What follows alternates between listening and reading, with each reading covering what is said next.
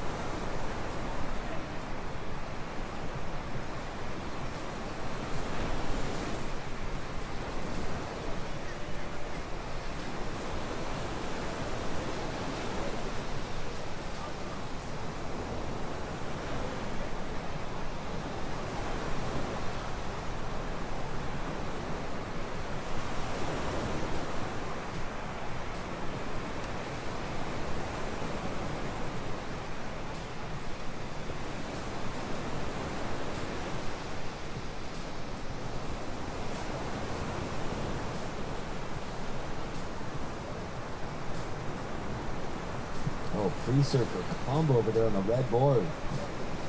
That was flow. B-power flow. All right, guys.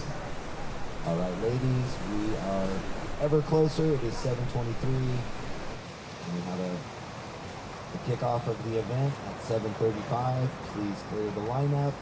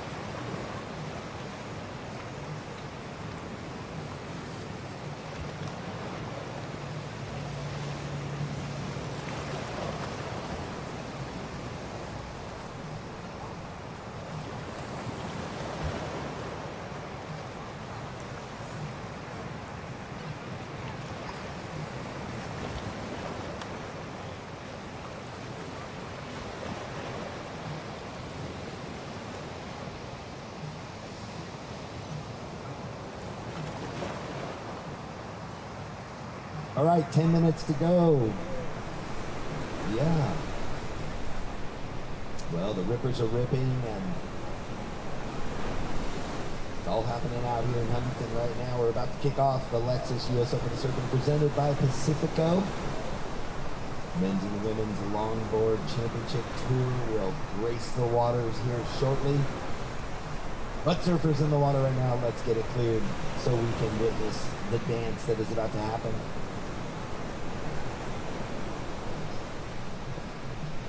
Alrighty, now competitors, let's clear that lineup, please.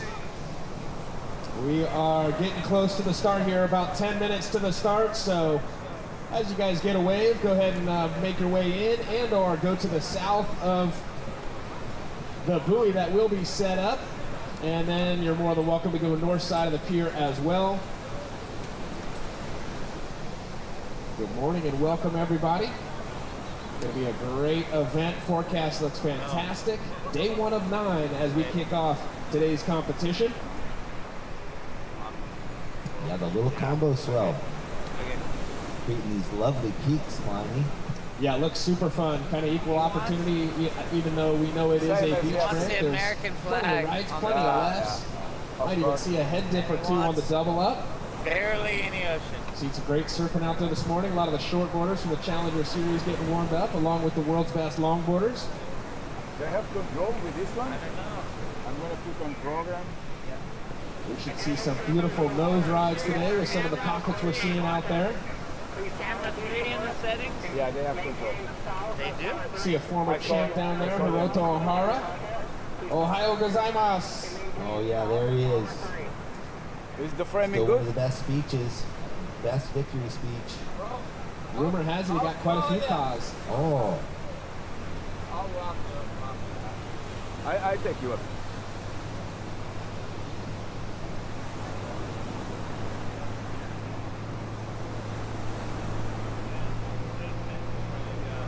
I'm waiting to hear back on whether or not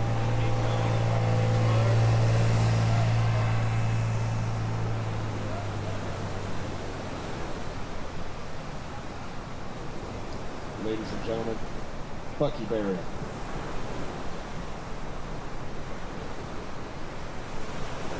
Hello, hello, hello.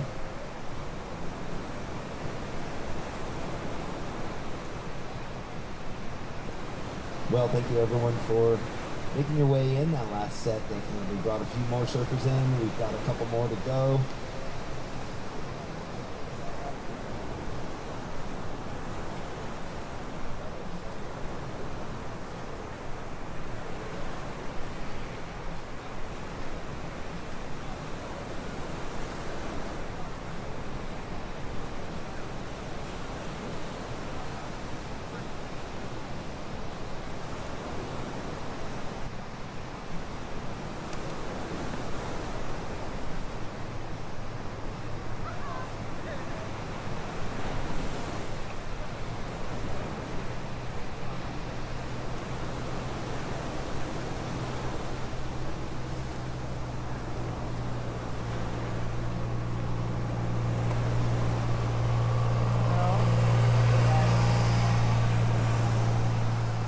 Iris down.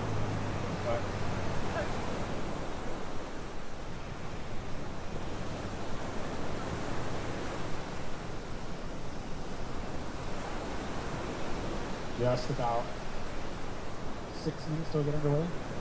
7:35 start. Now, competitors, please make your way in. Oh, they're doing a great job this morning. Thank you guys and girls. That's right. And to the lifeguards. We do have that buoy.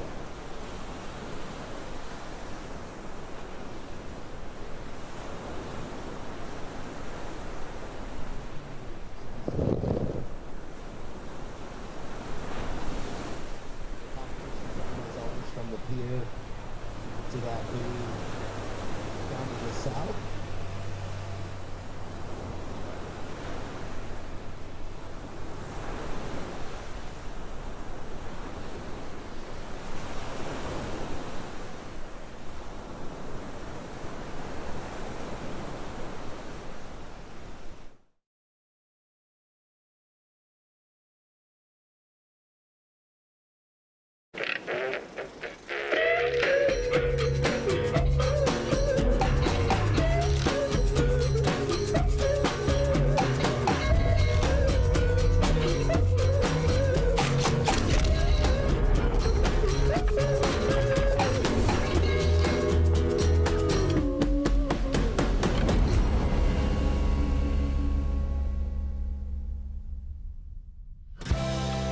Surf fans, we've done it. We've reached peak summer here in Surf City, USA, Huntington Beach, California, and that can only mean one thing.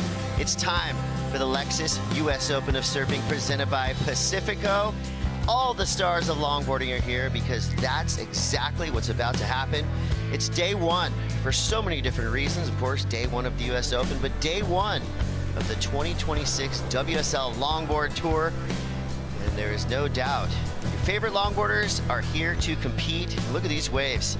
Absolutely pumping peaks, rights, lefts, bowling, wedging sections, greeting our longboarders from all over the planet as they arrive here at one of the most famous beaches in the world. Of course, we are celebrating 100 years of surfing here in Huntington, and what better way to do that than with starting off in the most classic way possible with the WSL Longboard Tour. I'm Chris Cote, this is Carla Zamora, and of course Sam Bleakley is here. Carla, I know the excitement levels have been rising all year long. We're finally about to start the 2026 WSL Longboard Tour. Yeah, it's such a great feeling to be here back at the US Open, one of the biggest events really of all of competitive surfing. So it's a great way to kick off, you know, the first event for the longboard. And we've got some old names, some new names. So I'm really excited to see, you know, everything that's on tap.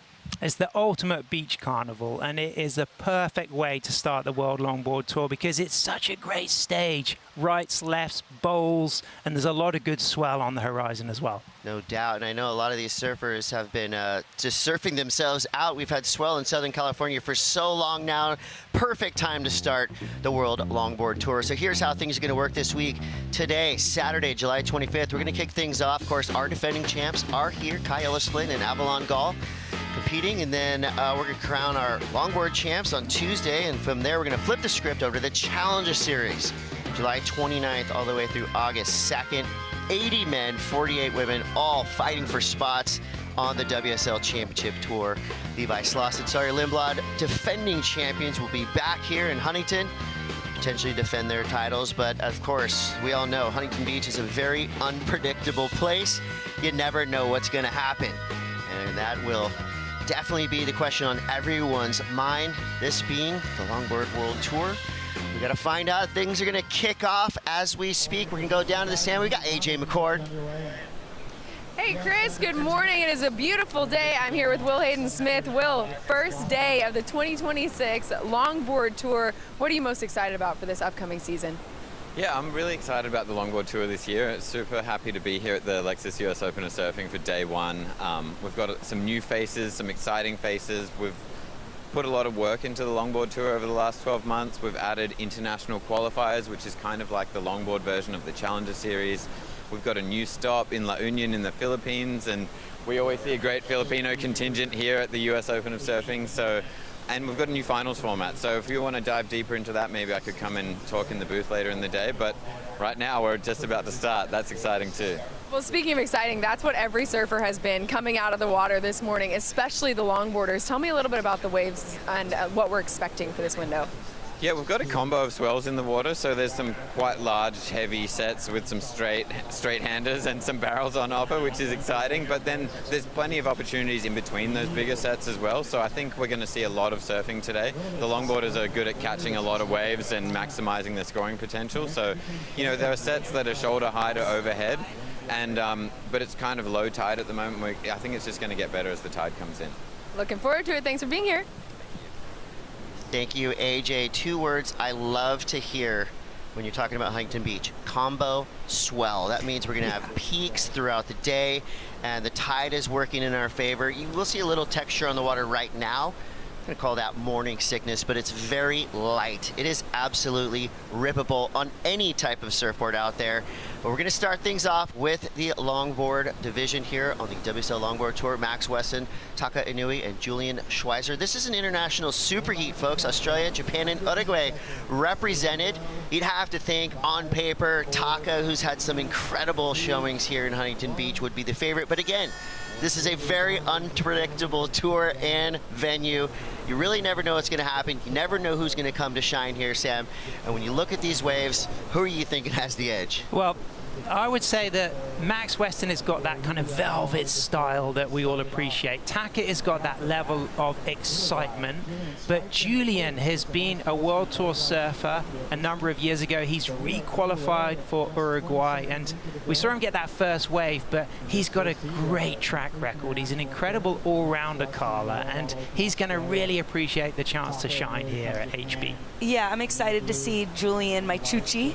We've had some time my Chuchi. We've had some time to get to know each other and work together. He's a great man. He's a good husband. He's not recently married, but been married for a few years now. We got to spend some time. He actually is on tour from that world qualifier that happened in La Union. So really special moment for him, and have Uruguay be able to represent on the world tour. And you can't talk about the WSL Longboard Tour without talking about the boards.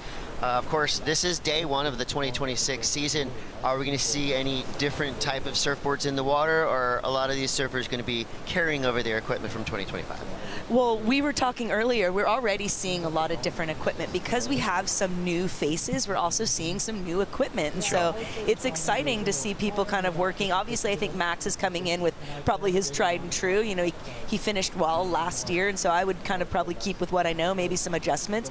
But we're seeing there was a double ender, I think we were talking about, that maybe Christy Gilmore is riding. So Taka, I know we've been working with Taka and kind of developing some different boards with him. So yeah, it's going to be exciting to see what's at play there. Yeah, I think it's the year of the re-emergence of the edge in the tail. That's what we're starting to see, is a lot of years with the soft rails, but now we're getting a little bit more edge in the tail. Live action, Cote. There we go, Schweizer representing Uruguay. Beautiful cut back. And of course, we all know what the judges are looking for. Good, clean style.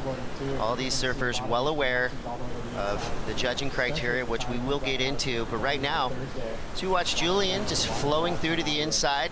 Just a great example of the waves that we're seeing today. So on the arrivals, we saw some big sets coming through. We're talking 6 to 8 foot range on some of the bigger sets of the day. And that wave ridden right there by White Julian, it just told me that, you know, some of these mid-rangers will give these boards a little bit more room to move. Of course, it's not always bigger that's better. The mid-range waves out here, as we see another one, this is Max Weston, beautiful looking right-hander, up and out quick. You saw, you know, the kind of convergence of those two sections. So combo swell, that means these rights and lefts are sometimes going to come together a little too quick for these surfers to get involved.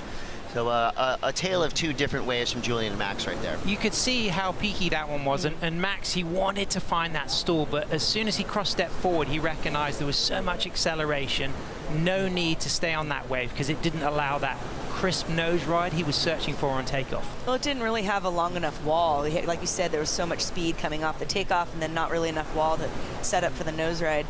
But we got blue now. Everyone kind of getting a tat here, getting some scores on the board here. Taka had a couple of Zamora boards that we were working with before the event. He surfed them hard and broke them. So he's surfed using a little too hard. Yeah, it sounds like. Yeah, but you know, he, like you mentioned, Sam, really exciting surfer to watch, and really will be interesting if he can kind of hone it all in, keep it all together throughout the entire event. Yeah, and we saw last season Max Weston taking the win at the BioGlam Bells Beach Longboard Classic. That was a real coming of age of one of the surfers who demonstrates finesse on a longboard, and we all appreciated that. What we see from Taka, he's been on tour for a number of years, is this quick surfing. But this is nice because straight to the 5, lively. But Carla, I love the way he finds the second nose ride section. Well, and I actually really appreciate it. I know it's not a big scoring maneuver there, but that trim section where he didn't grab the rail, he really waited for it. It was a lean to classic style, you know, and with Kai being kind of our first place from last year and bringing in that new traditional style, like I'm hoping to see more of that this year. And Cote, one big bit of news for Kai Ellis-Flint, our defending US Open champion, our defending world champion. He's just nursing a foot injury, so unable to compete here. Should be back in a couple of months. Big shout out to Kai, who'll be tuning in at home in rehab, but it's something that he's confident is going to heal fast, but that's going to be a loss because we really love seeing Kai take that world title last year. That's news to me. I was so excited to watch Kai Ellis-Flint surf. I should have gone to the Gram. and got the report, but thank you for that. And so, you know, it's interesting. I was thinking like, okay, day one here, Lexus US Open, we got longboarding in the water. It could just be a nice chill start to this marathon of an event, but there's no chill right now. I mean, this is highly competitive, and I feel like all these surfers have just been shot out of a cannon. It was a long wait from the 2025 season, so for these surfers to get their first feel of the 2026 reinvigorated WSL Longboard Tour, I feel like the stakes are high from the jump, and you can feel that energetically from the surfers in the water. Yeah, we heard from Will Hayden-Smith, the director of the Longboard and Regional Tours, talking about the excitement, new spots, La Union, where we had an international qualifier in January. The winners of that event, Cash Hoover, Ben Skinner, they both earned spots on the World Tour for this season. But what we'll find is the tour is going to slide into 2027. So we have this, then we have Bells, we have La Union in January, and then our finals in a new format in Sunzal, El Salvador. Yeah, and it's very cool because we will see not only a mix of locations, but, you know, some of these standalone WSL longboard events, their own tour, their own spots. It's going to be super rad. They will be sharing the water this week with our Challenger Series surfing. So, you know, we get a lot from everybody this week, and this is your official Surfline forecast. And Surfline, I feel like their job has been pretty easy here in Southern California for the last couple of months, because there have been purple blobs flying up from the south throughout the entirety of the summer. Super warm water, you know, plenty of activity. You see these waves coming up from the south, and that's how we get that combo swell. You got that external blob coming through, and easy call. Surfline literally right across the street from this event. Hometown. So they basically woke up, look out their window, they're like, yep, 4 to 6 all day, every day. So expect big things, which is a dangerous thing to say sometimes, but I think the consistency we have in the water is a pretty easy one for this call. So as you can see, all the way through to Wednesday, plenty of surf on tap. Yeah, and with that El Nino, you're having early south swells. And Carla, didn't you say something like you've had in the high 70s run of swell? Apparently, I was hearing the other day someone had taken count, and we were somewhere up into, by today, it would be like 78 days straight of consistent over 3 feet. You know, I think there was a few days last week where it kind of got small, if you remember. Yeah. But it's been nonstop since before June. Cote, this is a bit of a scrappy start to this heat, isn't it? I mean, if you look at that spread of scores, that high 3.5 for Taka, Max just with that kick out, Julian there with that 3 as his highest score. It looks like the surfers are just feeling out the best peaks. They're looking for a bit of space on the face to really show their stuff. Like the look of this wave, straight to the nose to start. And I'm with you. I mean, I feel like these are all such steady, tried and true competitors, but I have the feeling like there are some nerves in this lineup as we get things going here. This is a nice looking wave all the way through from the outside. Those interesting jump off, a kick out right there. Yeah, I'm gonna have to scold him a little bit for that, because I am not okay with those. Like, let's finish it off still nice and clean. He could have easily just stepped on the tail and kind of brought it back. It's okay. Hey, style is huge on the WSL Longboard Tour. You have to keep it clean. Style, flow, and grace. But what we've seen now in that ride from Julian and our good ride from Taka is that inside section has a good nose ride wall. Look at the speed from Max. This guy is an absolute flow meister. That wave doesn't cooperate, but you see that element of style, flow, and grace just from the very onset when he pops up to his feet. He's really cool, calm, and casual, but that combo swell there kind of gave a bump in there and didn't connect. But you made a really good point earlier, Chris, about this swell has kind of been, a lot of these swells have been like this. There's big waves, you can get that big thrilling thing, but the better wave has kind of been that in-betweener that kind of lines up a little bit better, has sometimes less water in it. Well, the good news, that wave right there, if we were watching the Challenger Series, that is a perfect ramp. But here on the Longboard Tour, please don't. Please don't. However, Taka did drop his air slob, that front arm grab on his Instagram, which he did here free surfing about 3 days ago. So he's someone who'll hunt for an air section on this longboard. Yeah, that might have been on the Zamora that he broke. Oh, really? Yes, because he said he was getting some, dropping down on it pretty hard. So. But it looks like everybody's just kind of feeling out, where they're going to find those runners. Slightly more to middles, nobody on the classic pier bowl, but maybe we're going to see some of those lefts starting to open out with the kind of solid south direction of this swell. Well, all the surfers right now in the Red Bull VIP zone, the Red Bull athlete zone, I should say, doing their scouting report in the morning. And I'm going to include Rosie Hodge in that scouting report. Rosie, what are you seeing there? And welcome back to Huntington Beach, Rosie. Yeah, good morning, guys. I love the energy here in the Red Bull athlete zone, especially for the longboard event, because it does have that sense of camaraderie. A lot of the camps are starting to filter in. We have Taylor Jensen and his family. He's going to be coming up in heat number 3. And everyone's just brought their family. They got their support crew, but it's pretty chilled here. Everyone, a lot of eyes on the lineup watching what the waves are doing at the moment. Thank you so much, Rosie. Always great to see Rosie Hodge in the Red Bull athlete zone. Can't wait to have her back in the booth and back on the sand. This is going to be a fun event. We've got a solid crew here and the broadcast team right on top of everything. So as we kick things off, like I said, this is a marathon, not a sprint. Unless, of course, you're Taylor Jensen, and he always goes full force straight out of the gates, and it looks like he's getting himself in the zone. As we see swell perking up, a couple scores have dropped. Julian so far the high mark, the 5.67, pairs that with a 3. He has the lead for now. Taka is in priority, currently in second position. Weston yet to get things rolling. Pair of goose eggs there, 0.37 and 0.83. Definitely wants to delete those scores off the board. So the 5.67 for Julian's wave. What is that score telling you that the judges are looking for this morning?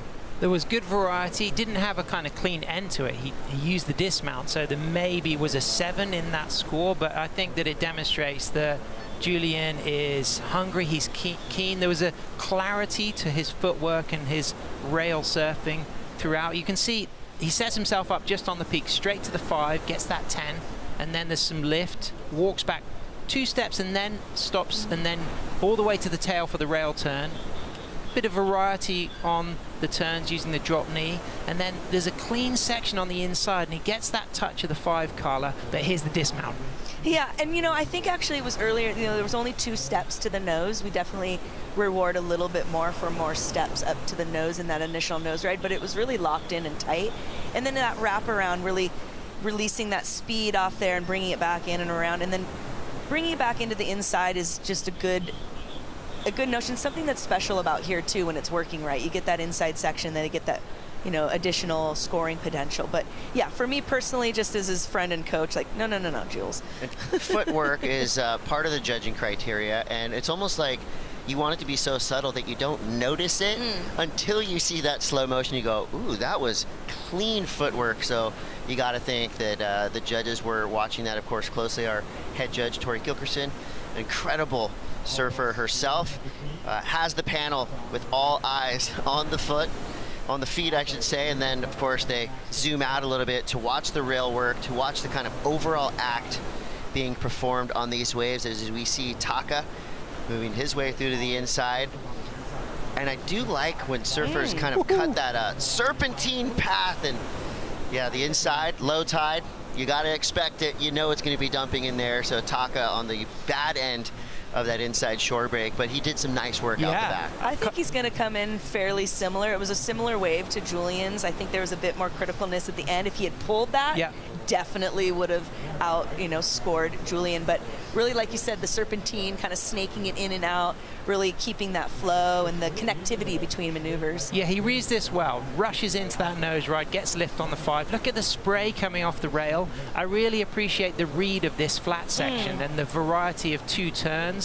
The conventional rail turn, the drop knee, and then this wave starts to die. It doesn't cooperate like Julian's wave, but you feel like he's already on par score-wise in that kind of 5 to 6 range. And then that's a really nice nose ride. Had he just been able to get to the tail and cleanly complete that, I think we would have been talking a higher score than Julian's. Well, it looks like we also had a left here, maybe of Max in between. Max just not being able to find that connection. I think those 2 swells kind of crossing up, and he's just not quite lining up with the right one. There was a comment made by Mason yesterday that catching more waves was really the benefit in order to find the good one. But Julian really kind of finding the moment here, I think, feeling locked in these waves. He has some experience with beach breaks and stuff at home. So I think he's probably feeling like at home. He looks really good, and Cote, clean sections on the inside. Look like there's some real chance to capitalize on a good takeoff with something dynamic in that sucky, smooth inside section. Yeah, and I feel like just the subtleties of what we're seeing here in our opening heat of the Lexus US Open of Surfing, the WSL Longboard Tour, are really telling. It's got to be a challenge for our judges because, you said it, Sam, there's a difference between these turns, right? You would just think, okay, there's 2 cutbacks in a row. Well, one of them was just kind of your standard, beautiful roundhouse cutback.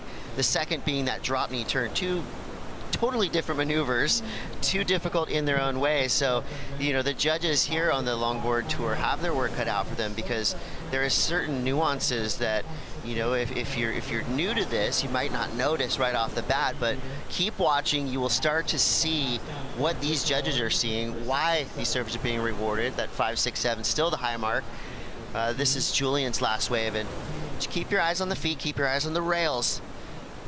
Yeah, this is really nice again. I mean, he's got a 5.67 for reference, but his footwork is good. Everything is precise and clean. We're seeing variety on the rail turns, and he ends nicely on the inside. So I think Julian is really now in the driving seat. And to book a spot in that round 3, to skip that elimination round 2, is a massive opportunity for the Uruguayan. It's a massive opportunity, and I think he was really surprised to even have been given this spot. There was an unfortunate, they were unable to have the South American qualifiers, so they used the Philippines event, and that put Julian up there. And as we watch Taka, and there's a little bit of that excitement that we've kind of been waiting to see. I was going to say, when we saw him checking in, we felt this energy, and we were kind of like, uh-oh, is he going to over-explode out there? But I feel like he's kind of harnessed it and kind of put it together, and he's rising through the heat. He's letting himself peak accordingly. Yeah, I think he should be sponsored by Hello Kitty. I just think he's the ultimate ambassador for Hello Kitty. Yeah, him and the sisters, I think that would be a good fit. As we watch the replay here, gets those 2 steps quick to the nose, gets the critical 5 and 10, brings it back around with a little bit of fire, a little bit of spicy energy, and I love that little quick rebound off the whitewater, really, spicy and quick reaction. Yeah, and we talk about Cote using all of the board and all of the wave. We saw that with that projected turn, but one of the things that the judging panel will really appreciate is engagement of the rail through those tail maneuvers. So you can kind of compare a tail turn and a rail turn, and a tail turn is sometimes when the board lifts way off the top of the wave. What they really love is that when that rail is engaged throughout the turn. Quick look there for Julian. Yeah, you got to do it all, but don't make it look like you're trying to do it all. Keep it subtle. We got 12 minutes left here in our opening heat of the 2026 Lexus US Open of Surfing. We're going to take a quick break. We'll be back with culmination of Heat 1. Stay tuned.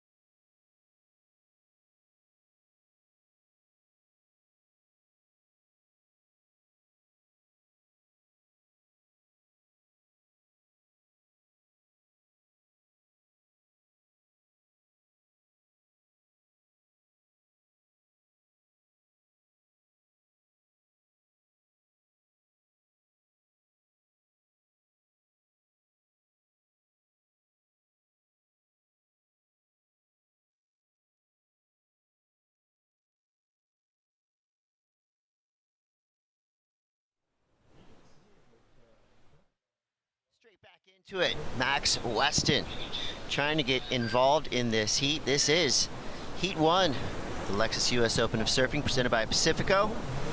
And Max just feels a little bit off right now, and you know, that's easy to say when you're looking at the score line, because you're starting to see Julian and Taka put up a little bit more meaningful numbers.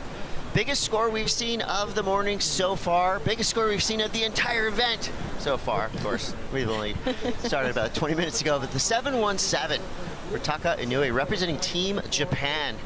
So the judge is sending a clear message. You know, they want to see you use the complete wave. They want to see you use the totality of your 9-foot-plus longboard. And they want to see it look smooth. And Taka's a master at all those elements. So we see now Max getting up. And did he hear me? Are we being live announced on the beach right now? So smooth. I mean, even when the wave bowled out and the way he just flexed low and then he just flexed a little bit higher and read that float with so much precision. But Taka's 717, it was about dynamic surfing, saying you don't have to have the longest ride, but if you're dynamic and committed, you can go big on the scores. Julian with a big one.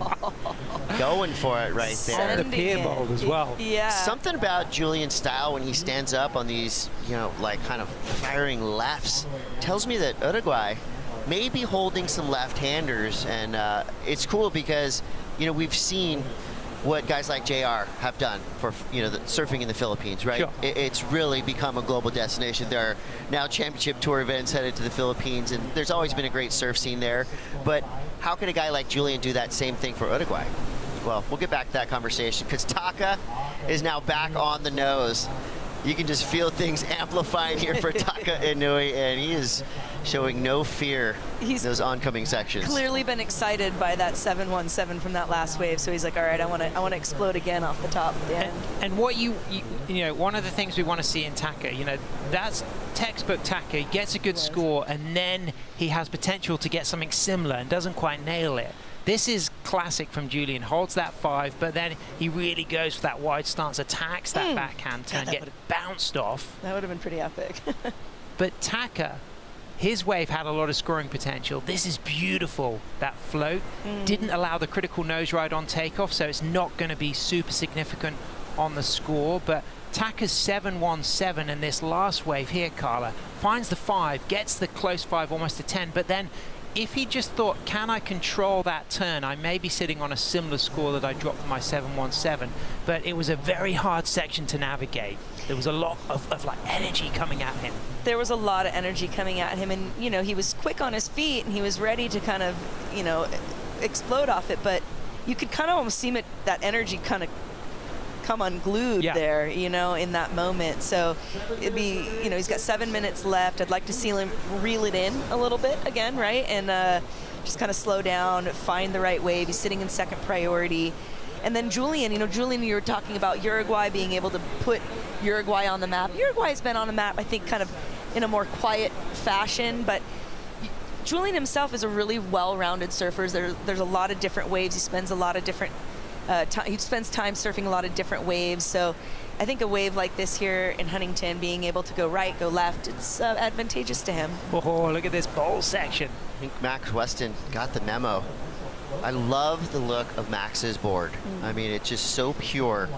And the way that he's just fought back quickly, I feel like his score is going to be escalating. He's got a 287 and 380, currently in third place, needing an 837 to get back in the mix. Taka in the lead, holding priority. Julian kind of steady, 567 and a 490. It's enough for second place for now.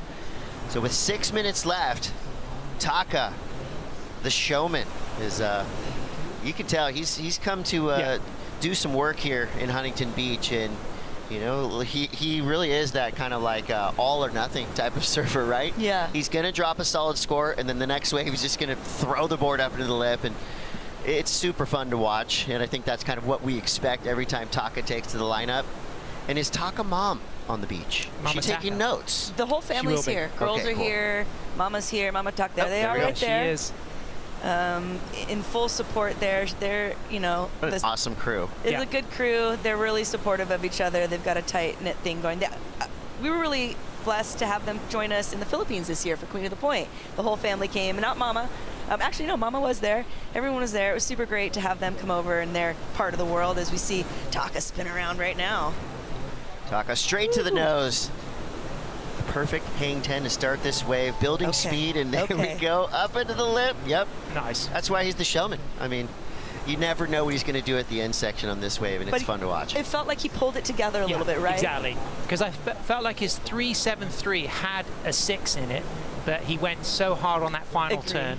Considering he's already dropped to 7.17, there's a possibility he could improve his backup 5 and could increase the need on Julian, who needs a 6.51. Max needs a very big score, an 8.37.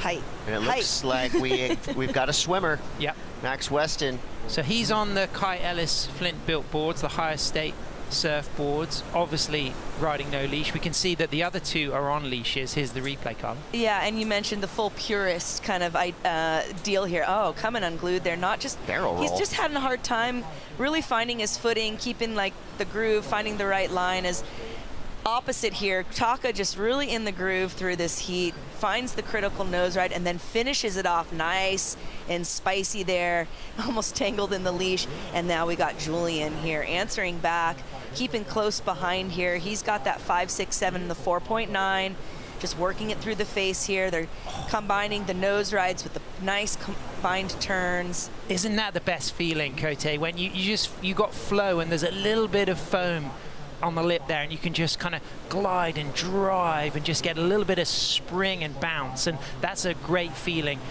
Julian's really in rhythm, but he just needs to give something a little bit extra to catch up with Taka, because a 6.51, it just requires that extra bit of degree of difficulty, either in the nose ride or really utilizing one of those steeper sections on the rail turn.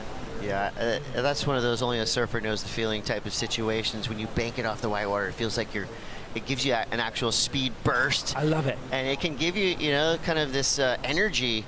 It might not necessarily be the highest scoring turn, but when you do a turn that feels really good, you can kind of give yourself a little bit of that more excitement, and it can extend all the way to the next wave. And it's like about the texture, the difference between the texture of the open face and the way the fin and the rail can slice through the foam, and I just love that feeling. This is a nice controlled ride. I don't think it's going to be enough to go up into first, but you can see that Julian is really on form.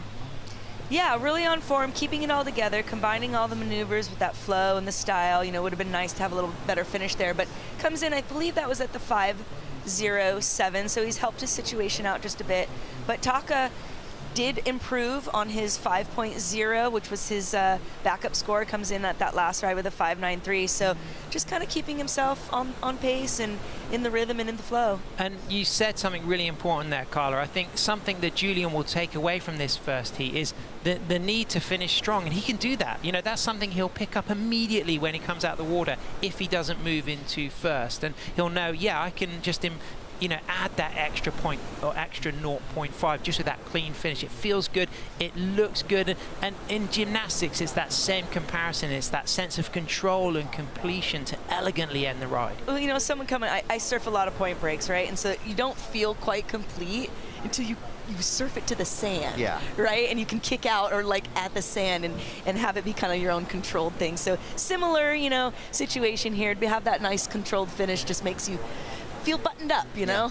Taka has done the most, the wildest kickouts for sure so far. He keeps jumping off his board. And you know what? I'm here for it. And the thing I noticed about Taka, I've seen this wetsuit before. I feel like this could be his lucky suit.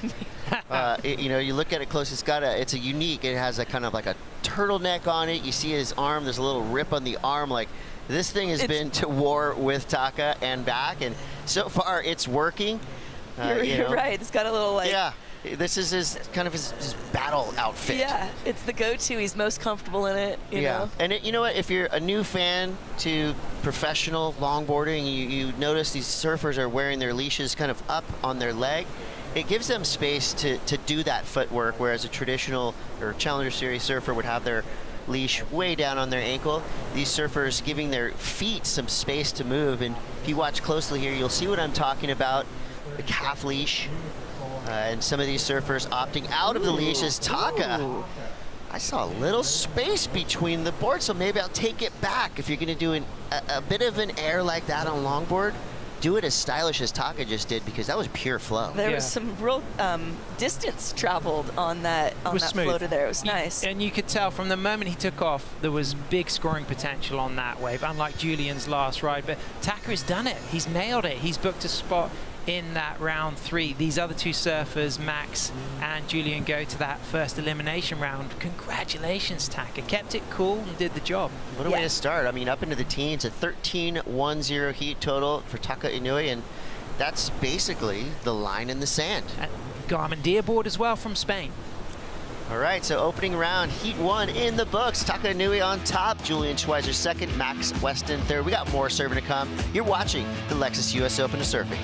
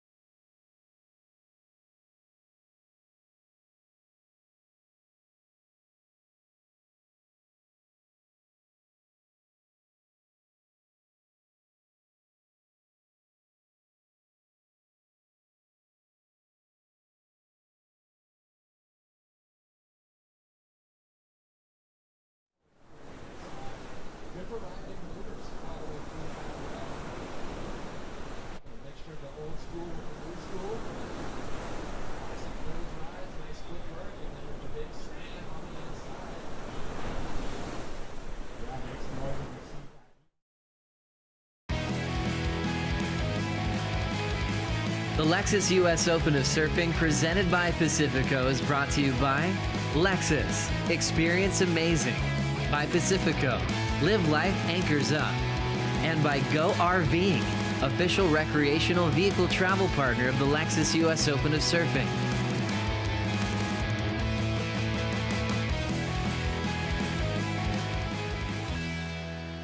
Happy Taka coming in from a big heat win to start our event, to start the 2026 WSL Longboard Tour. Taka went out there, did business, came through with a 13.57 total. That's a nice and tidy job for Taka.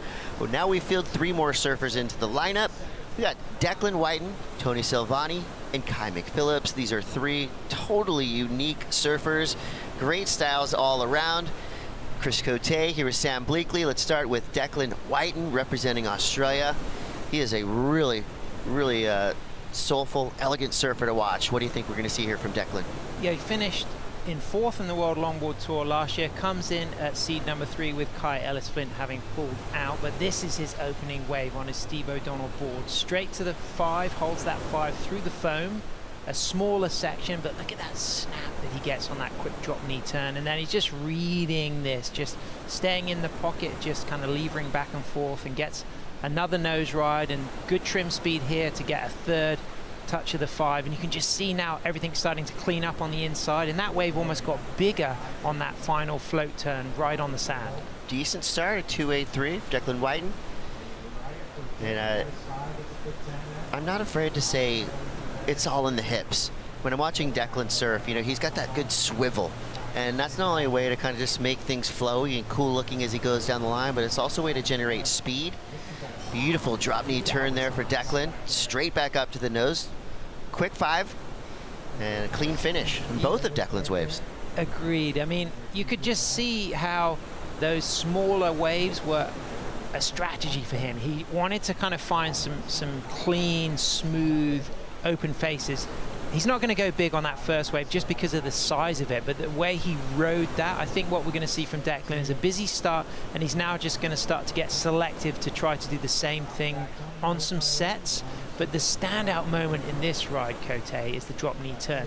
Holds it for that quick nose ride, gets a touch of the 10, uses that 5 to go through the section, and then cross steps back. Things get a little bit slow here, but as it starts to clean up and he finds that nice setup, look at the beauty of that drop knee turn, just levering it off the top and clean back up to the tip. And I think that's going to go higher than the 2.83, and now Declan can start to be selective for a set wave. Kai McPhillips got involved early on in this heat as well. Right-hander hung up. And not much for Kai McPhillips. Of course, you'll recognize that name, a surfing dynasty. His father, one of the most dominant competitive longboarders in the history of this sport, this lifestyle, this activity, or whatever you want to call it. But Kai McPhillips has been making a big name for himself as well. That's why he got the 2026 Lexus US Open of Surfing wild card. Give me a tail of the tape. Kai McPhillips, strengths and weaknesses in waves like this. Strengths, he knows this patch. He's front side, so he's going to get those rights. He's on his Surf Tech Wayne Rich boards, and he's super confident in this terrain. He's seen his dad win 3 world titles and multiple US Open events, so he is a kind of real front runner.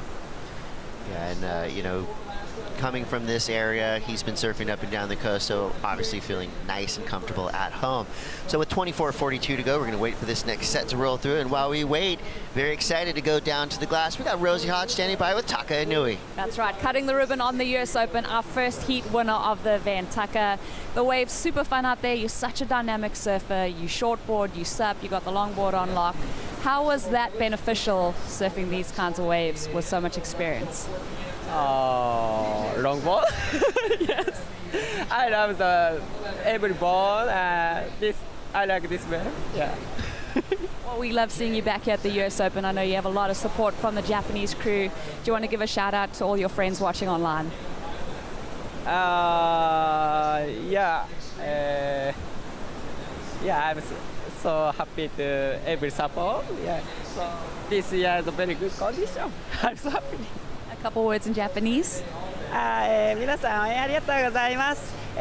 無事ラウンド1勝ち上がれました。波もいいのでこの後も引き続き頑張ります。応援よろしくお願いいたします。Arigato, Taka. Good luck.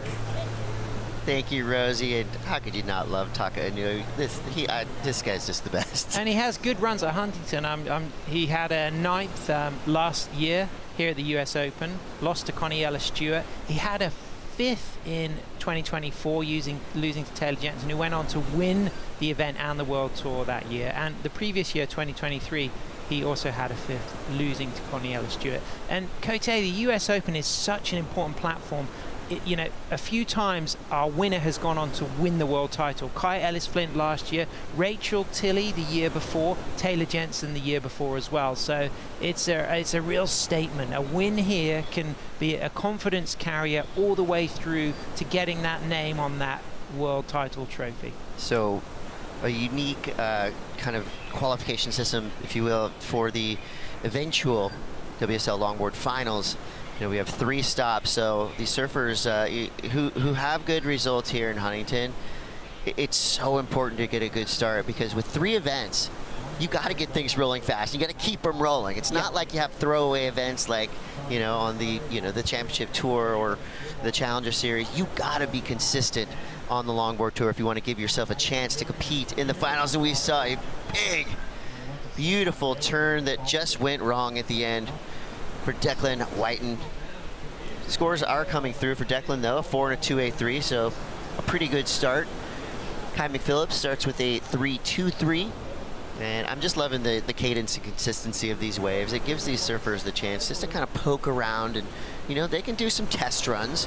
It's not like they're going to be wave starved through these 35-minute heats, so we're going to see plenty of surfing, and we're going to see a new spot unlocked for Tony Silvani. Now, Tony from North Carolina. This guy has been a beloved fixture on the longboard scene for so long, and it's because of surfing like that. Straight to the 5. Ooh, that was a near dangerous situation. So Tony, the ageless wonder, the super grommet, one of the most stoked surfers on the planet, put himself in a precarious position on that last wave. And he took risk from his position from the takeoff as well. He went super deep on the pier bowl right, looking to make it through that section on the nose. Now riding his Lewis Bento Luffy boards. Luffy here on the sand supporting his team. That was a difficult section to navigate, but a high risk takeoff spot as well. Tony just felt like if I go for it, I haven't kicked things off with a strong wave yet, I'm going to really take that committed line early on a radical nose ride. He literally dodged a hammer, and here we see potentially, the first shooting the pier moment. That's a classic, folks. Declan Whiten is involved with the most famous surfing pier in the world.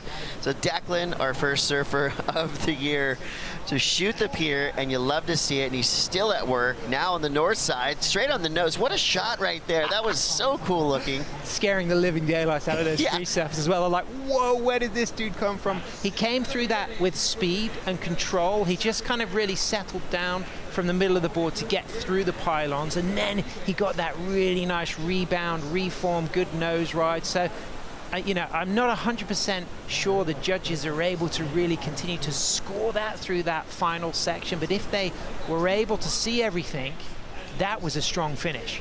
No doubt. 20 minutes to go. Mitch, we just saw our first shoot of the pier. That was awesome. That was radical. That was dangerous. What did you see from your perspective? Close to the pier, you definitely know that there's a small distance that you have to cover right there just before you hit on the pilings. But as Sam pointed out, he does that really nice drop-down carve that actually sets him up better to actually shoot the pier eventually. And these pilings, there's a good amount of distance in between them, so you can actually shoot it pretty easily heading into the north side. But I mean, all in all, that's a score that he's really worked for right now, guys. But I just want to talk about the conditions right now. The pier bowl's working. We see Middle Peak working a lot too. I feel for the goofy footers today, it's definitely got to be looking left a lot more. The rights are definitely more accentuated for the regular footers themselves too. There's a couple Misto Peaks a bit further down the beach as well that are an option. But we got plenty of swell in the water, guys, so there's no lack of movement out there right now in the Pacific. Feels like the energy is building as well in the Red Bull Athlete Zone. What are you seeing? It looks like we've got some competitors getting ready to go out there and do business. Yeah, Steve Gerard right here. Taylor Jensen, 4-time world champion. He's coming up. He's making his way down to the water's edge at the moment. Cole Robbins coming up. Jack Van Wagner. So a lot of the North Americans right here. Colin McPhillips supporting his son out there right now. Kai, who's an excellent shortboarder, by the way, too. This guy rips. He made the semis over in Pismo when it came to the QS. And, we talked about the regional wildcards. A lot of these guys can do major damage, too, guys. Tommy Coleman also in the event out of San Clemente. So beach break specialists out there in the water right now. Sweet. Thank you. Mitchell Salzer. I saw Mitchell on the news this morning. This guy's a star. 18:25 to go. Here we go with Tony Silvani again. That looked like almost a carbon copy of his opening wave, a little bit less dangerous on the dismount. But what's going on this Pure Bowl ride for Tony? Yeah, he's taking risks. He's going deep. He wants to get that lifting critical nose ride and just accelerate out of that. But Kai McPhillips is adding to now his 3.23. Great to see his dad watching there from the Red Bull Athlete area. He's going to be very proud of Kai. Yeah, I love Mitchell's point there, talking about Kai McPhillips, just the overall complete surfer. And I think on the longboard tour for men and women, we have a lot of those in the house right now. These are surfers that can literally just take any board off the rack and go out there and make it work. So very cool to have so many talented surfers in the draw. And this is one of these events where we could see surfers that you may not be super familiar with surf all the way into the finals because everyone is that good. Yeah, there's a real nice kind of peppering of new names as well. Gavin Adone, a great surfer, but Declan up and riding. He's already got a 6 and a 4. This looks really strong as well. Just a wild whitewater section for the finish there for Declan. So, Sam, putting yourself kind of in the head space of a judge, how much is too much? How far do you want to push these big finishing turns? Well, I think we can use that 6 for Declan's previous ride as a reference point here, because it came off the back of a good opening nose ride and a very committed down carve. He didn't quite ride out of the next section. He did finish the turn, but you felt like there was possibly an excellent range score if there was a reform on the inside, but it demonstrated that committed, controlled rail work you know, in the pocket. Elements of aggression will get rewarded, but clean, crisp nose riding and footwork in and out of those rail turns. This is the replay of his last ride. It's probably going to come in a 4-5 range because it didn't really have that dynamic degree of difficulty compared to his 6. But you can see that Declan's got that very composed upper body. Now, this is a backside wave of Declan that we haven't had a chance to really appreciate on the replay until now, because this is where he shoots the pier. And what I love here, Cote, is just the composure to get through the pylons. And then here, he gets that rebound here. Look at the way he sets up for a cool lifting nose ride. Scares the living daylights out of that free surfer. That guy's just trying to get a couple waves before work, and he looks up and red jersey flying out of me. Go, yep, the U.S. Open is in town. The red arrows are here. And you know something is classic in surfing when the Beach Boys name check it, shooting the pier. And they said that way back in the day, and this has been something in the last 100 years of surfing that we've come to love, as we see now. Kai McPhillips, wow. That was massive. Okay, that's my point, right? Don't be afraid to get radical, but make it look smooth. Wow. And I feel like that's exactly what Kai McPhillips did right there. I mean, it was right on the edge. We saw aggression, but we also saw grace, and that's a unique element to what the judges are looking for here on the WSL Longboard Tour. Is, yeah, they want to see you get involved with the most critical sections, but you got to make it smooth, graceful, and flowing.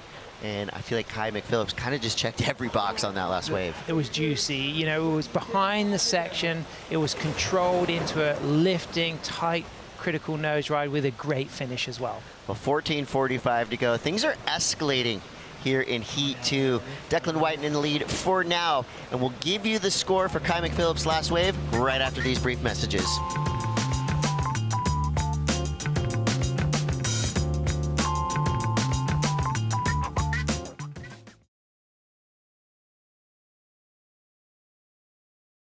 Now looking for just a 417. Tony with priority now. Third looking for a 974. Declan, you're on the third for second priority. 6.1467. So Kai drops the highest score of the heat so far. Obviously, a little bit better of a backup. Yeah, like I said, that'll put him right in the conversation. Now, Kai only looking for a 417. So he's tight. That's not for only 13:50 to go.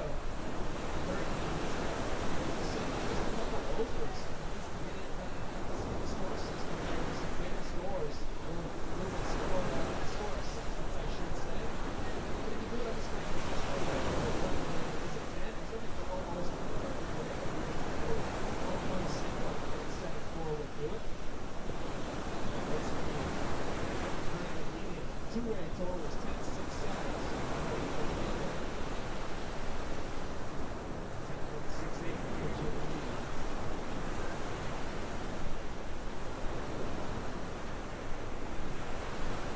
Stop number one here on the World Longboard Tour. Lexus US Open Surfing presented by Pacifico. Here we go, watching Nick Phillips once again on the nose. Welcome back to the Lexus US Open of Surfing presented by Pacifico. Declan Whiten, your 2023 Bells Beach Longboard runner-up. You can see here Bells Beach, just an incredible venue for all types of surfing, but I feel like especially longboarding. It's big open walls all the way through. So Declan, no stranger to being on the podium. And I feel like he wants to get right back there because he's dropped some major scores, a 6 and a 4.67, currently in the lead. Kai McPhillips, you wanted it, you got it. 6.5 for his last wave ridden. Backs that up to 3.47, currently in second place, only getting a 4.17. Tony Silvani, bit of trouble. Almost got his head lopped off on his opening wave with a sketchy wipeout.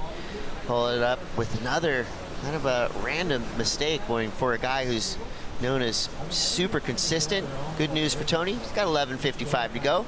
Chris Cote here with Sam Bleakley. Sam, talk us through this wave for Kai McPhillips. This wasn't the 6.5, so this is another ride, but that 6.5 was absolutely outstanding. So it puts him up into second now, only needing a 4.17. this could be the score to put him up into first and put more pressure on Declan, because he's already got a couple of good nose rides, good rail turns. He's working this right through to the inside. And Cote, that board looks beautiful on tail as well, really peppery and lively through the turns, and we really saw that as well on his 6.5, where he committed to one of the most dynamic tail rail turns we've seen so far today, and we saw some big ones from Taka as well. You mentioned early on that this could be the year where we see some edge coming back. We're not talking about like hairstyles and music choices. We're talking about actual rails of these boards. Well, we are talking about hairstyles as well, because you could get the kind of like the, you know, the FIFA World Cup edge. You know, you just get that clean line. You know, the skin fade as well. Trending right now, for but sure. What we're talking about with regards to edge in the tail, as we see Kai McPhillips there on his board, waiting for that next score, is just giving to these single fins just a little bit more opportunity for bite in that rail turn. So of course the soft railer is such a big feature for design to allow the board to fit in the pocket, to allow lift on the nose so you can do really critical nose rides. So hard rail boards tend to slide out when you get on the nose, and you go into that helicopter that sometimes prevents the chance to nose ride through the section. But adding a little bit of edge to the tail area on the rail work can just improve your opportunity to drive through sections, gain speed, or wash off speed. Now, in events around the world, I'm thinking of events like, you know, the Duct Tape Invitational. I'm thinking of Mexi Log Fest, where there's literally like written rules of what boards, you know, you can compete on. Not the same here on the WSL Longboard Tour, a little bit more free in the surfboards that these guys and girls can ride.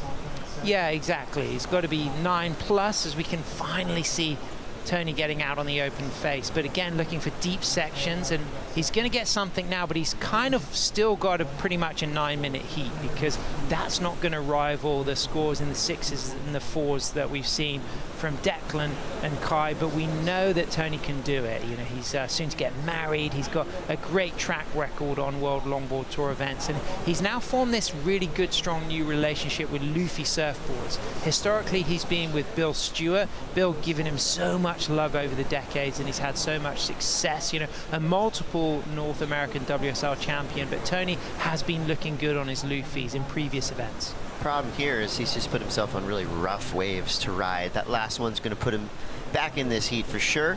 So with 8:55 to go, we've been talking about judging quite a bit already this morning, and here's exactly what the judges are looking for. And the surfers get all this information well in advance. They know exactly what to do, controlled maneuvers in the critical sections of the waves, using the entire board and wave while doing traditional longboard surfing. Style, flow, grace, all these things put together make it look easy, but when you're doing hard type of surfing. And Sam, you could talk us through all these judging elements that we're looking for as well. Yeah, a big factor here is the word control, and you know, having that calm upper body. So a lot of that power and the commitment is coming through the ankles, the knees, the hips, and how you keep that body composed through those tricky sections, making the difficult look easy. But it's so essential to do all of this high degree of difficulty surfing in the pocket. But what we see at Huntington, particularly when we come towards the high tides, you know, we got favorable semi-diurnal tides. You know, we got those like 2 highs, 2 lows, and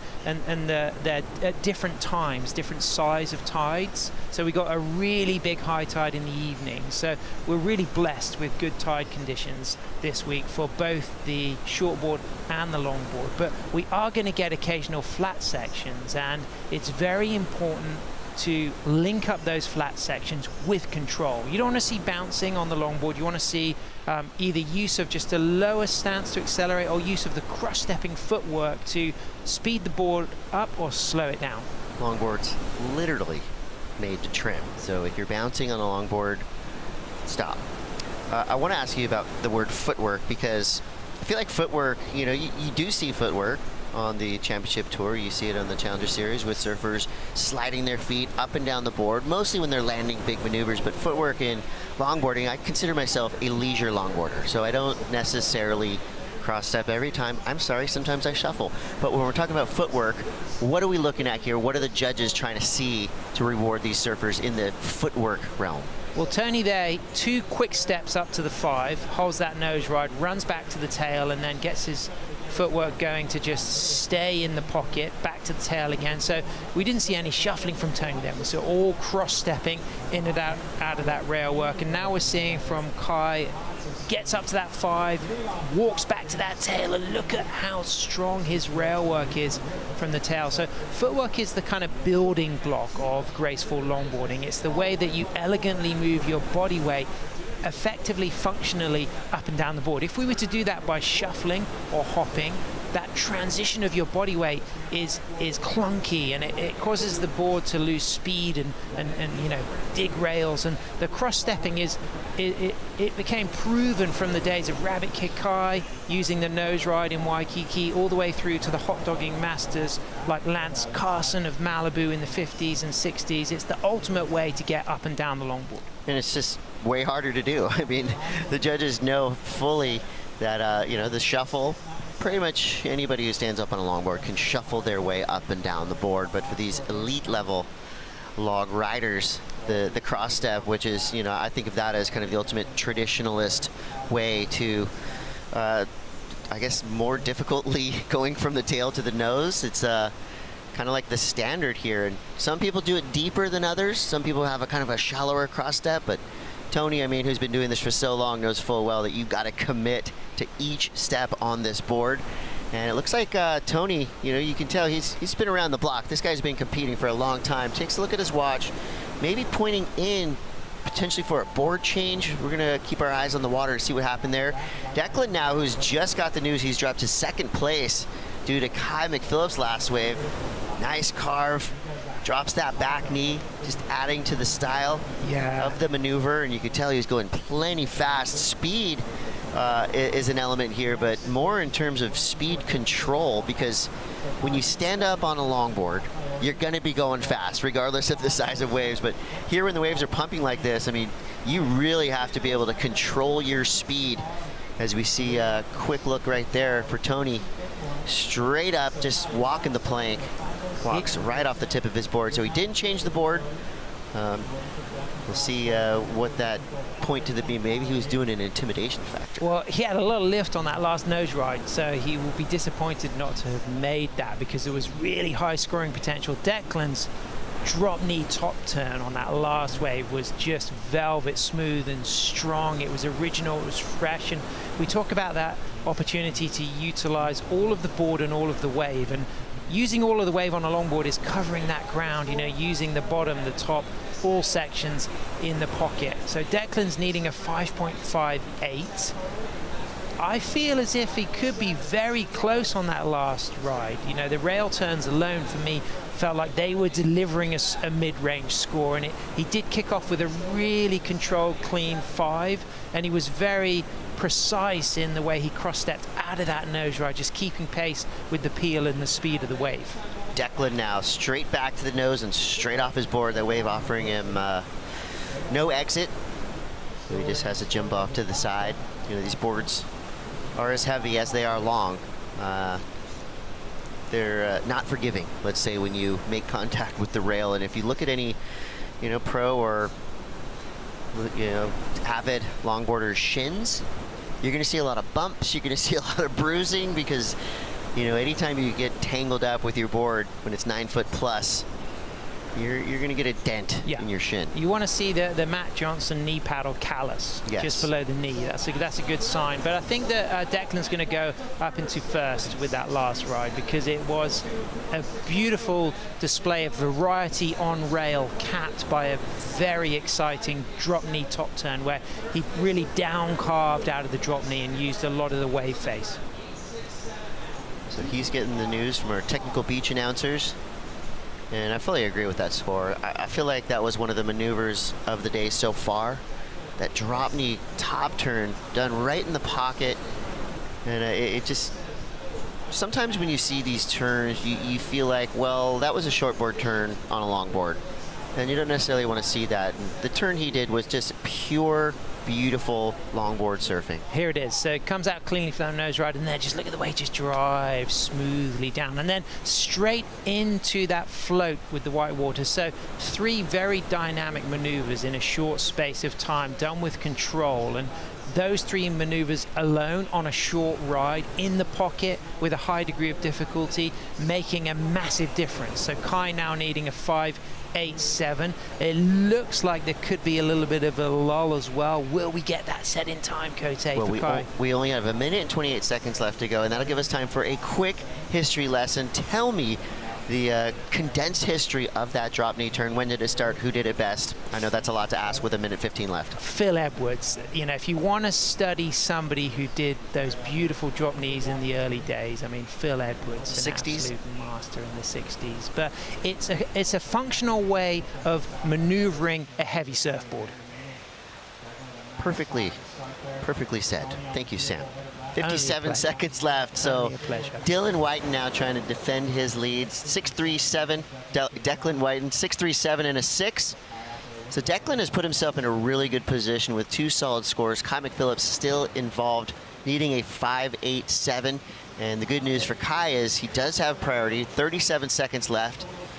And again, the unpredictable nature of Huntington Beach. We've probably seen more buzzer beaters here than anywhere else in the world, especially when you have a combo swell like we have today. I mean, so many waves ridden. We have 8, 9 waves ridden. Declan and Tony. Cote, here we go. Buzzer beater opportunities, chasing a 5.87. I had to say it. Buzzer beater opportunity here with 13 seconds left. Kai McPhillips needing a 5.87. That wave went nowhere. That's the flip side of the combo as well. Sometimes you're going to get a closeout or 2 here in Huntington Beach. That's a given. Absolutely. And Will said that this morning. You know, he said there are a lot of closeouts out there, but how many waves ridden? You know, 10 waves ridden for Declan. He pulls into the barrel here on the pier bowl. That was cool. What a way to finish. So Declan Whiten getting the victory here in Heat 2 of our opening round, the Lexus US Open of Surfing World Longboard Tour, and we've got some incredible surfers taking to the lineup around the corner here after these messages. Watch out, Taylor Jensen has entered the chat. We'll be right back.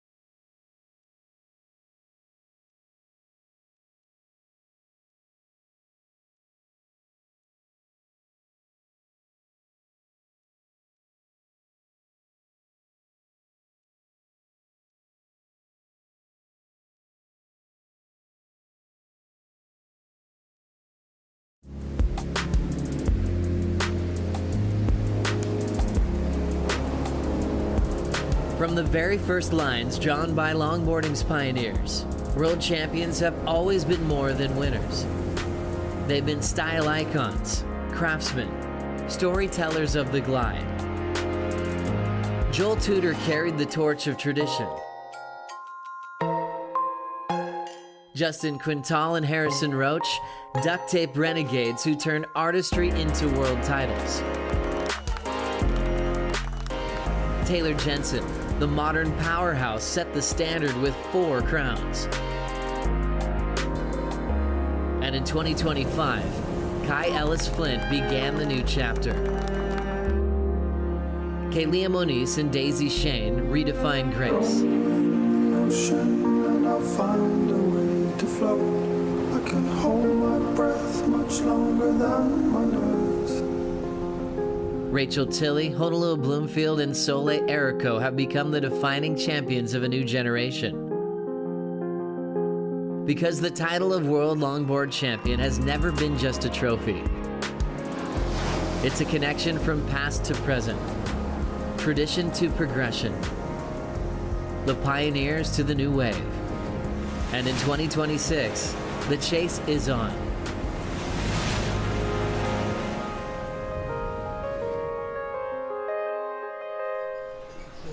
Another epic day in Huntington Beach for the Lexus US Open of Surfing presented by Pacifico. Last year's top 5 member Declan Whiteton making it through straight into round number 3. An opening round heat win, 12.37 heat total, a couple of sixes for Declan. Well done for the surfer out of Australia. Mitchell Salazar here with one of the all-time greats, Carla Zamora, Queen of the Point founder. Well, congratulations once again on another great event this year, first of all, but welcome back to HB, Carla. I am stoked to be here. This is kind of becoming our thing now, Mitch. Yeah, I like it, you know, reunited with the fam, and we're here at HB, one of the biggest events, you know, in all of competitive surfing, and you know, it's providing. We've got some pretty good surf. We've had lots of good surf in California as we see live action of Taylor. It's going to be really one to beat here. It's going to be difficult to kind of get past him. He's so cool and collected, and he's just so driven and focused. Former champion at this event, too, coming out of Oceanside, about an hour drive south from here at the HB Pier. So has a pier option over there on no side. Typically surfs the harbor, the jetties. But one of the best to ever do it, whether longboard, shortboard, you call it. 42 years of age right now, Carla. And talk about somebody who's really put in his time and his effort at beach breaks. That is TJ, the 4-time world champ. Meanwhile, this is one of his opponents out there in the water right now from Portugal, Antonio Dantas. Also matched up against Tommy Coleman, one of our wild cards from San Clemente, just down the road as well. So these are 30-minute heats, Carla. We do see a beach break with multiple options out there, but Chris pointed out during the first 2 heats, it does seem like this new swell filling in, and there is a good amount of movement out there in the water. Yeah, the guys are saying that there's a lot of current out there. It's kind of shifting them around. But we were talking earlier, I was talking to Julian after his heat, gave him that little scolding about jumping off on the end of his ride. He said he knew right away I was going to say so. As we watch Coleman here getting his opening, let's say this is going to be his 3rd ride, and really sticking it on there, not able to come off the nose ride, but you know, he's part of that kind of classic traditional style, you know, no leash. We've seen Tommy grow up through the ranks for a really long time. So it's cool to see him kind of evolve into this competitive surfer and bringing that traditional aspect to the tour. If there's a way to define Tommy Coleman itself, is that he shreds. Yes. It's as simple as that. I mean, the kid's really cool. He's chill. Talk to him outside of the water. He's as cool as a cucumber, and got some of the best hair in the business, I might add, too. Haircut's looking fine. Yeah, the hair is definitely looking on point. But it looks like all the surfers just kind of have some, you know, kind of knot scores, if you will. So we're really waiting for this heat to get on the way. The scores from that last heat, not that super spectacular. So I think everyone's still kind of trying to find their ground out there. The surf here for longboard can be a bit challenging at times. It does take a bit, you know, finagling, if you will, finding the right peak, the right corner, and kind of that right approach. You know, especially for somebody as a point break surfer, you know, coming to a beach break like this is definitely going to trip me up. But someone like Coleman, who surfs all sorts of breaks, as well as Jensen, you know, this is probably, you know, right up their alley. 100%. The former champion with a 4.5 for Taylor. Everything else, a 2 or less. Good heat for Declan White and a couple of 6s, Rosie. He's on to round 3. Yeah, it's great to have him back at the US Open. Yourself and Kai trading the lead there. Is it good to be back in the competitive mindset? Yeah, it's awesome. It's been a long time off, and it was a nervous heat for sure. Kai was ripping. Like that 6.5 he got, I was watching on the paddle back out. He hit that end section so hard. It was really sick to watch. But yeah, I'm stoked to get here. As we head into the 2026 season, what are you most looking forward to? I'm just happy to be back competing. You know, like I said, it was a long time off. All the events are so world class. It's amazing. Like from here we go to Bells, which is probably one of my favorite parts of the world, and then Philippines this year, which I haven't been to, which will be sick, and then back to El Salvador, which is always amazing. So yeah, we're super lucky to have a tour like this, and yeah, thank you to everyone at WSL that put all this together. Yeah, we're frothing. Love to see it. Thank you for the words, Declan, and good luck for the rest of the event.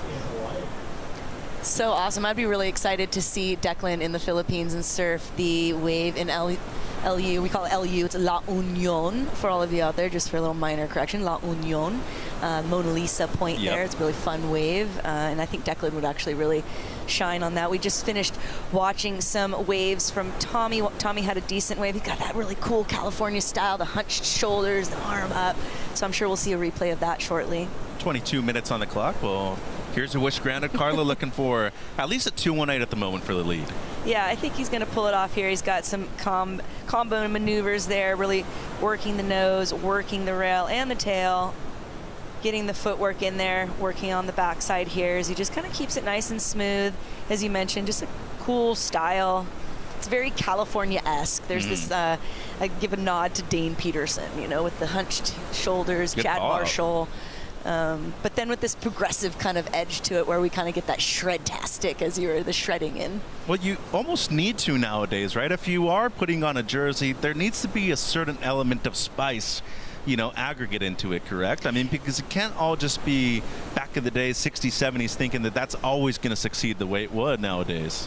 Yeah, and I mean, I mentioned earlier, that's kind of where I come from. That's the tradition I was taught, but competition lends a little different element, and I think you need that spice, that flavor, because this is a stage and you've got an audience and you need to entertain them. Good so point. if we're just kind of cruising and making everything look, yeah, we want it to look easy, but we want it to look spicy at the same time.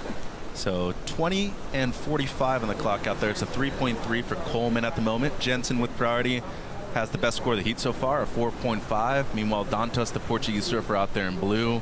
Young, cool kid out of Portugal, one of the few Europeans right now really representing well, especially Portugal has a good variety of waves. I mean, we talked about beach breaks, good reef breaks, and heavy water waves over there too. They got a bit of everything right now, Carla. Yeah, and it's often considered, like, kind of be compared to California a bit, right? Like if you look at geographically, latitudinally across the Atlantic there, kind of sits similarly to California. You got some cold water spots, but you've got point breaks, beach breaks, and you said heavy wave spots. So unfortunately, it's not a place I've ever been to yet. So still got to check that one off my box. I think you'd really enjoy it. The weather's very similar. Tends to get very cold in the wintertime. Same thing with the water temps, but there's a diversity of waves. The food over there is amazing as well. And I think when you go to Portugal, it's not only just about surfing, it's about living an experience almost. Yeah, the culture, the history. I mean, anything. I think anytime you go to Europe too, it's just there's a lot of cultural and history. You know, especially an American with a very young country. You know, there's a lot more history there, and it's really cool to be able to do something. That's just somewhere I've never gone. We started going to the Philippines. It's a lot cheaper, so just kept going back. Quick one there for Coleman. And speaking of wanting to go back to being a world champion, Taylor Jensen, he's looking for number 5. He's got 4 so far, and looking at the world longboard champions of the past, he is one of the most impressive surfers in the last decade and a half. Mentioned he's won 4 so far, the last one back in 2024. But I mean, you look at before that, good diversity of world champions. Piccolo Clemente from Peru back in 2013, Dwayne De Soto in 2010. Of course, my guy, Justin Quintal, being a former world champion as well. Meanwhile, we see TJ right here looking for the reform. Get a footwork. And being a beach break specialist, he knows that something eventually will be popping up right here on the inside once again. A lot of experience once again at piers for TJ. That's a major component right here at the south side. But I think comfort level too, knowing that that thing's right there the entire time, coming with that, you know, long period south that we typically have in the water, as we see Ben Skinner talking to TJ's wife. So I was fortunate enough this year. I didn't get the commentary job at the La Union event, so I decided to enter it, and I grew this whole new perspective of being a competitor. I got to watch Ben re-qualify there and get to be a part of that from a different perspective, and it was really cool to, you know, that's my home away from home, and to see, you know, some of these people that I know hadn't experienced it, but Ben, you know, really embraced the community there, embraced the experience there, so it's cool to see him be rewarded off that experience. Looking at the replay here of Taylor, so 4.5 in his opener. This might be better than that, Carla. Yeah, I mean, he's on fire. I was thinking earlier, as you mentioned, you know, he's got 4 world titles. He's going for 5. Like, is it ever going to be enough? Is he going for Slate's kind of status, you know? I think you should. I mean, if your body's available to do that, why not? True. It's a very true statement. As someone that's getting older myself, I can attest to that. But, I mean, you just talk about the complexity of going through multiple different generations. The scoring criteria has changed, too. He's had to adjust his surfing multiple times as well to the criteria. Yeah, and, like, kudos to that. Really big props to that. Like, not really being, like, God, I mean. Is he strong or what? And he's so strong. And like what I do appreciate, I was saying earlier, I come from that traditional aspect, but I have a really true appreciation for like hot dog surfing and progressive longboarding. I think there's a place for it, and I think in competition is the perfect place for it. And so somebody like Taylor really does embody that. He really gives you that cool classic nose ride. He's really refined that within his style over the years. But then you get that really exciting, like, off the top kind of, working the tail on the rail, and that keeps you engaged and excited. And a big part of how he's so good, a 6.83, by the way, for Taylor Jensen, extends the lead right here. So the top score of the heat so far, 16:20 on the clock. He rides different boards depending on the conditions too, so he's not always necessarily on a longboard. He typically adjusts his surfing based off of what's happening out in the water. Right, and I mean, realistically speaking, I can't speak for myself, but that's what the best surfers do. They have a quiver of multiple different sizes of boards, different shapes, and they're going to ride it, conducive to those conditions. He happens to just be one of those people that can do really good on all of them. So 42 years of age right now, has won this event before, was runner-up last year to Kai Ellis Flint, and typically splits his time with his family over in Nguri as well in New South Wales, Australia. But, I mean, Oceanside, born and bred, it's a great location when it comes to consistency of waves too, especially within the Pacific coastline. But another major facet of his game too is that he's had to go through multiple generations. I talked about the judging criteria. The different generations of surfers so far, too. I mean, he's been competing since his late teens, and so far, so good with 4 world championships in the middle of everything right there, Carla. Well, yeah, like we were, talking, it's like he's had to go through this generational of judging criteria, this different surfers surfing against. Now at 42, he's going to be surfing against some kids half his age, perhaps, right? So, but like you said earlier, being at the top of your game, being fit, like why not? Like push yourself till you can't anymore. And so he's definitely been a great role model for that. And speaking of pushing himself to the very best, winning the World Championship back in 2024 El Sunzal, where we will be having our championships at the beginning of 2027. Here he goes once again. So this is wave number 3, looking to improve on a 4.5. Good 5 right there to start things off for Taylor. Wraps it back, well done. Board looking good underneath his feet. Great read once again. Brings it all the way around and found a gem. By the way, he caught this paddling back out under priority, Carla. So excellent use of positioning right here for the product out of Southern California. Yeah, there's really something to say about being under priority sometimes, especially in these beach break kind of conditions, because those waves can kind of pop up inside. We were mentioning in the opening part of the program there that, that sometimes the bigger waves aren't always the best waves. So I think that's going to really line up well in his scorecard and probably throw away that 4.5. I like it, especially from the outside. It goes straight to the nose right there and eventually gets the open face. Yeah, the biggest thing I'm noticing because of this beach break, we're not seeing a lot of like 4 steps to the nose. We're seeing those 2 quick steps up to the nose, but really it gets them into that critical part of the wave really quickly because there isn't a long face. So really appreciate that. And I just really appreciate like the energy and the power and the speed that Taylor always kind of gives off from each maneuver. Yeah, puts as he moves into the inside here and it gets a little slow. Puts everything into every maneuver out there. Yeah. No unnecessary energy either. 13:20 on the clock, looking to improve on a 4.5 as the heat leader. Let's see if he can retain it in the back end of the heat right here in Huntington Beach.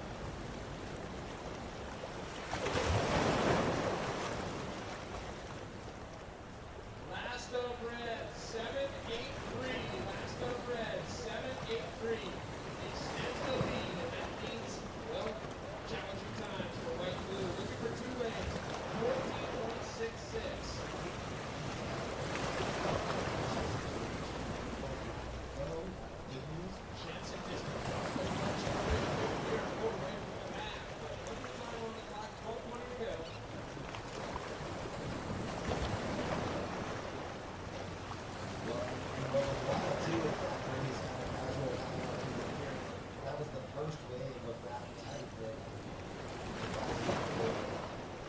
bent in all the way to the shore for him.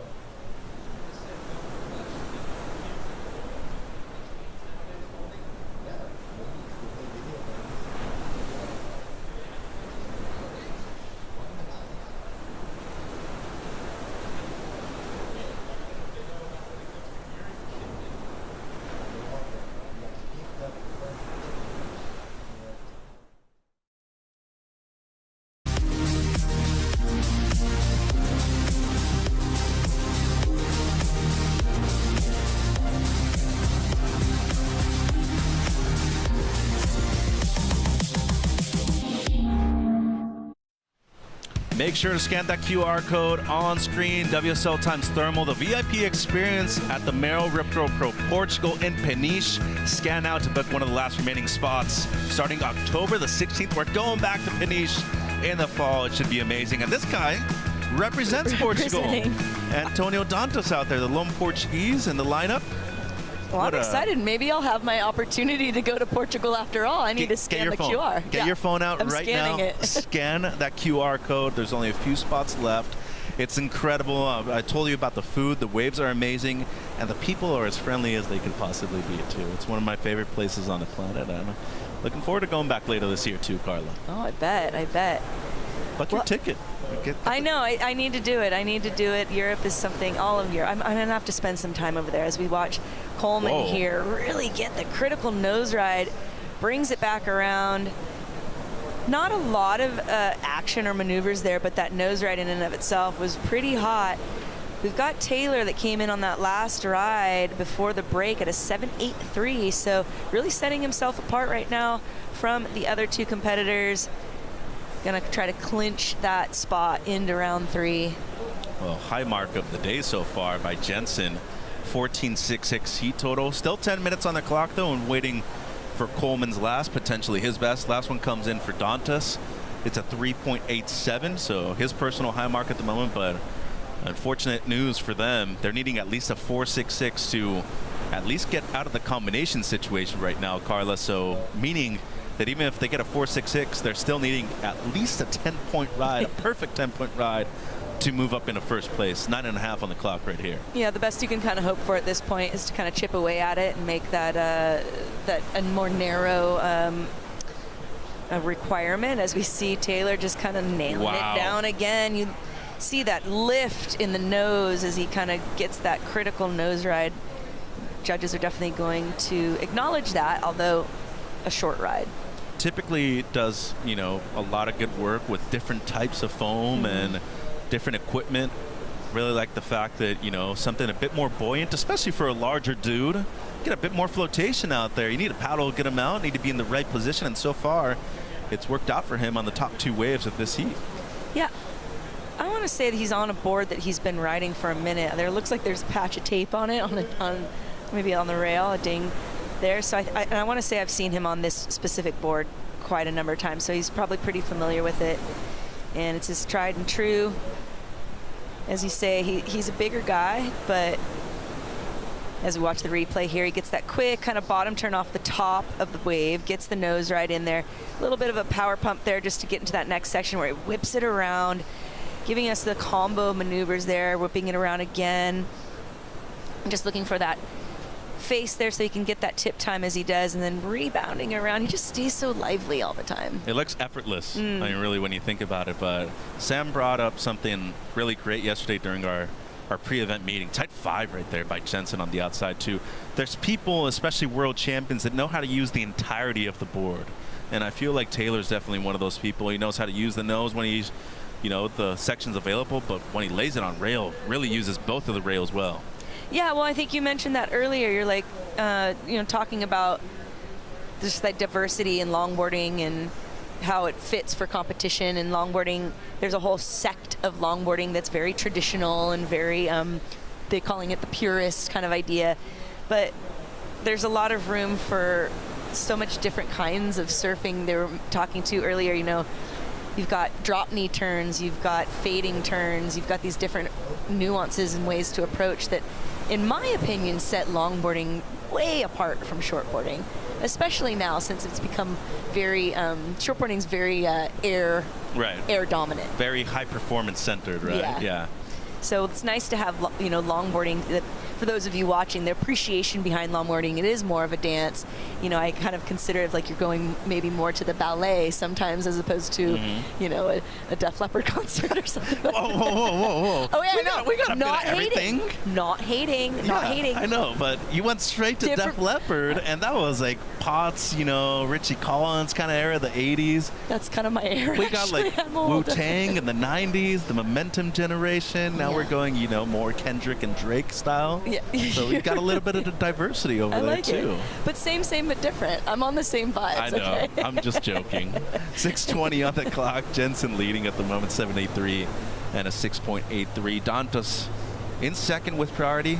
Needs at least a 4.66. Same thing for this guy, Tommy, the wild card out of San Clemente. That was a sick nose right there. A really nice cutback with the drop knee. Especially with the style integrated into that maneuver too. He's really, the style of the heat, I would say, just really giving us that classic California style, giving us that representation really nicely.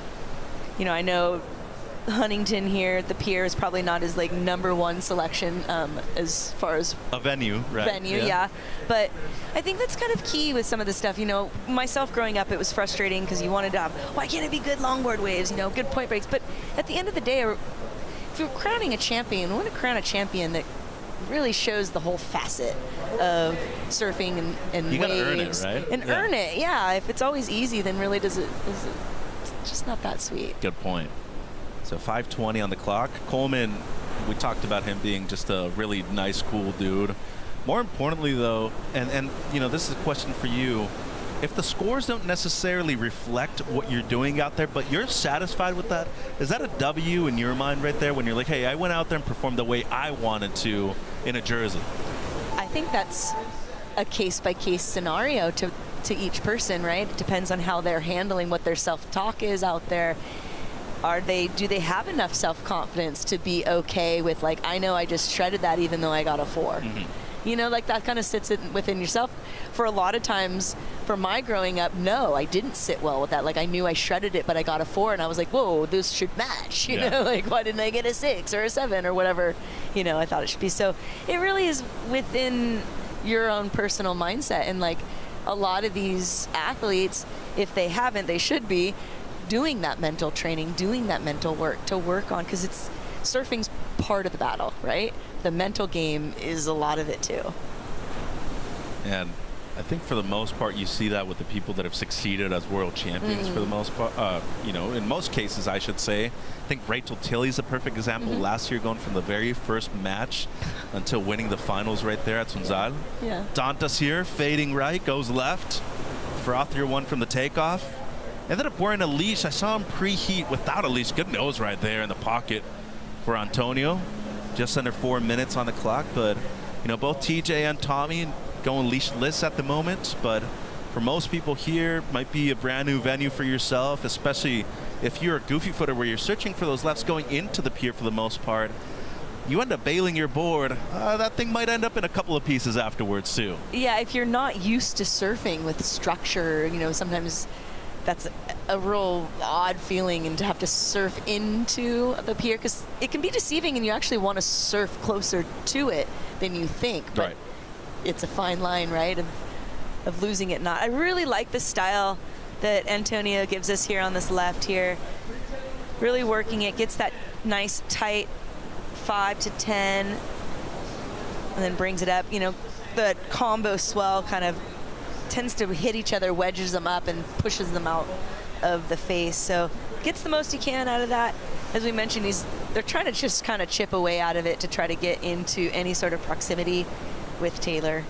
Well, if there's one thing for darn sure is that Jensen has been on the best wave so far in this seed, and you can just tell that experience playing a big factor in this one. He surfed Middle Peak, but for the most part been on the Pier Bowl. Meanwhile, over towards Middle Peak, great nose ride for Dantas.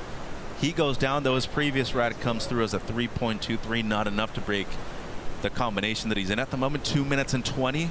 Going to be difficult for both blue and white at the moment to really surpass the heat total of Jensen, especially with priority being with Taylor. But all in all, I mean, we talked about it being the opening round. You have the elimination round coming up too, which is another opportunity. But building momentum, especially with the absence, unfortunate injury for Kyle Flint at the moment. This is huge right now if Taylor's able to go deep into the event, potentially win, where he's already done well over there at Bells Beach too. And now the possibility of potentially winning a new venue over in the Philippines at La Union. I know a lot of people want to win that event over at Mona Lisa Point, but he's got the style to do it as well. A minute 40. Digging deep into this one, going to use priority, not catching it though. And Coleman did paddle right at the end, so let's see how priority switches up. 90 seconds. Going to be difficult for either Coleman or Dantas to be able to take the lead though. Here goes Tommy, straight to the nose, tight 5 right there in the pocket. And that wave just fizzling out. So last minute opportunity, but still no harm, no foul. They're going to have another chance in both the elimination round, Coleman and Dantas. They're going to have to regroup. Yeah, and I think sometimes for some, sometimes it's a good thing, to be able to kind of reset and, keep the momentum going. It's always good to like jump around, but sometimes, you got to work for it. There's nothing wrong with that. I'm happy that these guys get to go again because I really want to see what we're going to, see in that next round. And a difference in competition too, right? Because you go head-to-head rather than a 3-person heat. Right. So priority changes, positioning changes. Well, and I remember both years past, we had some moments that were some like controversial moments, if we might say, some last-minute going left when they were going to go right and DQing, so that puts a whole nother way to strategize your gameplay out there for the competitors. Welcome to Southern California, Carla. People DQ out on the regular out here at our breaks. 10 seconds on the clock. Jensen up and riding in second priority. Looking to improve on a 6.83, but really just cruising through this heat so far. He's going to take away the W with a little bit of air underneath his board right there at the end too. So an impressive victory for the former event champion and the 4-time world champion, looking for number 5 at the end of this season. So big one right here to start things off in the opening round for TJ. He's moving through against Dantas and Coleman. We'll see him talk to somebody on the glass pretty soon and see how he feels out there in Huntington Beach. Be right back with Heat 4.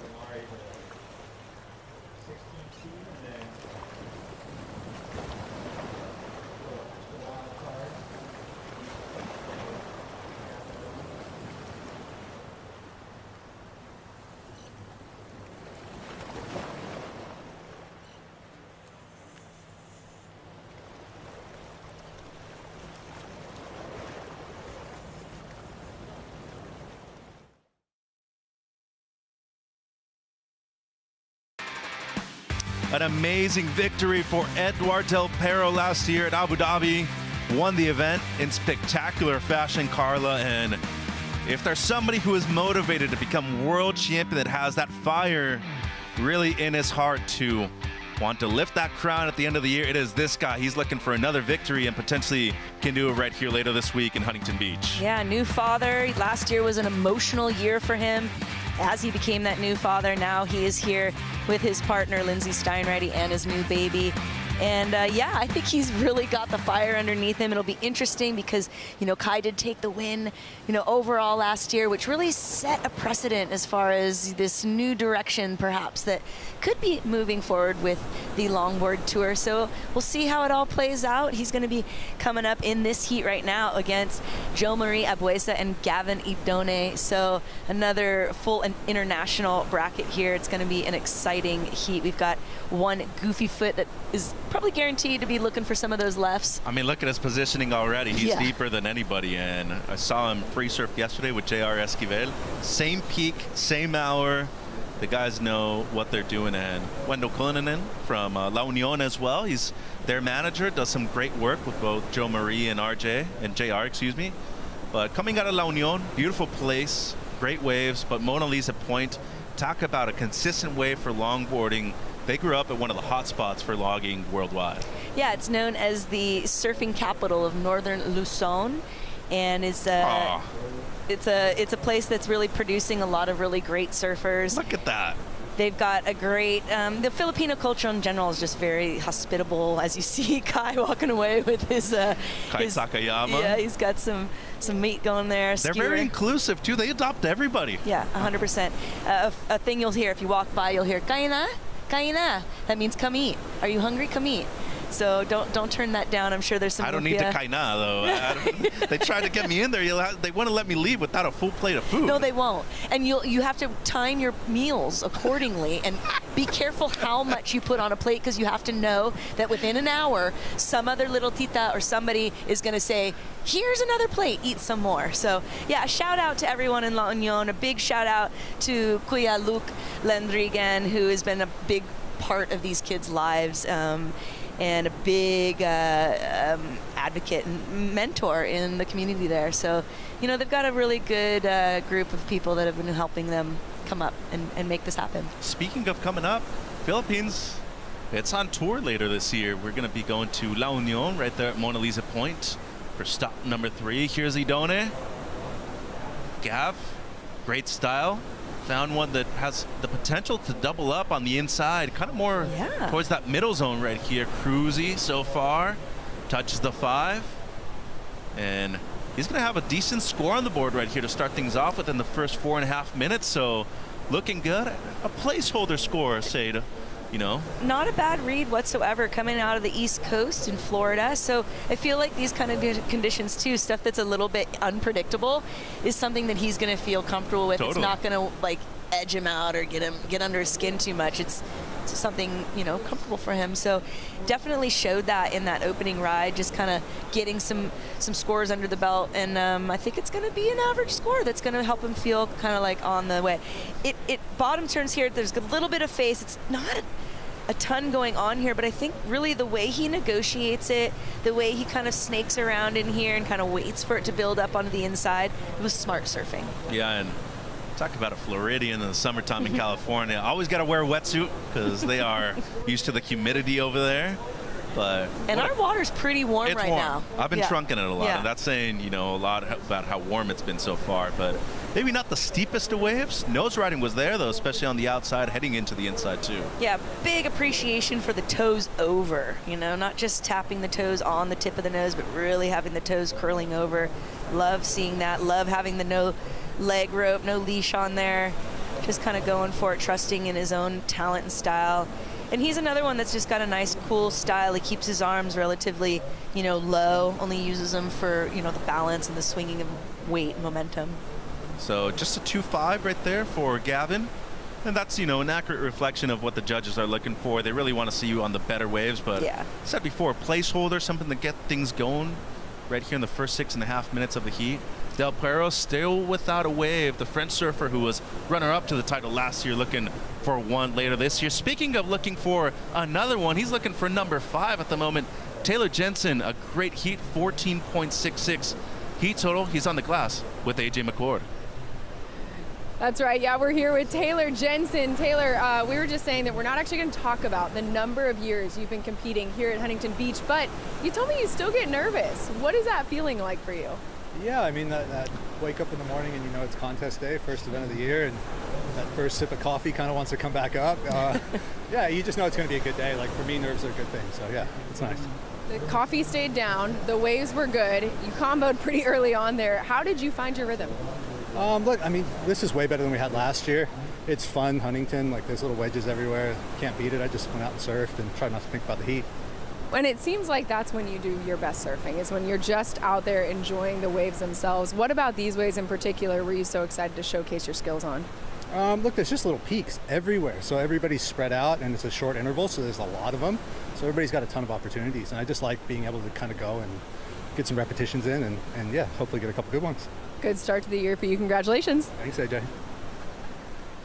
Very professional right there. I mean, said what he needed to say, kept it casual, and didn't give out too much info, which I think is very smart right now. Bueza deep on the peak right here, more towards the middle part of the beach. Great nose right into the carve. Opting to wear a leash, which seems to be smart if you're a goofy footer heading into the pier at the moment. This wave with potential to double up on the inside. Might get an extra section right here at the end. He's gonna end up going right at the end and fitting in one more turn before he's forced to kick out right here, right by the shoreline. Yeah, it wasn't the explosive finish that we saw in the first heat. Like with Taco, we had some really, wah-bang kind of moments, but wonderful surfing there, really staying with it. Doesn't jump off at any point, rides it to the sand, completes everything. He's going to want to get back out there, do it again. That's going to be, he opened up with just a, half a stick, as we would say. So as we see the replay here, as I mentioned, he would be going for those lefts, gets the 5 to the tight 5. I love that turn there. I like how he really took his time in the beginning and then put pressure on it to really bring it in. And then the rest of the wave here wasn't super exciting, but I think that judges will acknowledge kind of the milking, if you will, as we watch Edward on his first ride, opening ride here with 20 minutes on the clock. Oh, great work right here in the pocket by Del Perro. Touches the 5 right there, nearly lost it. Recovered well though, and he's going to be able to ride out with control and flair. 20:40 on the clock. Last of Bueza 4.5, so the top score of the heat so far. Let's see what Del Perro was able to do on the outside. Last year's runner-up to the world title. An interesting story. I mean, we were there for the event. His boards got there super late. Actually, the majority of the finals, he had to surf on borrowed boards. Surfer out of Marseille originally, living in the southwest of France, and owns a surf school with his older brother Antoine as well, and great surfing family. Talk about competitors. Both of them very good at it, Carla. Very competitive, absolutely. Here's the replay here. We get to see he gets the 2 steps kind of up to the nose, 4 steps back, brings it back around. That's kind of where we caught in on the live action there. So he did have some nose action at the top of the wave. The wave wasn't the biggest one, but he's at this point with that 20 minutes on the clock, he wanted to get his campaign going. And he does so with a 4.83. So it is the highest score of this heat so far. Joe Marie sitting in first because he has the 2 scores. Gavin sitting in priority. A lot's going to change here with 19 and a half minutes left. I mean, it's basically a full heat still ahead of us. So good amount of time. And we talked earlier about the different boards, this year.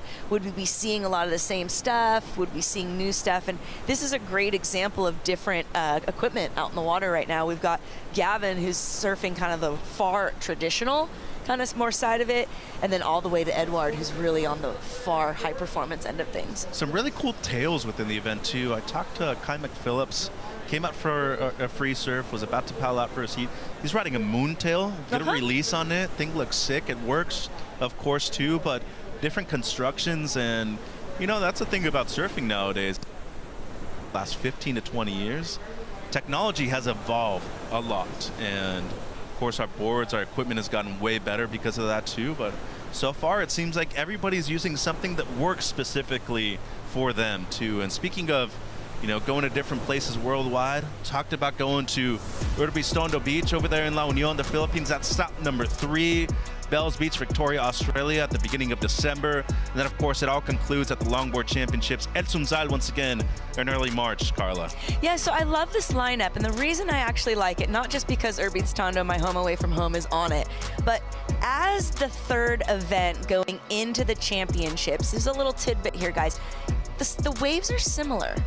The the environment, the temperature, the climate is similar. So it's kind of a good practice zone, if you will, to get yourself up and ready for El Sonsal. Buesa right here, the goofy footer out of La Union, has a 4.5 so far. Get a footwork right there to kick out of that wave. 17:45 on the clock. Reminder, these are 30-minute heats. And the flags are out. The crew is here. There's Irene Navarro to the left. Magandang umaga, Pinoy peeps there. Just a smaller crew, kind of considering. I'm sure as the event progresses, and I'm sure as these boys do well, that crowd will grow. Well, that was just one part. Of the crew, yeah. too. So We're still early in the event. They've brought a couple grills down. They've been cooking since about 6:30 a.m. So the food's probably ready by now. So we're definitely going to have to get a plate from their lunch later on today. But cool thing about La Union, and I noticed that when I was over there, they get to the nose real quick at that location. Takeoff, it's got a nice steep takeoff zone with not a long wall like you would see. Been cutting back moments.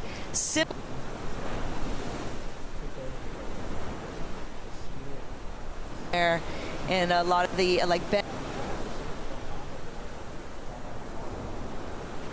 watching Joe Marie here, just kind of putting it all together. He is currently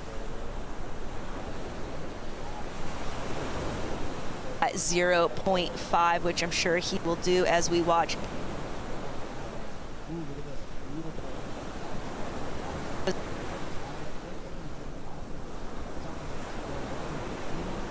$16.20 on the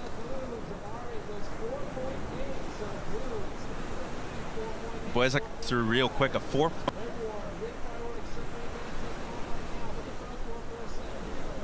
No.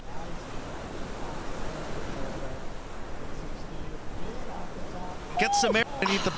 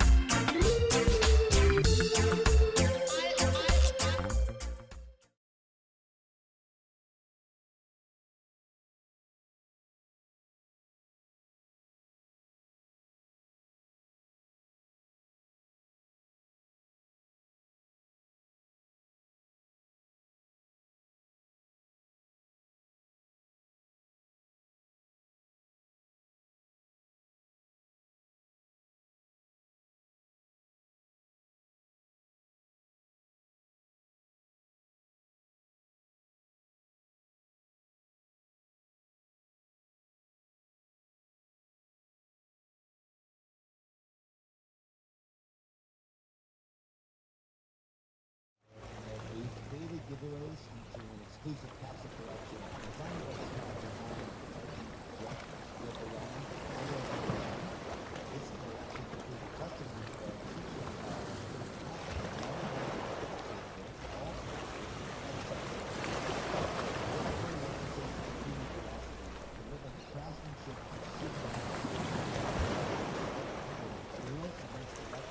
That's going to be going on all week.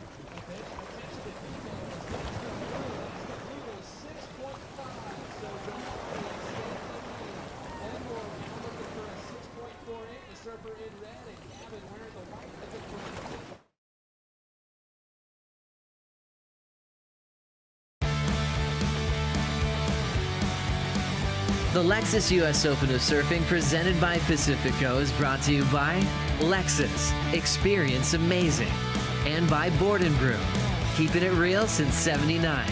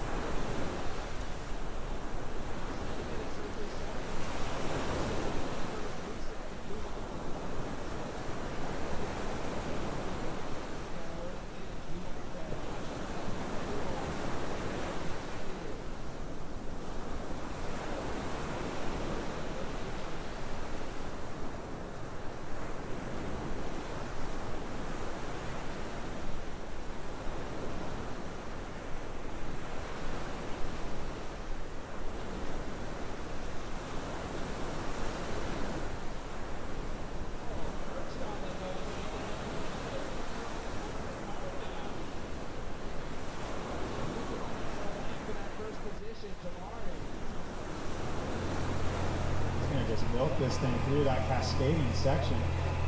All that protein in the lumpy and the chicken skewers had to hold through it. I know you guys provide the power down there. Oh, and out the back, Edward. And Gavin, it's a shared peak from two different spots on the lineup. Look at that roundy. Unbelievable. Two different brands of surfing at the exact same time. Beautiful to see. Gavin finishes with a hack on the inside. Edward steps off, Gavin steps off. Always cool to get to see multiple guys on waves at a time. That's what's cool about the three-man heats, is there seems to always be a little more action. Oh, and there we go. There's our defending champ, the Avalon. Oh, I'm up here. What up? Well, like you said, two different brands, and that was a great isolation of it on the two different peaks. So you see Kevo headed out for the next heat in the red. There's Infinity. He's got a couple models of those guys.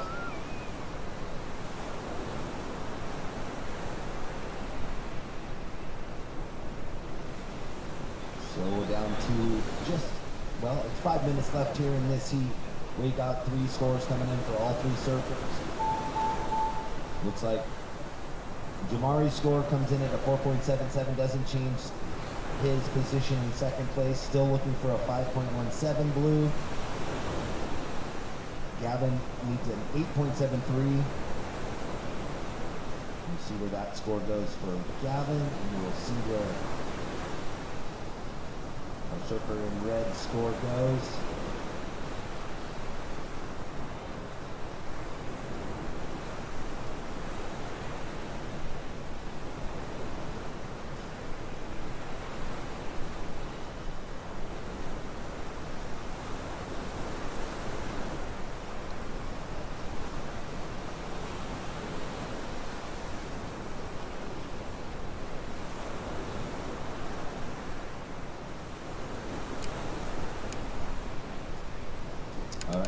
White, your last wave at 2.93. That doesn't change anything. Obviously, you're still looking for that 8.73.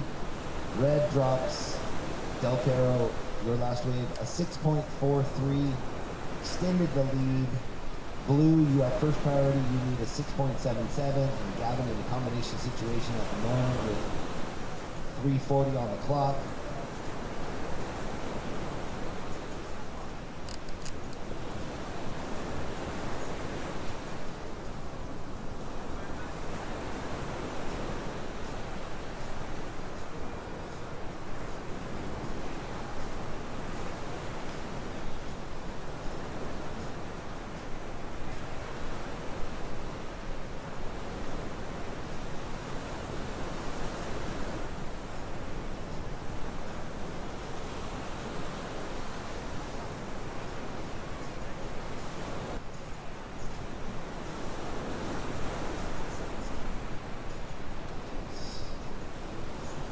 Just under 3 minutes remaining. Edward out in front with second priority.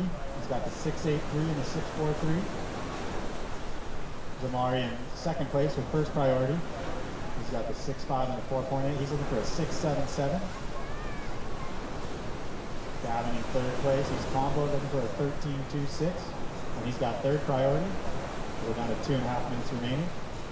Looks like the guys are kind of bunching up a bit. Well, we do have a signing today over at Good R. It is the sunglasses booth today, July 25th at 11 a.m. to 12. Signing with Good R athlete and WSL longboard surfer Dalis Keleopa'a. So get on down there and meet Dalis between 11 and 12 at the Good R sunglass booth. Yeah, those Gooder glasses are pretty sick. My wife ordered a couple of those, and she's got the tortoise and an all-black pair, but good product. Check them out. Gooder sunglasses. Time winding down in this one, gentlemen. We're down to 150 on the clock. Red still leads it with priority as well. 6.83, 6.43 has him in the lead. Two-wave total, 13.26. Jamari wearing the blue, looking for a 6.77. And Gavin, unfortunately, in the position now looking for two waves. 13.26, the surfer in white with 1:30 to go. And now watching Gavin swinging in on this right. Quickly up there on the nose. Rail in the water, wraps it back. Looking for the reform here, staying right in the power source, right in the pocket.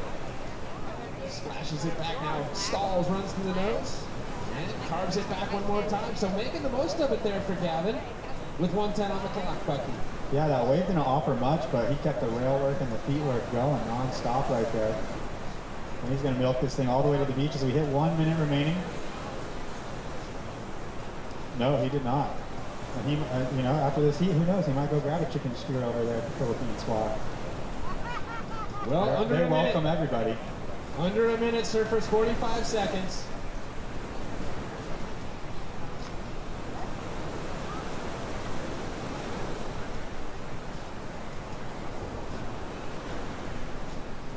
Yep, dropping at the Gooder sunglass booth.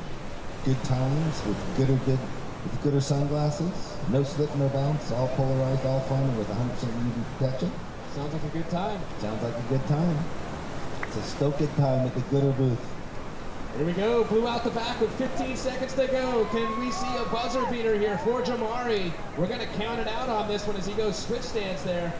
5, 4, 3, 2, 1.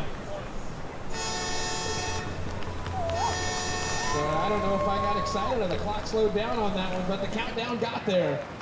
We'll stand by, let that score settle in, see if it changes anything. Next heat, take to the lineup, stand by, hold your positions.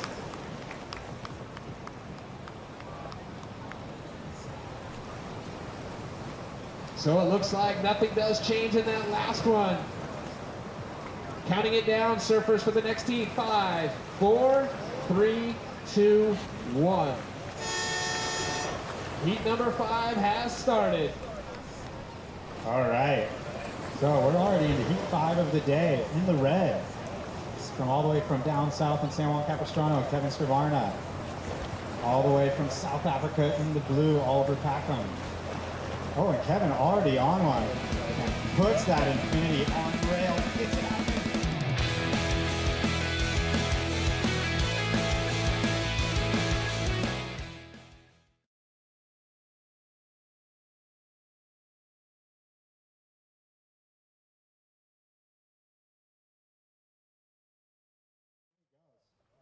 Speak of the devil, look at this one right off the pier bowl. Swings it around, gets to the mid part of the board for some speed, but just says nah.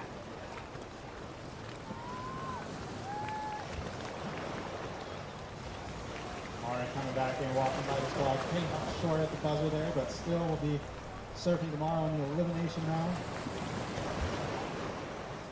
Yeah, solid performance there. Two-wave total, 11.330.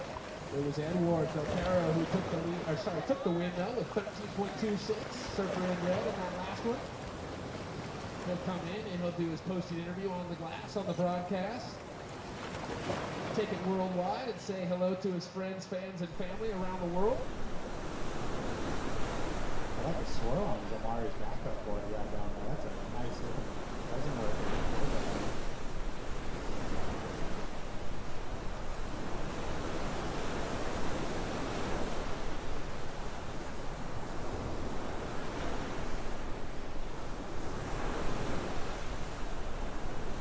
Gooder, their sunglasses aren't just good, they're good. There you go. Bevo towards the pier. Nice 5 right there on the left. Oh, just as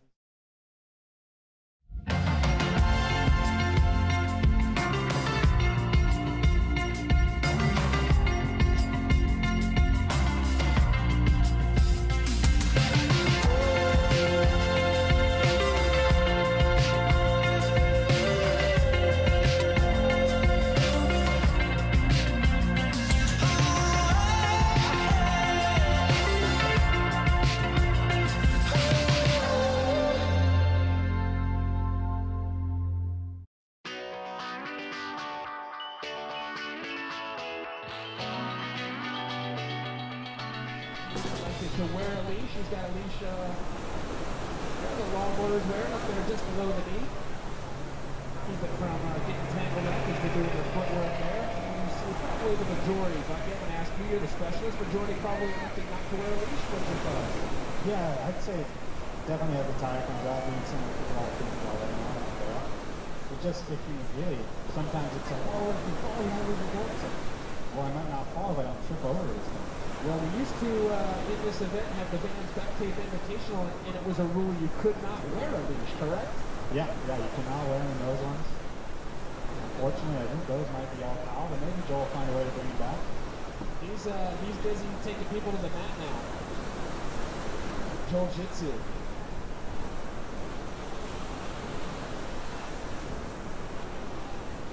Scores in, first the blue. Oliver going to go 167. 167, you're currently in second, looking for a 3.5.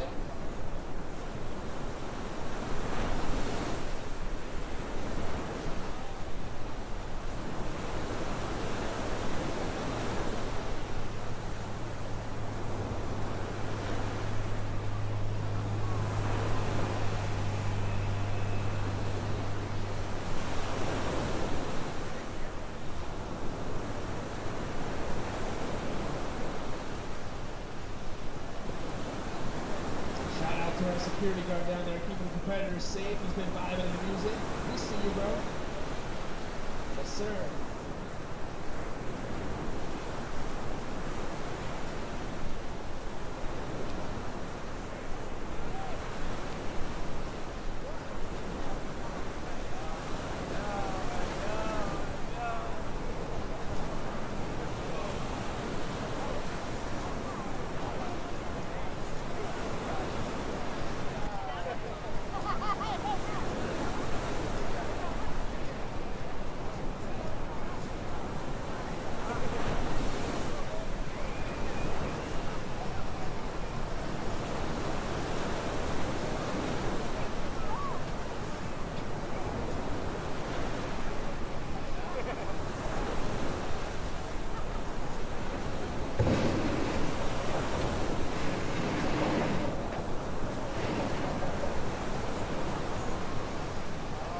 Here we go, a little moving out the back, checking in on the priority. It's with White. Looks like Jack's going to turn and burn. Looking at the right-hander here. Also going to split the peak with Kevin on the left, heading towards the pier. Both of them simultaneously put the rail in the water. Sorry, take it away, Bucky. Yeah, they had some dueling hang tens at the start there. Kevin goes down. Jack still cruising through the inside here. Dealing with some wild warbles to the inside. Still gets another nose tap. Wheelies down it. That was really sick. It was. Good save right there by Jack in the short red. Kevin go for a quick little swing. Not to worry though, he's got his Burwell Beach britches.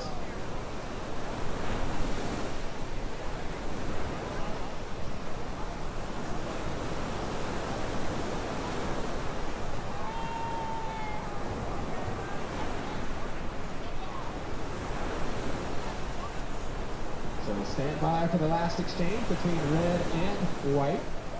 23:45 on the clock, surfers.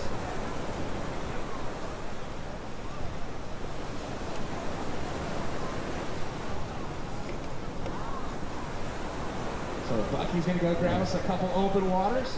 Keep us hydrated here on day 1 of 9. We got to pace ourselves. This is not a sprint, it's a marathon. That's right. Not only for the surfers, but the entire crew, broadcast, judges, announcers, etc. And fans, because they're going to come down 9 days in a row. Well, Saturday to Sunday next week. Hopefully they've been saving up their vacation or sick days, one or the other. They work from home, man. That means they can work under the umbrella on the beach. Scores in, last up red. Kevin does not go into the score line. It's a 187. Standing by for last up white. We'll give the update. 22:50 on the clock.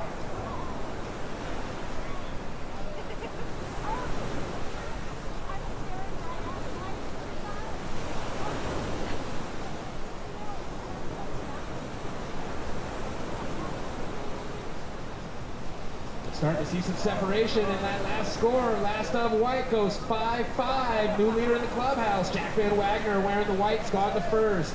Now looking to improve on the 0-5, which is the backup. Kevin wearing the red, now looking for a 3-3-4 in second. Oliver wearing the blue, looking for a 4-3-4. 22:15 on the clock. Priority is blue, red, white.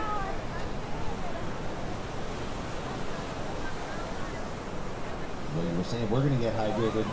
Everyone out there needs to keep hydrated, keep their sunscreen on, get their tents and umbrellas up, because when this sun comes out, it's scorching.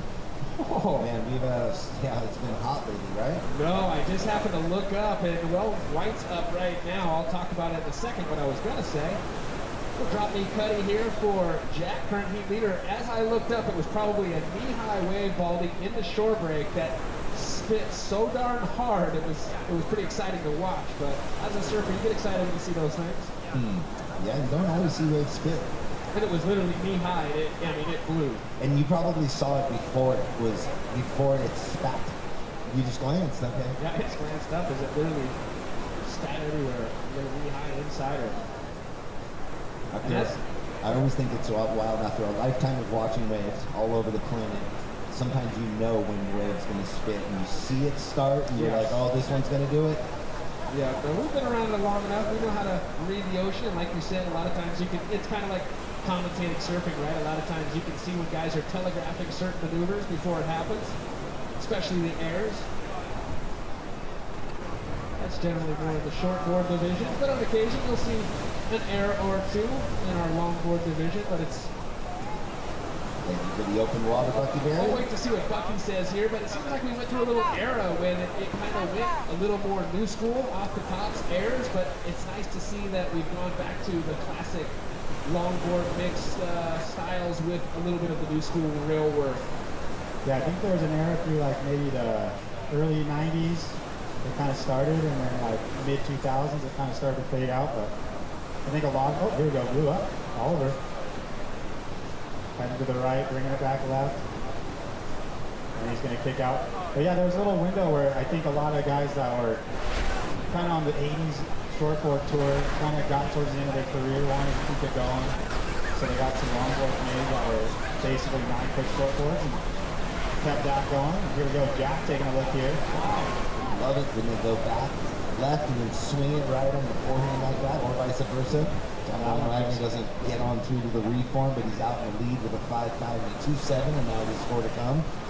Yeah, we know those surfers. Jimmy Hogan, Ted Robinson, there was Chris Burhoff, there was a lot of them. Yeah, those guys who are putting it really on rail, Josh Bax. And just like that, we are back. This is the Lexus US Open of Surfing presented by Pacifico. Chris Cote here with Sam Bleakley, and we're watching Kevin Skavarna attempting what looked like a potential under the lip snap up into it.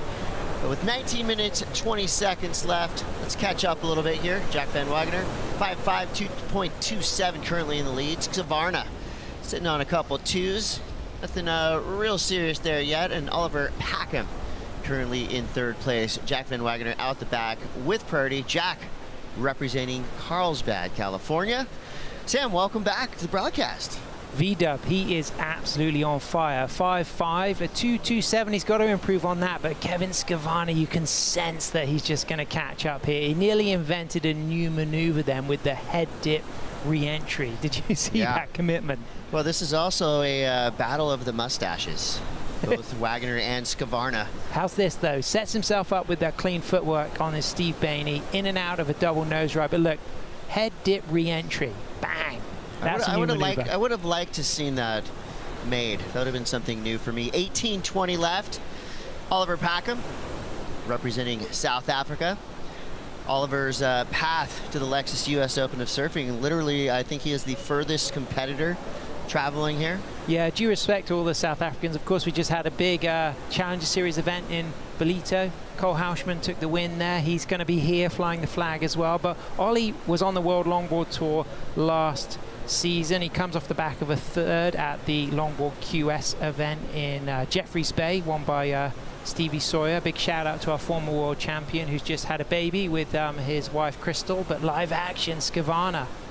Kevin easing into this right-hander, a beautiful looking wall of water in front of him. Nice backside turn there. Crisp, clean. See the spray off the turn as well, Cote. Gets the 5. Cuts back again. I mean, that is pure power of muscling that board around. And that is a completely different, unique claim I've never seen before, and I'm here for it. I like that wave from Skavarna. Really good. The type of carving we saw then was the style of surfing that took Kevin to the final of the BioGlan Bells Beach Longboard Classic last season, where he got second to Max Weston but I think this is going to be a borderline excellent range score, Cote, because there was clean footwork controlled, but those slicing down carve rail turns, a good demonstration of how a goofy footer can attack these pier bowl right-handers. It's a replay of Oliver's last wave. Things went a little wild. No recovery there. Where's his mustache? Yeah, where's his mustache? We still have time. This is a long event. Well, he's a shaper as well, but look at this. This is a masterclass. High line, 4 steps into a 5, and then look at this turn on rail, and then just slices it down. And not only is a 1-turn wave, it turns into a 2-turn wave with 2 really strong nose rides, and there again into that big roundhouse, rebounding off the foam and that kind of double shuffle claim there, which is pretty groovy. But I Wave think kind of caught him by surprise on the dismount as well. I think we're talking close to excellent range, maybe just under, but I think that's Kevin now back in the driving seat, possibly going to put him in a commanding position, meaning that Jack might be chasing something like a 6 to move back into first when we get this score from Skavana. Yeah, and Kevin really showed us something we haven't seen yet today. Big power backside turns. I think the judge is going to be loving it as we see a split peak there. Just a quick look at the white jersey. Ben Wagner there on the left side of your screen. You can see how wave positioning, wave selection is key as the 7 comes in for Skavana up into first, so Wagner needing that 4-5-1. Jack is, you know, such a great all-rounder, studying as well in California at the moment, but he's riding the Michael Takayama built boards, Skavana on the Steve Bainey, but Ollie Packham on his self-shaped Olive Surf boards. So nice kind of spread of 2 very famous surfers and an exciting up-and-coming surfer shaper. I have so much respect for self-shaped surfboard riders like this guy right here, Packham. Trying to get around a big, meaty section. He can hang on, and this wave just trying to fight him. But he gets back in the open face. Things are looking really nice in the water. You see these beautiful oil glass waves giving these surfers opportunity. They're gonna have to earn it. Some of them are just flying down the line with the quickness as we see Jack Van Wagner. So Jack now, clean open face, turns into a crumbly closeout real quick. Made the most of it. Good roller coaster, but how's this reform, Cote? That's what we look for here in Huntington Beach, and that's what we get sometimes. The wave looks like it's gonna reform and give you a line, and then it just dumps on that inside sandbar, but nicely done there for Van Wagner. So this is becoming a real battle between Kevin and Jack. Oliver getting things going on his last wave. Ollie had such a good season last year, Chris. He got a 9th here at Huntington, losing to John Michael Van Hoyenstein, Johnny the Ripper. He got a 9th in Bells, losing to Declan Whiten. And then he got a career best 5th for the World Longboard Tour in Abu Dhabi. He lost out to the eventual event winner, Edward Del Pero, who we just saw take the win in the previous heat. So Ollie comes off the back of his inaugural first maiden season on the World Longboard Tour, having performed at a high level. He was very close to getting in the finals in El Salvador. And we can see his style here, Cote. He's smooth. He rides the middle of the board very well. When we saw that wave from the pulled back angle, you recognize that it was a really quick breaking peak, but it didn't quite have the luck with the reform that we saw from the last wave of Jack, but up and riding Skavana, our heat leader. Kevin's kind of going off right now. I think he got a lot of motivation from that 7-point ride. You see he's just cruising through the inside section, and the pullout right there told us that he's amped. Close to the pylons. It just comes off the back of running a really nice longboard and photography retreat with Tommy Perucci. Cote, he's going for the paddle out on the north side by the looks of it, or maybe between the pylons, which is high risk. The conveyor belt. Yeah.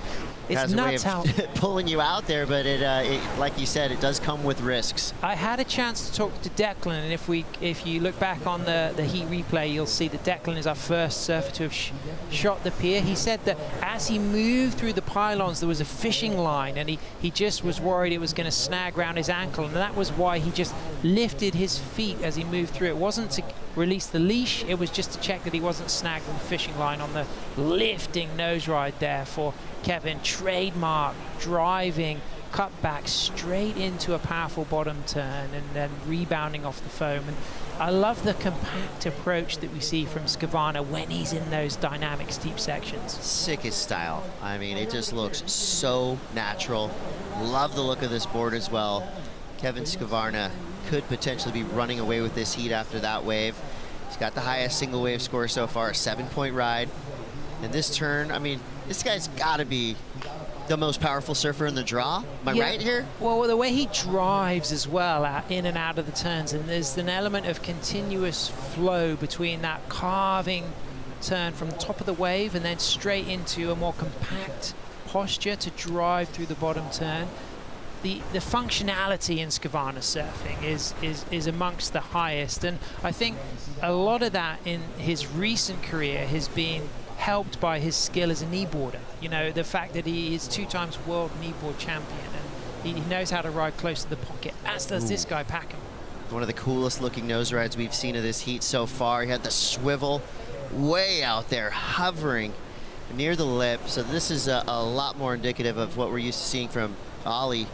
All the way through to the inside, beautiful surfing. He's done everything in the criteria. Switches stance there through to the inside section. Nice. You love to see it. That to me is one of the most underrated moves in login, when you're able to switch stance right in the middle of the turn. Super hard to do. And then he did a switch kick out as well. So not only Double did switch. he go into the switch stance for the float, but then just as he kicked out, he went back towards the natural stance by just crossing over the leading back foot, which you'd normally have at the back of the board, to help kick things out. Because I think as a longboarder, the kick out is such a cool part, especially if you're able to get into the channel and kick out and go to the knee paddle. You know, that's such a great feeling when you finish your ride, execute it in style, and can go straight into the knee paddle posture.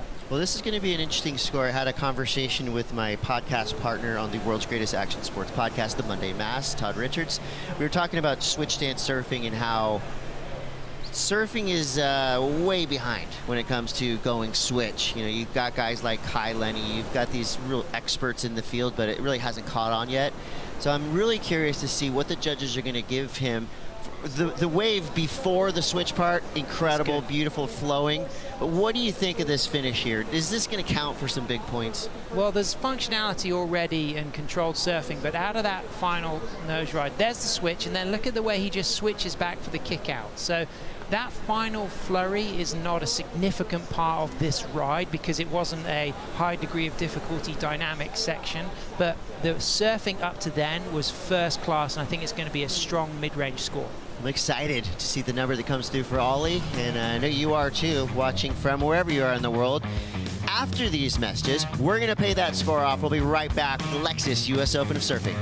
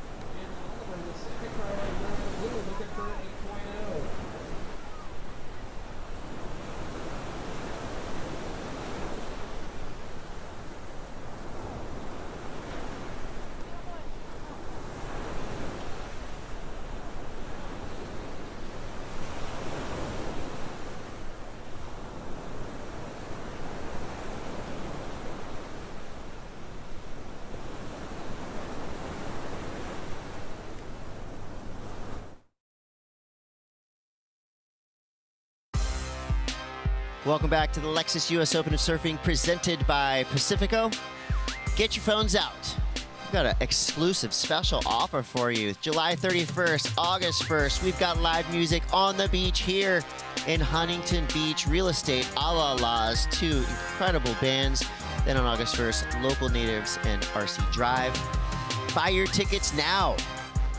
You're gonna really enjoy both these shows. So I would say make it a weekend, make it a festival type of deal. Sam and I are gonna be there. We'll be there. You were on stage last night, Kote, as well.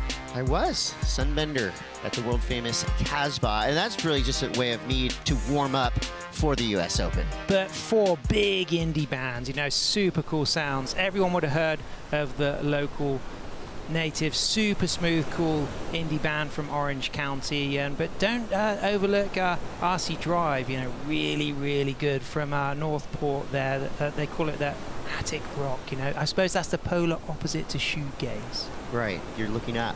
Or looking down, yeah. I'm going to have to go back to the drawing board on that one. Great sounds, though. Packham, look at that fade in. Smooth, using the fade in to get behind the peak, and now active on the rail work. Well, since we've been talking about music, let's come up with some musical references for the surfers we have in the water. I'm watching Packham right now. I'm feeling kind of like a jazz type of vibe. He's got kind of the, the composer arms out there. Nice, clean style. Look at Skavarna, and it's almost like some just classic rock, that power bass.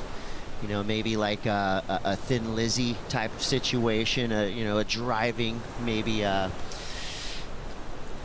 just classic Southern guitar rock vibe. Sure. And then for Van Wagoner, somewhere in the middle. He kind of has that local natives kind of chill, kind of cruiser type of surfing. He's got the Dark Days from that Sunlit Youth album. That's one of their great tracks. The Alalas, the Raspberry Jam, Mulberry Jam, that could be more of the tunes to go to the beat of the footwork of Skavarna.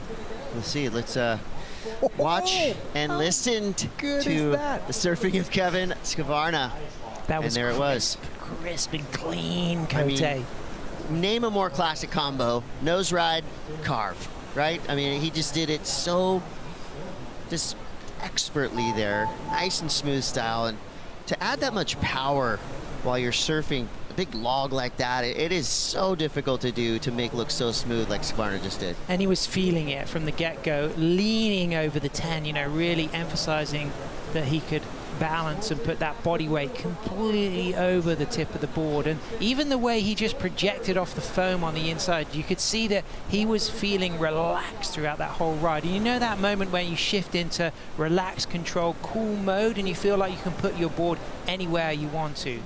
Gets straight to the tip, leans over that 10, lifts those arms for control, and then drives and rebounds off the foam. And at this stage, he's just got all of that zhuzh, that sense of feeling it. And even through this slower section, he just stands tall and walks back to the tail. And I appreciate at this moment when he just projects out of that, you can sense that is a surfer at the top of his game. Could this finally be Skavarna's year to win a world title? Yeah. Surfing like that, it really could be. But he's got a elite level competition here. And this is only opening round. This is wild we're seeing surfing like this in the opening round. This is a really nice one from Packham. A clean face. See the way he used that second 5 to just go through that quicker section and then just ending in the foam. Not an easy section to end with, but he does it with a good amount of control. Nice and tight now on Packham, chasing an 8 to move up into first. This is a fast section, Kote. It's not going to be easy. Nice and tidy turns there for Packham. The wave started with a lot of promise, and it just kind of faded quickly into flatness. That's that inside pier bowl section. Again, riding a lot of these waves here in Huntington Beach, it really is a roll of the dice. Yeah. Because a lot of times you do not know what's going to happen. We're talking about surfers who born and raised here, taking off on waves and not knowing what's going to happen on that inside section. And that could be a total dumpy closeout, or it could be a complete fade out like we just saw there for Packham. But V-Dub, he's staying patient. He's got a 5.17 and a 5.5. He needs a 7.27, so Skavarna's sitting pretty strong with that 7 and that 5.77. But notice the way that Jack has just opted a little bit more for the last 2 minutes 30 seconds. Most surfers have been getting about 10 waves per heat, some a little bit less. We saw Taylor Jensen win with a little bit more patience. But now Jack just hopes that the Pacific is going to cooperate in this super exceptional El Nino year with just what seems like non-stop south swells. I wonder if Jack is going to compete in the infamous Slamarack takeover. If you don't know what I'm talking about, it is one of the most radical wave riding events. It's unsanctioned. Nice. It is. That's a bit like you, Coach. It's kind of secret, but when it happens, trust me, you're going to see it. It's one of the heaviest events in the history of Carlsbad, California, where this guy's from, and that's kind of what happens at Slamarack, right there. Well, there we go. He had to commit. He knew he needed to commit to that section. That board moving in, his Michael Takayama, he was going high risk on that nose ride. He kind of held it for as long as possible. It hasn't paid off, but I think chasing a score of a 7.27, he did the right thing by taking that risk. Yeah, had to go for it with 1:15 seconds left. He'll get some credit for that nose ride. I love that shot. Well, maybe he won't get credit because technically he did not ride out of that nose ride. But he knew he needed to go committed on that opening nose ride, so he's probably not going to get a chance now to get that score. It's non-elimination, Cote, so the surfers who are falling in second and third reseeded for all of those heats in that round two. The winner moving through to round three, such a good feeling. They know they can get a ninth or better. So we've gotten rid of the elimination or non-elimination round on the championship tour. Why do you suppose we still have it on the World Longboard Tour? Well, we've only got 24 surfers. We've got a 4-event tour. But what's really exciting about this year is the top 12 qualify for the finals in El Salvador, which will be spread across 2 days. All 3 results will count. After El Salvador, you'll be able to drop one of your results, but El Salvador is 1.5 points, whereas these other events worth that kind of single point, 10,000 points to be precise. But Skavana could well improve on his backup 5.77. And I know Tommy Perwicki is shooting. That turn is going to be the sickest photo. He's been on fire. This is good Skavana. But Skavana's been on fire all his life. I mean, he really is just a great all-rounder. So it's pretty clear Kevin Skavana took control of that heat early on and maintained control all the way through. Jack and Ollie both had chances there at the end, but it's going to be your surfer in red, Skavana, now on a roll here at the Lexus US Open of Surfing. We're going to take a quick break. We will be back, and you're not going to want to miss this next heat. It's filled with talent. Stay tuned.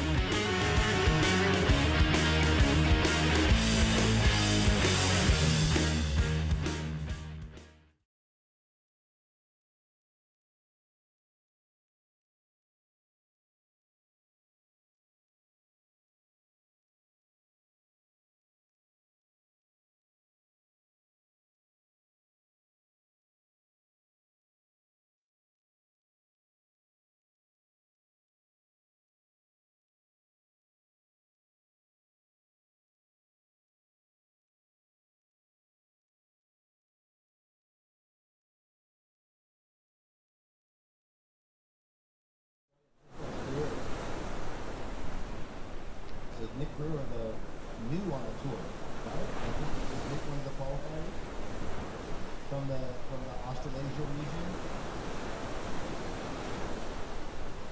Well, I think so.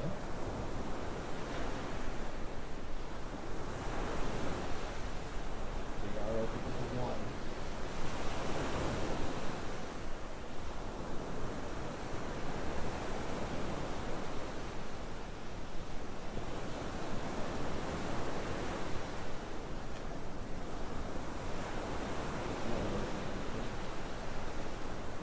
Just a quick score there for the 1.0.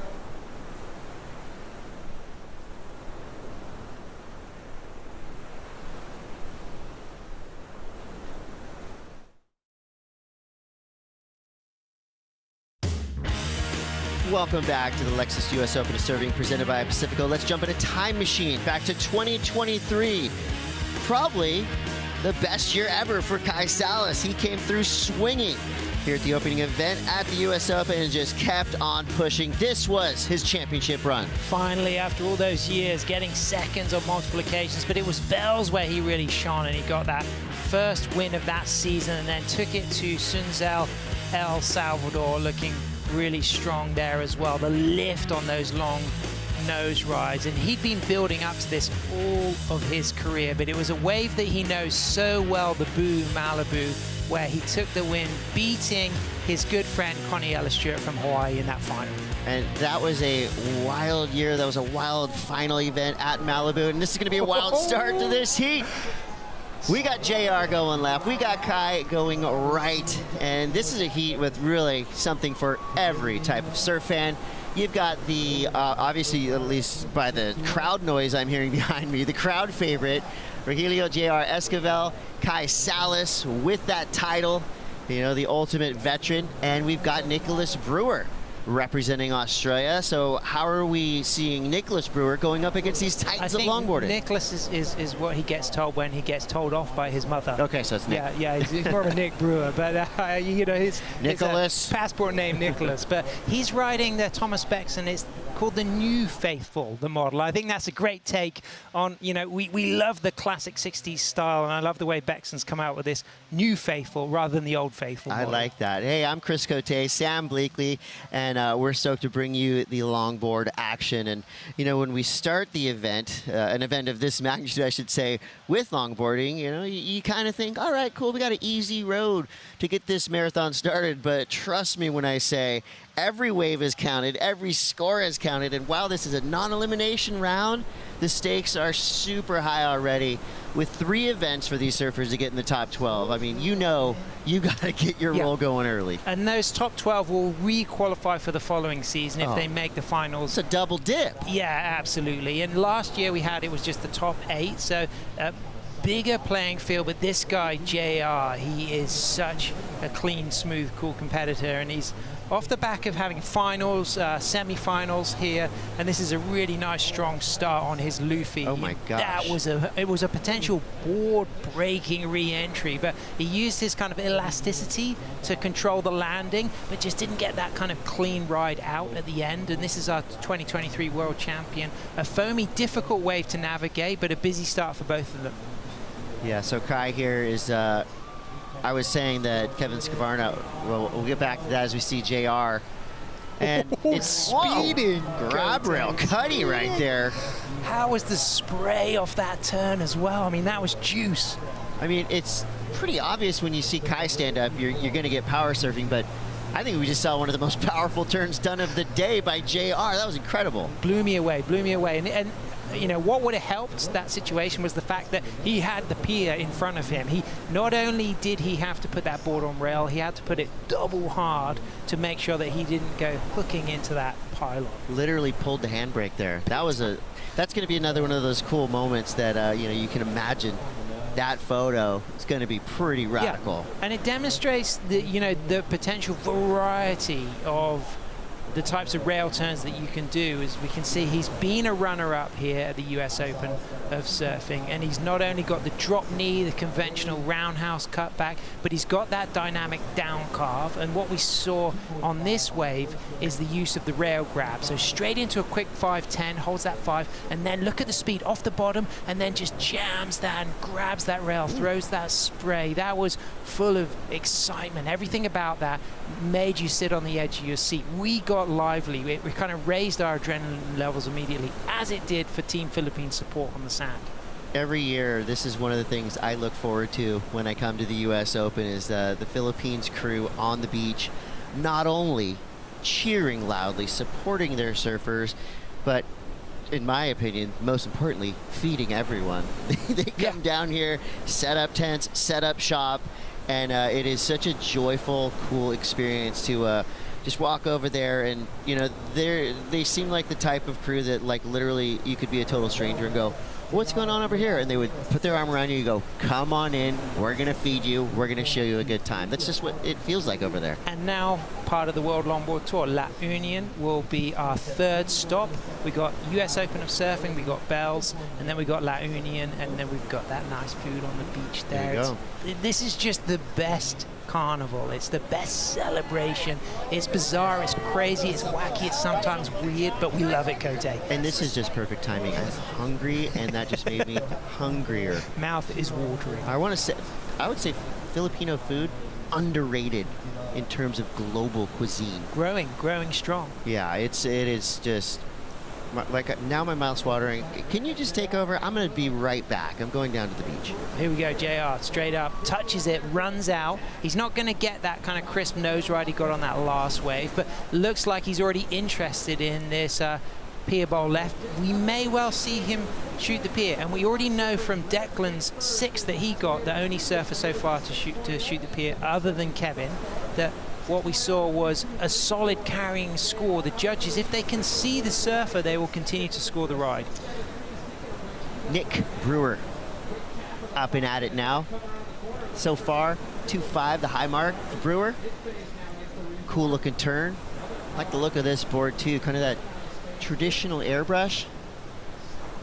What you would see in, say, like almost an 80s, 90s longboard, but with a kind of a modern flair. We're going to get a good look at it as he turns around, paddles back out.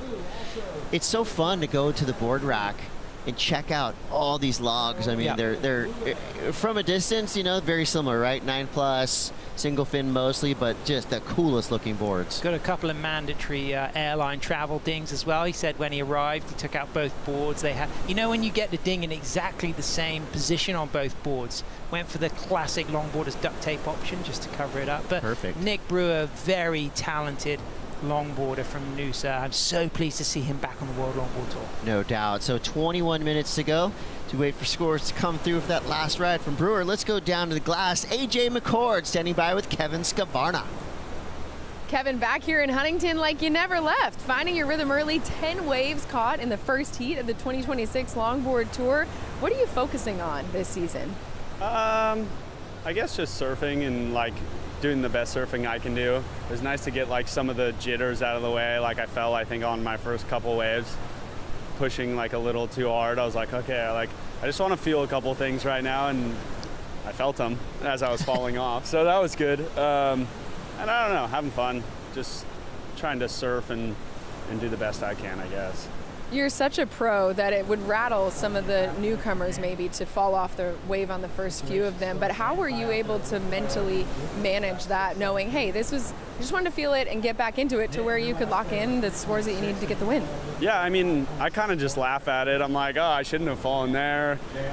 My next one, I was like, that was dumb. I've done that like 100 times. Like, I don't even, 1,000 times, you know? Like, there's no reason to fall then. And just to look at it and be like, okay, like, you know, the better surfing's coming, and like to fall in the beginning is fine, I guess. I mean, none of those waves ended up factoring in. They were like, I guess, inconsequential in the end. So like, I don't know, just feeling everything out, and like, you know, it's the start of the year. It's, you know, there's a long year to go, and just kind of taking it heat by heat and wave by wave, and just like, I don't know, try to enjoy it. It's a fun thing to do. You won the first one, which is certainly a fun way to start. Congratulations. Thank you. Kevin's on a roll. Thank you, AJ. 19:32 to go here in our opening round, Heat 6. You've got JR into the lead on the strength of a 6-point ride. Backs that up with a 3-2-3. Loved the grab rail cutty we saw from JR.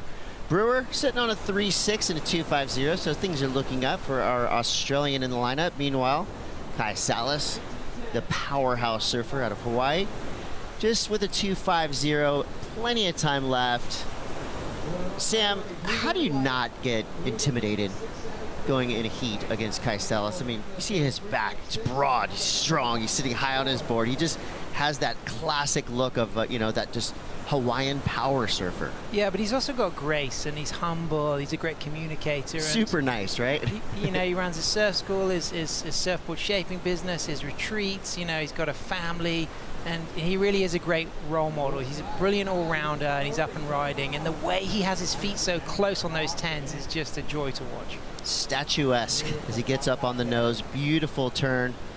Salas now well involved in this heat after this wave already, you know, putting up, just throwing out everything the judges want to see with this opening combo.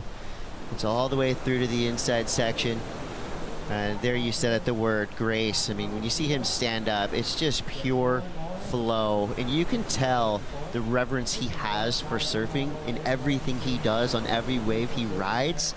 There's a reason why he's a world champion. There's a reason why he's one of the most respected longboarders and respected longboard shapers in the history of this sport. He just has that aura. And he has adaptability. You know, he's the kind of surfer that could ride a speed shaper pipe and come out of barrels, and ride his self-shaped board here at HB, and that 10 backed up with that really nice cutback, just lifted that front foot there just to kind of allow a little bit more release, and then he goes into that rail turn for a second time, and the wave slows, but he just stays very poised, tall, relaxed, and now uses the cross-stepping very functionally just to kind of stay close to the pocket. And even that little bounce section, as the wave starts to lose energy, he just gets in the middle of the board to rebound off the foam and step out onto the sand as we get the tight shot of the 10.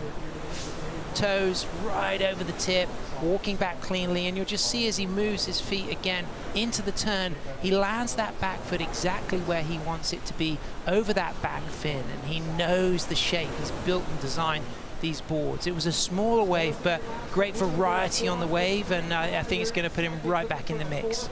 What makes Kai's boards so sought after and so special? Well, the fact that he's a 2023 World Longboard Champion, the fact that he's working with the likes of Kelis, with Connie, with, you know, Kiani, you know, with all these great young Hawaiian surfers, that gives great kudos to know that not only are some of the best using his boards, but the best are giving feedback to the shaper. And also Kai has that lineage of great Hawaiian watermen and all-rounders, men and women who have excelled on all types of boards in all types of waves, and you know that every contour on that board is, you know, is being tested by somebody who knows how to ride the boards they're building at the cutting edge. A lot of work goes into shaping a 9-foot-plus surfboard. I mean, you can imagine the miles that Kai Salas has walked, going up and down and around these boards, and then of course what he does on the board. As we see a quick look for Brewer, to no-go there, 15 minutes, 48 seconds left. JR still in the lead. Score comes through for Salas at 4.83. Pairs that with a 2.50. And he is now in second place.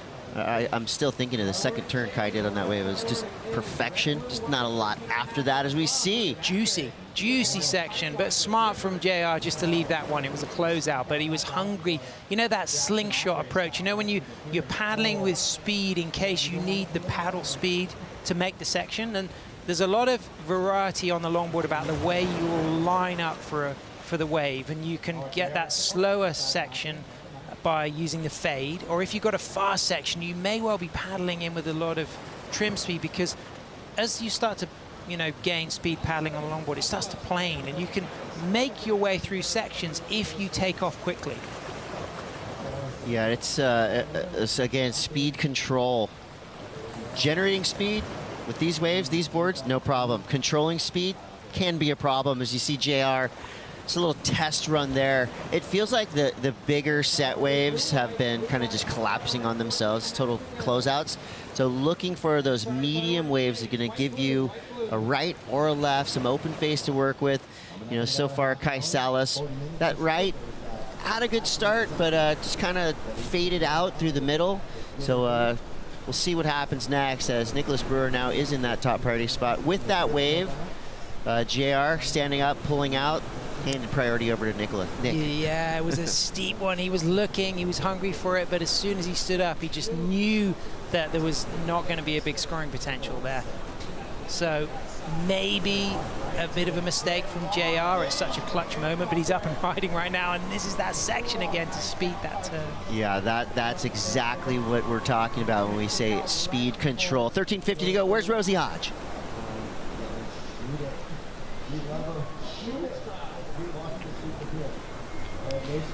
So Rosie is with JR's crew right now on the sand. Get back down to her momentarily with 13:30 left, and you could just hear the whistles, the cheers, the hoots and hollers.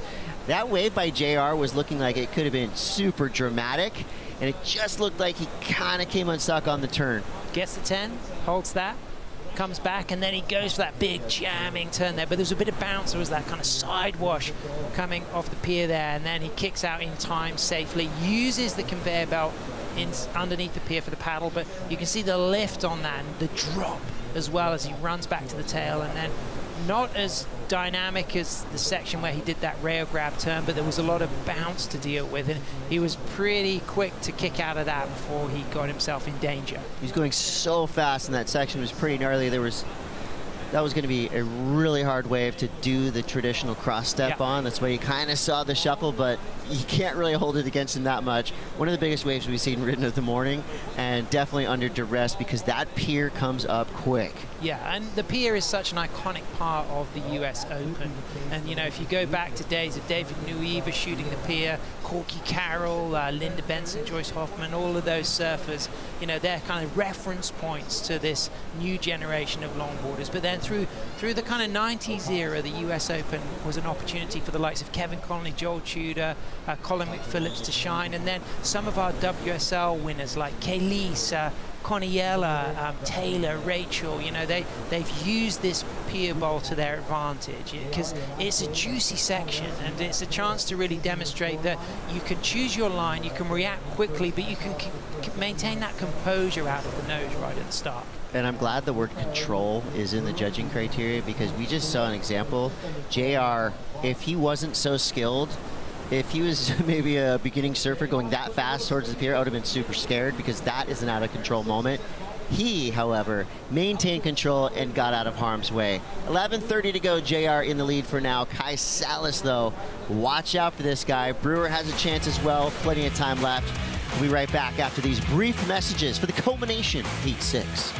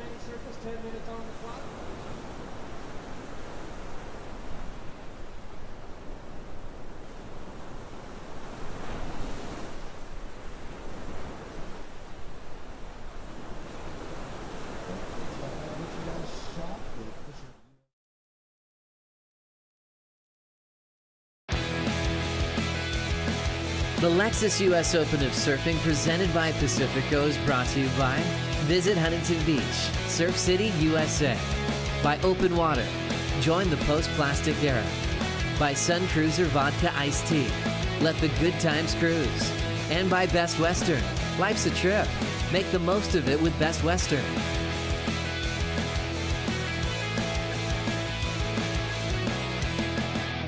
And we're back. This is the Lexus US Open of Surfing, and you're watching Kai Salas try to overtake a hard-charging J.R. Esquivel. Nice tidy nose ride to backside turn combo for Kai. As he makes his way through to this inside section. I love to see surfers who have done their homework, knowing that they've got to ride the entirety of the wave and use the whole wave and use the whole board to its full potential. And Salas looking for a 717. He might be creeping closer to that number. That was a nicely ridden wave. Right behind him, Brewer looking for an 840. Little 5 to start. Gets the cross step into the cut back. Hoping for this wave to give him something magical on the inside section. See if he opts to fade. No, he opts for the nose ride. Another really well-ridden wave.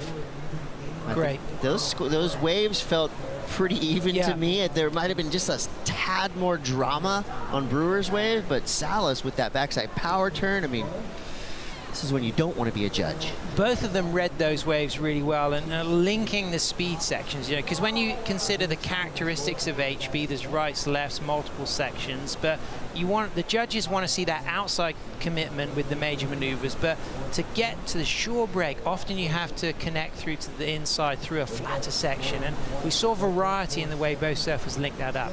All going right for Brewer, in and out of that touch of the 5, and then this is nice, you know, 2 stages to that turn, snaps it and then just cleanly comes back up for the cross stepping, and then reads this very well to get a touch of the second 5, has to run back very quickly, but now things clean up and he ends with a really strong controlled float to kick things out. He needs an 8.5, so it's not going to be the score he needs, but again, we've seen a great read of the wave. This wave a bit more peaky from our 2023 World Longboard Champion Kai Salas, but look at the way he reads this reform here. Into a second nose right there, and then just finds that nice connection with a smooth turn off the bottom using the foam, and both surfers demonstrating that they've linked the slower parts with great control. And neither of those scores are going to be huge, but it could be very important for Kai to just improve on those 4s and mean that he's chasing less than a 7.17, which he currently is chasing if he doesn't improve those backup 4s. Judges making me feel like I know what I'm talking about. Both scores right in the same realm. 4.47 for Kai. Brewer gets a 4.67.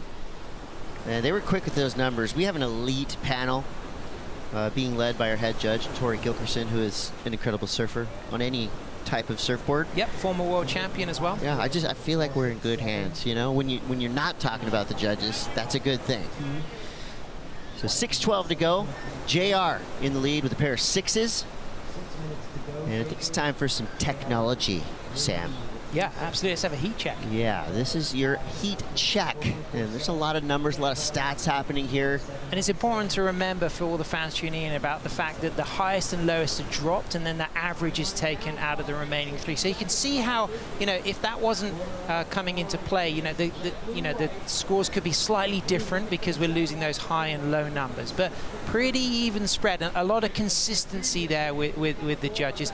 You know, nobody's super favorable to any particular ride. It's the kind of spread you'd expect, but interestingly on one of JR's wave, the difference between 5.5 and a 6.5 between that American and that Euskadi judge there is like a whole point difference, and it demonstrates that there is a bit of freedom for the judges to have that deeper opinion, that deeper interpretation of the criteria. And I like that. You know, no wave is going to be ridden exactly the same wave. No wave is going to be identical. So I like a 1 point kind of difference between some of these waves, because again, these judges are elite level judges for a reason.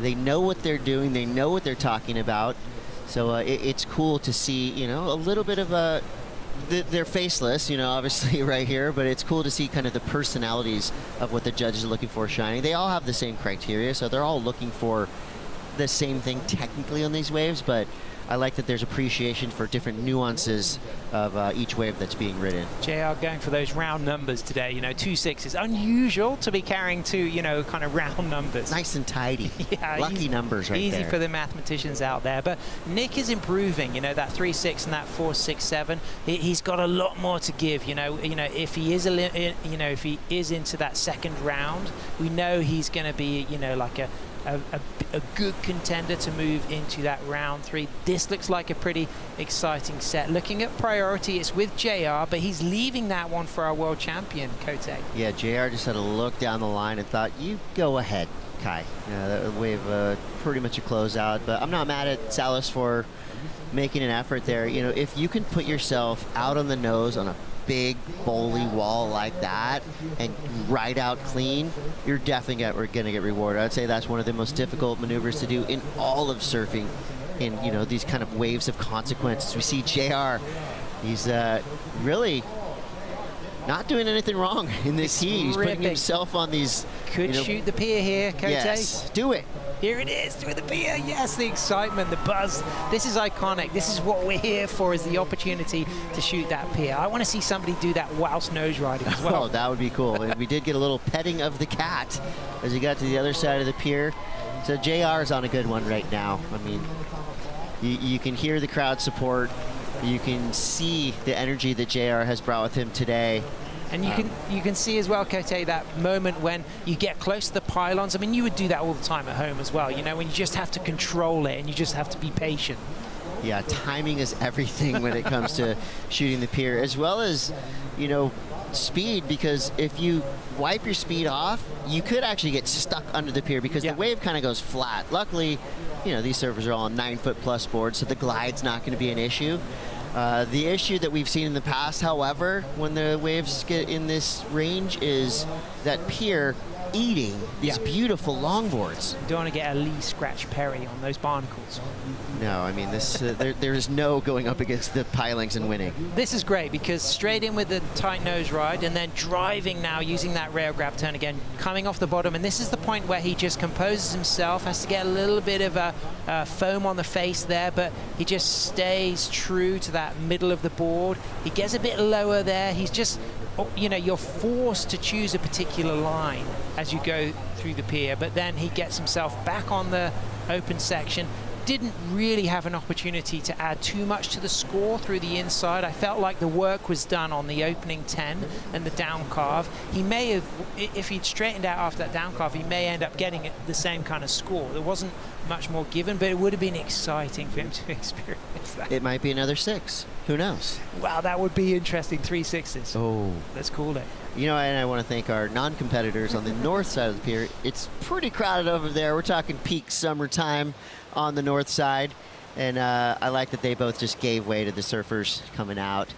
So, uh-oh, here we go. It's tsunami time. Wow. Is that a grip to the wax technique to, you know, keep all the sand off your feet until the last moment? What do you think, Coco? I've heard the strategy is he's actually going to wear these sneakers out into the lineup and surf his heat with them. I've tried that before. I've actually tried to wear a pair of slip-ons whilst nose riding. Got a shot of me hanging 10 in them, and it was difficult because they were heavy and wet. Have you ever surfed in a pair of sneakers? Yeah, it's not easy. You know what I see right there? Connie Tsunami can make pretty much anything look cool, even sneakers on the beach. He just oozes cool, doesn't he? And he's a former winner here. Connie, cool, collected, calm, stylish, and of course Kai is his shaper, so you know the inspiration from Kai is massive, and it'll give a lot of motivation to Connie if Kai shifts gears and gets the 717 he needs. Yeah, Kai's looking for a pretty big number. Nice nose ride to start. He's got his eyes on the pier. A little wobbly before that turn. Pulls everything together. And here we go. Flying down the line. Backside turn. That angle, it looked like he was a lot closer to the pier, but he was far enough away to where he didn't have to roll the dice and tackle into those pilings. Chris, JR nearly got another 6. I know. Only got a 5.8. It was coming out close. I had the Iron Maiden number of the beast all geared up and ready to go, and we're 0.20 away. Maybe next time. Well, just like that, and that heat flew by. Did. As you knew it was going to, just due to the talent that we had in the water. But give it up to JR, your winner of opening round Heat 6. Kai Salas comes through in second. Brewer with an 8.27 in third. Well, we're going to fill things up again. We got Johnny the Ripper heading out, Connie Ella Stewart, and Jack Tyro. Don't go anywhere. We'll be right back to the Lexus US Open of Surfing.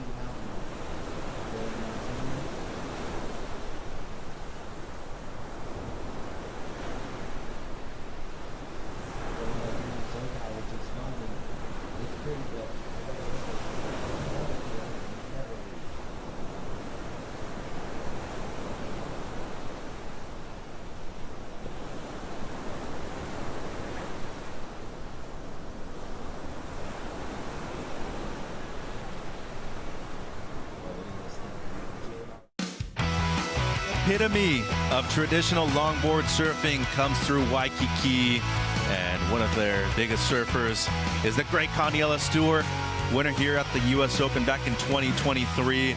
If there's somebody who has a license to chill, it is definitely this guy, Mitchell Salazar, here with the great Carla Zamora. Carla, the afro does it, the longboard does it, but he's not only a great surfer, also an excellent competitor too. Yeah, and waterman. He really knows the ocean through and through, and it's great to see him back on tour again this year. This was in 2023, and you know, it seemed like he was kind of unstoppable there for a minute, you know, but life gets you. He's had a baby in the last few years, and maybe just kind of seeking out some other things in his life, but now he's back. Yeah, one of the all-time great styles when it comes to the World Longboard Tour out here in Huntington Beach, California. It is Heat 7 of the opening round for the Lexus US Open of Surfing presented by Pacifico. John Michael Van Hogenstein out there with his good buddy Connie Stewart. Jack Tyro, the kid from Sumner, New Zealand out there, the youngster out of Oceania. Congratulations to him on qualifying not only for the WLT, also through a difficult region as well. But our guy Ambrose McNeil, who hosts the Single Fin Mingle, congratulated him on his Instagram, said first event that he did back in 2022, he was 15. Look at where he is right now, the young Jack Tyro. It's a really a great story of perseverance and kind of sticking your head into it, getting a goal, and really seeing it through as we watch the rider in red. That is the Ripper. Johnny the Ripper. He's one of my favorite surfers to watch, quite frankly. We spoke in some of those earlier heats about that traditional versus the high performance, and for me, he's somebody that kind of like ties the two in together quite nicely. Yeah, got a good crew backing him at this event too. Always hangs out with the great Kaimana Takayama as well. Ends up on north side on that one, so shot the pier. It's just a 3.5. Meanwhile, Tyro a 2.67 on this one. Starting off going right, Carla. Yeah, and he's also kind of got that like kind of cool, more traditional, the raised kind of hunched shoulders style. He's got a bit of a wide stance there to just keep him kind of glued on, but goes unglued there at the end as he pearls the board there. Lots of time for these heats, for lots of things to change. The shift will happen probably several times in this heat. We've got the two Hawaiians, and Connie's probably hungry. He's been waiting to come back. It's been a while. Sumner, New Zealand for Jack Tyro. Rookie on tour this year for 2026. You know, has potential to go a long way. Main thing really getting reps underneath your belt, and that seems to be something that, you know, is complicated here at the only stop that's actually a beach break on tour. When you look at it, really right-hand dominated. You have the Philippines La Union over at Mona Lisa Point. Got a reef break, point break. Typically, you know, you'd say about waist to maybe overhead on the better days. All of a sudden you have to go to Bells Beach for stop number 2. Big difference when it comes to the climate, of course.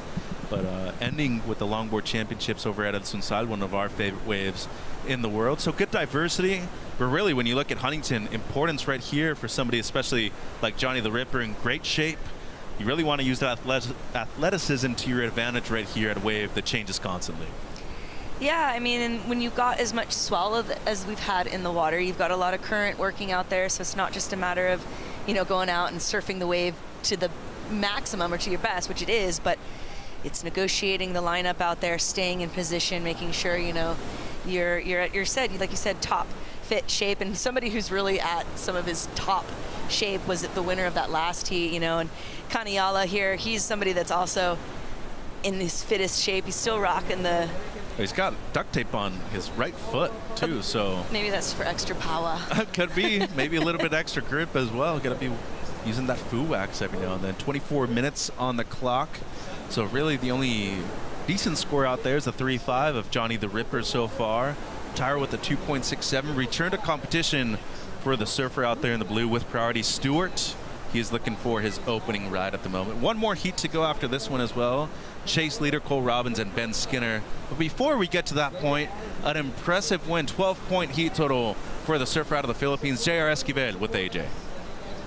Mitch, JR, what a way to start your 2026 campaign. The first thing you said to me when you walked up here was, those waves are kind of scary. How did it feel through that heat? Yeah, because the laps are really big and the pier is almost there. And I was like looking on that pier and decided if I should I go or not. But yeah, I need to. So yeah. Walk me through, that's one of our favorite moments here at Huntington Beach, is when somebody shoots the pier. You're somebody who has a great crowd behind you. We hear the Filipino contingent right behind. Just what does it mean to you to come back to Huntington and compete in these circumstances? Yeah, feels so good to come back here and compete, especially with these supporters. You know, we love them so much, and yeah, it makes me feel better and feel at home, you know, because everyone's cheering on the beach, and yeah, it feels so good. Do you want to say anything to those your Filipino fans who are not able to be here on the beach but watching you online? Yeah, we would like to thank all the Filipino fans, especially these guys here in the beach and yeah, at home. Maraming salamat sa lahat ng nanonood at nagpupuyat. Maraming salamat sa suporta ninyo. Congratulations, see you in the next one. Thank you so much. Big one right there for JR. Congratulations. And you can still hear the crew in the background supporting their guy, JR Esquivel. They are looking for a world championship for the first time. And that's a small crew. It is Saturday. Yeah. Just wait it, you know, till Tuesday comes and we actually crown a champion later on throughout this event. 21:45 on the clock right here. Still the 3.5 of John Michael van Hohenstein. Really the best of the heat so far. Looking at the CT schedule on the shortboarding side, we are going to the Philippines later on, but you look at the first 10 stops ending in Peniche, and then the postseason over at Cloud 9 in Siargao, one of my favorite waves. So I actually know a little bit of Siargao now. We've now shifted. We've gone from La Union, and now we're based in Siargao. We had Queen of the Point at Cloud 9. Last year it was epic. This year not so good, but Cloud 9, Siargao, an amazing island, really special. If you do go there, make sure you tread lightly. There's a lot of there's a lot of stuff going on in there. It's a very small island, and it's highly impacted by the tourism and the visitors. So if you're going there, make sure you do so in a respectful way. I thought you were talking about the reef, because that's also something very sharp. Respect it. Then Surf Abu Dhabi, CT stop number 12, and it all ends at the Lexus Pipe Masters. That counts for 1.5 times the points as well. Did you get your break yet and go get your? They've got not yet. They've got empanadas. They've got cheese rolls. I was hiding. Yeah. I went into the Red Bull Athlete Zone trying to get some, scoop from all of the surfers, but I kind of made my way the other side around just so they couldn't see me. But because like, they've got a plate waiting for you. It's ready. Look at Chris. See, and you just look how intent. There's lots of intent there. He's like, well, can I get one of these too? How about this? Let me stuff. It's like a chipmunk. Let me get some in the side cheeks so I have some for the road. Chris ain't getting out of there anytime soon, too. I can tell you. No, I walked over there myself, and I got led by the smell of the barbecue. No, the hard part is that like once you start eating, you don't want to leave because it's all so good. Well, and they really will almost make you feel bad for leaving. So yeah. But speaking to them and JR, and I was thinking during his interview there, how far he's come, not just in general as I've watched him grow up and stuff, but being on tour, his command of his English, his professionalism, his confidence in front of the camera, and what he's doing for the sport in general for a lot of the kids and the boys there and the girls. It's really special. And so, kudos to, of course, everyone that supported him and helped keep that going in the Philippines. It's a big deal for them. Well, when you put it that way, he's really the face of the nation, right? And we saw the same thing for a while when it comes to that Waikiki region with Connie Stewart, runner up to the title back in 23.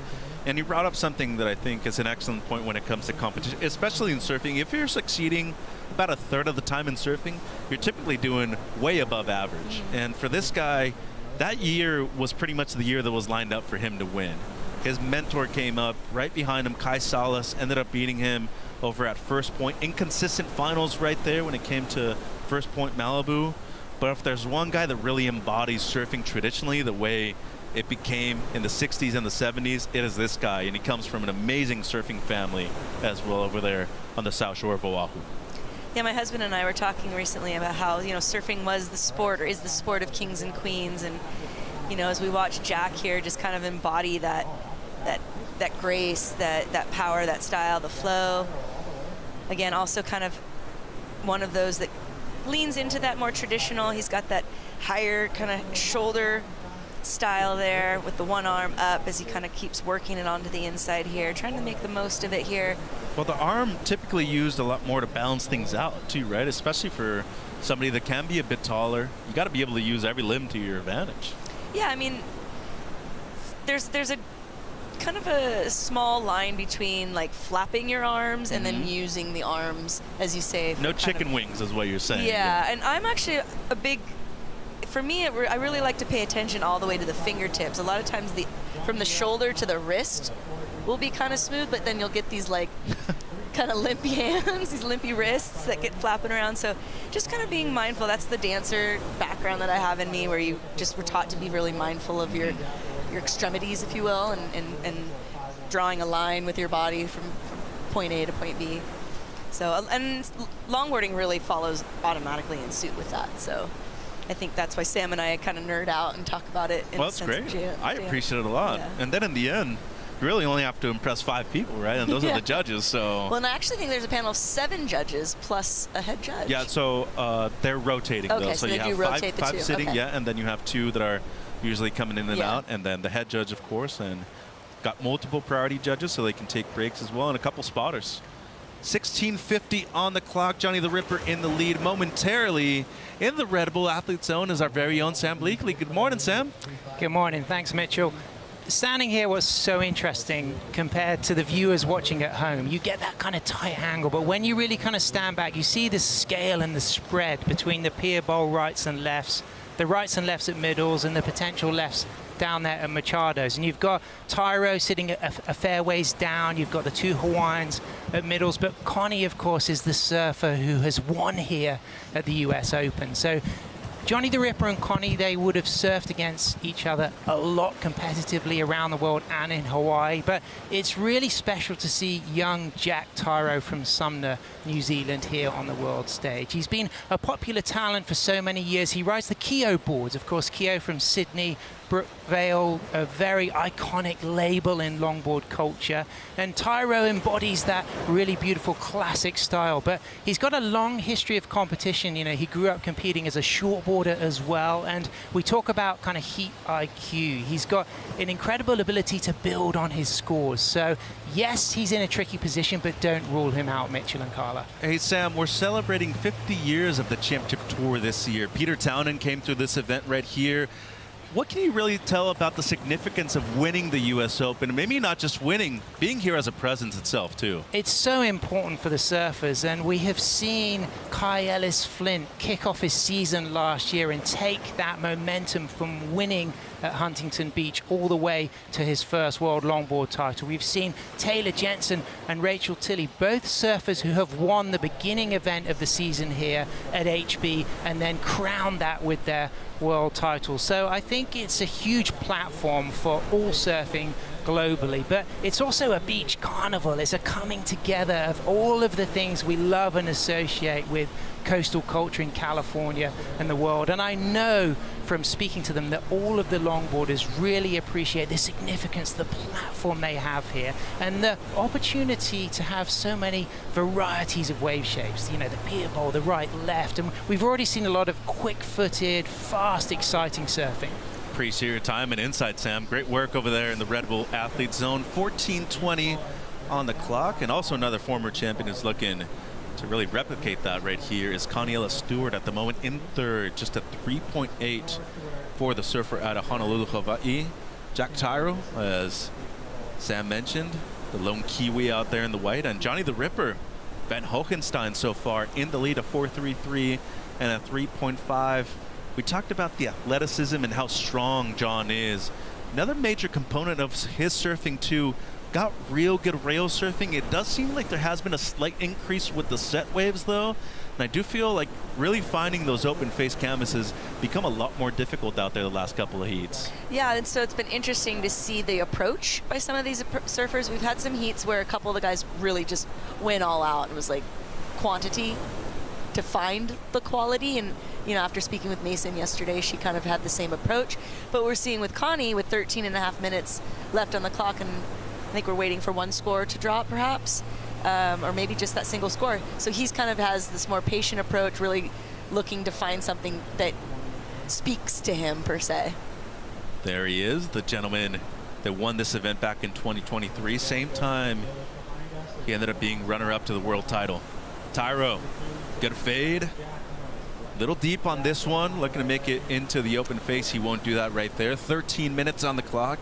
And New Zealand, couple of different islands over there in Aotearoa, so you have good diversity of waves, a lot of beach breaks, but really when it comes to, you know, good opportunities when it comes to the longboarders especially, they got a plenitude of that over there in New Zealand. 12:45 on the clock, priority with the heat leader Van Hohenstein.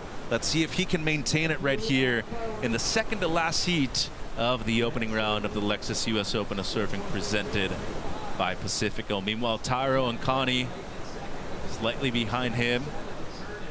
Potential right here for Van Hohenstein to get a wave, and he is up using priority. Tried to get to the nose real quick. Out onto the open face, brings it back. Good footwork, couple of steps, 4 steps to the nose, gets the 5. And he is going to close out what potentially seems to be his best wave so far in this heat with 12 minutes. Quick, fast footwork from White. Jack getting the double tip time up there. He's answering right back, staying really busy. He's got that 2.67 and a 4.07.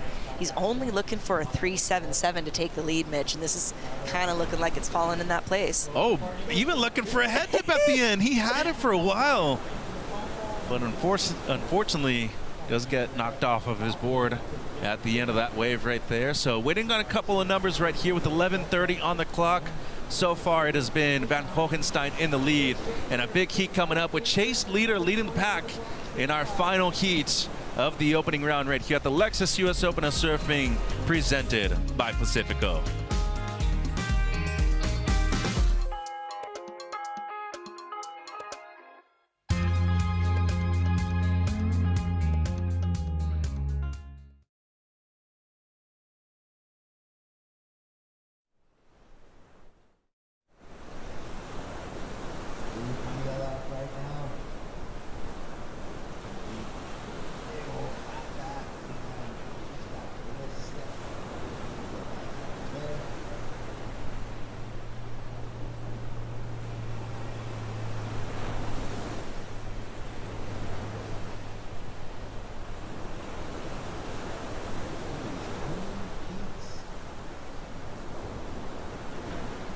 Posted right there on the inside.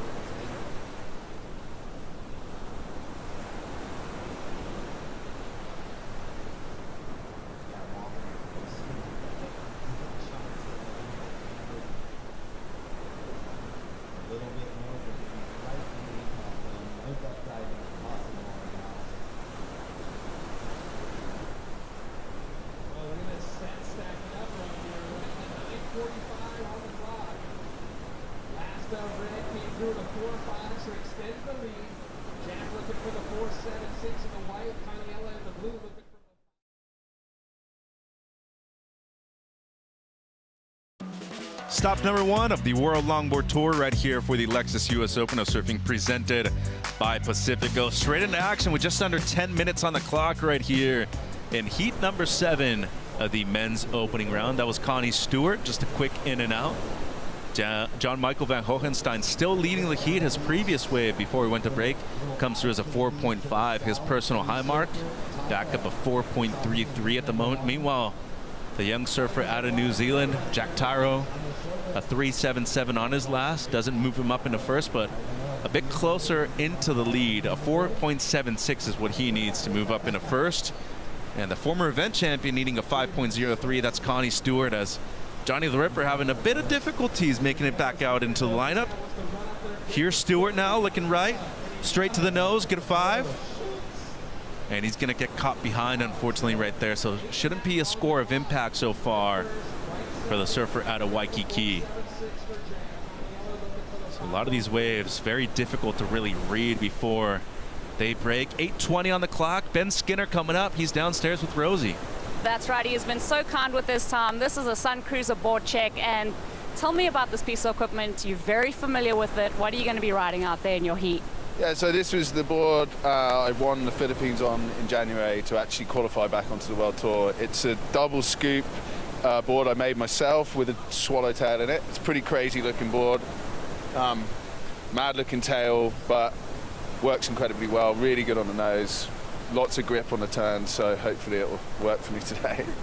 We're loving the boards, the Ferraris that you've been making. Looking, the swell's kind of increased. You're up against Cole Robbins again. You guys seem to relentlessly match up against each other. Yeah, constantly. We're always matching up against each other since we were young. So, but we're actually probably, he's one of my closest friends on the tour as well, so it's nice at the same time. We love a bit of a rivalry. Well, Ben, thank you for your time. Good luck in your heat. Thank you. Big thank you to Ben Skinner for the time. Also a huge thank you for Sun Cruiser and their board checks right down here at the Lexus US Open of Surfing. Great job, Rosie. 7 minutes on the clock. And I dare say I'm going to go out on a limb and say that Lucas Skinner, Ben's son, will eventually qualify for the Championship Tour as well. That kid is talented. So is this gentleman right here on screen. Connie Stewart just loses control. Coming out of the nose right at the beginning of that wave. 7 minutes on the clock. He was needing a score to move up into first, and he has just really struggled to find a wave that has really gotten anything above a 4 in this heat so far.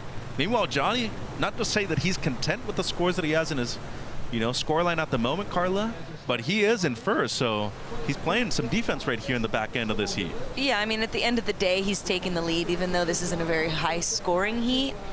He's in the lead, so that's putting him in a good place. Connie there with a nice redirect from left to right, gets the tight nose ride there, tries to come off it, but just not able to come off onto the tail, into that soup section, comes unglued, just not finding his groove right now.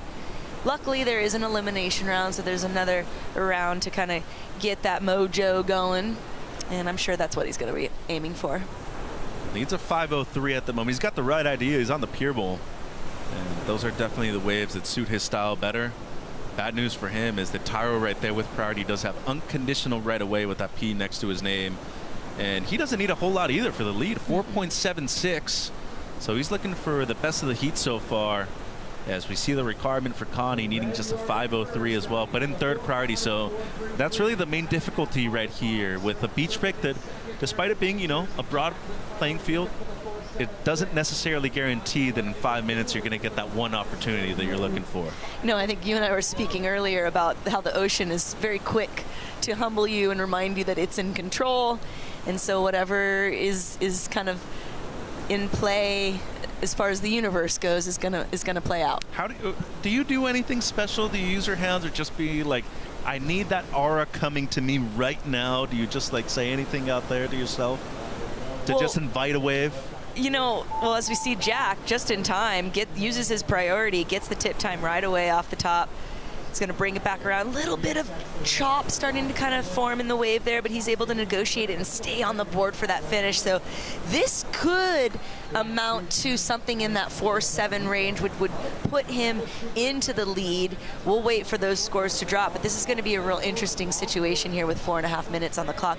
Personally, I used to do I had a little song, and I would sweep my feet back and forth, and it was boom shakalaka laka, boom shakalaka laka, wave. So maybe this worked for Jack. It worked out for Jack. It worked out for him. Maybe he had a few different lyrics, but ultimately it seems to work for him. I love that he really stuck to that landing. Sometimes you feel these guys, they go for it, and it's they let go at the one moment that they need to lock down, and you really see him lock down for this. There's just such a game face in him right now. He's in it to win it. Well, he's here to compete. Yeah. I mean, it's a long travel all the way from New Zealand. They really have to earn their spot in that difficult region to qualify into, and a bit late right there at the end, but I mean, for what he's requiring, it isn't a huge number, and judges say yes. Wow. It is a 5.5 for Jack Tyro, moves up into the lead. John now needs a 5.08, and Connie needing a 5.77. Van Hogenstein has to let that go. Stewart up, quick one though. So things not working out for them, 3.5 on the clock. Oh, and a broken board. What? The first victim of the day. That didn't look like that was anywhere near to be doing that. And in the most important moment of the heat too, looking to mount a comeback, and unfortunately for Connie, not what he was needing at this moment of the heat. And that is a clean snap, ladies and gentlemen. Okay, so we'll watch it here as the replay. He comes around, he gets under this whitewater here, and he just slips off, and it's this part here because the board comes up and around, and it must have just been perpendicular to the break of the wave and snapped it. Well, who says that Huntington Beach don't have no power? I mean, I never said that. Got the answer right there. I mean, you got the right swell coming in. There's plenty of juice, right? True. It is the Pacific. So Connie with 2.5, you got to be thinking that if he's going to make it to the beach in time, he's got to start really gunning for it, and just doesn't seem like with that body language right there that is the case. There goes his shaper Kai Salas with the backup board. Not exactly the sprint I may have wanted to see personally, but he's getting it there. You know, I was curious. It would be fun to see him. Connie's such an amazing waterman, like catch a wave on his half board. 2 minutes is an eternity for him. Like, you know, go ahead, catch one in, do a little bodyboard action. I've always been afraid of just a fiberglass cutting you, you know, when you stand up, especially on your feet. Those are the things you want to preserve the most. So John right now, 1:45, still looking for the 5:08. So the heat's not over, and realistically, when you look at the 5 as the requirement, that could easily happen with just a couple maneuvers on the outside as well, especially with the consistency that we have in the water. So let's see if we actually do even get the board switch right here with the 1:20. Just doesn't seem like he's really interested in paddling back out at the moment. It's a bit interesting body language happening here, yeah? Well, it also does seem like he's favoring that right foot as well, so does have that duct taped on. So perhaps that slip was perhaps due to the injury. Unfortunate right there for Connie. Here's John, though, with the fade. Gets the 5. Tried to get up into the lip real quick afterwards. 55 seconds, so still going to need another wave right here. And Tyro, look at how competitive this young kid is. So competitive. Sprinting over. Yeah, look at him, just laser focused, right? Yeah, I got to watch him in Bells.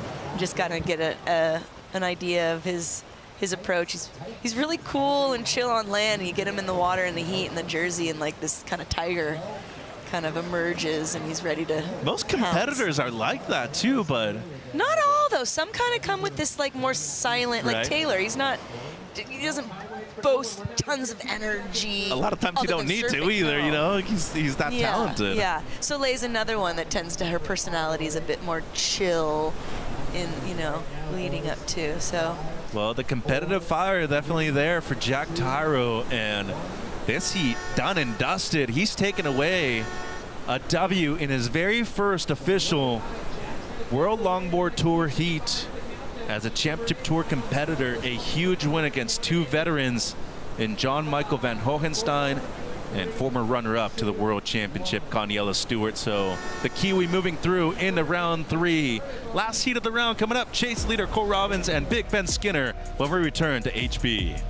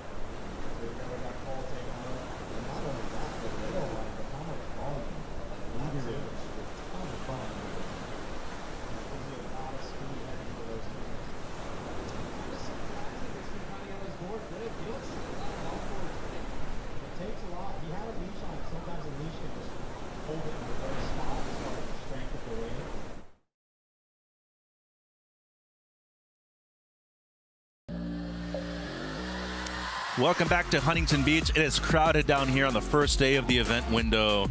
Here with the Hogue Health Check, unfortunately, reigning and defending event champion as well as world longboard champion Kai Ellis Flint from Australia has been sidelined due to a foot injury. We are missing him at the moment and wish him a speedy recovery to see him back at Bells in early December. So Kai Ellis Flint looking to return to competition in the last few events of the season, potentially defend his world title over at the beautiful Point Breaks of El Salvador as well. So big thank you to Hogue with our health check this morning right here for our defending world and event champion Kai Ellis Flint. Final heat of the round in the water right now for the men. New York's chase leader out there in the red, Cole Robbins from the 805 in the blue, and Big Ben Skinner out of Great Britain in the white. So a couple veterans out there, and I guess at this point in time, a few years into his CT career, you could almost even consider Chase to be a vet of some kind. There's somebody that has energy, though. It is that kid in red. I mean, we all love him. He's got a big fireball kind of attitude. The kid rips, too. He can really back it up. He's another one that's super entertaining to watch, and when he's on, he's on.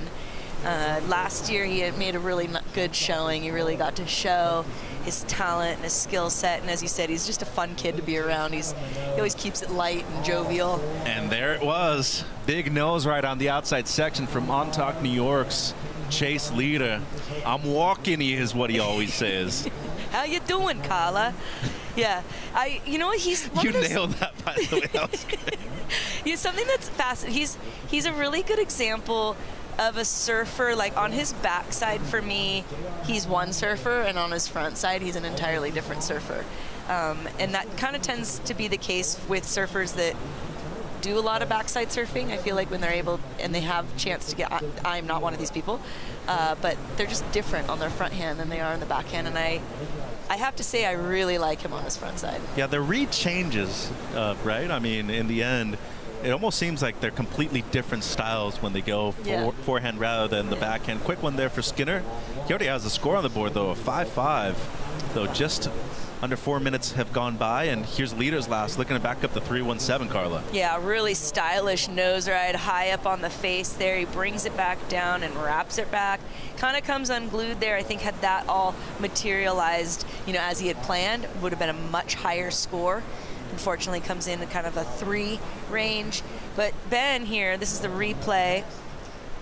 I believe this is going to be his 5-5 here. He gets the double tip time here. We're negotiating that middle section there, wraps it around nice and clean into that white water. And then he's just kind of milking it into that inside, waiting to see if that's going to give him that reform action. Some of these don't seem to all be doing that, so I think the other girls should kind of be taking note not to milk it to just ride a bunch of white water. Good point. Judges won't give you any kind of points when it comes to that anyways. There's a fine line, right, to milking it all the way in. Like, are you really going to get no need a half a point to just, like, trim on a whitewater You've section? done the work on the outside kick out at that point. I'm of the mindset, like, you're better off getting out and getting back out there so that you're back in the priority rotation. I'm going to tell you one thing. I've only seen maybe 2 or 3 people do it in the history of the sport. One is Kelly Slater at Pipe. He got a 10 and a 9.5, I want to say, within 90 seconds. Pipe's a different wave, obviously. Yeah. Saw Joel Tudor here on the left at the Pier Bowl get 3 9s in a row in 2 minutes. And they were all with nose rides on the outside. So it's a possibility. It all comes down really to the way you focus on the outside sections as well. And I feel like you want to prioritize that not only as a surfer, you want to do it as a judge too. Because as soon as you start overcompensating, not to say that they have, and they don't, but you kind of overcompensate with what they do on the inside section. There's not as much risk, Carla, realistically speaking. Right, yeah, you've already surfed the majority of the wave. You're on the inside now. The hardest part's done. So, yeah. But great surfing really so far from all of the heats, the men that we've seen throughout the day today. And it's great to see this Kiwi fresh on tour, taking the win in his first heat. Yeah, the youngster Jack Tyro with AJ McCord. Big win for the rookie out of New Zealand, AJ. A massive win, Mitch, and it's one that he's still processing. Jack, welcome to Huntington. First U.S. Open of surfing, and you take down some legends in this opening heat. How are the nerves feeling now? Definitely nervous now, but before the heat, I've known Kai and Johnny for the past couple of years, and I got a photo of them actually 3 years ago at my first ever cell comp with the wildcard. And yeah, no, I look up to them so much, and just to get a heat with them was awesome. I felt comfortable because, man, I looked up to them so long. So, yeah, no, it was, yeah, a bit slow at the start, but, yeah, just start. With how slow it was during that heat, how did you pick your moments? Patience. Got it. Well, my coach Cannon tells me I have to have a little memo, and my memo is just patience. So if I ever get nervous, I just say patience. So that helps. And then, yeah, sometimes the waves popped up, which was cool. And yeah, no, it's just how it went. So the wild card went to you this year here in 2026. How much confidence does it give you to start off your season, your campaign here on the Longboard Tour with a win against two of the best? It's pretty cool, but yeah, no, as much as the winning circuit, it's crazy just being here. You know, whatever happens in the heat happens, but when you come out of it, you get to experience this whole village that the US Open is, and yeah, it's really cool. Well, congratulations. We're happy you're here. We'll see you in the next one. Thank you so much. Cheers. What a rad kid. Big W for Jack Tyler right there, playing some defense at the end as well. I like that he appreciates the entirety of the experience. It's not just surfing. It's not just the surfing. It's not just about the W or whatever, but that when he comes out and he gets to experience this whole thing, that's really what he's going to end up taking home, however he finishes this weekend. Yeah, it's a big atmosphere right here, and we always talk about being able to control your emotions at the Lexus US Open of Surfing. The major events worldwide, you have to be able to not only control your emotions, I'd say doing it throughout a period of 4 or 5 days here for the longboard portion is big. And then you add on the Challenger Series too. For a lot of people, it's easy to crumble under pressure. As Cole Robbins, Santa Barbara, California, he's been able to do it multiple times in his career. Meanwhile, Ben Skinner, he got 3rd place back in 24 at this venue. Get a wrap right there for Big Ben. Looking to back up the 5.5, get a 4.08 for the lead. Meanwhile, Cole uses priority there, so that's going to be considered a paddle for Robbins. He's going to go down in the order. And look at leader, Carla, a 6.4 on his second to last, a 3.17 on his first. At the moment in first place with 21 minutes on the clock. I mean, I'm sure he's feeling himself right now, especially against two experienced competitors here like Cole and Ben. He is the not the rookie as you said, but he's the young guy. Yep. He's the young guy on tour. He's got that Spitfire energy too. So his family owns a surf shop. They do surf lessons back home in Montauk. I was talking to his dad yesterday, and they said it's difficult for them to really leave that area right now because of how busy it is. Mom Lourdes, his sister holding it down, as well as his grandpa, but they go back home straight into work. Also been working for New York State Parks part-time as well, and he's going to be working full-time once the season ends over there for the summer, going into the fall. So really keeping up with different types of businesses himself, and really nice to see this young man not only grow in front of our eyes, live his life outside of professional surfing too. That's really a big part of what it's all about.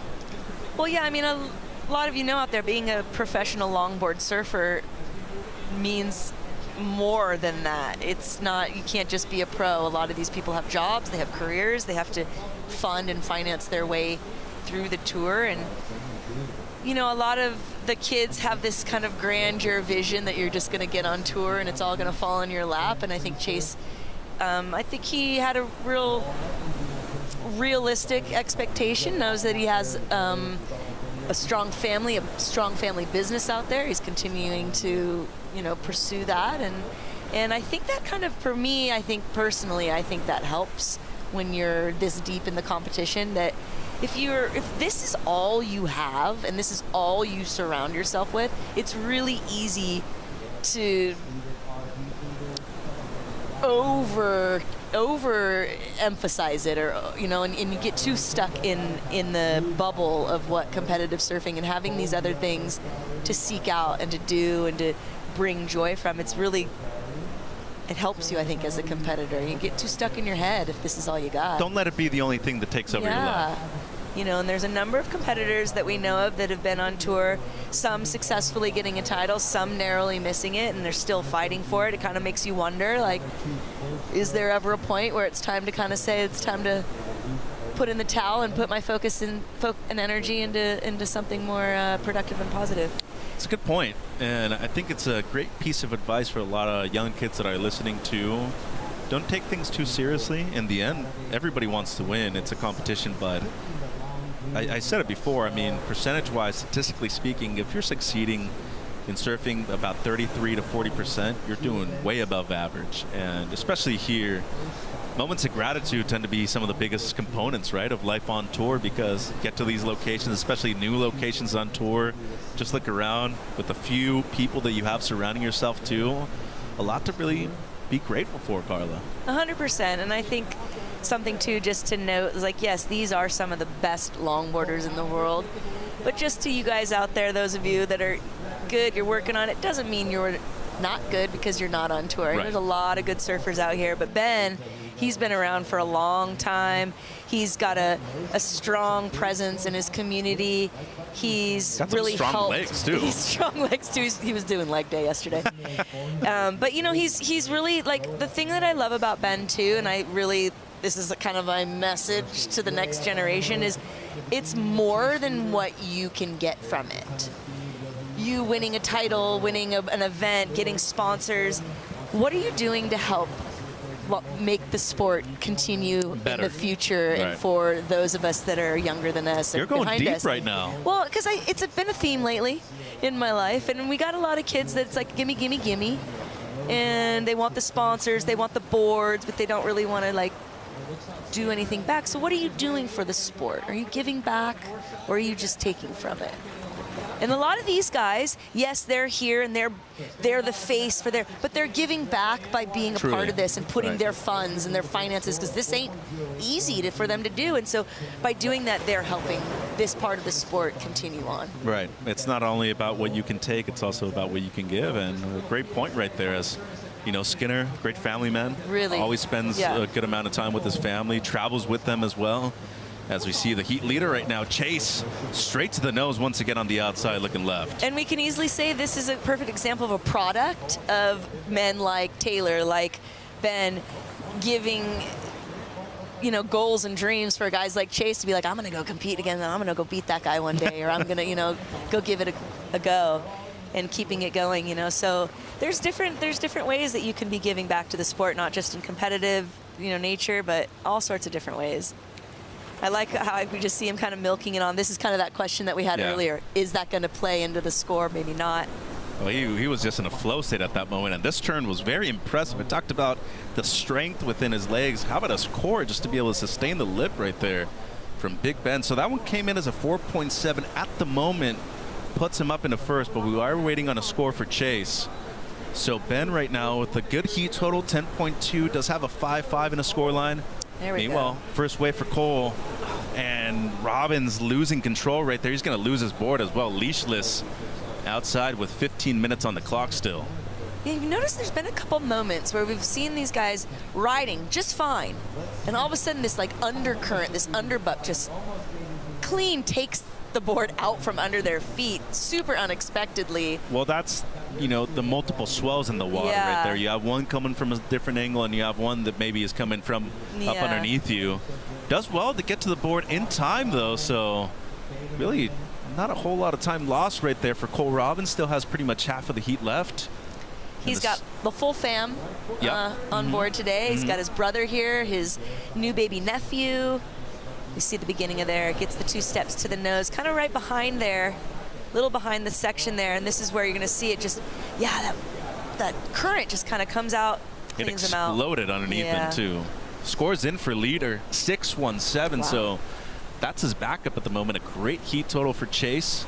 Recovers priority as well. He's looking to improve on a low 6, but really when you look at, you know, the way he's been positioned on the lineup, it's been all about the left so far for the surfer out of New York. Skinner now needing a 7.07. Waiting on the score for Robbins. It shouldn't be anything that big, though. Just a 1.77. So at the moment needing a combination of a couple of 6s. And somewhere in the village is our very own Rosie Hodge. Where are you, Rosie? Yeah, Mitch, I took a wander around the village. I'm at the Gooder activation site, and I bumped into a 2-time US Open champion and surf royalty, Khalees Kaleopa'a. She's also a Gooder ambassador, and we're so stoked to have her here with us. Khalees, this is so fun. Gooder is such a good sponsor of this event. It's so fun to have them on board. Yeah, I'm super stoked that, 1, I get to work with Gooder and be a team rider for them, but 2, that they're down here just spreading their love and their fun. You know, their activation is super bright and they're awesome humans. So yeah, it blends very well for the US Open. That's my first time actually trying out the sunglasses. I love them. You have a signature frame. Can you tell us a little bit about your partnership with that? Yeah, everybody needs a good pair of glasses, and thankfully I'm with a great team that has a good pair of glasses. These are my favorite ones, so we're matching, but if you see me in these are the ones to get, guys. No questions asked. Well, this is so fun that we're down here at the Good Activation site. If you're here at the US Open, come check it out because it's a lot of fun. There's a lot going on. Back to you guys. Thank you, Rosie. Thank you, Khalees. I'm a little jealous. Well, they float. They're I super want the flexible. Khalees model. I want the Khalees ones. I think those are cute. You might have to do a trade. I right think there, so. Carla. I need a trade. Yeah, but big thank you to Gooder and all they're doing right here for the Lexus US Open of Surfing. Nose ride on the outside for Cole Robbins. Makes it back out in time for this wave. Bit forced right there, though, Yeah. and unfortunately for Cole, seems like he was always always a little off balance right there on that wave. Yeah, you can kind of feel the anxious energy a bit from him. You know, that he didn't have the great start to the heat. He still has plenty of time on the clock to get an excellent score. So He doesn't seem worried at all. Oh, I'm sure not, but I know Cole. I've known Cole a really, really long time, since he was a mini Grom. So I can just tell that I'm sure he's kind of not having the most positive self-talk at the moment. I'm sure he's like, let's get this let's get the show on the road here. But he's one of those people that can turn it on and bring it out, get an excellent score, no problem. Currently sitting in a combo situation, but like I said, he'll chip away at that. But Chase, really the one to kind of talk about in this heat, dropping a pair of 6-plussers and just setting the bar and making it a little difficult for these experienced competitors. I feel like as the young guy, he's probably feeling pretty good right now. It's the lone goofy footer out there chasing these middle peak lefts on the south side of the Huntington Beach Pier. Let's see if he can retain the lead in these last 11 minutes when we return.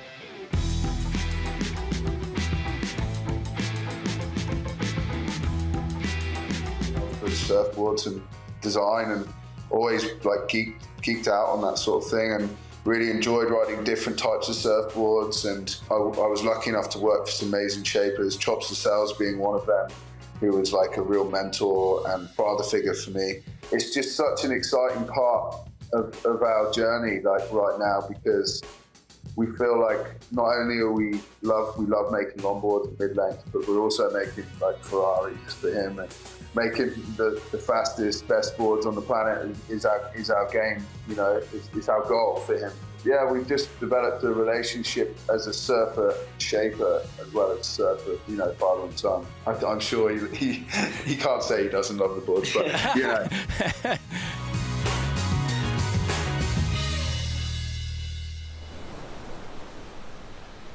Make sure to listen, rate, and subscribe wherever you get your podcast to the Lineup Podcast with our very own Dave Prodan. You can listen to Ben Skinner's episode with his son Lucas as well. One of the OGs of European longboarding out there in the white jersey. At the moment, with priority in second place, needing a good score of a 7.07 or better. Big thank you to our local police department right here in Huntington Beach. Got the horses on the beach, Carla. It's always so cool to have them now. And it's something very characteristic of the Lexus US Open of Surfing when you come down here. Not many places where you can actually say that there's coastal police officers that are cowboys as well. What a gorgeous horse. Yeah, super cool. Kind of brings us back to the Old West, so to speak. Yeah, Wild Wild West. 7:40 on the clock. Chase leader in the lead. Last score did not improve, a 4.93 for Chase. Skinner in second, needing a 7.07. And Cole Robbins out there needing a couple of sixes for the lead. A small combination for Cole will move him up into first place. So cultural diversity within surfing is something that we've seen grow more exponentially just, with the globalization of surfing. We see the Philippines really take center stage when it comes to a lot of our talking points nowadays. We got a championship tour event for the shortboarders. We're going there to La Union for the longboard event. Stop number 3.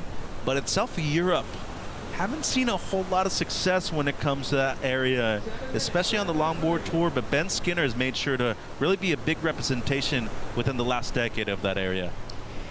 Yeah, I mean, Europe used to play a bigger role, I'd say, in decades past. Now that the Asian Pacific region has really taken notice, I think, and filled in some of those spots in the draws and whatnot, it's kind of broaden that out a bit for the European contingency. But guys like Ben, they're never going to give it up, right? Oh no, and they shouldn't. I mean, if you're surfing the way he is still, why would you? And with 6:20 on the clock, the gutter, I would call him a flamingo is what he looks like, and I think so. Got some dance moves. Once again, get your gutters right here on site. They're flexible, they float in the water. Got a couple of pro models right there on their website as well.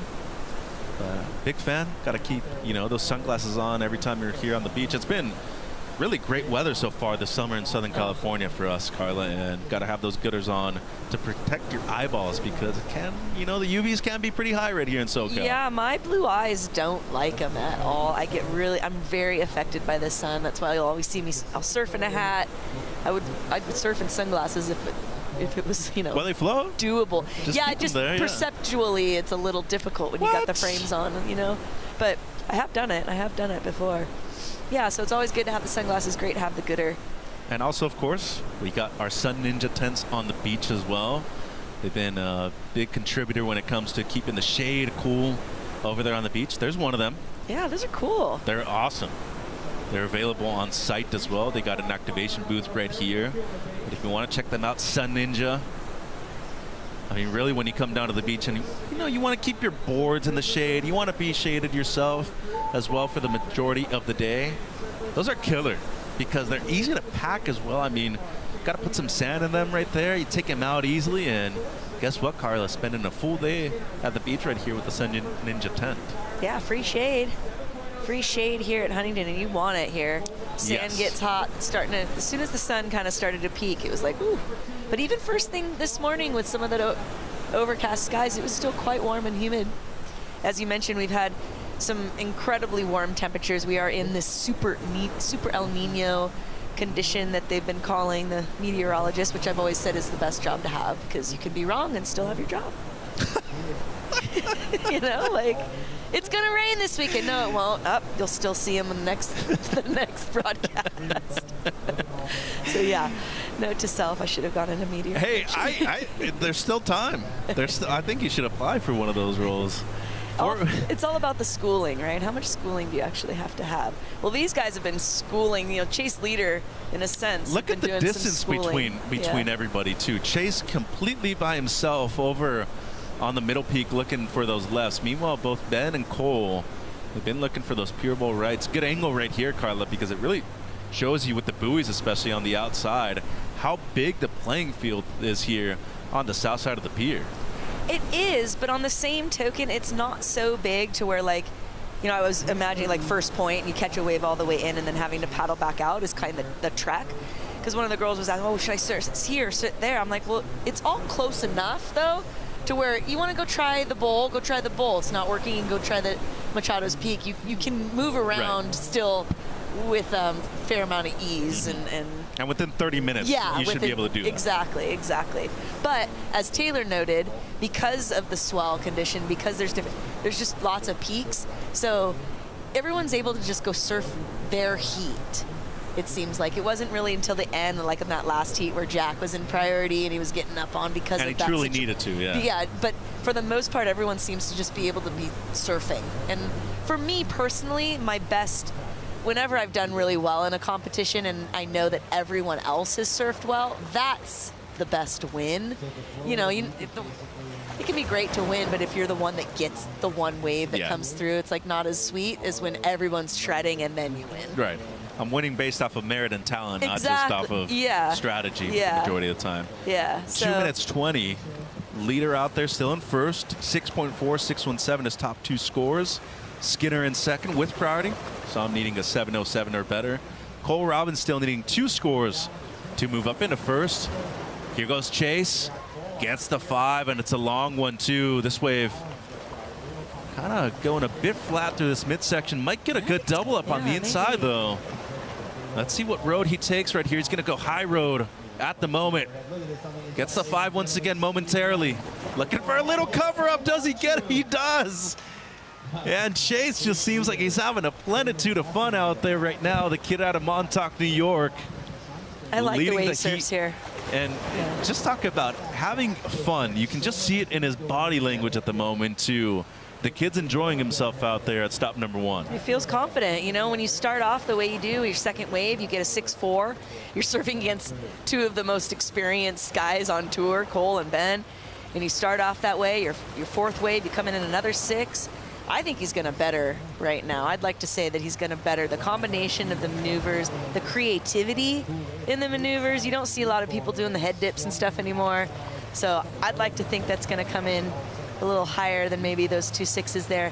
Nonetheless, really fun to watch him surf here. I really enjoy it. He's an entertainer. He really is. When it comes down to it, the guy truly knows what to do at the given moment. And with 50 seconds on the clock, regardless if he improves or not, really, the big question right here, are both Skinner and Robbins going to have a chance to answer back? Cole, 40 seconds going to be very difficult for him to really get those 2 scores, almost impossible. But Ben does have a chance. Couple lines coming through. Yeah, we saw Ben, I believe, dropped, what was it, 2 years ago, dropped a pretty heavy score, a 9.93 or something like that. So it's definitely... made it to the semis that year, same as Chase. Yeah, like it's not something that can escape him. But, you know, the clock really winding down here. And, you know, I think as far as Cole is concerned, I'd be already thinking about, like, all right, I'm going to reset. I got to, you know, tomorrow or whatnot is going to be my moment. Well, here we go, Carla. 5 seconds on the clock. The hands need to leave the rail, and too far inside for this one is Ben Skinner, so it'll be Chase leader. Doesn't improve on his last one. That comes through as a 5.6. He'll keep the 2 6s in his score line as his top 2. But he takes a massive W in the last heat of the opening round at the Lexus US Open of Surfing, presented by Pacifico. We got heat 1 of women's opening round coming up after the break, right here on the south side of the pier.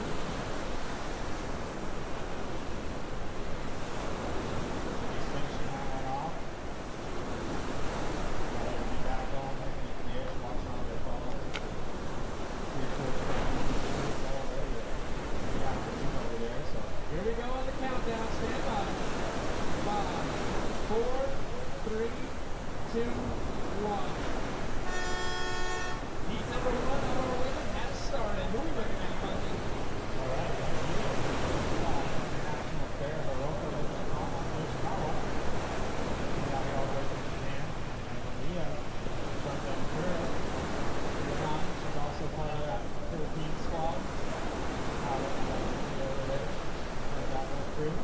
And then Christy Gilmore up to South Africa.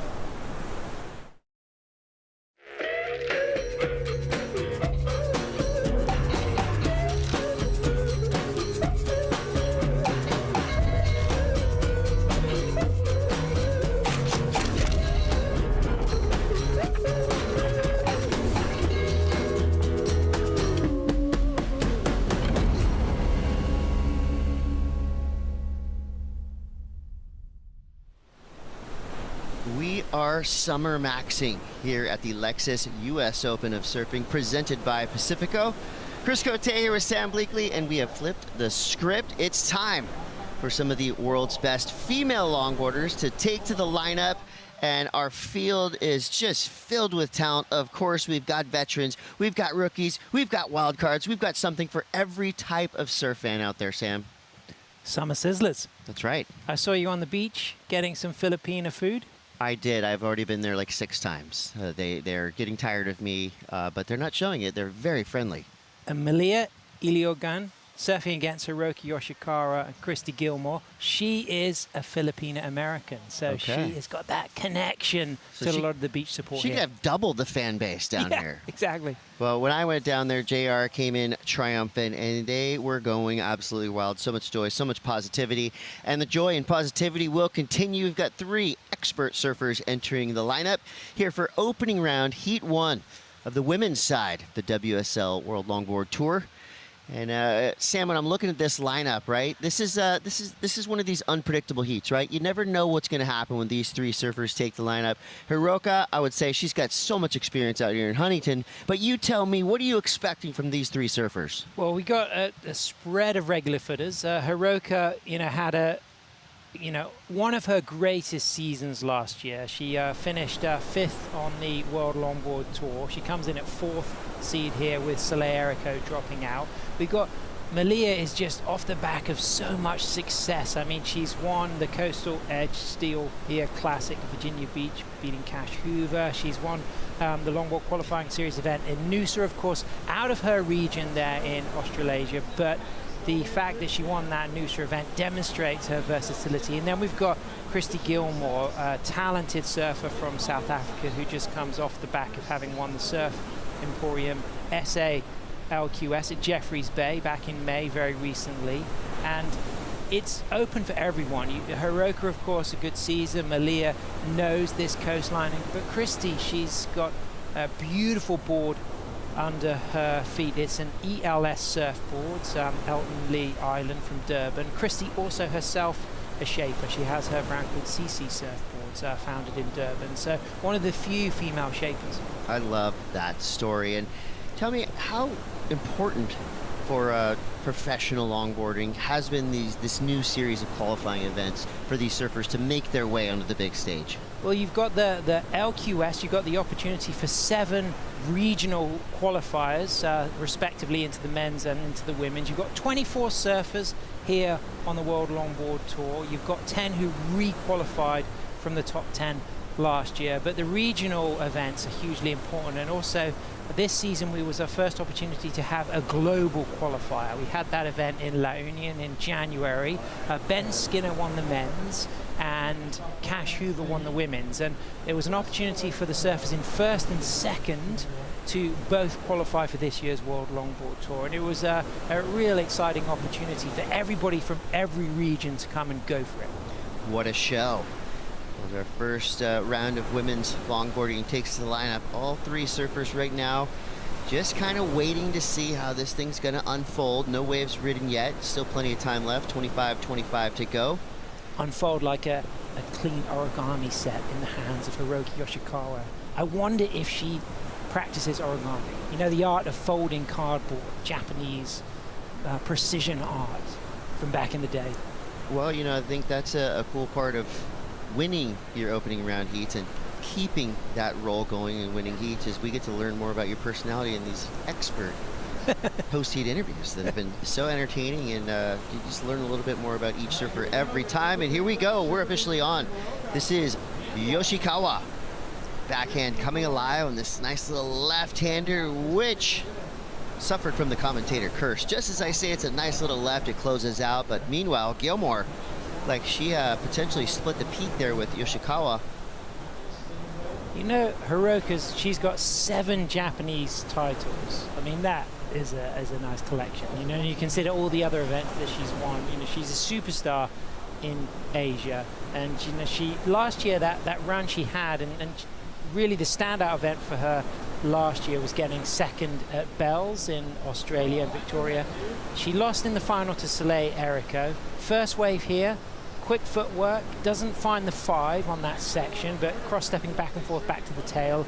And then she got that turn, but there wasn't really an opportunity to get that kind of rhythm and that tempo on that wave. And we also get the replay of a similar size left for Christy, but Christy's left was she was closer to the pier there, and also it just didn't have that kind of fast wall. So both of those rides, you don't expect they're going to be significant scores, but, you know, just getting those toes in the wax, you know, so important. This is the first women's heat. They've seen all of the men surf. They've been patiently waiting for the opportunity, and they will be pleased to get those first rides. Well, 23:26 to go. Gilmore comes through the 2:17 to wait for more scores to come through. I believe Carla is in the Red Bull Athlete Zone. That's right. I'm here in the Red Bull Athlete Zone. Everybody's kind of getting their lunch on. We've got some sandwiches that just hit. Got the girls out in the lineup, which of course I've been waiting all day to see. And it's been cool to just see the vibes kind of building on the beach, and the sun's out, shining. It's pretty awesome. Love to see it. And you feeling like it's starting to fill up in there as it is on the beach in front of you? Yeah, absolutely. Things are starting to really like kind of get, you know, you feel the nerves starting, people are getting excited. Got some people coming in that haven't made through their heat, so they're kind of trying to restructure, kind of get into the vibe again, you know, for the next round. All right, well, Sam and I have a special request. If you would be so kind to grab us a Board and Brew sandwich and a Red Bull each, that would be very cool of you. Thank you so much, Carla. Yeah, back to you guys. I'm serious, sorry. I know you are. 22:23 to go. Thanks, Board and Brew, delivering those delicious sangas, as they would say in Australia, I believe. That was nice seeing Chase come up there as well. The good vibes from Chase. What a heat he had. He was just vibing on the moment. And Chase has had a lot of good results here. But Malia, she got third here last year, Cote. We were working together last year. We got to call a lot of her heats. She ended up losing out in the semi-finals to Avalon. Avalon went on to win her first World Longboard Tour event, and it was a really big moment for Avalon from Laguna, of course, part of Orange County, just down the coast. Yeah, well, how long would the drive be down to Laguna from here? Like 40 minutes, 30 minutes? Oh, if that. If that. I mean, well, depending on what time of day you go, it could be anywhere from 20 minutes to 3 hours. Yep. You never really know. So it's Southern California, after all. Malia's up in Ventura, so you know, difference up there. You know, what's the essential? You know, water's a bit cool. I think Ventura just has it's just a little bit gnarlier of a vibe. You know, as we see now, Malia flying down the line. Love the regain of composure there through that turn. Just a couple toes over the nose there. She fades into the inside section, going for the finish. Ooh, close. Just can't quite complete. Will get credit for the work that she did before that finishing turn, but not a bad way to start. Still, again, plenty of time left, 20:52. Yeah, big shout out to Wayne Rich. Wayne, we saw him in the bottom of the picture when Carla was in the Red Bull Athlete Zone. Wayne, of course, shaping the boards for Malia, and I know that he would have been pretty excited watching that, and she did pretty well. I mean, it's not going to, could be a significant score for her. You would expect that she wants to be finishing strong on those inside sections, but it was pretty solid and smooth and good variety in and out of nose rides. We see Christy now getting a nice reform on the left, Chris. Yeah, and I'm loving the look of this board. This is a unique looking nose. Maybe you could enlighten me what does this new nose do compared to some of the other ones that are just more of a gradual rounded nose? Yeah, it's more of a speed shape, isn't it? You can see the kick in the nose as well, the nice spray with the black rail. It's got a swallow tail. It's a single fin. It's got a little bit of sharp edge in the last kind of 3 inches of the tail. It caught my eye when I was walking on the beach yesterday, and we got to speak, and I had a little kind of run of my hand down the rail of that board, and is a really nice board by ELS Surfboards, Elton complete island. And as I said, Christy, of course, shapes CC Surfboards as well, founded in Durban, and she works with Baron Stander there. Of course, Baron Stander's family, hugely significant. His father was a co-founder of Safari Surfboards, which was the first surf shop in South Africa back in '63 with Max Wetland and Harry Bold. So carrying the legacy for a lot of good surf heritage, Chris. That's awesome. I'd love to hear the deep dive into the intel that you got there, Sam. 19 minutes left as we wait for the next ride to pop up for these surfers in the lineup. Let's go down to the glass. Chase Leader standing by with Rosie Hodge. Yeah, so good to be catching up with Chase. And Chase, you've mentioned to me a few times, you know, the first heat jitters back at the US Open. You've had some great results here, but what's it like coming up against two of the big dogs, getting the win, but then also getting those nerves out of the way? Oh, it was fun.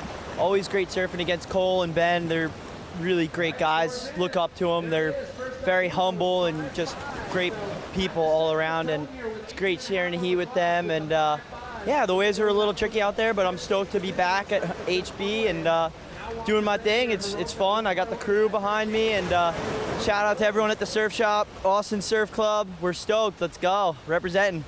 Keep it going, and I have to say, your board is one of the most beautiful that I've seen here at the competition. Michael Takayama, he just creates such art pieces. Tell me about what you're riding. Yeah, so I'm on the Perplexer model by Michael Surfboards. He's the man. He's been hooking me up for the past 5 years now. Michael's like my uncle, and Kaimana's sitting right here. He's like my older brother. He's the best. They got the best boards in the game right now, and that was like my third session on the board, actually, and so it was good. I got a little free surf earlier this morning on it and got the jitters out, and then first heat jitters we're on. I'm stoked. But keep that run alive, Chase. Thanks for the time. Yep. Shout out to everyone back home. Phew. Chase is awesome. He's electricity. Yeah. You know, like, you know, if you put your kids near the plug at home by the socket, just let them absorb a little bit of electric energy. He's got that all the way. We got to get Chase in the booth ASAP. He's always a fun hang and a wealth of knowledge. You see, Tricky one for Malia. Yeah, that was one of those sections that just kind of unexpectedly bowled up underneath her. She was actually held down for a minute there. Yeah, but look at that 5.5 for her first wave. With a stronger finish, that was maybe a 7, but that's a really strong score. You know, she's way ahead of the game right now, so she's got a lot of time to build on that 5.5. Neither Christy or Hiroka have got anything they want to be keeping, but this looks good from Hiroka, though. Until now. Yeah. Hiroka with the quick 5. Nice kind of S-turn there. Fighting for the finish. And the finish wins. So we'll get credit for that quick 5, along with kind of a S-turn and then that closeout section, which has been wreaking havoc on all 3 of these competitors so far. With 16.5 to go, they now have probably learned some lessons already facing that end section, so I'm sure we're going to see some completions as we get into the back half of this heat. She just lost some speed, didn't she, on that final turn? I love this nose ride. Let's analyze. High line, 6 steps, and gets that 5, and then she's really speeding here, cross steps back, and then you can just see at that stage she's just losing a bit of speed to project through that floater and ride out cleanly. But the nose ride and the turn, it's easily going to be her highest scoring wave. I don't think it's going to rival Malia's 5.5, but as we get to appreciate the footwork, look how clean and quick she is coming back to the tail. And then this is a really nice turn, but just as she comes out of it, the wave, she just has a bit of a bump in it, and she's high in the wave there, so it doesn't allow her to really maintain that flow to get that clean, controlled ride out of the foam, out of the floater. And opting for the conveyor belt. It's like Hiroka getting back out there. 4.5, that's a strong score, so she's going to be really pleased about that. She'll know there was a little bit more in that had she kind of ridden out of that floater, but she'll feel very positive now with 15 minutes remaining. You know, she really needed to improve on those opening 2 low scores. It's a sucky one for Malia, but it's not going to cooperate. You can see we've got a little bit more of the kind of onshore affecting that open face out back, but there's still some really clean sections through the reforms. Yeah, that was sucky in Yeah. a few ways. Sucked up, bowled, closed out, and it's not going to do anything for her score line. But the good news is Malia will get right back out there I want to give a lot of credit to all the surfers we have in the longboard draw. Duck diving a longboard takes a special skill. It takes a different type of power. Yeah. If you've ever tried it, you know exactly what I'm talking about. If you've never tried it, I want to see everybody give it a go at least once this summer, because it's a humbling experience. 14:20 left. Hiroka in the lead for now, but plenty of time left to go. We'll be right back. You're watching the Lexus US Open of Surfing, presented by Pacifico.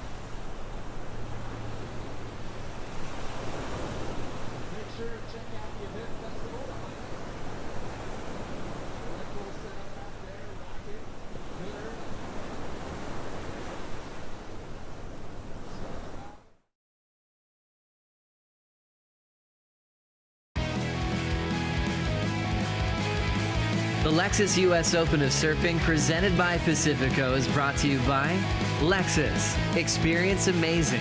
By Pacifico. Live life anchors up. And by Go RVing, official recreational vehicle travel partner of the Lexus US Open of Surfing.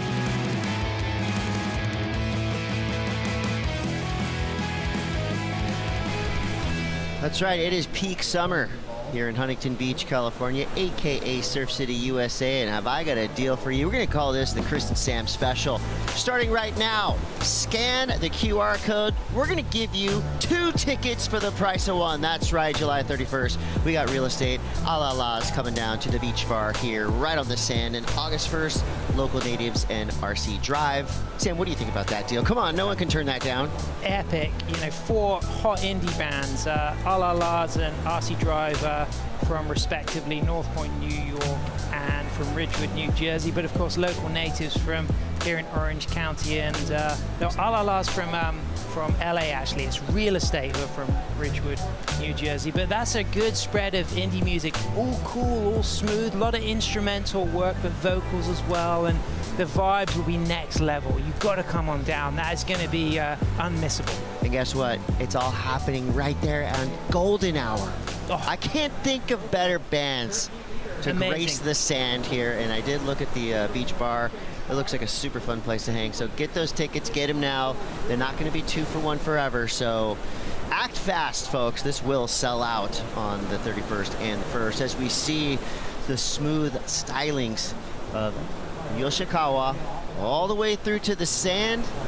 Style, grace, and everything in between. She is just a pleasure to watch anytime she stands up on that board. Yeah, she's replacing now that backup 183. She's adding to that 4.5. Could well improve on a 4.5. She's in the lead, but Malia is only chasing a very low score to move back into first. But she had priority on this wave, and then straight to the 5. Nice, tight, controlled nose ride. Really good clean footwork, and then I really like that sweeping turn during the spray. And I like the composure here. Look at the body language. There's a couple of soul arches, just lifting that back arm, a little bit of a subtle drop knee, and she's just kind of weaving in the pocket there, and then just is able to accelerate off that foam, cross-stepping right through to the shallows on the inside.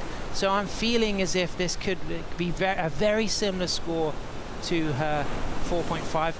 I'm wondering if it could go a little bit higher. I like the nose ride. It wasn't as big a wave as the 4.5, but I think it had good variety, good control, and it's going to put a lot more pressure now on Malia and Christy. But there's plenty of time to go. You know, this is a fairly low amount of waves ridden compared to some of our previous heats. You know, we've had some surfers catching between 8 and 10 rides in a heat, but Cote is still 9 minutes to go, and we know that Malia, after her 3rd place finish last year, she's got a lot of confidence here at HB.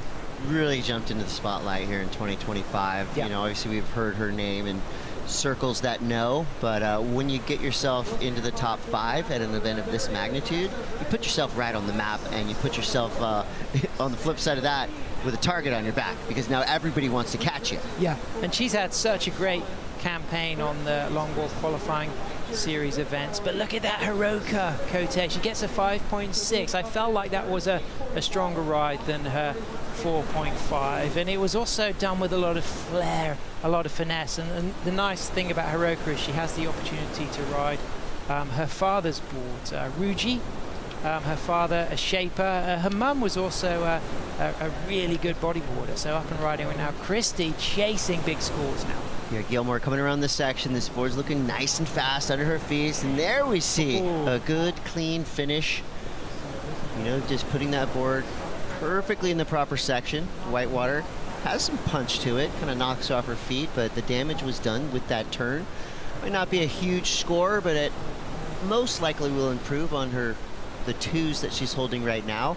So with 8 minutes left, this heat, I would say, still pretty open. If Gilmore can improve just a little bit, her necessity will be a little bit lower. So she does a 3.10. Now she needs a 7. She wants to get back into the top 2 conversation.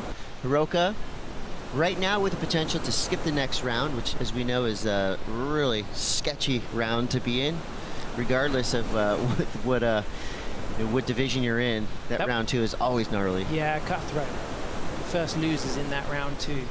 That was a really nice flowing re-entry there from Christy. So she's going to drop a score that could be a keeper for her as a 3.1. So she's now chasing a 7. Hiroka in first. Malia needs a 4.6. So she's right there in the mix. 7:19 left. All surfers are putting themselves back into position while we wait for the next ride to unfold. Let's find AJ McCord.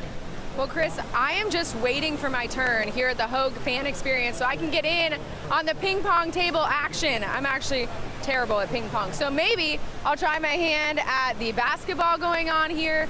Hogue is one of the premier healthcare facilities in Southern California, and they have done a great job activating here at Huntington Beach. They have the ping pong, basketball, they have a surf simulator, a 360 photo experience.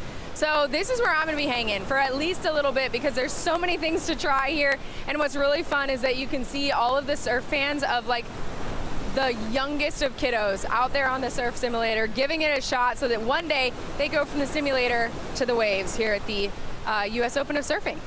Thank you so much, AJ. And I think next hit we have from the sideline from AJ, she's going to be on the surf simulator. Yeah, on the surf simulator. I think that would be fun to watch. Absolutely.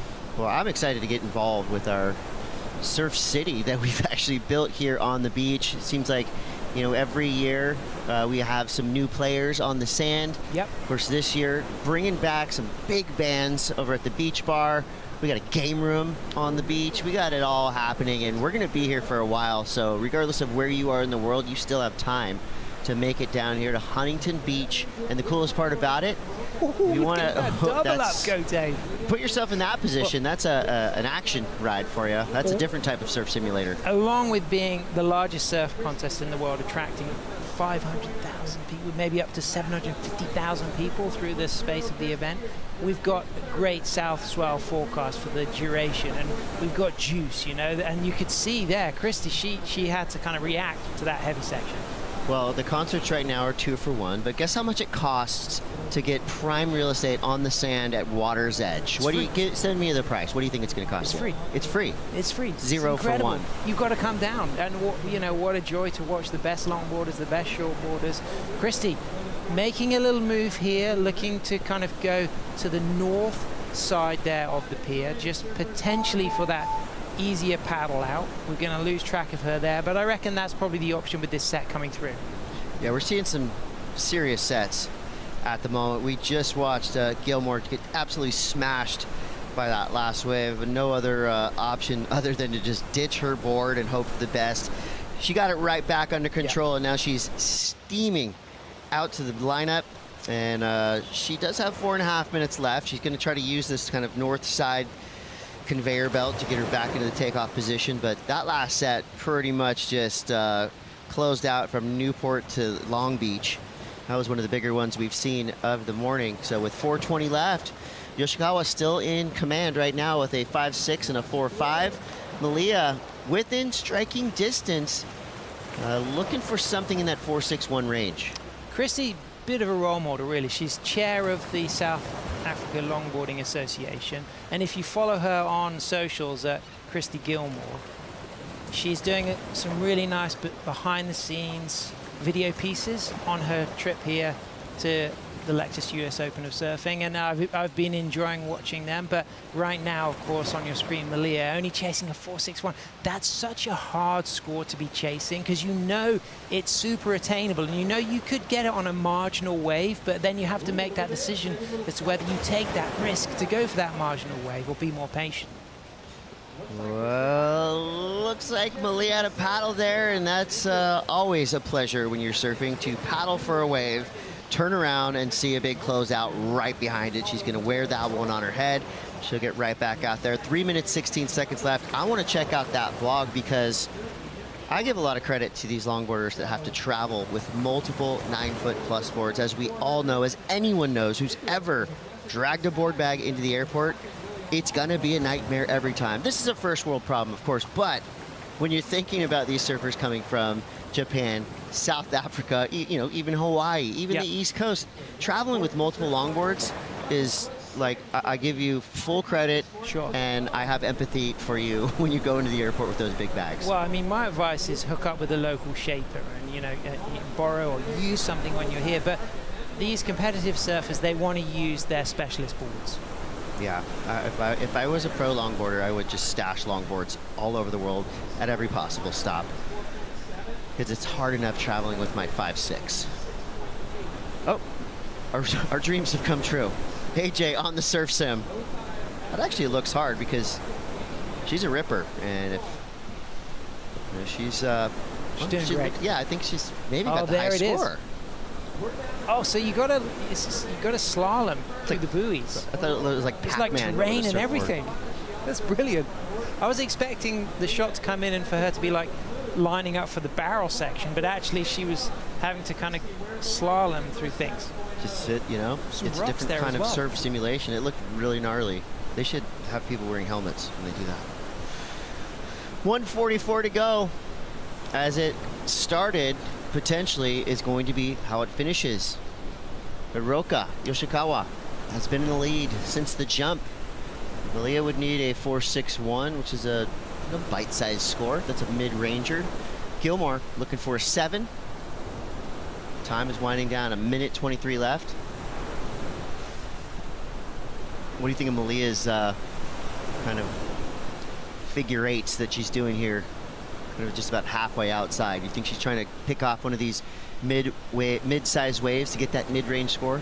Well, she hunted for that one she didn't catch, but the one behind was like a double-up closeout. So she was smart to differentiate that was the potential wave to go for. But she could get the score of a 4.61 on a smaller wave, but Hiroka's in priority. So she's just going to be able to nurse out the last 50 seconds. If a peeler comes through, you know that Hiroka's going to be able to control the lineup. And due respect to Hiroka, she kind of had a slow start, but she really started to build. I've really appreciated seeing Christy shine. I think there's a lot more from Christy, but Malia, she'll come back strong if the situation doesn't change in that round 2. No doubt. 25 seconds left, and now we've got ourselves priority paddle battle. There you see Jersey in the red jersey, just with a beeline towards the blue jersey. Her new best buddy. She's going to try to make sure that Malia does not have the opportunity. And, when Hiroka starts doing those leg kicks, she's going to be flying. Here we go. It's a closeout to end things off. So good moves from Hiroka. She's strong heat. Malia just needed that backup wave. She'll be frustrated knowing a 4.61 was attainable, but Hiroka will be pleased with those 2 scores. No doubt. And guess what? I feel like we've got a final coming up next. One of the heaviest heats of the entire draw. Right after these brief messages, do not go anywhere.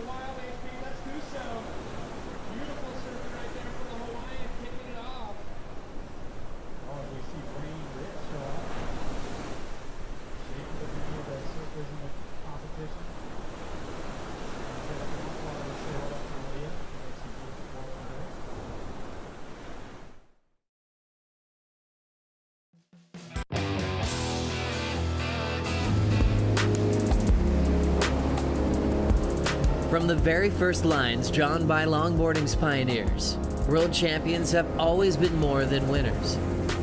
They've been style icons, craftsmen, storytellers of the glide. Joel Tudor carried the torch of tradition.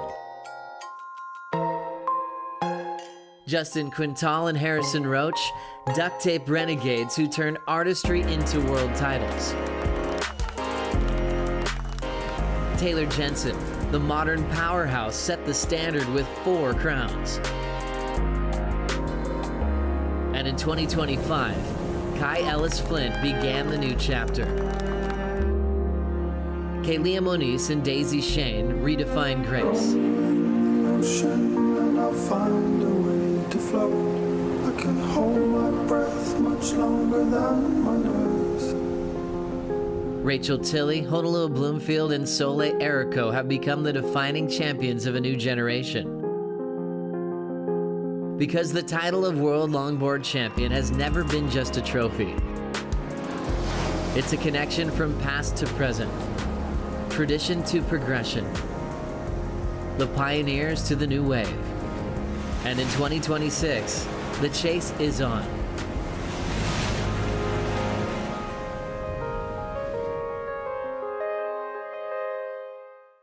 I really loved that piece, voiced by the GOAT, Emmy Award-winning Joe Turpel, and that right there got me so excited for this heat. And I know you will be too when the big reveal happens. Guess who's in the lineup? That's right. We've got Honolulu Bloomfield, we've got Cash Hoover, and we've got Liv Stoked. This right here is set to be an instant classic. Chris Cote here with Sam Bleakley. So stoked to have Honolulu Bloomfield back in competition. Anytime you get to see Honolulu surf is going to be a good time, but she's definitely got her hands full. Liv and Cash both with title potential this year. And here's that first wave, came in at a 7, and in the spirit of the great Jack Haley, who shot the pier in 1959 to win the West Coast Surfing Championship, Honolulu shoots the pier in style here, controls it through that section. Jack famously did it twice on one wave, which is pretty incredible to consider. She gets that nose ride on that stand-up sucky wall right through to the inside on her Carson Myers border. Freshie under her feet, of course, won those world titles in 217, 219, 221, and kicking off with a near excellent range score of a 7. Yeah, I mean, that's how you want to do it. Literally getting that wave just a few minutes into this heat, shooting the pier, making it exciting, making it graceful. Always so fluid, always so stylish. Honolulu Bloomfield, I mean, there's a reason why she's one of the best to ever do it. You just see it every time she takes off. Yeah. There's just something so special about how she surfs and her connection with not just this wave, but seemingly all the waves that we have at every event on the Longboard Tour. Well, she had a slow start to the season last year because she fell out with a 17th here at the Lexus US Open at Huntington, and she was beaten by Liv Stokes, who's also in this heat. Liv herself has had a lot of really big results here at HB. She got a 9th last year. She's had a 9th in 2023 when Khaleesi Keliapaha won, and Honolulu getting busy on a nice 10 there, Chris.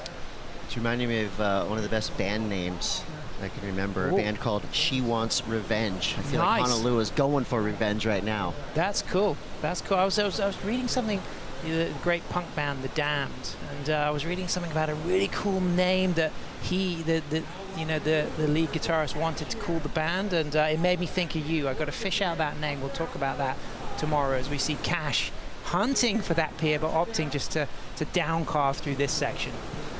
We almost called our band Cry Is Free. Nice. We're not like emo that. enough though, so anybody out there that wants to start a band, take that name and run with it. Cry Is Free. Well, my son played his first gig in his band called Ethan and the Renegades. Like it. They played Wonderwall Oasis Festival in our hometown recently, so that was a proud moment for Dad. So all the bands played Wonderwall? No. Okay. But they did. But Ethan and the Renegades, watch out. Heck yes. Name for the future. I'm looking it up after this heat because all eyes are going to be focused on the water with these three surfers who have put on big performances here in Huntington in the past. We were looking at Cash Hoover, just dropped a 4.17 for her opener. Now Liv Stokes right behind her, fading right off the pier bowl. Great turn to start this wave. It's looking nice and speedy through the inside. She gets the floater to finish. Nice and clean for Liv. One of the sole representatives of Canada here on the Women's Longboard Tour. And here we go again, Honolulu Bloomfield. It looks like Honolulu is kicking things into 5th gear early in her first heat. She's already dropped a 7, backed it up quickly with a 3. Late drop there. Might not be a big score, but you know that was a good feeling when you could maintain control on a wild ride like that. Yeah, super steep late section, and twice a runner-up here as well at Huntington. So she's got her list 3 times there, and what's really exciting is the likes of Rachel Soleil and Honolulu who've dominated, but previous to them it was Tori Gilkerson, and she's our head judge. So it's been a long time since we've had winners different than the 3 we see at the top of the list, as we saw Honolulu opting to just kind of stand on a board and dive under. So waves getting pretty sucky on this lower tide. And if you're looking down this list, pretty exciting news. We just got word that Lindsay Steinreiter, 2011 world champ, got the call up. Soleil Erico opting out of competition this year. So that meant that Lindsay got the call, and that's going to be pretty cool. I mean, obviously her resume speaks for itself. Yeah. She's done everything you could do in the sport of longboarding, so that's going to be a fun one to watch. Sure. It's coming up in Heat 4. And as we were looking at that list, we saw Honolulu having a bailer board. But watch out, here we go. Cash Hoover on a bomb, and that wave just closes out. So wise decision to get out of harm's way. Big heavy sections out there, Cote. It's got super exciting. And no priority right now. So it's going to be a race to see who gets the P next to their name and their choice of waves. With 21:28 to go, everybody's kicking for the horizon for a couple reasons. Yes, to get priority, but also to get out of these way of these big closeouts coming through. That's Huntington Beach for you. Some great waves and some not so great waves that are hunting you in this lineup. So as we watch these surfers make their way back to the takeoff zone, oh, this is going to be close. No worries. Water women out in the lineup right now. And speaking of that, with 20 minutes left, we got Rosie Hodge standing by with her Roka. That's right, you guys. Congratulations on the heat win. It is quite tricky out there. Tell me about the conditions. It was tricky waves and challenging condition for me, but I enjoyed surfing. Well done on that heat win. And I know that you got a lot of friends, family, fans online watching in Japan. Would you like to say hello to anyone at home? 日本からも応援してくださっている皆さんありがとうございます。会場にも本当にたくさんの日本人の方を応援に来てくれたり、日本からわざわざ駆けつけてくれた方もいたり、夜中にもライブ見てくださっている方もいると思うんで、次のヒートも自分らしいサーフィン出せるように頑張ります。よろしくお願いします。Well done. We'll see you in that next round. You know, I'm sensing stoke, I'm sensing relief to be able to skip that round 2 and put yourself straight into round 3. Yoshikawa does it again, as just like she's been doing for a long time now. An absolute ripper. Watch out, Honolulu Bloomfield. So these surfers right now are tempting fate on some of these bigger set waves. The tide is pushing. The cadence of these sets has increased. Things are escalating in this lineup, Sam. And it reminds me of some of those classic images of Nueva soul arch nose riding through the sucky pier bowl in the mid-60s here at the US Open. And, you know, those kind of slightly lower tide conditions where, you know, you can really see that sand dredging up through the lip. And we saw the scale of those sets. I mean, Honolulu had to kind of, you know, jump off the board on a couple of them, and then there was a big scramble for Cash and Honolulu to get over those waves. But I think that opening 7 for the Hawaiian, just such an important moment, because recognizing that there was a kind of runner through the pier there, and now knowing that she can be quite selective and patient, because that 7 is a keeper, and Cash has a keeper potentially as well with that 4-1-7. But of course, when you hear one of your surfers in the same heat getting 7s, Cash knows she wants to be mixing it up with those excellent range scores as well. So as we start to kind of creep our way into, you know, waves of consequence level here, it's looking like proper 4 to 6 foot here in Huntington Beach. Who would you think has the edge when the waves get bigger and bigger out here? Well, this woman on your screen right now getting this 7, you know, she is so strong and committed in bigger conditions, but she's also got finesse and control in smaller conditions. But, you know, it's brave to shoot the pier, and you know, it takes control and it takes stamina as well, you know, to have that strength in the ankles and the hips and the knees to just to hold the rail, hold the line. So I think that she's going to be a real kind of big contender. Cash is great in the powerful waves. Rachel Tilley is somebody that you'd expect to shine in the juicy waves, but if you look on Rachel Tilley's Instagram, she did have an injury yesterday. She tore her big toenail off cross-stepping back from a nose ride, so she's got quite a significant injury. We also saw that Connie was wearing shoes down to the water, and that's because he also has a foot injury that he's protecting. So we'll have to see if that's going to affect Rachel or not. But somebody else who I think will shine in these conditions is our Brazilian goofy footer, Chloe Calmon. Always fun to watch. Yeah. When the waves get serious. Now, question. I love a question from you, Chris. This is a question from in layman's terms. Okay.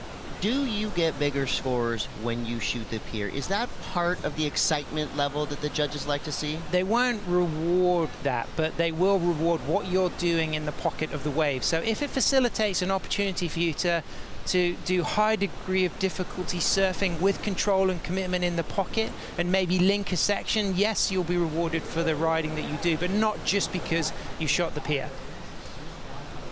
Thank you. Well, you will be rewarded if you did what Cash just did, getting the nose ride quickly on the takeoff. Now Cash gets involved. Oh, yes, with the Cash! Iconic Huntington Beach pier. Through there. And look at this reform as well, Chris. Yeah, and you do have the ability to keep the wave going if you can make that other section. We've seen surfers fade right, so they start off going left towards the pier. They go through the pier, aka shooting the pier, like the Beach Boys once said. And then if you can bank off the oncoming right, you can add to your score line. But this was a great start for Hoover. Yeah, really nice. Good, clean, controlled hold of the 5. Walks out nicely, and she comes off the back of winning that global qualifier, the La Union International Pro in the Philippines in January. And it's bouncy here, but again, like we saw from the Hawaiian, she just composes herself. She's staying close to the tail there because she's allowed from there to do that subtle readjustment of her line, and she really has to stay very focused. I thought she might just have the trim speed to connect with this reform, but you can see how the current's just washing back out on the north side. It doesn't allow her to connect with the reform, but all of the damage was done out back, and I think she's going to add pretty strong to that opening 4-1-7.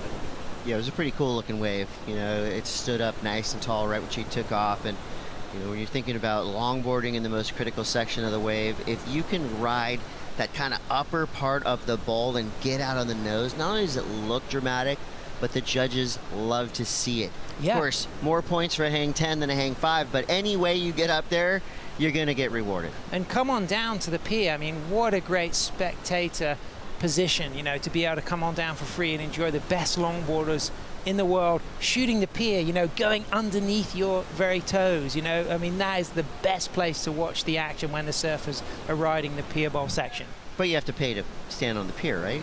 No. Amazing. So much stuff to do for I know. free. It's incredible.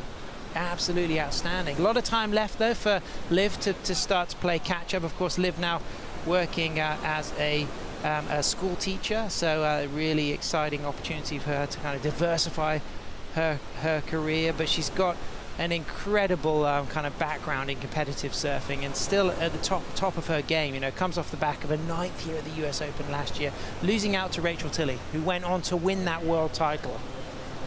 Honolulu fading left. Tickles the nose with her toes, but unfortunately goes down. 14-19 left. So Honolulu now, that would be her 6th wave ridden. Carson Myers board for Honolulu. Of course, Cash is now riding the She Creative Army boards from Anna Constable. So that's a cool name for a board brand. Yeah, so Josh Constable's wife Anna there, shaping beautiful boards under the label She Creative Army. And, you know, Cash really kind of thriving styling on them. So that's really cool to see. Liv on the Micro Takayama boards. She's been using the Micro Takayamas a lot. You probably see Liv at home free surfing a fair bit. Yeah, every once in a while, you know. When I see 20 to 30 longboarders out at Cardiff Reef, I'm probably going to go down to Seaside because they're all really good out there. But we've got some in you know, North County, San Diego, some really cool longboard scenes. Of course, Cardiff Reef is the most classic. Swami's on its day has a lot of really good longboarders out there, and are kind of like a hip, new little hot spot. And I hope I don't get in trouble here. It's a spot called Pipes. A lot of amazing longboarding happening down at Pipes, and just a really, you know, you go down there and it looks like the set of some kind of cool, hip Hollywood longboard film. A lot of beautiful people hanging out on the beach with beautiful surfboards, which leads me to this question. I'm sure the talent we have in the water, including Cash Hoover, I mean, these young women, they're sponsored by their shapers. I'm sure they're getting free boards, as they should. But what would one of these boards cost, you know, anyone, just any old Joe like myself coming off the street? If I walked into Takayama's shop, if I walked into Huntington Surf and Sport, what am I paying for one of these really cool handcrafted longboards? 1,500 US. You know, some boards you're going to be really, that's a deal. Yeah, you're going for all the work that goes into making these. Yeah, I mean, it's still one of those crafts that takes a lot of work for little financial profit. And you know, that's been one of the big elements of the amount of love and care and attention it takes to craft a surfboard, and you know, and the kind of overall fact we have a core culture, but it's relatively niche relative to the scale of how many tennis rackets can be sold, how many soccer balls can be sold. But I think it says a lot about the integrity of the longboard community that so many of these longboarders at the event are either self-shaping, they either have their own brand, or they're very closely involved with the designing of their boards. 11:30 to go. And yes, I feel like all of these boards are absolute works of art. They would look great on the wall, but we want to see them under your feet. Give longboarding a try if you've never done it. It's so fun, and you'll see it's a challenge. 11:24 left. Honolulu Bloomfield in control for now. We'll see what happens after these brief messages. The opening round continues. Stay tuned.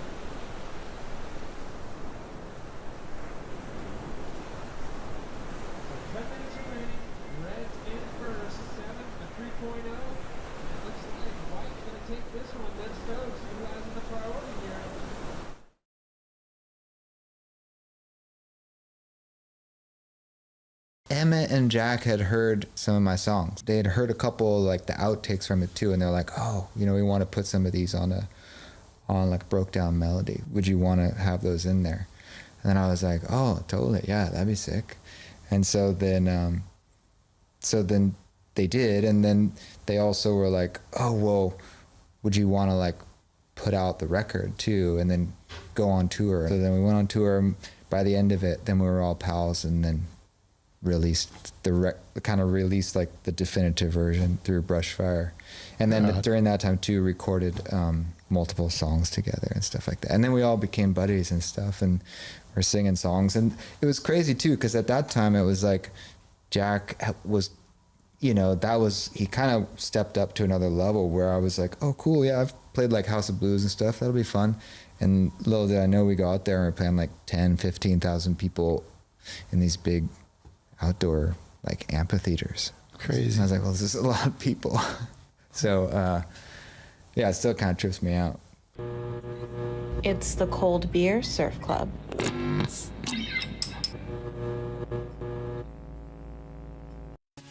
Connor Kaufman always gets the coolest guests on the Cold Beer Surf Club. There's the 805 tent. That's where you could potentially meet Matt Costa. They'll be showing their movie today around 4 o'clock.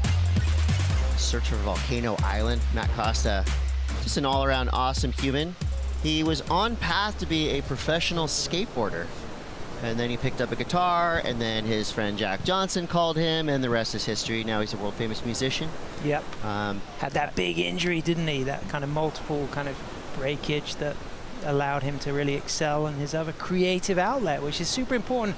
It goes to show how much injuries can prove to be a positive force in your life sometimes, because they allow you to spread your attention to other things, and it's kind of, you know, really paid off for him. But music, culture, I mean, the excitement about hearing the local natives on Saturday 1st of August, you know, that is going to be massive. You know, you've got to get tickets for that. Yeah, for sure. Well, I'll be there, and hopefully we'll be done with the surfing by 4. We can go check out the film that's going to drop over there. How's this, Cote? 7 minutes, 10 seconds. 3 times women's world longboard champion, sitting strong, but she's carrying a 3. She's got that 7, great start. But Cash is in the mix with that 5.84 that she's chasing. So Liv also only needs a 6.18, so it's completely wide open. And you know, 6 waves ridden for a Hawaiian, 4 waves ridden for Cash, and 5 for Liv. You know, they haven't been super busy, but they've been busy enough. And you know, now it's that moment where you really got to be selective. I think a little bit of luck is coming into things today as well. You know, you want to be in priority when you get one of those slingshot peaks where you can get behind the section, like hood ornament nose ride, accelerate, and then put that board on rail, and maybe if you're lucky get a bit of a link up. But on this lower tide, we've seen that there's some pretty fruity closeouts. It's hard to get through, hard to navigate some of those bigger sets. Yeah, the 3 women in the lineup right now are asking the ocean to do less, Queen, because they have gone through it. Do you speak ocean, Chris? Sometimes. Yeah, I speak a good line of Atlantic. I'm not so familiar at speaking Pacific, though, because I'm an Atlantic Ocean surfer, but I can tell you all about the rips and currents of the Atlantic. I'm sure you're aquatically fluent. 5:50 left. Honolulu still in the lead.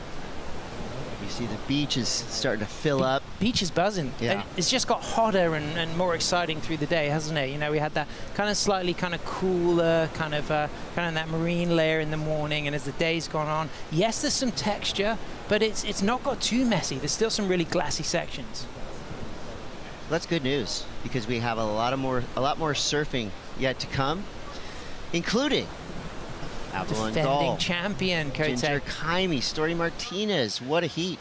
How nice is that spray as well from her Michael Takayama? And we see Sophia Colhane. Sophia, you know, a good friend at Avalon. Sophia's having such a great season as well. Cash chasing a score. This looks really strong. Yeah, this is a little slingshot right-hander. Big turn there, Cash. I like this a lot, Cote. It's a 5.84 she needs. Already good nose riding, good clean controlled surfing. She's such a natural. incredible skateboarder as well.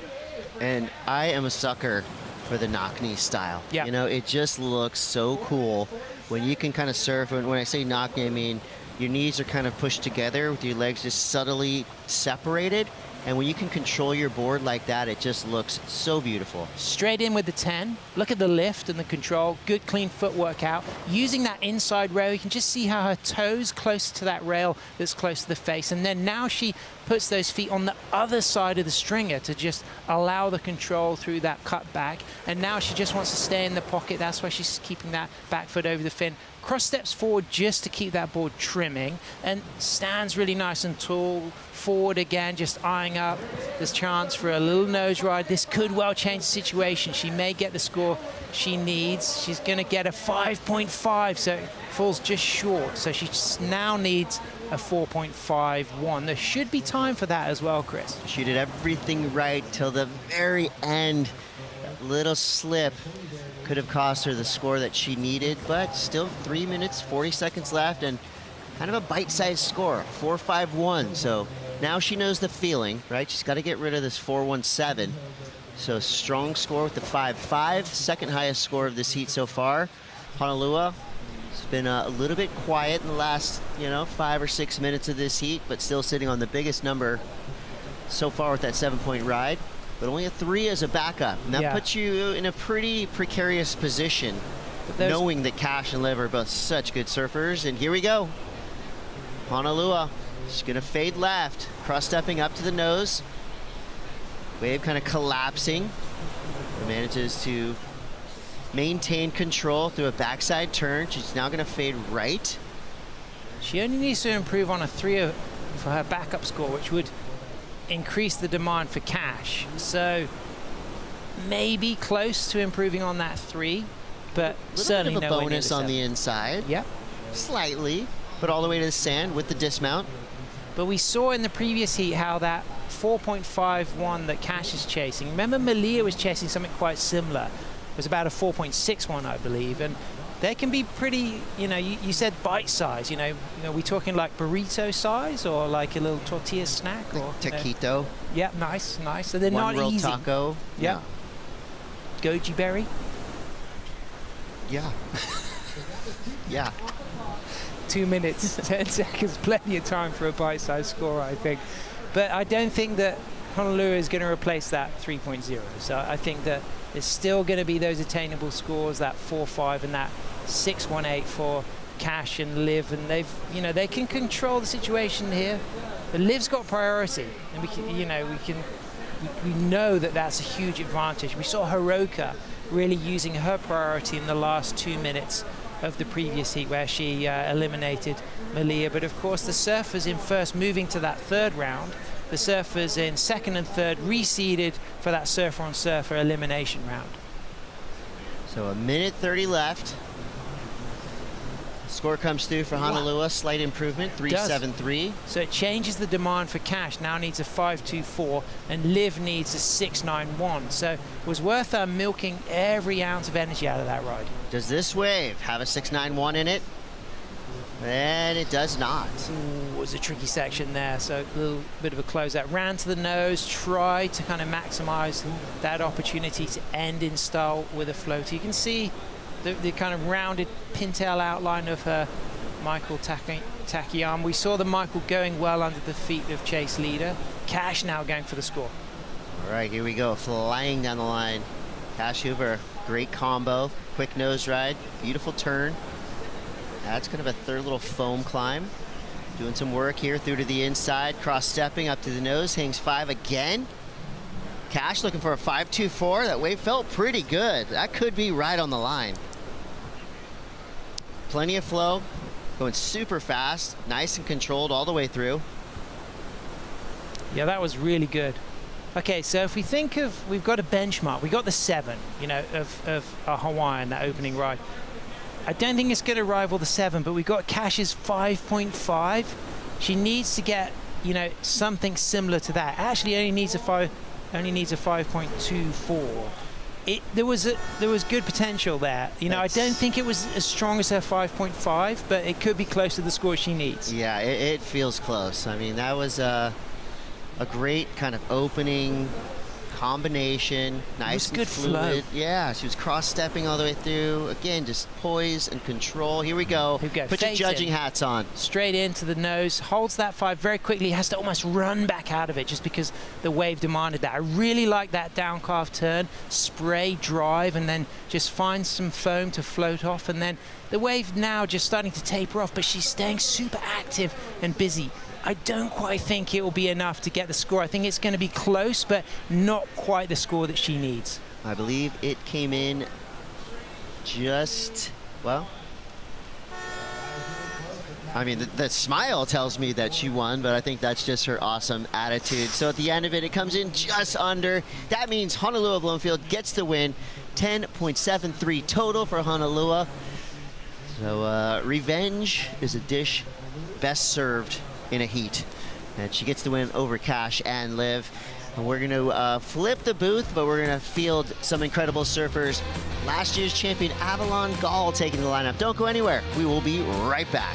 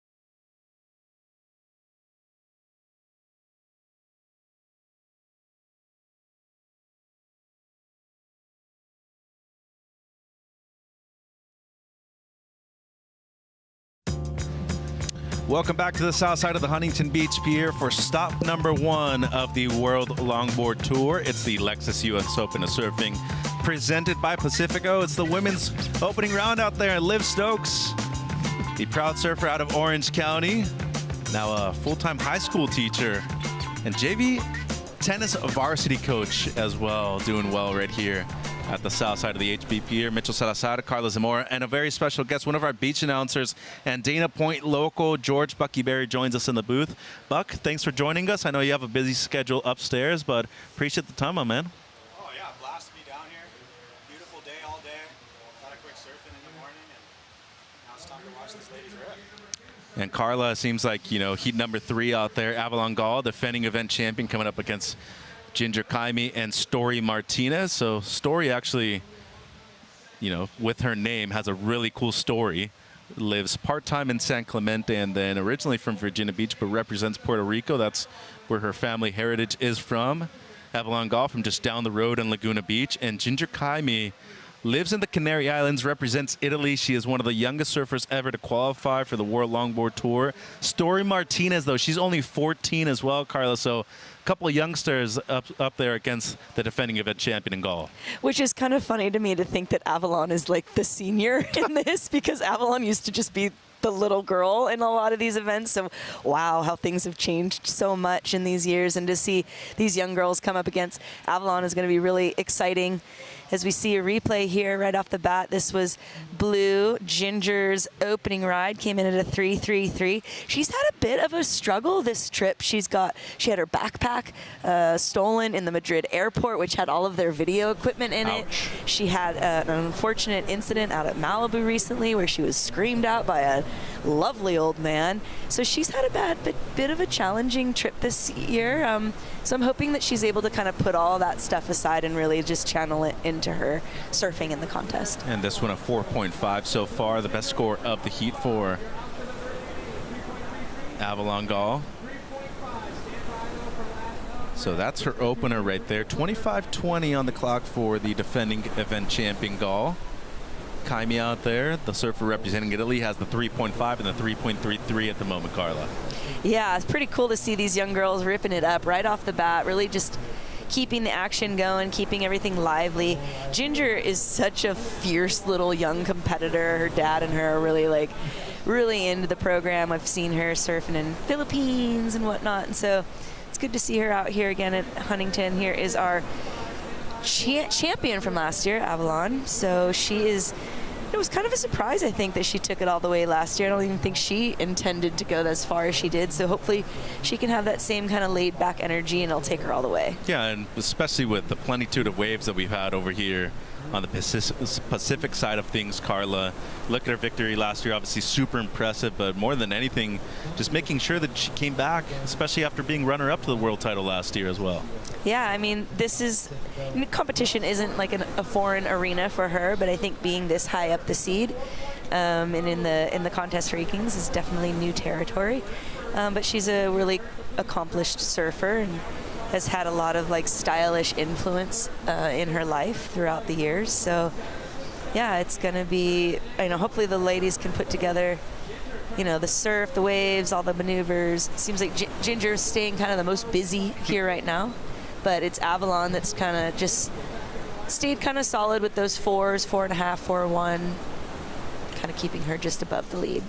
And once again joined by the great George Bucky Berry from just down the road and Dana Point. So Salt Creek local, don't think you tend to come up here to North County that much, Buck, but you've surfed beach breaks your whole life pretty much, and then we all know the creek changes quite a bit too. This place in particular, it's not your first rodeo being the beach announcer right here at the Open. What have you really seen so far on day number 1 of the action here at the World Longboard Tour level? A lot of really good surfing, just right off the bat. Really a lot of good footwork, especially earlier in the men's. What I really liked was the way the regular footers were really using that pier bowl right, and the way they were doing full rail commitments. We were talking up there earlier about how great it is that the criteria has shifted a little bit. There was a little stretch where it almost maybe got a little too nose ride heavy in order to be classic, and then now they're really taking into smooth, stylish, powerful rail surfing, bringing it along with that nose riding. And the guys were definitely, especially I think Kevin Scrivarna, I feel like in watching him and a couple other guys were just really, as they say, ticking the boxes of the criteria, just getting those long, solid nose rides and complete commitment on their turns. And with these 9-foot boards, you get a lot of rail in the water. So we've both had the chance to work with Buck in the past, Carla, but I called the beach announcing with you back in 23 at the championships at Malibu, an epic event, by the way. But Kai Salas, how about the way he came back and defeated Connie in the finals right there? Had the chance to see that. But the importance of your job, getting the information out there to the surfers, how important and how really valuable do you see it as being an asset out there, Buck? I mean, especially as somebody else, we see Avalon right here just putting on a beautiful rail carve right there. Our defending champ always has amazing footwork and just never has the board slow down as you see it. Even in these dead spots, it's just wiggling, moving, feet work. Avalon, finishing great.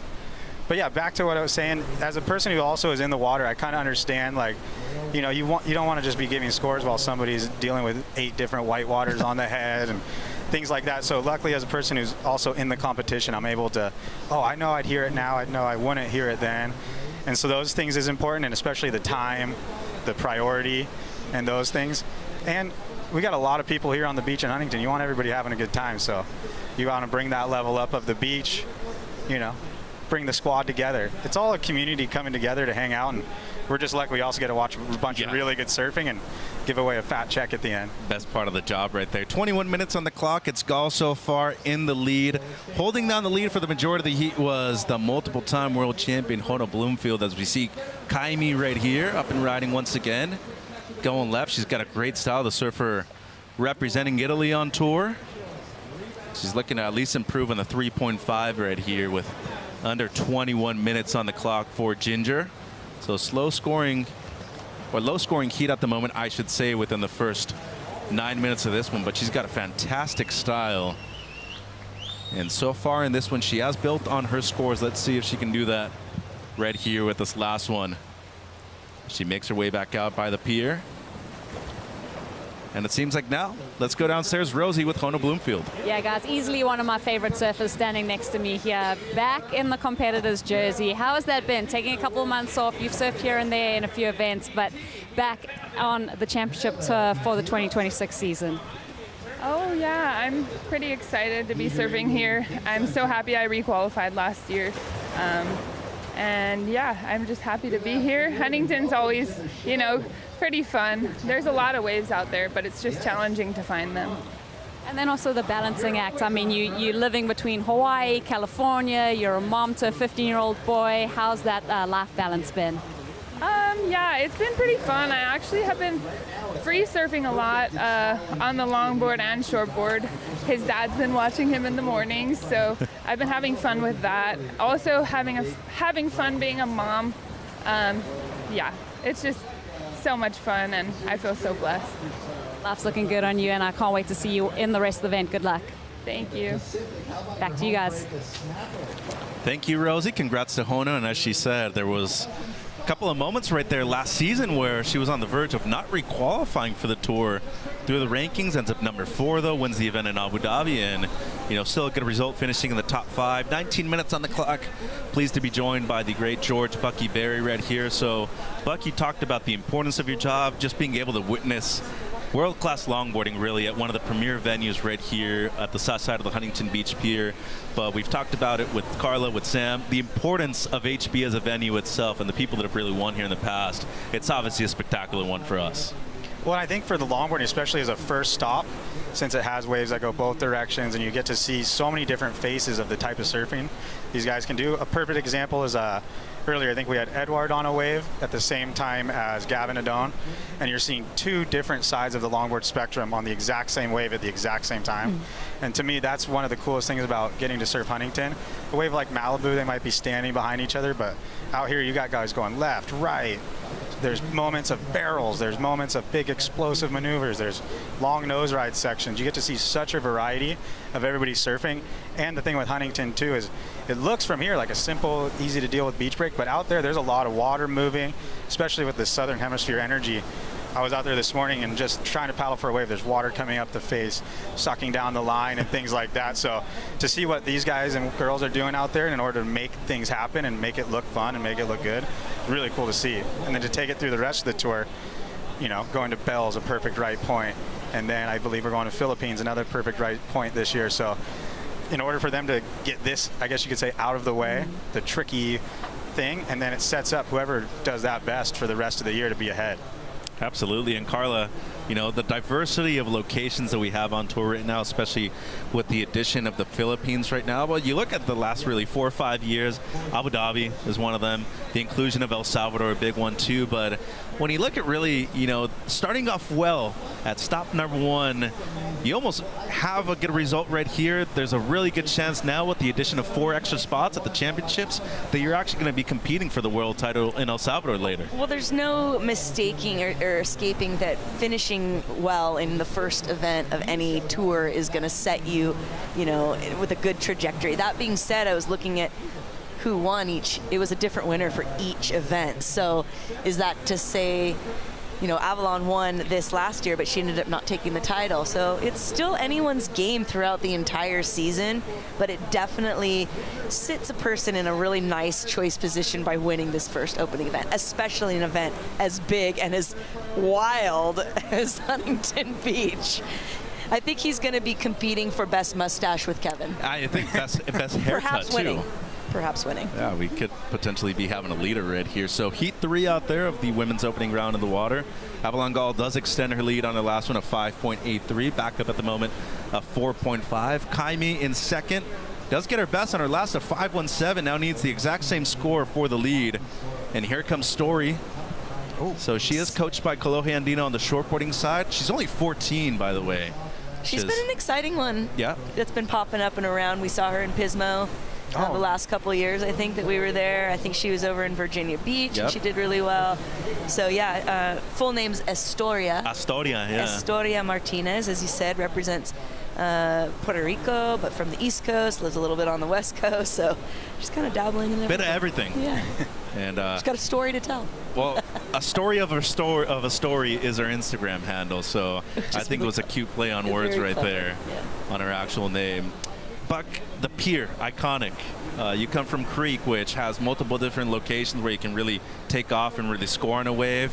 But the backdrop right here of having the pier, especially for the goofy footers, how cool is it to see that pier bowl left being used that way right here? Oh, I was talking to actually Kevin at Creek the other day about a few years ago. Him and Justin were battling it out on that pier bowl left into the pier, where it almost is like a standing wave with the rip going out, and just doing these beautiful elongated carves out of that left straight at the pier. And what's so cool here with the pier is it's so much taller than most other piers. So we were talking on the broadcast earlier, when you're up on that railing looking down, you're almost getting that drone level view, especially when guys start shooting the pier. And it has that cool background, like I think one of the promotional photos leading up on the Instagram WSL post, it was Connie hanging heels with the restaurant out at the end, all lit up, very clearly Huntington Beach Pier. And you can tell from the sky, from anywhere, like when you're in Huntington, you're in Huntington. Yeah, totally. And 14.5 on the clock. I think all three of these women definitely know that they're in HB right now. They've truly earned their scores out there at the moment. 5.83 the top mark of the heat. Kaimi has the 5.17 with priority at the moment, needing the exact same score to move up in the first. Meanwhile, Martinez, she only has the 1.13. Is a wild card right here at the Lexus US Open of Surfing presented by Pacifico, but has plenty of time, 14 minutes, and say the opportunity of competing here at that young of an age, especially being granted it, not necessarily might be accepting it later on if you don't get offered it. So imagine if you say no right now, you decline the spot, then eventually they're like, yeah, you know what, there's other people now that have actually accepted the award or the spot. You make a really good point. This field of longboarders in the competition, it filters through rather quickly. They come, they go. You give it a try. You spend all your savings perhaps on making it on tour. Perhaps it doesn't go. You have to take a time out. So, it does. You bring up a good point. There's a lot of different changes that can happen, and if you don't snag it when that opportunity arises, you could be missing it. Nothing's guaranteed, right, Buck? Nothing. Oh, exactly. And I mean, even on the longboard side, some of these people in the event might be relying on the paycheck they're going to get by making the final in order to buy that plane ticket to the next spot. So there's that competitive aspect, as well as you also you're out there to truly make your living, because to get to the next event you might need to get second or third place to get that plane ticket. Things as simple as that can be a big deal. Well, big deals out there right now. The defending event champion Avalon Gall with a 5.83 and a 4.5 at the moment in the lead, and it's the young Italian surfer Ginger Kaimi with a 5.17. She is looking for the same exact score to move up into the lead right here with 12:40 on the clock. It has been slim pickings when it comes to those good quality lefts out there at the moment. Martinez having a look. She's going to have to let it go in third priority, needing a 9.2 for first place. Down the beach, it seems like Gall might be interested in one of these deeper lefts.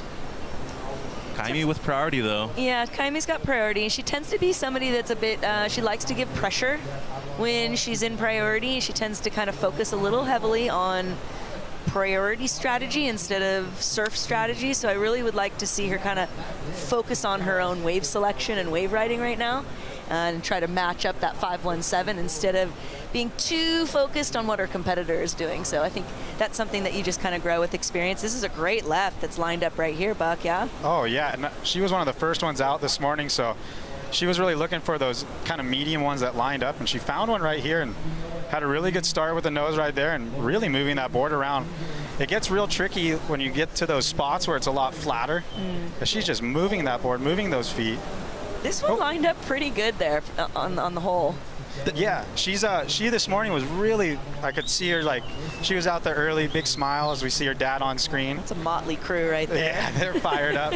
But she was just out there, and what was cool to see, I love seeing when the younger kids she was out there at 5 a.m. 6 a.m. on the crack of the light, and a huge smile on her face.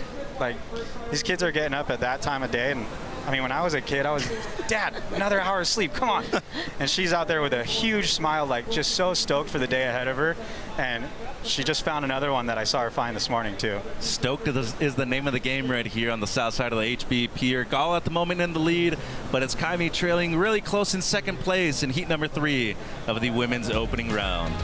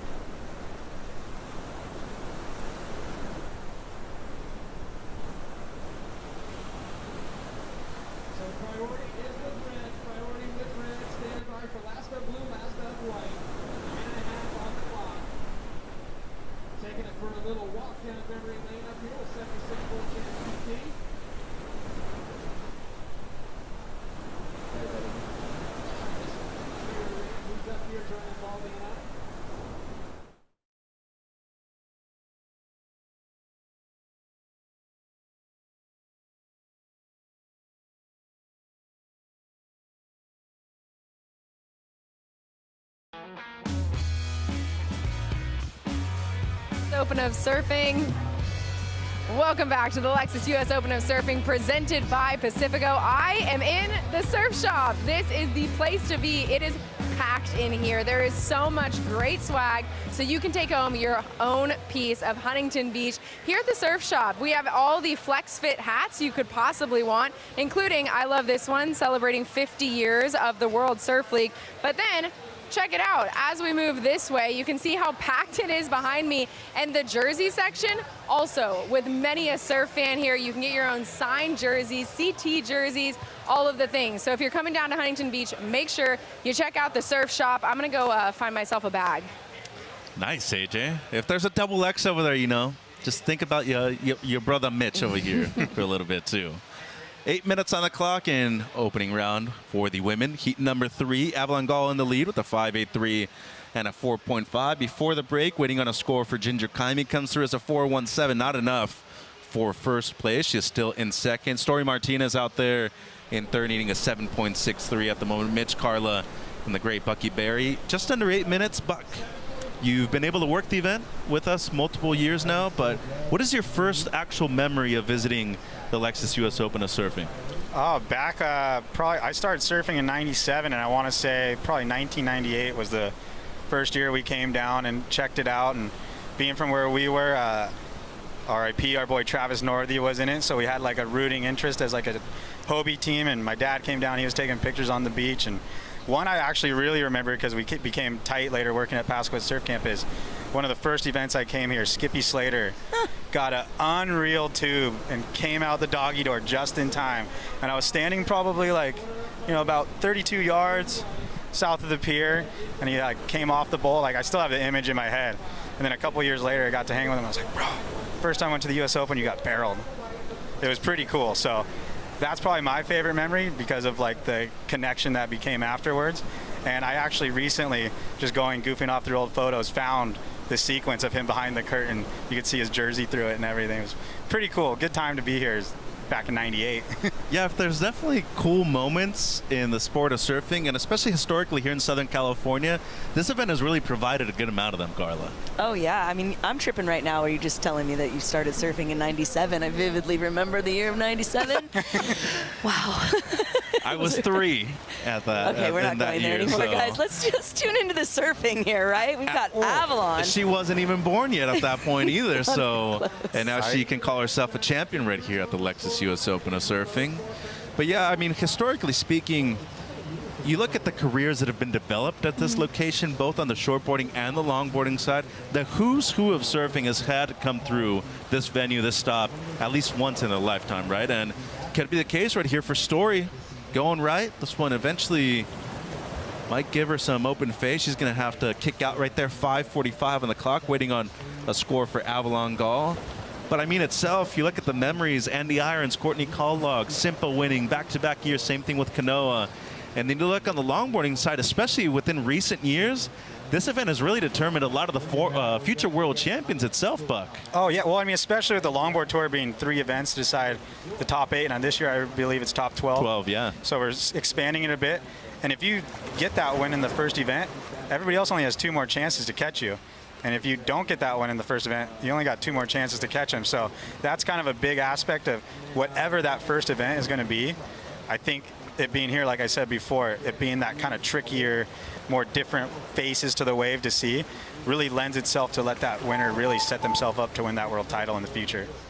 Well, and those that finish and go into El Salvador, the top 4 will be seeded into the quarterfinal. So as you say, being able to kind of do well in these events, that's just going to get you in a better position for the final. I'm a big fan of that format change, if I'm honest. I think it helps those people that have earned those spots a lot more and gives them some more protection. So it does get expanded from 8 to 12, as you said, but now there's 3 regular season events and then that championship afterwards in early March. And your points matter. Right. It's not just a, surf off and your previous, finishes don't matter. It's going to matter. Those points will matter. So I agree. I think it's a good call to make to let the surfers kind of feel like they're building on their own momentum. And Story here, unfortunately, not really finding the right groove that we've kind of seen her. We've all witnessed her surf really well up in Pismo at the Surfing for Hope event, which is one of my favorite events actually to work.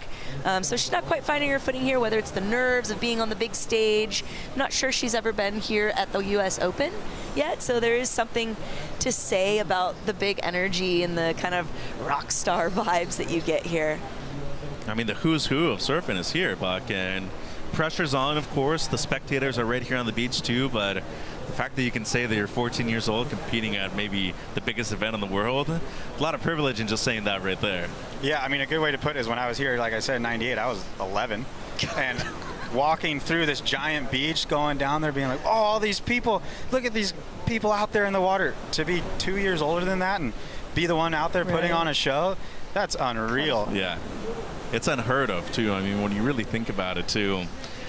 Just getting a spot to surf in the World Tour, like, I mean, if you look at it historically, how many people have there actually been that have competed in a CT event in the past? Hundreds? Maybe 500 at the most within, 50 years now of championship tour surfing? That's a big deal when you think about it. So there's a big privilege right there, but with that privilege, a lot of responsibility is carried too. And as you said, you want to be able to put on a show and really promote this for the youth that's coming up too. Yeah, definitely. It's an important position for them to be in, albeit just surfing. It is our community, and it's something that, surfing is a lot grander. My first time coming to the U.S. Open wasn't really as a competitor, but after being an event coordinator, and so coming with a little different perspective, coming onto this kind of scene, this kind of production is amazing.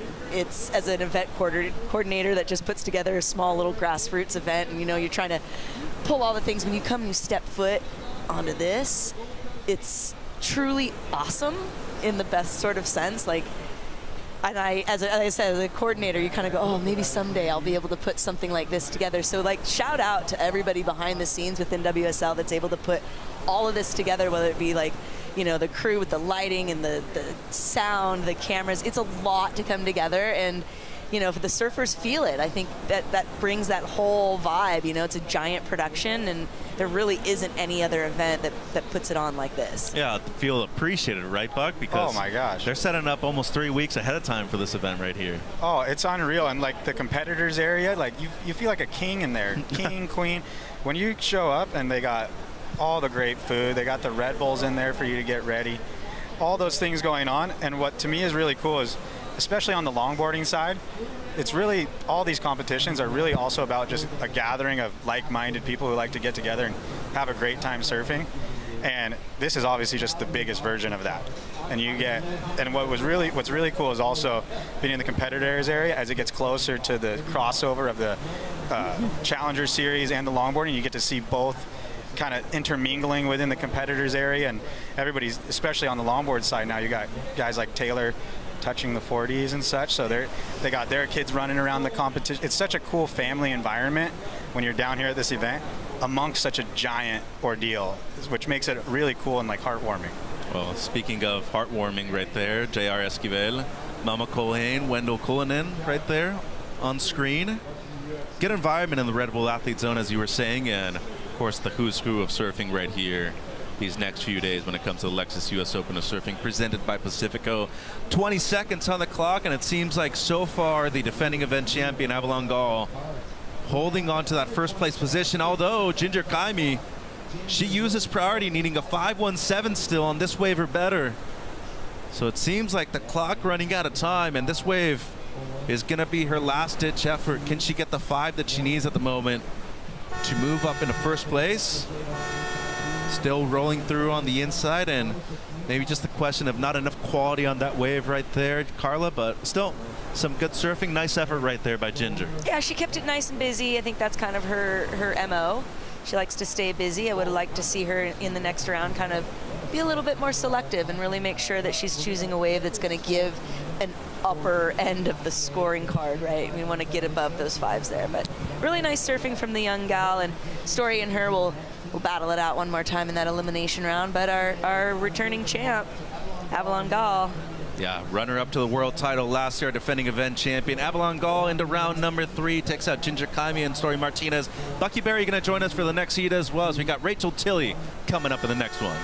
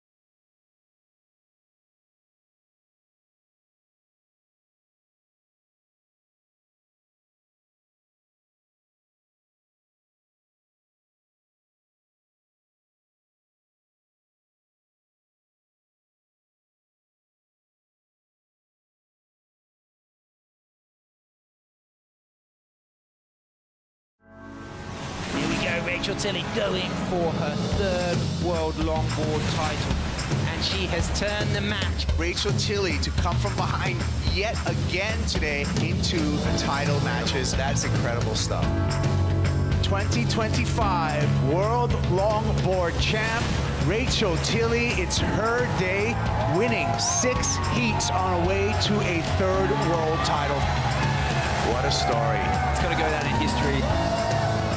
The degree of difficulty of things that he has done so far is next level. This is world-class longboarding from Kyle Ellis Flynn as he sets himself up with the style and the grace of an absolute master. That was the best wave of the event, Carla. That was absolutely incredible. He's the man, he's the winner. Big moment. I want to do better. I want to be better. I want to be the best. Today you can call yourself the very best in the world. You're world longboard champion for 2025. Give up for Kai Ellis Flint.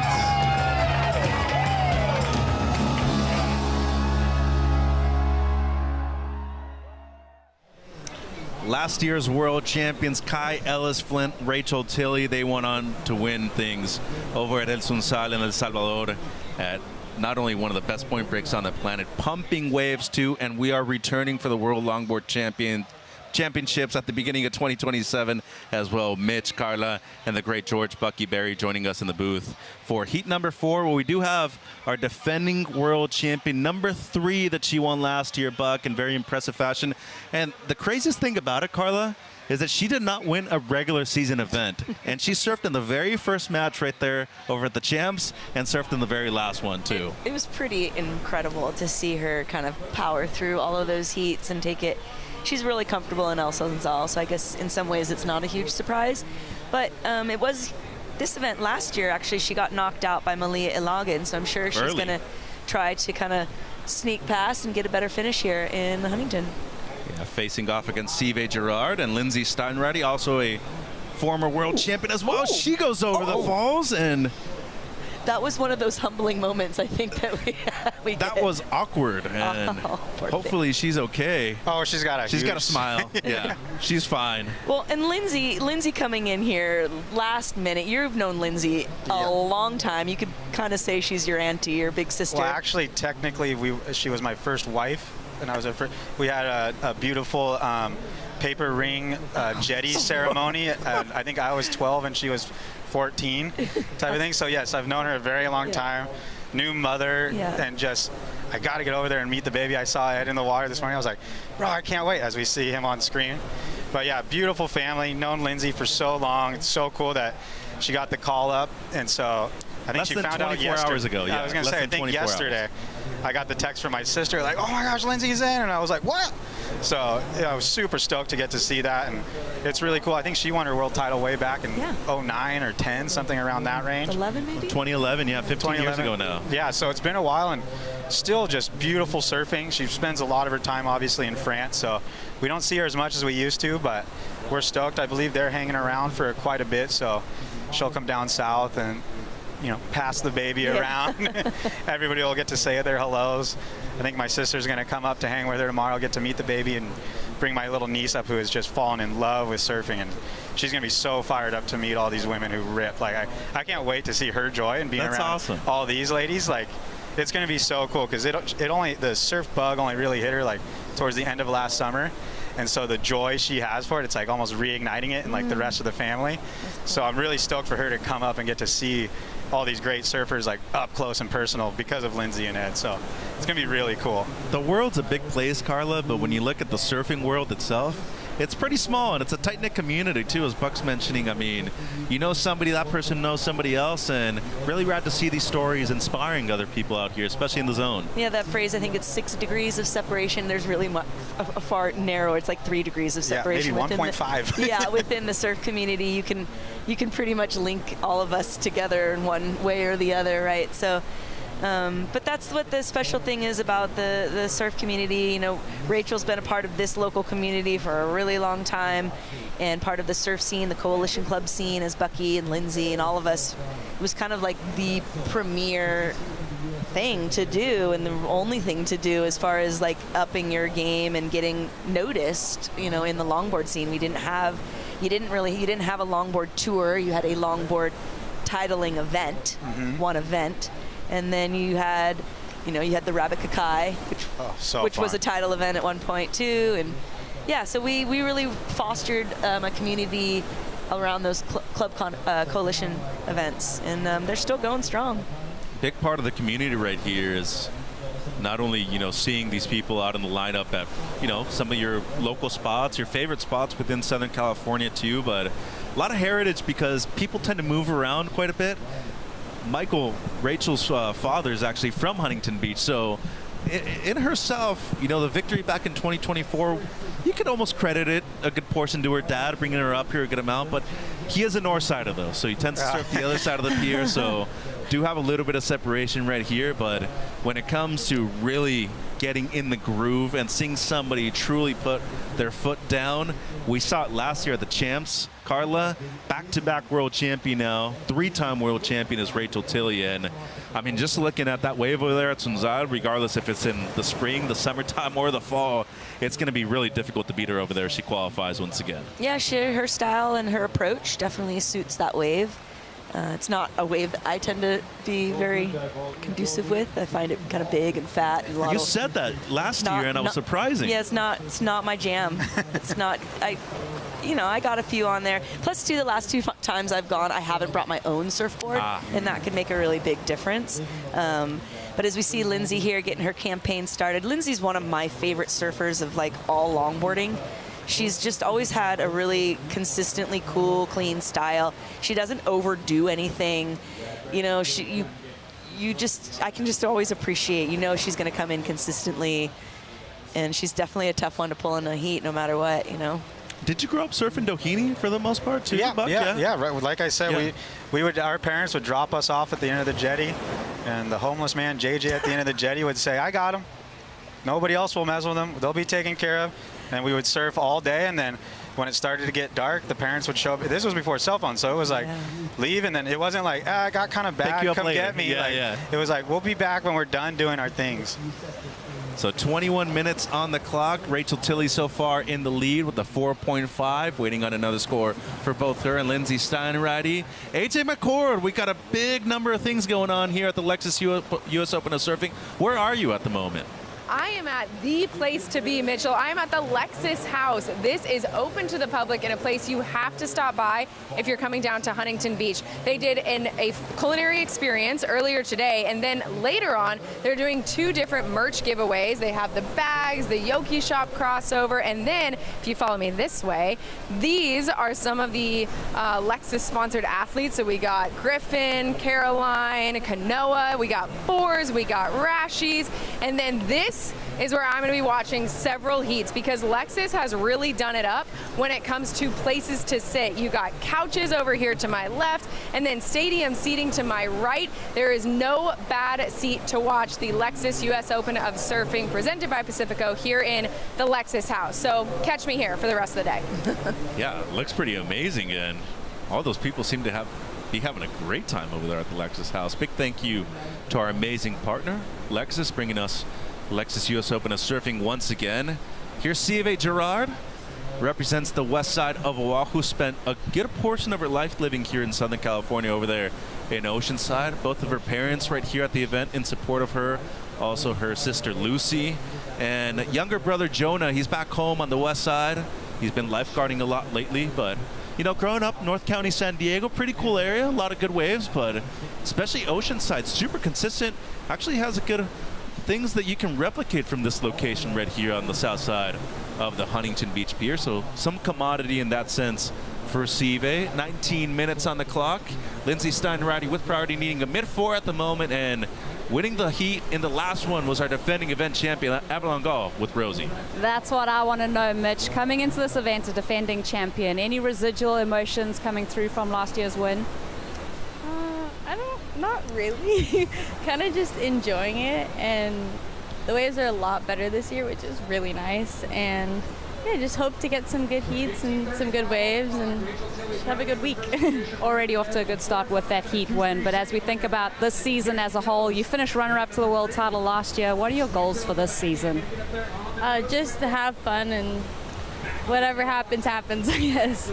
Keep it simple and keep enjoying it. Avalon, thank you for your time. Thank you, Rosie. Congratulations to last year's world title runner-up and last year's event champion right here at the Open. Avalon Gall, she's moving through. Here comes our 2024 event champion, Rachel Tilley. So she just got a brand new board. She's not riding it right now, but Josh Martin, longtime shaper for Rachel Tilley, especially when it comes to those sprays. They're very noticeable. You can just tell that those are Rachel's boards. So it's not spray, it's Hoffman fabric. It's laminated underneath. Yeah. Correct. Good point. Got to point that the classic Hoffman fabric, which is very... Oh, it's cool. I got the opportunity to... Iconic. We did a board. Oh, here we go. Let's watch the replay. Rachel right up to the tip. Her boards always have that rocker, but she makes some crazy things happen. Crazy the hood she does some of the with that nose rocker. rides she holds through on that with that nose rocker, especially in El Salvador. Last year, she had some of those on the bombing sets and just maintaining speed on the hang fives. It's pretty unreal. But yeah, I was fortunate enough I've gotten to go through that Hoffman factory and go through and pick out some fabric. We did for our Surfers Healing fundraiser we made a couple boards, then did some inlay of fabric I went and grabbed from there. And man, you can make a stunning board using some of that fabric, and it glasses in well, doesn't add too much weight. Must seem like a pretty cool project to work on the side too, huh? Especially like, Carla, as we all know as surfers, you want to represent yourself. You want to be creative and iconic, and that's something that, I mean, it's a representation of you too. When you're surfing up on your board, you want to make sure that it seems cool and you're having a ton of fun while doing it. Like, to each, you know, is the eye of the beholder. Everyone's got a different kind of idea. Some people like those big bright boards, fluorescent, want to be really noticed. You know, I grew up in this whole school where we were supposed to, we needed to wear a black wetsuit. You should have a white board. There should not be any stickers on your board. Boo. Yeah, it was sounds really boring. You know, Exactly. it was really, you know, you had to be very underground, and if you went anything outside of that, you were. I like now that it's a lot Kelly threw that outside, and it's Yeah. like, I'm white wetsuit the whole time. You know who I am because I'm wearing a white wetsuit the whole Yeah, time. I think I remember I got a baby blue one, and at one point, and everyone was like, "What are you wearing that for?" Oh, sorry, hate to be don't want to be noticed. Yeah, back when I used to get custom wetsuits from Japan and everybody was in that black zone, I was like, hey, I want to do every panel. What colors do you have? And every panel I did a different Really? color. I had, I think, red knees, pink legs, So yellow ugly. here, blue here with like purple sleeves. Like you had to do, you know, surfing lets you be 13 forever. So I don't think there's anything bad with that, honestly. I actually have a couple boards that I ordered. They should be done pretty soon, but Rida Bailos, Matt's daughter. Oh, okay. I asked her if she can make me some Star Wars art on my boards. Yeah, so I think I'm getting an X-Wing on one, and then maybe like Boba Fett's helmet on the other. Oh, rad. I just think if you're gonna have fun with it, truly go out and have a ton of fun Yeah, with it. You know. definitely. Don't take it too seriously. No, and in the end, especially when you're competing too, there's certain aspects of surfing I think we've all, you know, been able to put on a jersey and just be like, hey, I need to make sure that if I'm enjoying this, I'm going to go all out and enjoy it to the fullest. And for the most part, these three women do that as well as they can. A 4.5 and a 3.33 for Rachel Tilley at the moment. That has her in first. Meanwhile, Siva Girard just a couple of ones in her scoreline. Lindsay Steinreiter with priority, needing mid-5 at the moment for the lead. As we see the great tense right there. Be right back with more of the Open.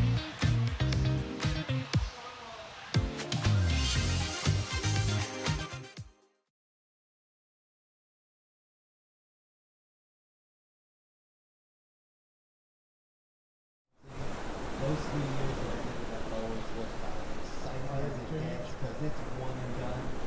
All right, priority change. White first priority, red second, blue third. Here we go. Sid can't get over it, but yeah, the beach was a lot of lows. It definitely translated. So just quickly, the swimmer directly in front of this area is closed. Going to try and help the lifeguards here before they have to come and get you, but it's for your safety. One of those boards, if it is lost, you'll definitely go home with a token to remember this event by. So thank you for coming in. 13:45 on the clock. Once again, Rachel is currently here with the 4.5 and the 3.33. Siva in the blue. Currently looking for a 5.93 to go to first. Lindsay wearing the white with priority, looking for a 5.4. Looks like red. Having a look here. It will be Rachel taking off on the forehand. Gonna run up there quickly on the nose for the quick 5. Finds a little space, puts the rail in the water, wraps it back. Staying right next to the power source here. Looking for the double. A tricky wave as it had a little rip there, so she stays committed on the heels on that left and now redirects on the forehand.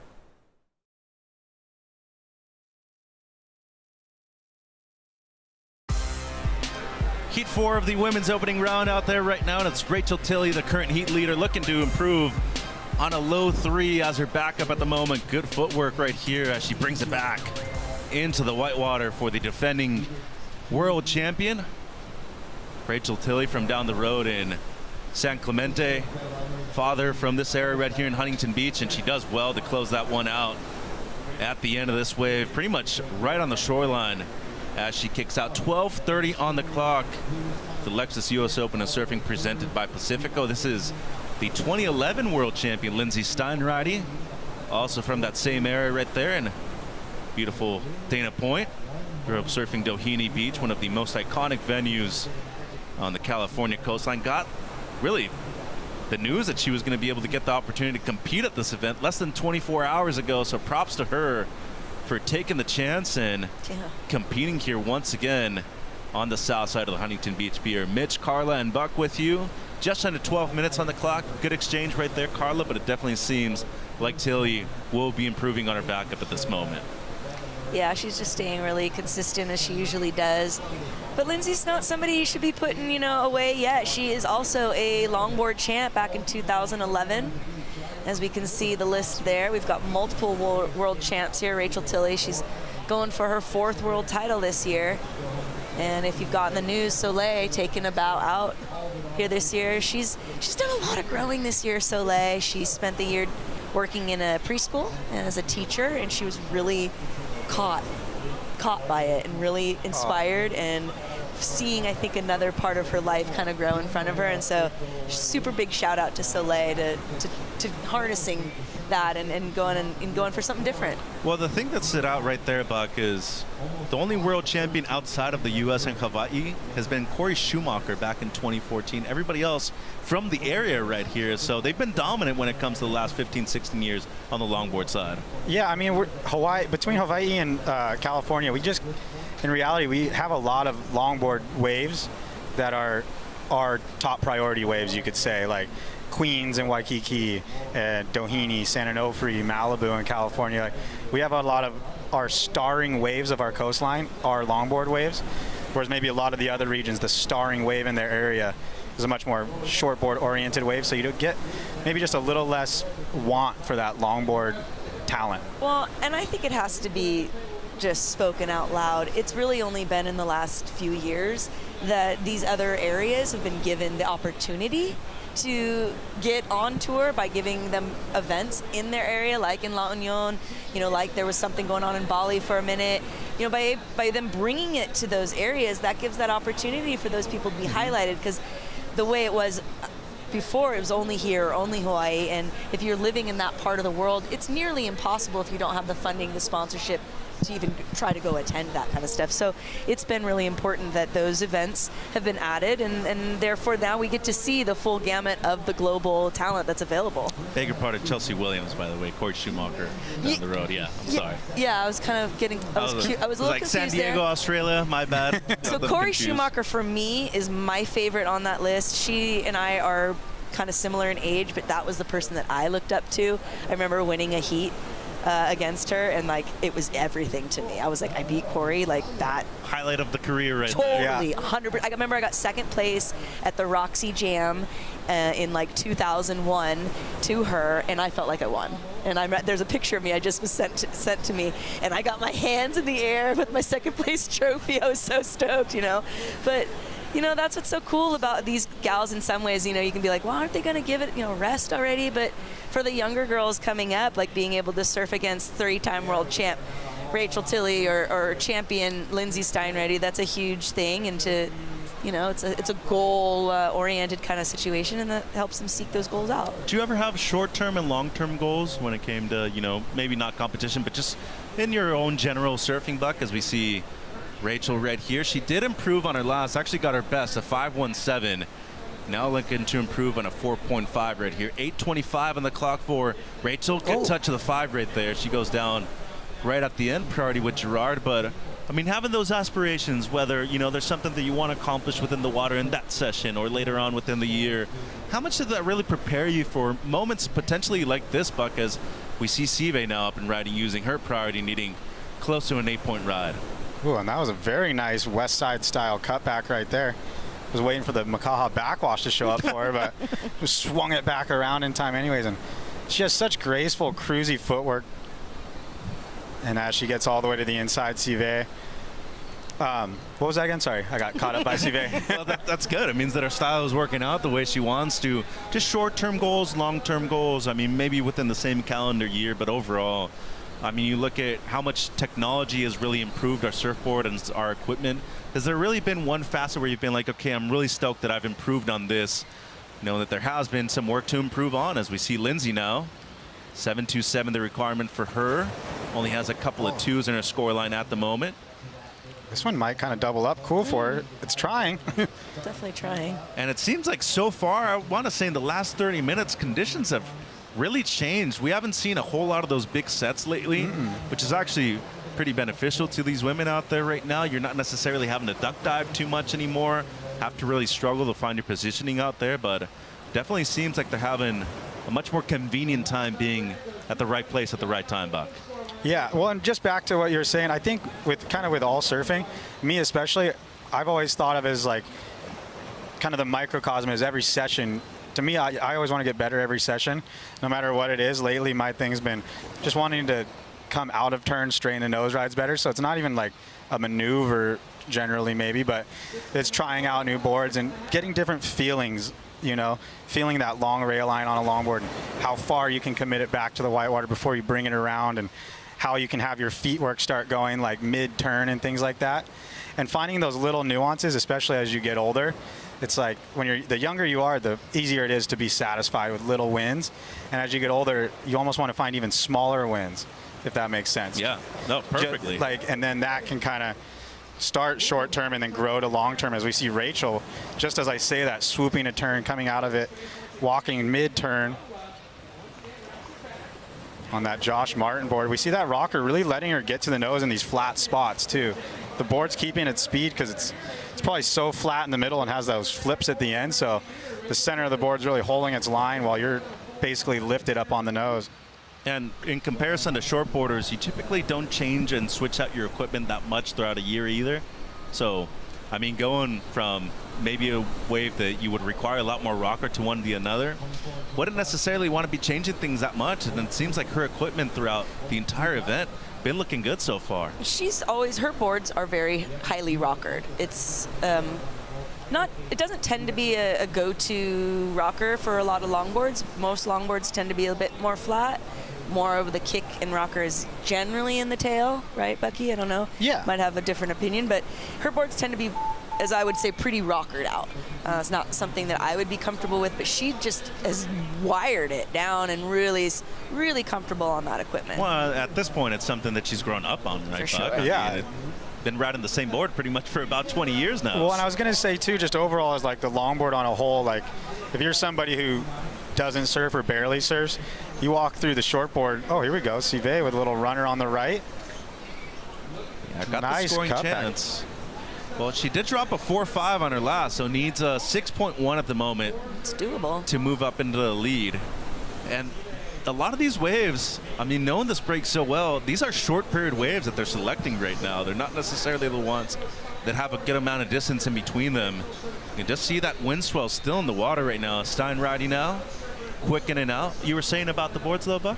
Well, I just would say if you're somebody who doesn't surf or only surfs a little bit or doesn't have a lot of board knowledge, during the longboard event, it'd be really cool if you got to check out all the boards, because you can stand 20 feet away and see the differences. You can see the different, I mean, I guess you couldn't quite see the rail. You'd have to feel those, but you can see the different nose outlines, tail outlines, different fin setups, different fin outlines, and things like that.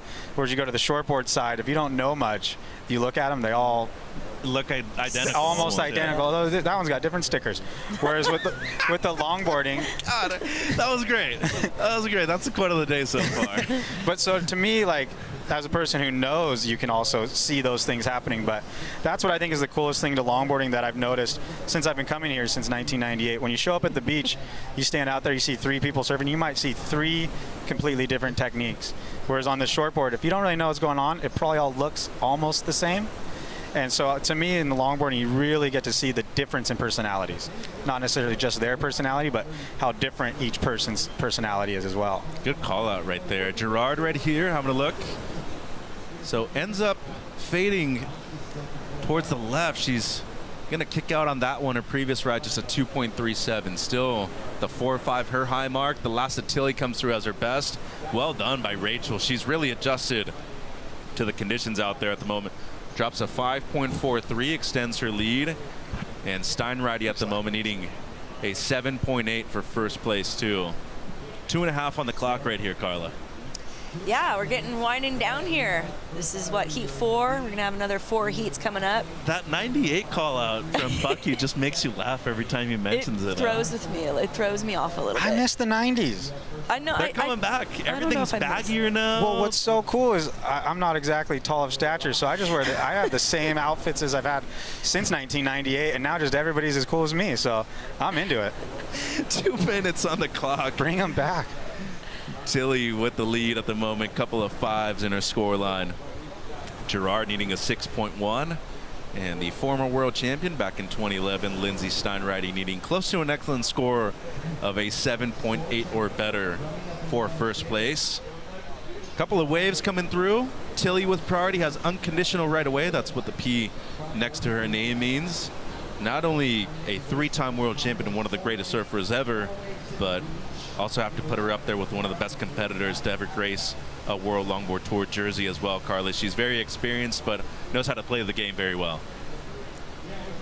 So Tilly so far in control of the heat, couple of 5s, and it doesn't matter if you're winning with a pair of 8s or a pair of 5s.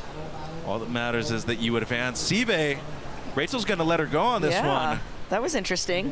Well, there's a reason why she didn't go, and that's the experience right there of a former world champion, knowing which wave to go on at this location. Yeah, it's going to be hard for some of these newer gals to kind of come to the table against these ladies that have a bit more experience. But I'm here for it. I'm really excited for the new breath of life, if you will, of some of the new gals on tour, and I'm eager to see them come to the table, bring their talent, and show us that they've got it and that they can squeeze in here. I want to see some new flavors. I'm really eager for that. Got her in your spot, right, Buck? Got her in your spot, and especially on the longboard tour with the regional faction going on, you really got to take down those people in your area, and then you got to see them afterwards too. Well, that is a great point, but it's been, I think, one of the best changes on both the longboard and the qualifying series, if I'm honest. You have to do your regional events first. It strengthens the region itself first, I would say, and then eventually you get those people to qualify for the tour, and it makes things a lot more exciting, much more even, I would say. It makes it feel legitimate. 100%. In reality. Here's Steinreity, last-ditch effort. I love her bottom turn. And give it up for Lindsay, taking on the event wild card pretty much under a day's notice. Gets the surf out there in a jersey, and you know, regardless if she advances out of this heat right now, she's still going to have another chance in the elimination round as well. It seems like Tilly, though, she will be moving on through straight into round number 3. The former event champion and the 3-time world champion looking for number 4 at the end of the season. So, Bucky, thank you for your time, and best of luck with the beach announcing and the rest of the event. You're here until Tuesday, right? Yeah, I'll be here all through the longboard event, and I'll stop by whenever you guys need me. I'll be up there whenever you don't. So look forward to a nice, fun weekend on into Tuesday, and we're ready. Well, they're needing a break up there right now, so I think you got to go break them at the moment. Carla, Mitch, Bucky, we'll be right back with heat number 5, and we return to the Lexus US Open of Surfing presented by Pacifico.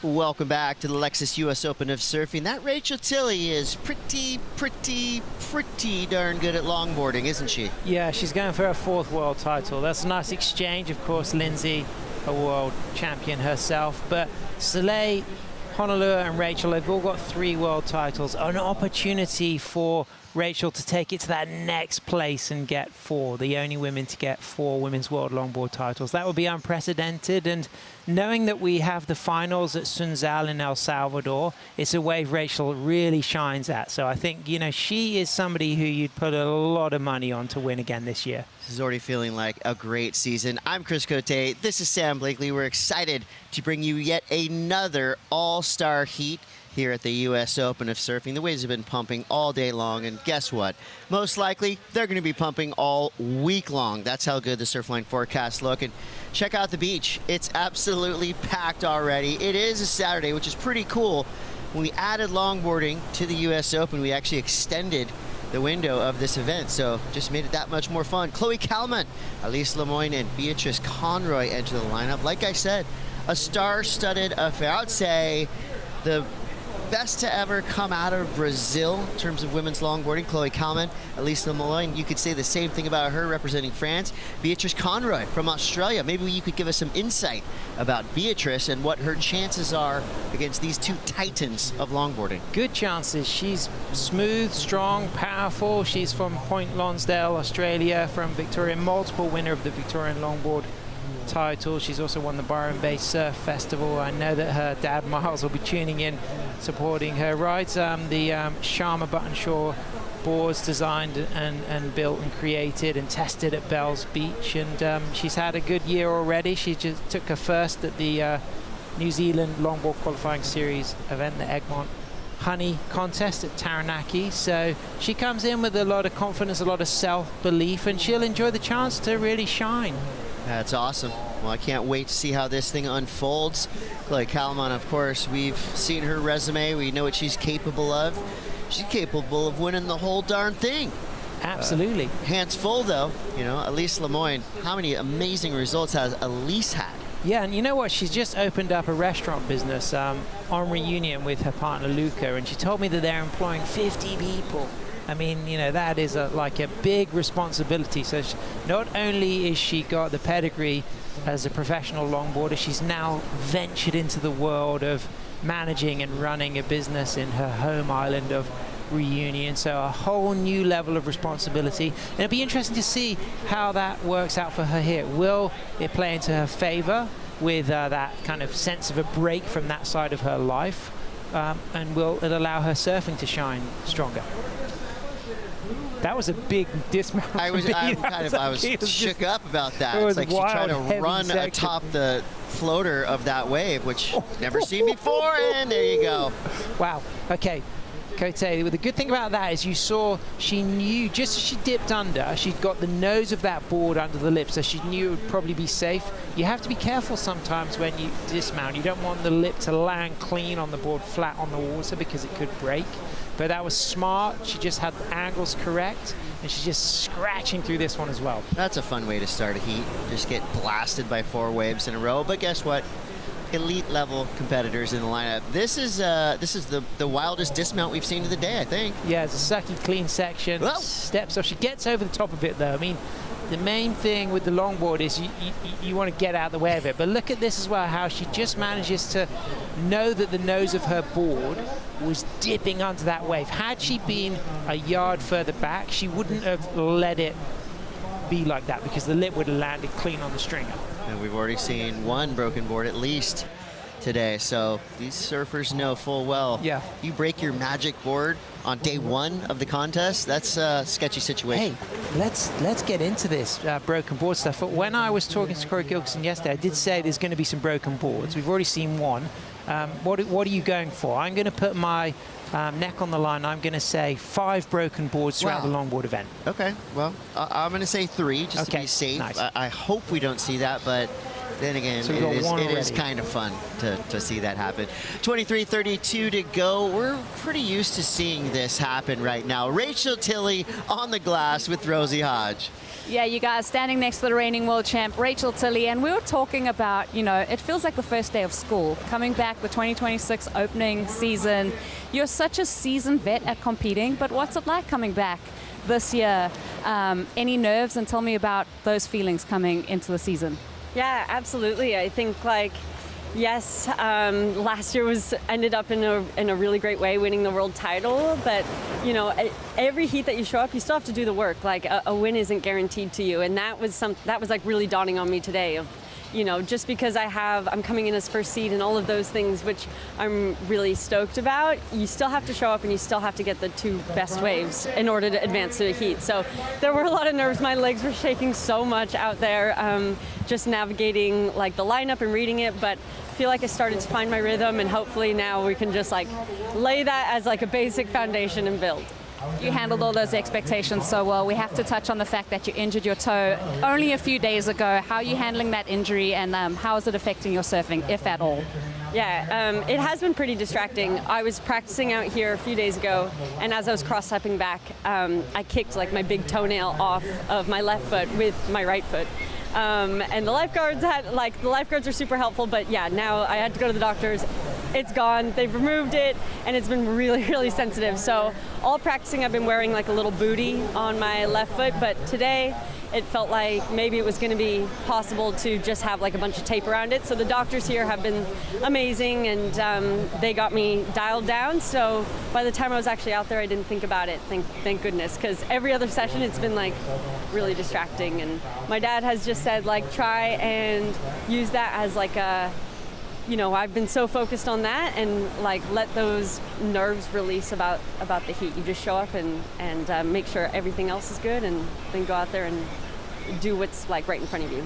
Good advice from Pops. And Alice is in this heat, and she's staying with you again this season. How's that been, reconnecting with one of your friends in a competitive setting? Yeah, it's the best. She stays with me for the US Open every year, and I feel like it's been 15 years now that's been happening, and we travel really well together, and yeah, I'm so stoked for her. I hope the best for her, and then maybe we don't have to come tomorrow.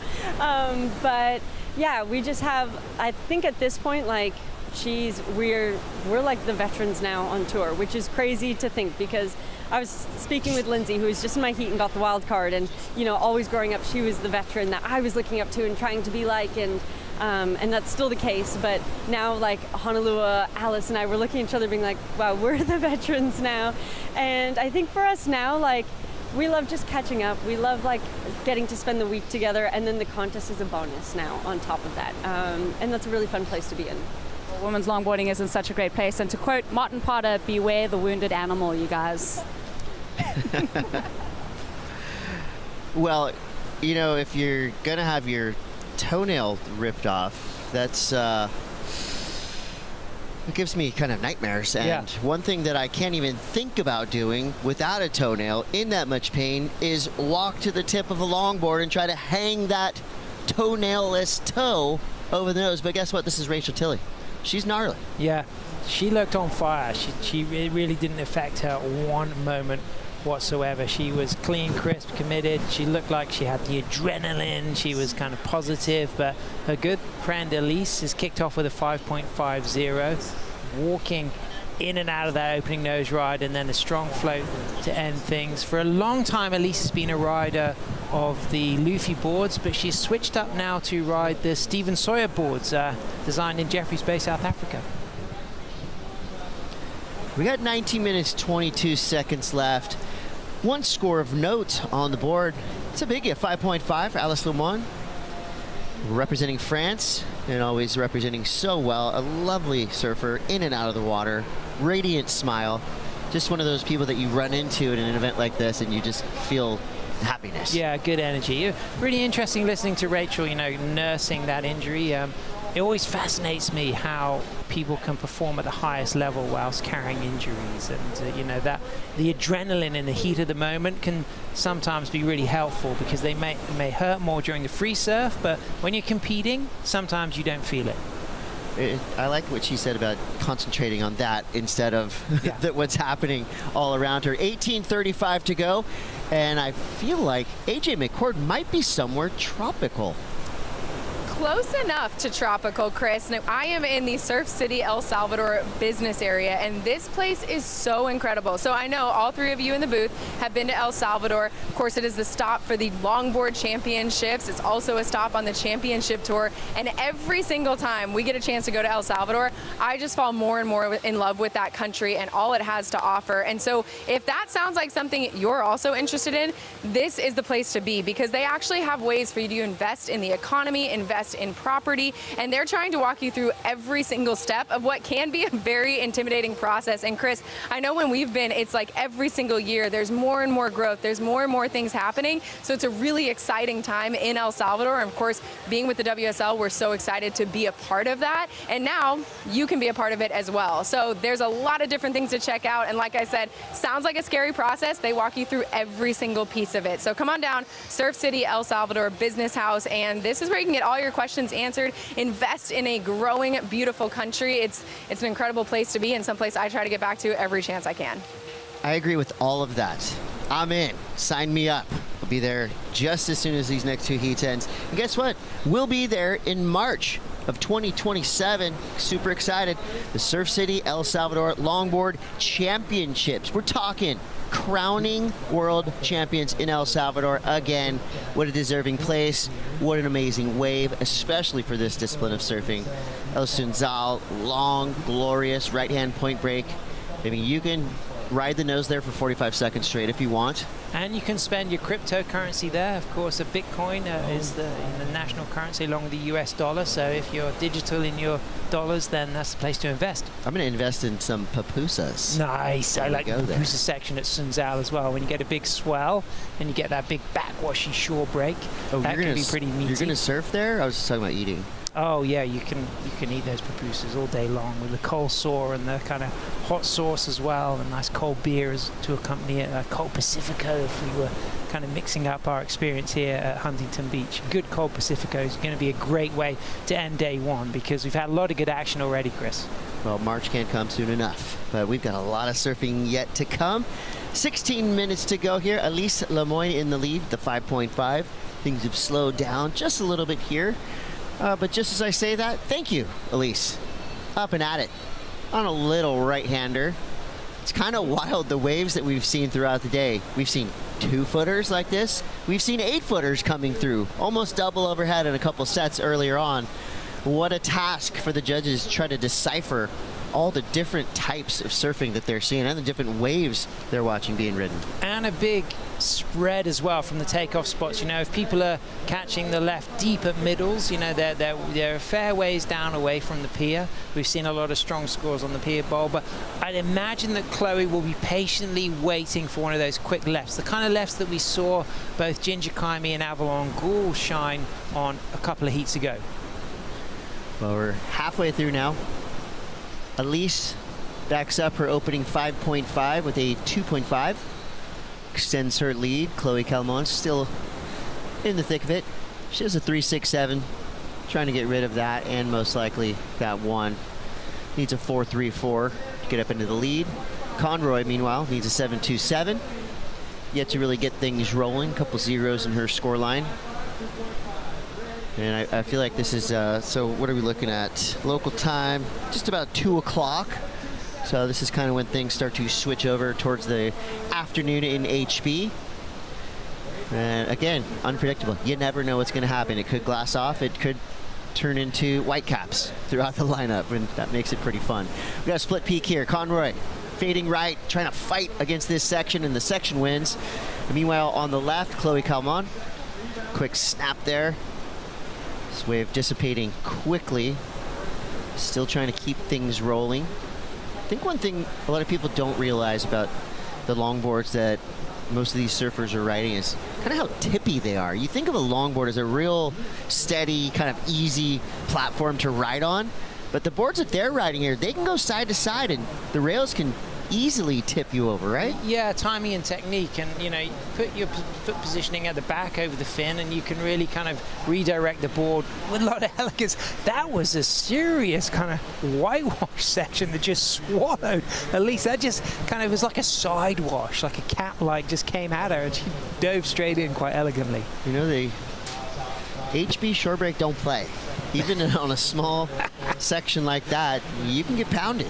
That's I've felt it before. That's a good technique of popping over. You see a lot of the longboarders use that. They paddle up to the whitewater, and just before, they'll sit up at the back of their board and just keep the nose above the foam, and then they'll just allow it to pop over the top. You probably see her do something different there because she didn't have to get through the whitewater. She was able to get over the shoulder.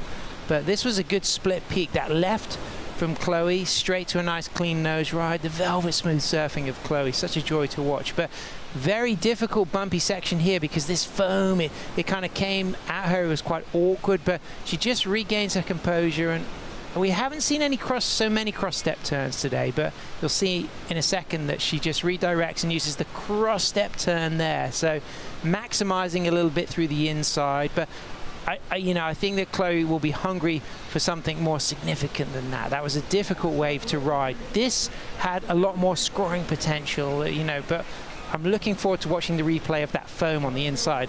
Real clean, glassy section, great rail work. And then just as things get shallow, she's eyeing up something to end. And it just seems to, after that nose ride, turn into this kind of cat-like side wash that just bashes. She just elegantly dives through. That was like part of it. That was she like got a held roller under, coaster. too. That was... There's been some really wild wipeouts for the end-of-day highlight package. There's been some stellar wipeouts, 100%. We've got a solid, juicy swell here. Not massively long period at this stage, so the waves quite close together. Quite a lot of wedges, a lot of chop to deal with. Wave selection has been really important to find something with the open face. Yeah, I still feel like the story of the day has been the mid-range size waves. We've seen some surfers taking off on some of those overhead sets, and more often than not, it's more of a test run, drop in, pull out, straighten out, or just get pounded. We saw JR doing a lot of that, like that test run, having a look, popping up, checking, and sometimes it would pay off, other times it wouldn't. As we could just see Elise there, she as she paddles up into that foam, she knows she's got through it, so she'll put the board to the side and swim under. So there's a lot of different ways to get a longboard through a heavier condition, and a lot of these people won't duck dive, and this is going to be a really close one. She just manages to make it. People still turtle roll? Yeah, absolutely. Cassia Medor, she's really good at the turtle roll. That's like one of her go-to techniques, but you do find that sometimes you get kind of dragged quite far backwards underwater, so there's definitely a need to take a good deep breath before the turtle roll. All right, well, more duck dives, turtle rolls, board bails, and maybe some wipeouts. Who knows? Stay tuned for the culmination of Heat 5. You're watching the Lexus US Open of Surfing. We'll be right back.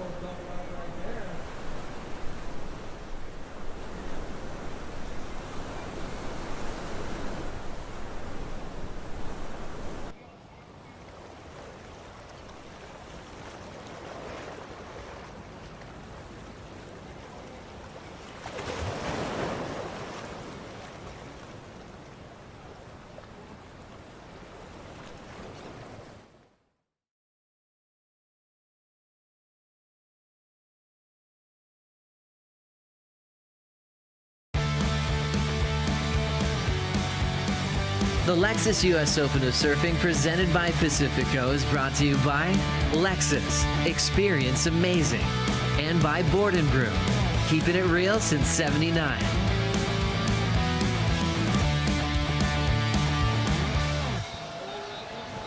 Peak summer activated. We are live from Huntington Beach, California. This is the Lexus US Open of Surfing presented by Pacifico. The pier is open for all spectators, free of charge. Get here early though, because it's already stacked. And those viewers on the rail are seeing some really cool surfing happening right in front of them in the water right now. Elise Lemoyne, Chloe Kelman, Beatrice Conroy, surfers representing Brazil, France, Australia here in the booth. You got me, Chris Cote. You got Sam Bleakley. Sam, what has impressed you so far in our women's draw? So far in the women's draw, just the tenacity, the resilience of Rachel, the fact that Avalon Sean are defending champion, and seeing Elise back in style. And I was expecting, you know, more high-scoring lefts throughout the day when I looked at the way the South Swell was kind of running along the lefts. But actually, the rights have been pretty significant as well. I've been excited with some of the surfers who've been brave enough to shoot the pier. My favorite two were Honolulu Bloomfields and Declan Whitens in the men's earlier. But Honolulu's on her first wave of the heat, gets a 7. It's brave to shoot the pier, and, you know, due respect to all the surfers who have taken that risk. And I can't get enough, Sam. During our break, I was on the gram, and I was tracking both the WSL Instagram page as well as the US Open Surfing Instagram page. There's already a bunch of highlights up there, and of course all the information that you need to know about what's happening this week, quick up and down, including, you know, the schedule of the concerts, the autograph signings, the DJ sets, like everything that you want to know is all that. It's in the phone, it's in the computer, and of course worldsurfleague.com. It's all right there as well. So wherever you're watching right now, I hope you're enjoying yourselves, because we sure are. We're watching some of the world's best female longboarders in waves that are fluctuating from kind of choppy, kind of weird, to beautiful, glassy, perfect. I mean, it is really a mixed bag out here this afternoon. I thought that wave that Chloe paddled into was going to be a keeper. You know, just by her body language from takeoff, you knew it was quick. It had a bit of cleanness through the face, but she recognized that there wasn't much on offer, so she kicked out. She's got 6 minutes left.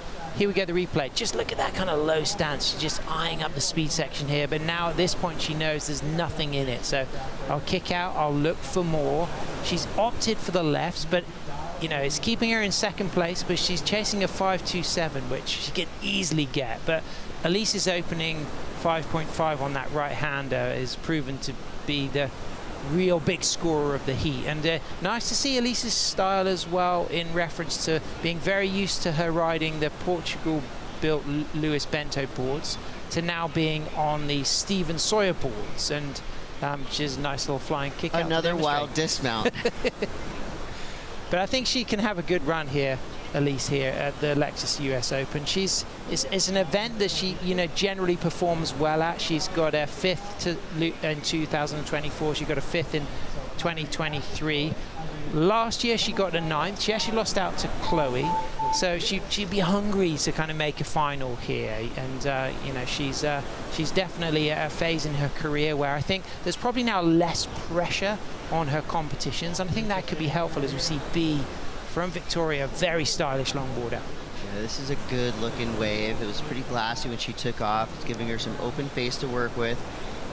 Just kind of staying right here in what you'd think would be the most powerful part of the wave, but now she maybe faded just a little bit too much because she kind of put herself out of position off the open face of the wave. But how cool was that kick out? So cross-stepped back to the tail, kicked out, and then just jumped with both feet into the shallow sand, picked the board up by rail. That was like a cool end to the ride. Not going to be a very big score due to the wave size, slightly more of an insider as well, but you know, there's nothing better than seeing this style, flow and grace through every element from takeoff to kick out. Chloe just kind of scrapping to get through the pier there to go out on the north side. And unlike the Challenger Series or the Championship Tour, kickouts on the World Longboard Tour actually kind of count for something. Well, part of the overall act. Yeah, you want a clean, smooth, controlled end, but it also just feels good. It's part of the aesthetics. And you know, you have to appreciate with a lot of these longboarders, there's a whole free surfing culture that is really prevalent around longboard surfing. Someone like Avalon, you know, she's our defending champion, but she's not somebody who's like a hustly kind of surfer. She's somebody who will just let the longboarding do the talking. As we see Maria Fernanda Reyes from Peru, she's going to be coming up next. That's going to be a great one. And Khalees, of course, a 2-times winner here at the Lexus US Open of surfing here, you know, really has that beautiful velvet footwork, that Hawaiian grace, and she is somebody who's so good at reading the sections and reacting to the changing speed that you sometimes get at Huntington Beach. Yeah, there's a reason why she's right there on the top of the list of potential event winners and event favorites, of course. Khalees Kaleopa coming up next, up against Sumi Tooka and Maria Fernandez. 2 minutes 46 seconds left. Elise still in the lead. 5.5 really coming in handy. She got that right off the buzzer too. Sure. 5.27 is the requirement for Chloe Kalman. That's 7.06 for B. Conroy. And just like that, read out some numbers and everything changes. Chloe Kalman now goes from second to first. Her last wave, a 6.33. Good work, Chloe. Patience plays off. And, you know, something that also benefited her was the fact that she kicked out early enough from that previous left, because that was important, because it gave her the chance to get out back for this left from middles. Speedy, finds the nose, really nice, dynamic, controlled drop knee turn using all of the wave, and then coming out of that drop knee turn with driving speed. And now on the inside here, everything's already happened in the opening 5, but I think that the drop knee turn was the significant moment. The fact that it was one of the more dynamic rail turns we have seen, and I think when the judges really got to analyze that 5.5 in comparison from Elise, they recognized that there was almost a whole point of difference between what Chloe was able to demonstrate by not only doing the good, clean, long, fast nose ride, but the really nice, drawn-out, controlled drop knee. Yeah, there was a lot of speed happening on that wave for Chloe Kalman, and of course control and power surfing. What a beautiful turn. 1:12 to go. Well, Elise was kind of cruising yeah, that top spot for the last 19 minutes, and now she's in second. And that's a really tricky position to be in for a competitor when you've been in the lead. And again, this is, you know, one of those small scores. This is the 3rd time in the heats that we've been cooling today where we've seen somebody in the dying minute chasing like a very attainable score in the mid 4s, and each time they've not been able to get that, not only because of the conditions and having the luck of getting the wave, but also the fact that do you go for a small scrap and manufacture it, or are you patient enough to wait for a set to get that score on? We'll see.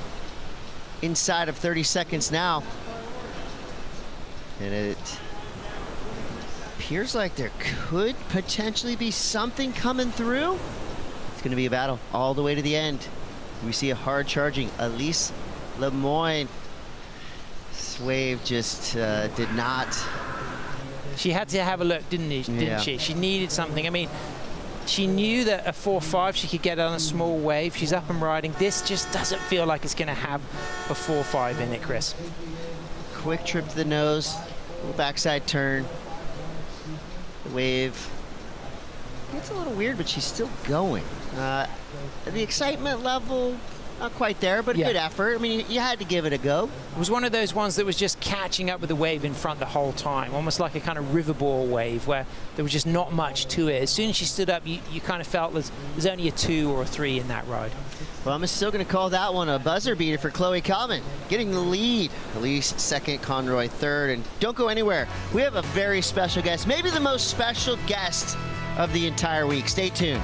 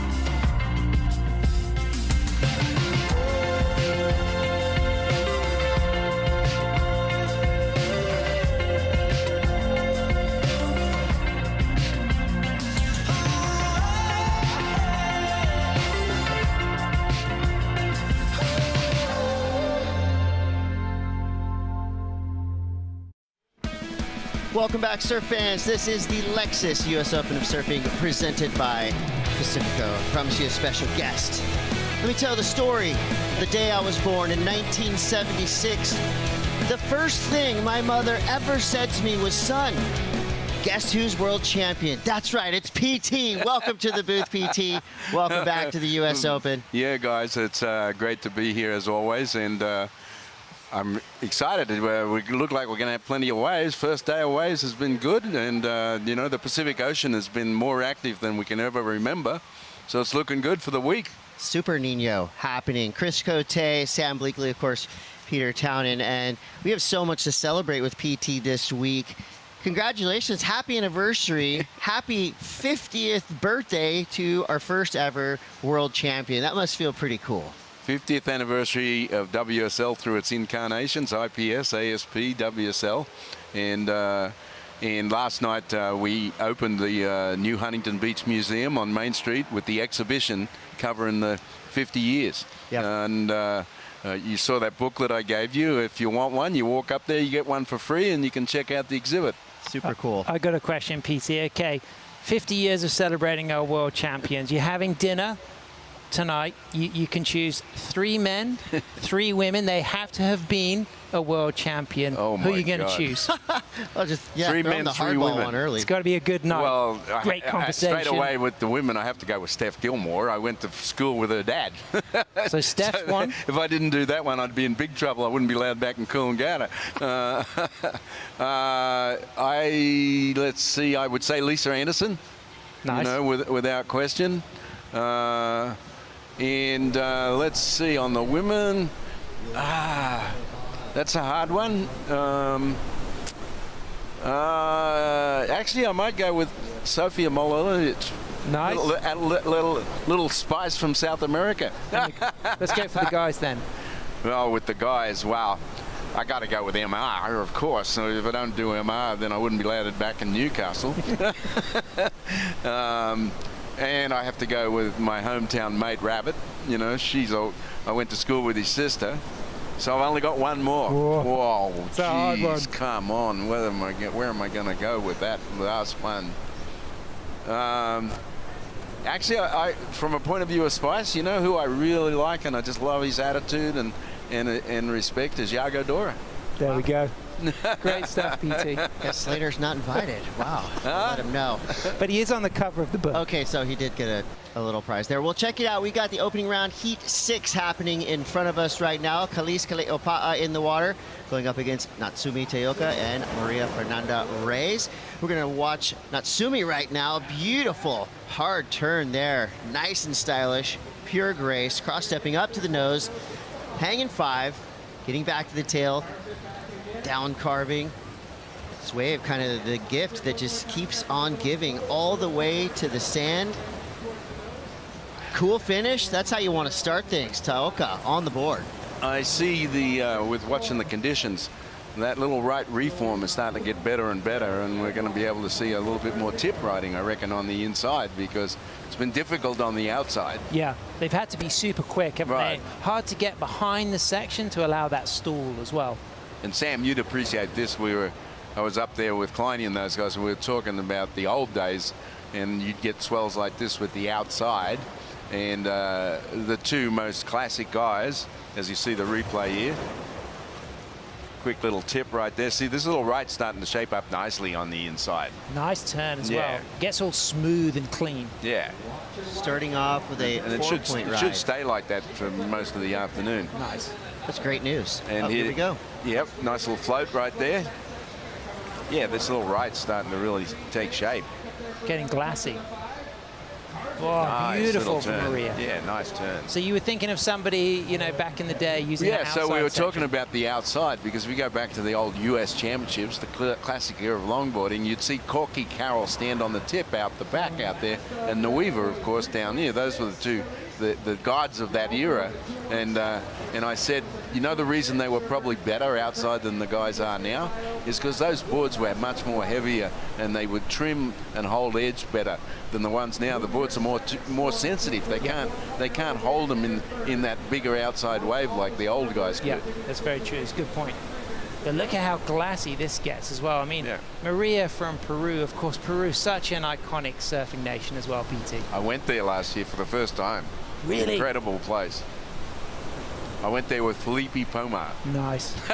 World champion himself. So 22:49 to go. Some scores coming through. Khalees with that 360, 217. Natsumi Teoka has just dropped another number and improving on her opening ride of a 4, so she has a 4.40.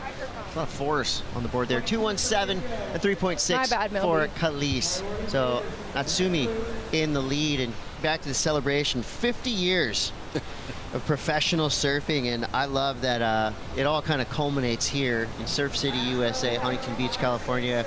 We've got incredible museums here, the Huntington Beach International Surfing Museum, of course. We have the Walk of Fame, the Hall of Fame. I mean, this really is surf culture incarnate right here in Huntington. We are going to have an incredible week. I mean, our inductees, for instance, on Thursday for the Surfing Walk of Fame, we've got Jordy Smith going in, which is going to be awesome, as we see up outside.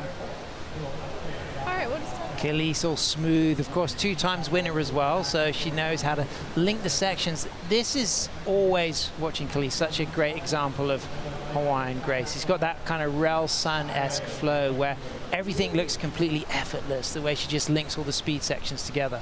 It's a little bit of ballet dancing, mate. Yeah, and you know, we were just talking about these anniversaries and stuff, and it's pretty freaking amazing to think that pro surfing's been around for 50 years. General public has no clue that's the case, right? And here we are.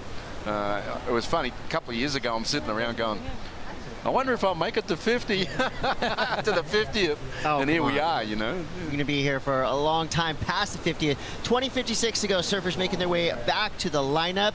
And while we wait for the next wave to roll through, we had a buzzer beater in that last heat. Chloe Kalman on the glass with AJ. Nothing like a buzzer beater to really get the nerves going here for the 2026 World Longboard Tour. Chloe, how did you manage the nerves first event back? Just like you said, the first event, first heat of the year on the tour, so you have the nerves out. And when I feel nervous, I try to think like how fortunate I am to do something for so long and still have butterflies in my stomach. And I love the challenge, I love competing, and I just love Huntington and all the energy that it's here. So many people screaming at the pier after I got that wave, so I was like, okay, good energy, found my rhythm, and it only ends when it's finished. So I kept believing until the end, and it was really tricky because the heat before ours, it was really slow, and then at the beginning of our heat, it was those massive closeout sets. So it was tricky to find the right ones, but I'm glad I got the first win out of the way. As a veteran on tour, how much do you rely on those little moments, the crowd cheering for you, the heat turning, to really get you excited and into that competition mode again? I think it's all about perspective. Like, I was remembering that my first time in California when I was 13 or 14 was here in Huntington. And then I would just see the US Open and think of such a faraway dream. Like, oh, I wonder if one year I'll be able to be in that big stage, and here I am. So instead of thinking like, oh, the waves are not so good, I try to think of the opportunity to be here representing my country one more year, and here for the challenge and here for the win. And yeah, I think it's just about shifting perspective and putting your energy on what you can control. Speaking of your home country, para o Brasil, você quer dizer mensagem? Sim, obrigada, desculpa o ataque cardíaco que eu deixei, mas estou muito feliz. Brasil aqui no US Open, estamos vivos para o terceiro round. Tinha alguns brasileiros também no pier quando eu peguei aquela onda gritando vamos, vamos, vamos. Então é sempre bom ter essa energia. Estou aqui com a minha amiga Ana também, que dá muita energia boa. Então, obrigada e continue na torcida. Parabéns, obrigada. Thank you, AJ. Nicely done. Congrats, Chloe Kalman, getting through that last heat. You guys, you know, I never checked my phone at work, but I just kept getting this notification. I got invited to a really cool party, and I'll tell you about it after this wave. I'm going to let that one just hang out there. As we see, speaking of hanging out there, Khalees Cleopa up on the nose and straight up into the white water, but can't come down. with the turn. So back to the party I got invited to. July 30th, 10 a.m. This sounds really cool. Coming together to honor and pay tribute to P.T. Townend. That's right, your 76th world champ. And you're going to be getting inducted into the Surfing Walk of Fame, along with some pretty heavy hitters, okay? Jordy Smith, Mike Purpose, Phil Roberts, Patty Panisia, Joey Hawkins, Dean Torrance. That is going to be so cool. You reckon we're going to play Surf City from Jan and Dean loud? Probably like 12 times. You got to do it. As we see now, speaking of Surf City, Natsumi thriving in the conditions this afternoon. Can she ride out of that turn? She does. Good control there. That was a really difficult section. We saw Khalees not able to ride out of the float on a similar section on the previous wave, but Natsumi hung on to that. She's chasing a low score, 5-1-1, but hard to get in these conditions. Yeah, this heat is really starting to fire up. Everybody with decent scores on the board right now. You got Maria with a 5.67, the high mark of the heat so far. Well, the second highest mark. You got 5.90 for Khalees. Judges loving the combo she just threw down. But Natsumi Taoka, consistency is paying off. She has a 4 and a 4.40, and she's at it again, flying towards the pier, straight into that section. This time rides out clean. That was nice, Maria Fernanda Reyes. So strong as well, committed with the backside footwork there. No hesitation.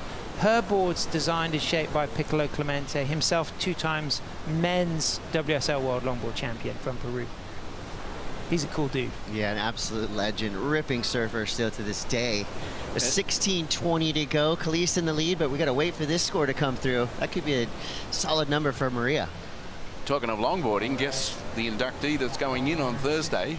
Joey Hawkins. He was out this morning on the north side, ripping it up. Legend. Still. Of course. Still going strong. Cool dude. Mike Purpose as well. Oh, yeah. The hair. Mike Purpose hairstyle. Well, he came from the longboard era and transcended into my era. Yep. I was in finals with Purpose at Sunset. Amazing. Amazing. I really appreciate last year we shared a heat together when we were talking Big Wednesday. Yes. And you were talking about how important, off the inaugural win in 76 and then shooting Big Wednesday and how that changed your career. And had you said no to that, it would have been a mistake. I wouldn't be here in California because I married a girl from Big Wednesday from Fountain Valley. And I've been here for 46 years. Well, we wish they all could be California girls. Yes, right. PT. She was one, Kote. She was one. She went to school with Michelle Pfeiffer.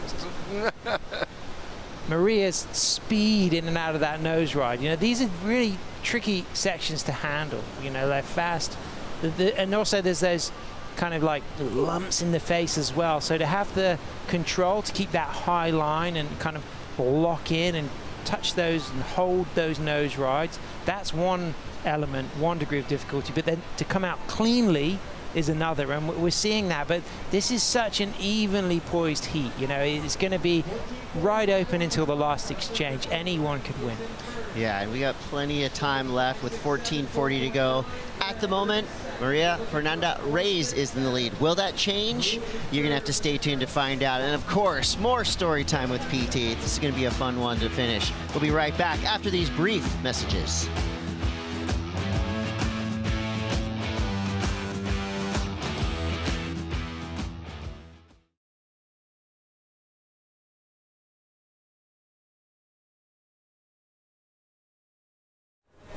Beautiful day here in Southern California. Hope you guys have been enjoying the action throughout the entire day. Day 1 here. The 2026 Lexus cross-country circuit presented by Pacifico. Look at that double up right there. Beautiful wave over in that section right there.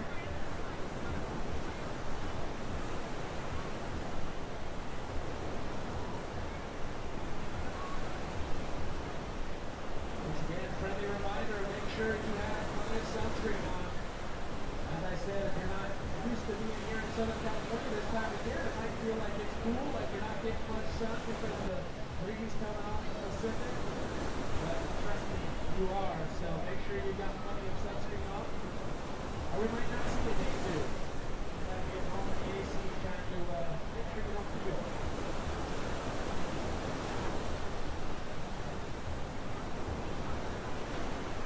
When's the last time you got so sunburned climby that you actually feel.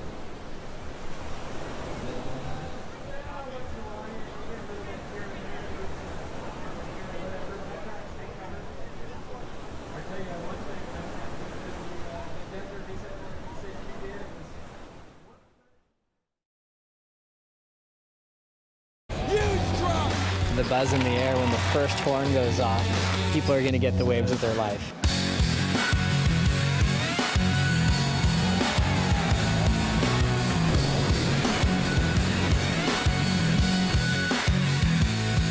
The amount of energy that comes over that reef, there's no other wave really like it in the world.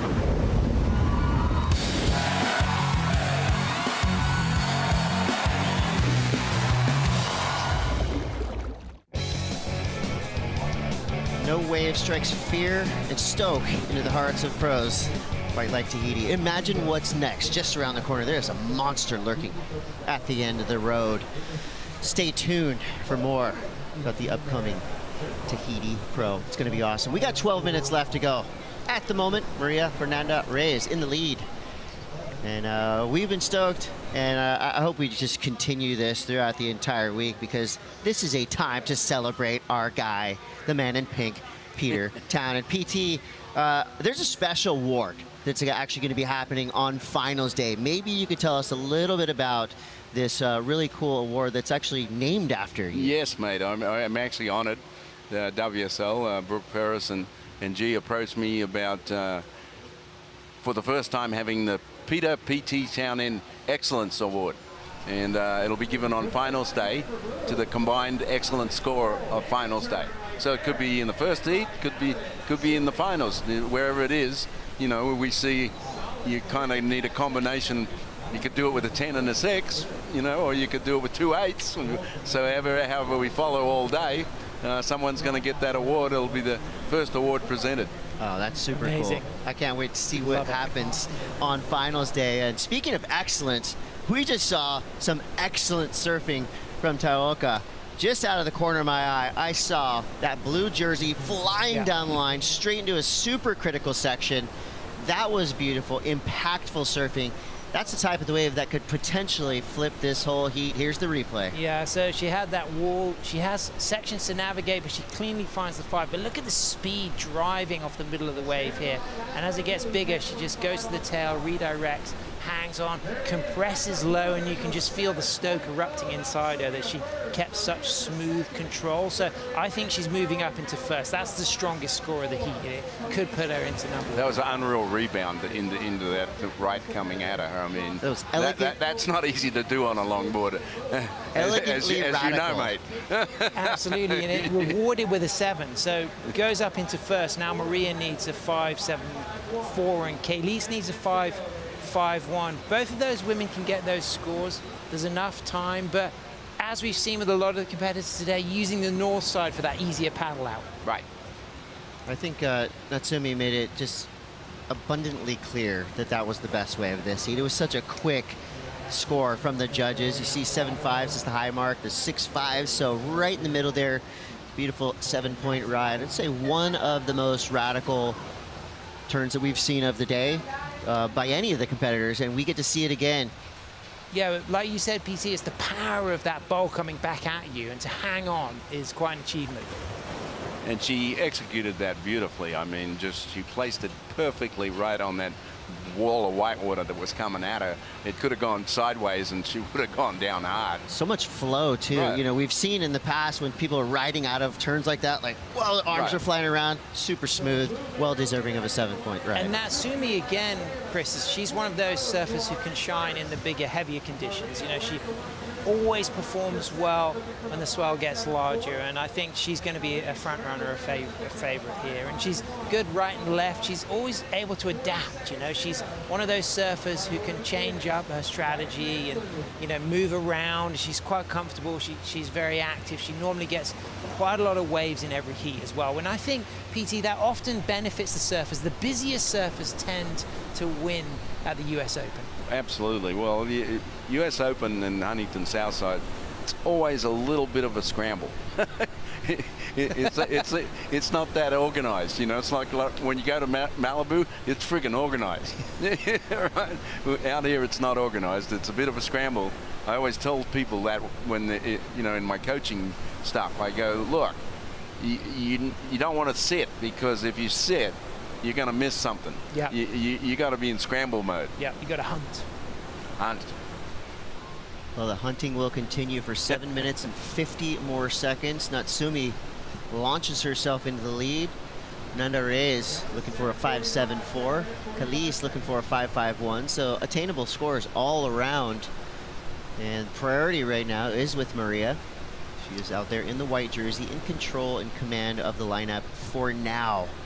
And so, Sam, where do we go next with the Longboard Tour? What happens after this one? I hear there's a bit of a break. Yeah, but we go to Bells. But we go to Bells in early December. You know, Yeah, see, well, Bells is pretty organized unless it's big. Yeah, and as you know, Victoria early December can be hot. It can be cool. You know, it's changeable, and that's going to be exciting. And then we go to La Union, Philippines, and then we count all of the results, and our top 12 go for the finals in Sunzal, El Salvador in March. look there from Taoka, trying to get rid of a 4.40 and improve on her backup score. Inside of 7 minutes to go. Looks like more action coming towards our surfers in the takeoff zone, and it's going to be Maria. Now Maria elegantly walking towards the nose, has to wait a little bit to hang 5 over. Nice cross-step turn there. That was cool. That is such a hard maneuver to do on a longboard. She made it look so easy. I just love the subtleties that we're seeing from all of the women in the lineup right now. I mean, you got to watch so closely to really realize the difficulty in the maneuvers that all 3 of these surfers are doing.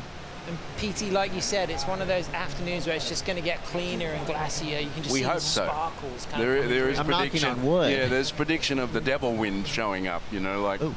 You know, because we've got this weird weather situation right now with the high and the low are battling, and that's why it's so hot and it's not moving much. Sure. But it could go wrong and go all of a sudden hard on shore, and we hope that's not what happens. Fingers crossed. This is a marathon, PT, so I want you to pace yourself at all the fun events that you're going to be doing all week long. And maybe you could tell us just... we got the Surf Museum Hackfest Golf Tournament on Tuesday. Oh, my goodness. You better hydrate. Drink a lot of water, okay? And then, you know, we didn't finish. Then we got the Hall of Fame on Friday with Courtney Conlog and Jay Larson. Oh, it's going to be awesome. PT, you've been partying since 4th of July. I heard you were actually... not just in the parade, but like the guy in the parade. I Is was that the true? Grand Marshal. The Grand Marshal of the Huntington Beach 4th of July parade. That's pretty huge. I mean, did you ever think that you were you sitting on a Cadillac in the back row? I was in a beautiful 67 black Mustang. Nice. That's pretty cool. I was thinking they might have put you in a 1976 with a beautiful but... replica of my Sunset board I won the world title on, sticking out the back. And let me guess, you were wearing pink. I was wearing a beautiful pink shirt. Of course. I want to raid your wardrobe. You know, but I think there's not a lot of people that look as good in pink as you do. And you're on camera right now. Can you just tell us about these shorts? These are some of the coolest trunks I've ever seen. These were made by a friend of mine for the WSL party at Snapper. You got a bronzed Aussie right there. There's a bronzed Aussie on there. Who's that guy? This has got the soul arch on my trunks. PT, where can we get this book? You can walk up the main street at 525 to the museum and you get it for free. Check out the exhibit and you can take it home and read about the history and all see all that unreal art in the middle there. That's all original art done for the actual exhibit, because the way we do our exhibits, we do the storyboards and then artists do original pieces of the theme of the actual exhibit. And there's some good riders in here. We've got Rabbit, we've got Sean. Yep, you got Phil Jarrett, Nick Carroll. I mean, pretty good lineup of riders. Sean Doherty. So I know that in 1976, you know, let's say the corporate structure of surfing was a little bit more lax. Yeah. Maybe you could tell us about the award presentation. What was it like when you were crowned champion? Give us that moment in time. Well, if we've got a moment, it really starts with that. We got a letter in the mail halfway through the year from Randy Rarick saying we're going to retroactive count these events, and they had a list of 12 events but it finished with 4 events in Hawaii. And I went to Hawaii and I had a phenomenal season. I got in 3 of in those days, old school, 6-man finals. I made 3 of the finals and the semifinals of the Pipe Masters. And so I ended up with the most points. I would have been if they had Triple Crown in those days, I would have won Triple Crown.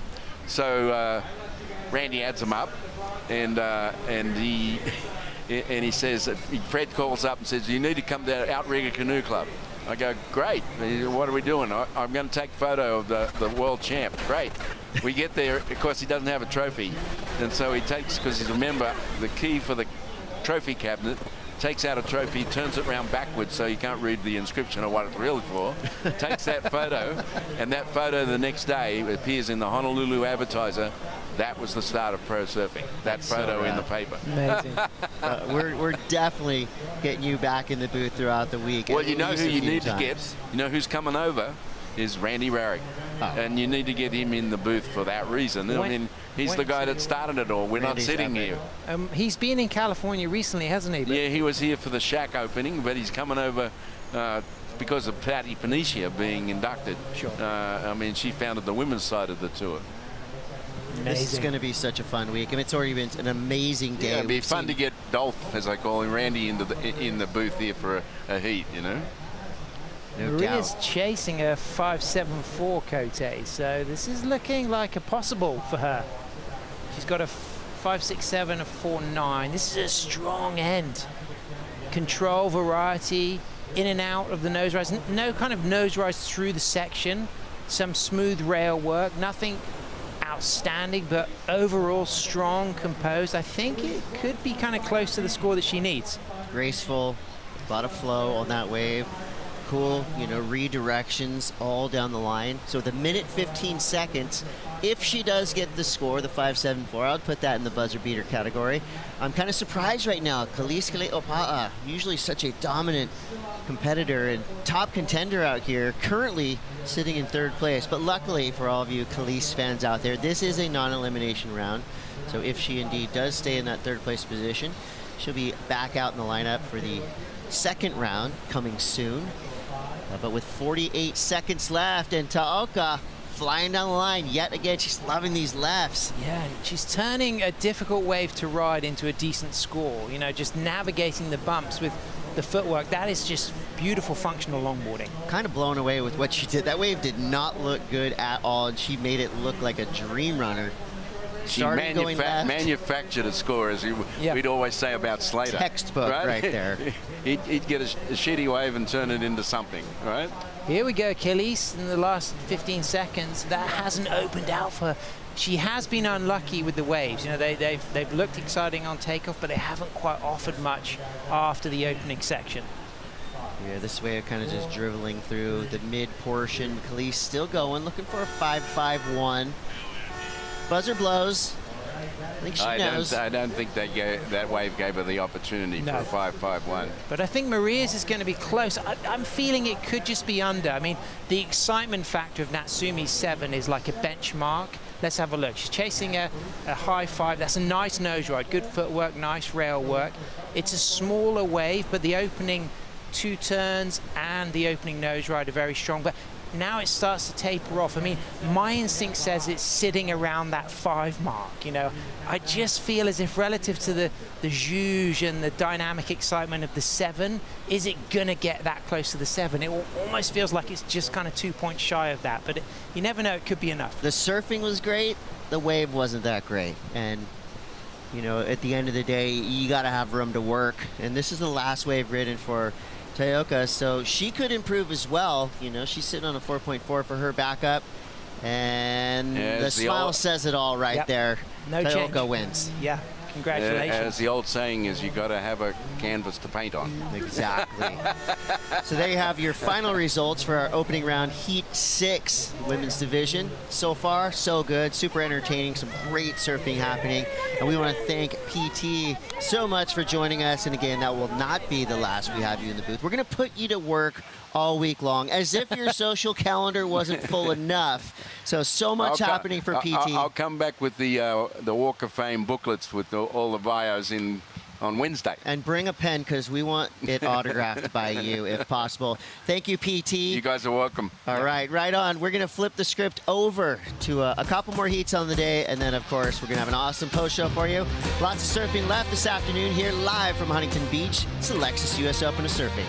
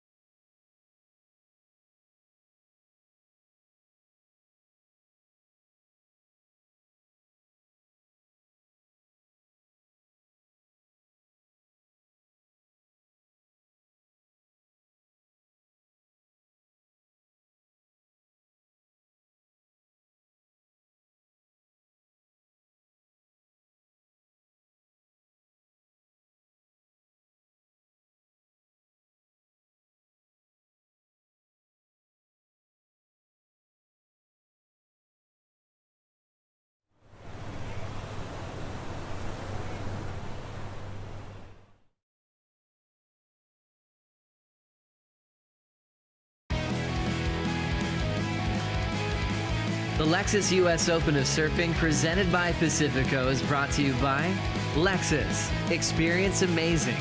By Pacifico. Live life anchors up. And by Go RVing, official recreational vehicle travel partner of the Lexus US Open of Surfing.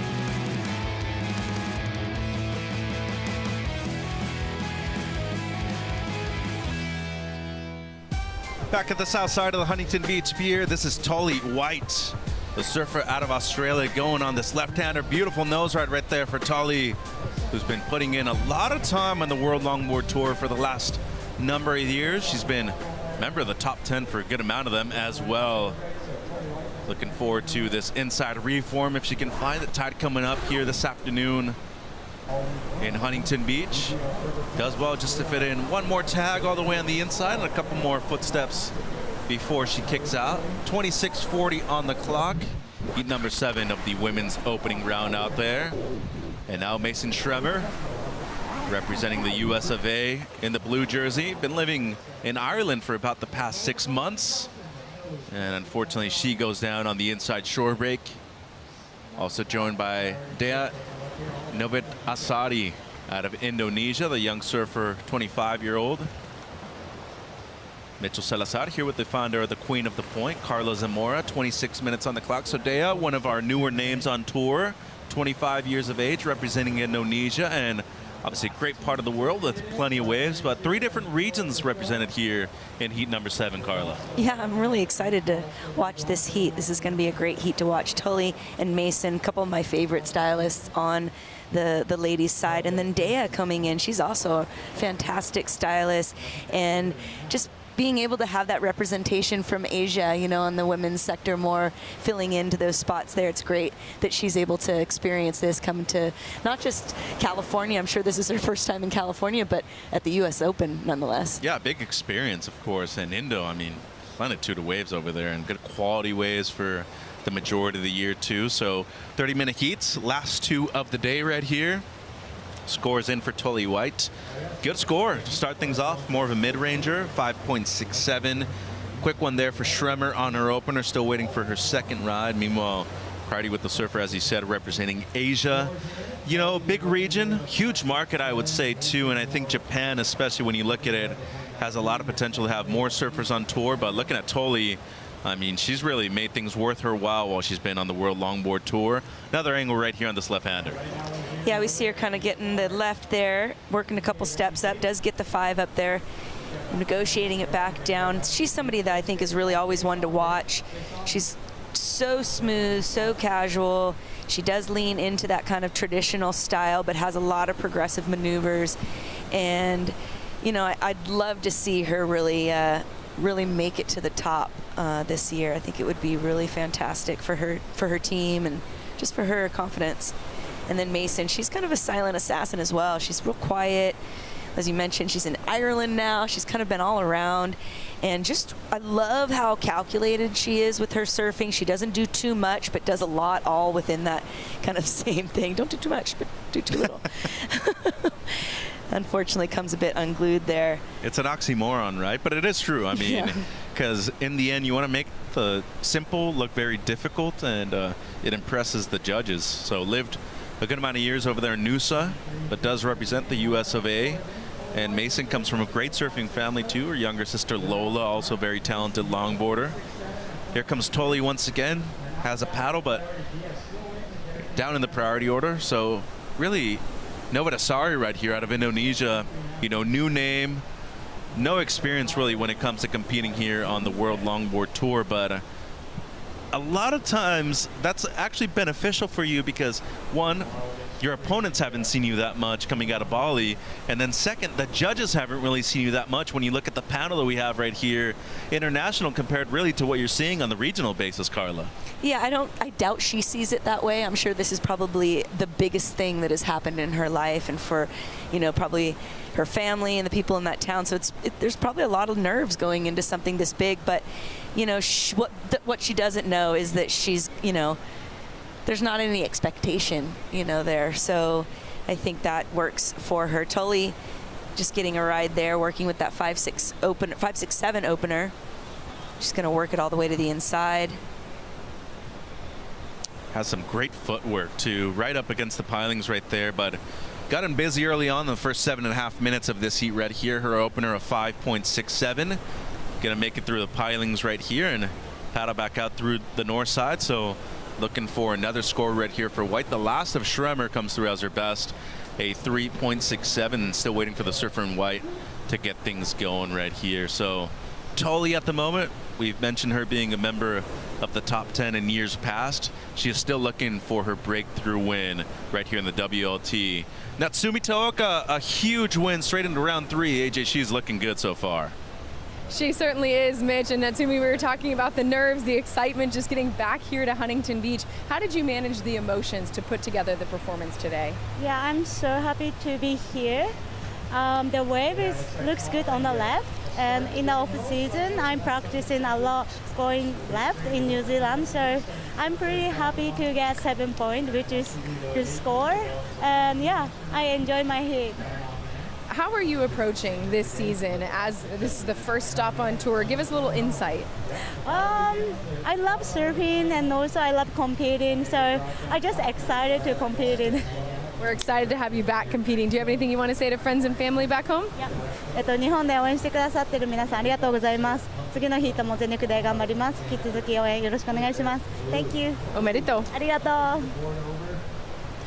What a sweet young lady, Natsumi Taoka. She really is. She's really sweet.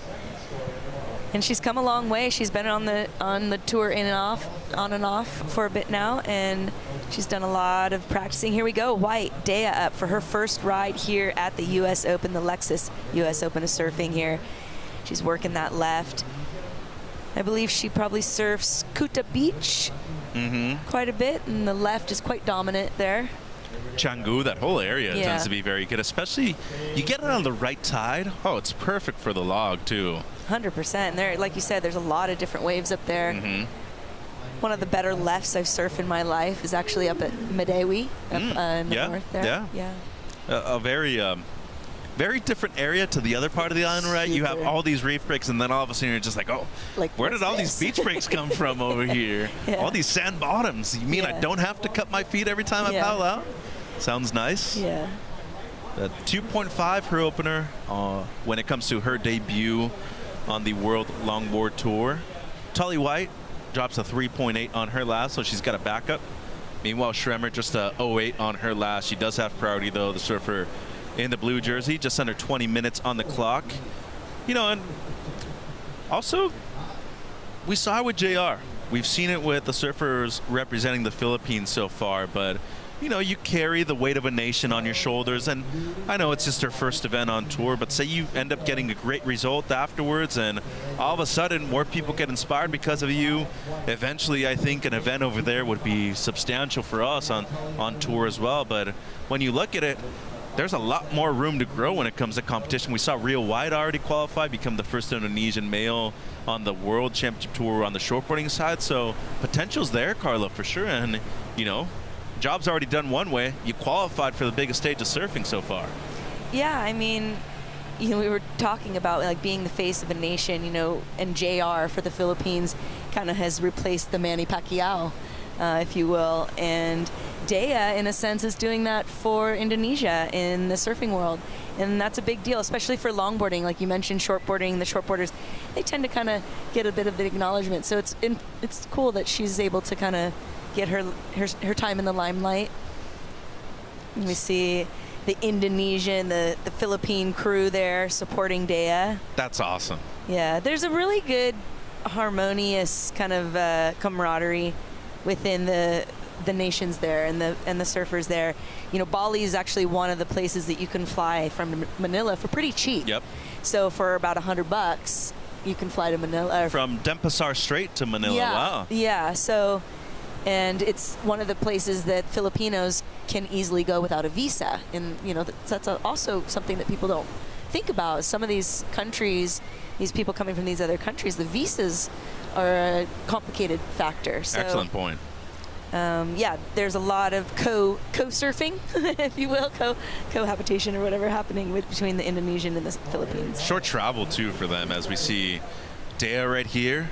It's high tide in the afternoon, HB making things seem really playful. Every now and then you'll still get that rogue set that just comes through and, you know, washes everyone through that midsection. Ooh, nice style right here from Dea.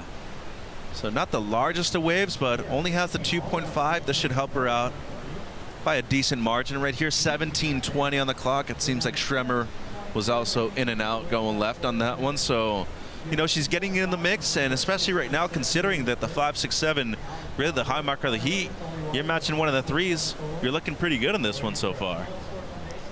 Yeah, I think that this is a really important moment for Dea, and I think she has to kind of keep in mind the thing that I see right now. I was kind of getting chills as I was watching her surf.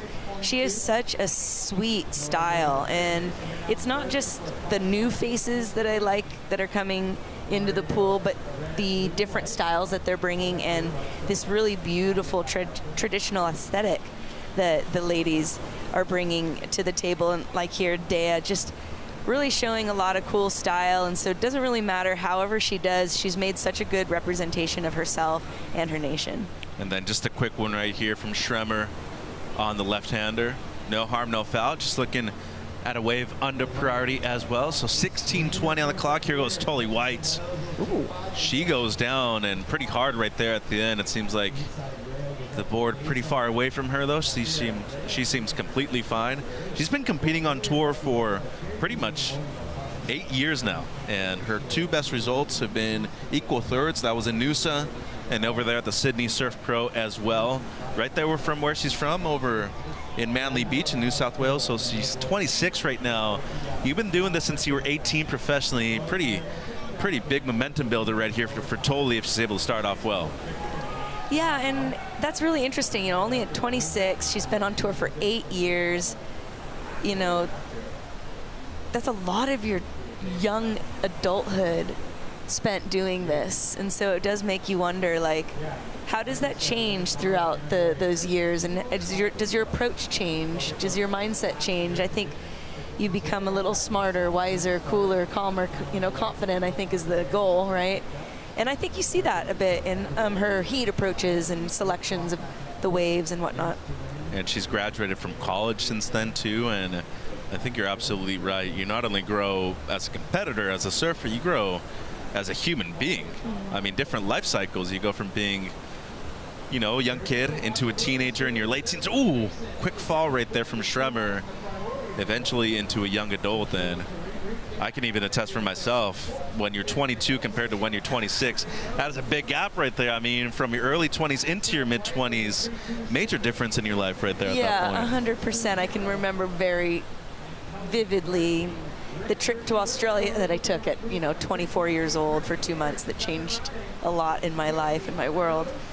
As we see from Australia here, Tully White, she's our heat leader. She's working with a 5.67 and a 3.80. We got a score we're waiting to drop. Got this one. She'll have nice drop knee there that she's known for. She seems like she just wants to remain in that rhythm the whole time. It like feels busy a bit. Yeah? Yes. She hasn't really set anchor, for lack of a better term, where we do see that a good amount, especially at point breaks. People are looking for a specific wave. She just seems content to really be on waves at this point. Yeah, you see she jumps up kind of quick there. We get the 2 quick steps to the nose. Board's facing kind of towards the shore because there wasn't really any wall to drive on yet. As she kind of brings it around from behind there, gets that open face again into a nice drop knee there.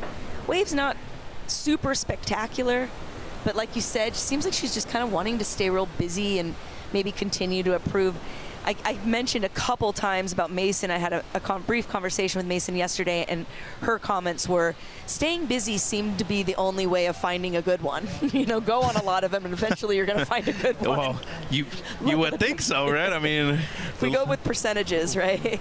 The odds should be working in her favor at that point. Ivanasari right there up and riding on her 3rd wave.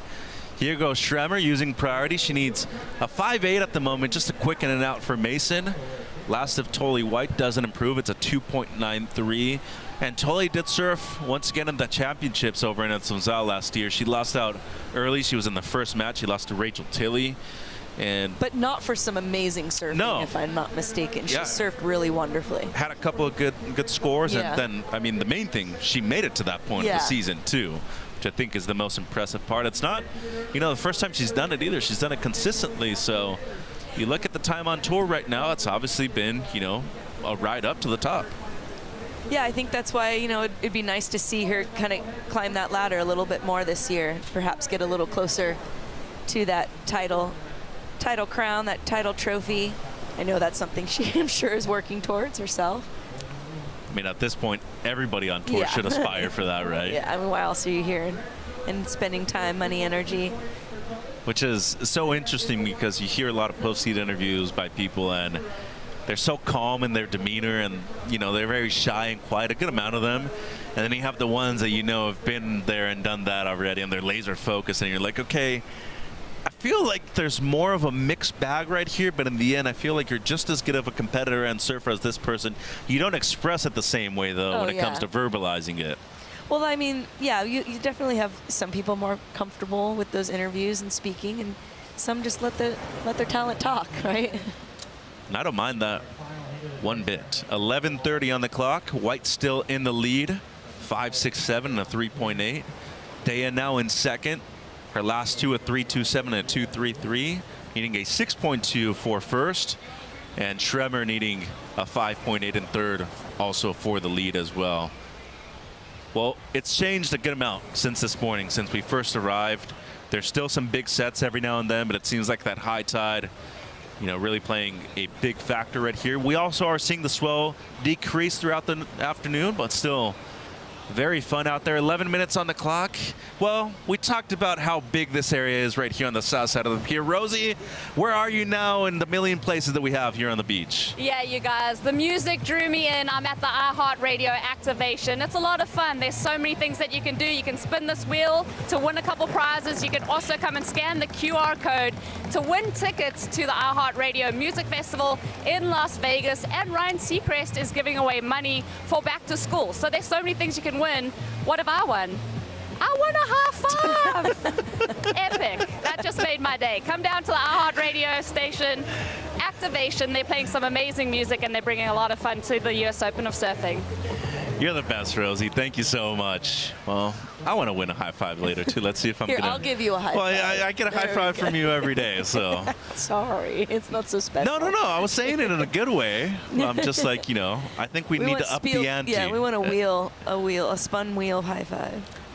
So 10 minutes. Yeah, Tully still staying active. This is her 6th wave so far. It doesn't seem like she will be improving on the 3.8. It's a 2.97 for the surfer representing Sydney, Australia.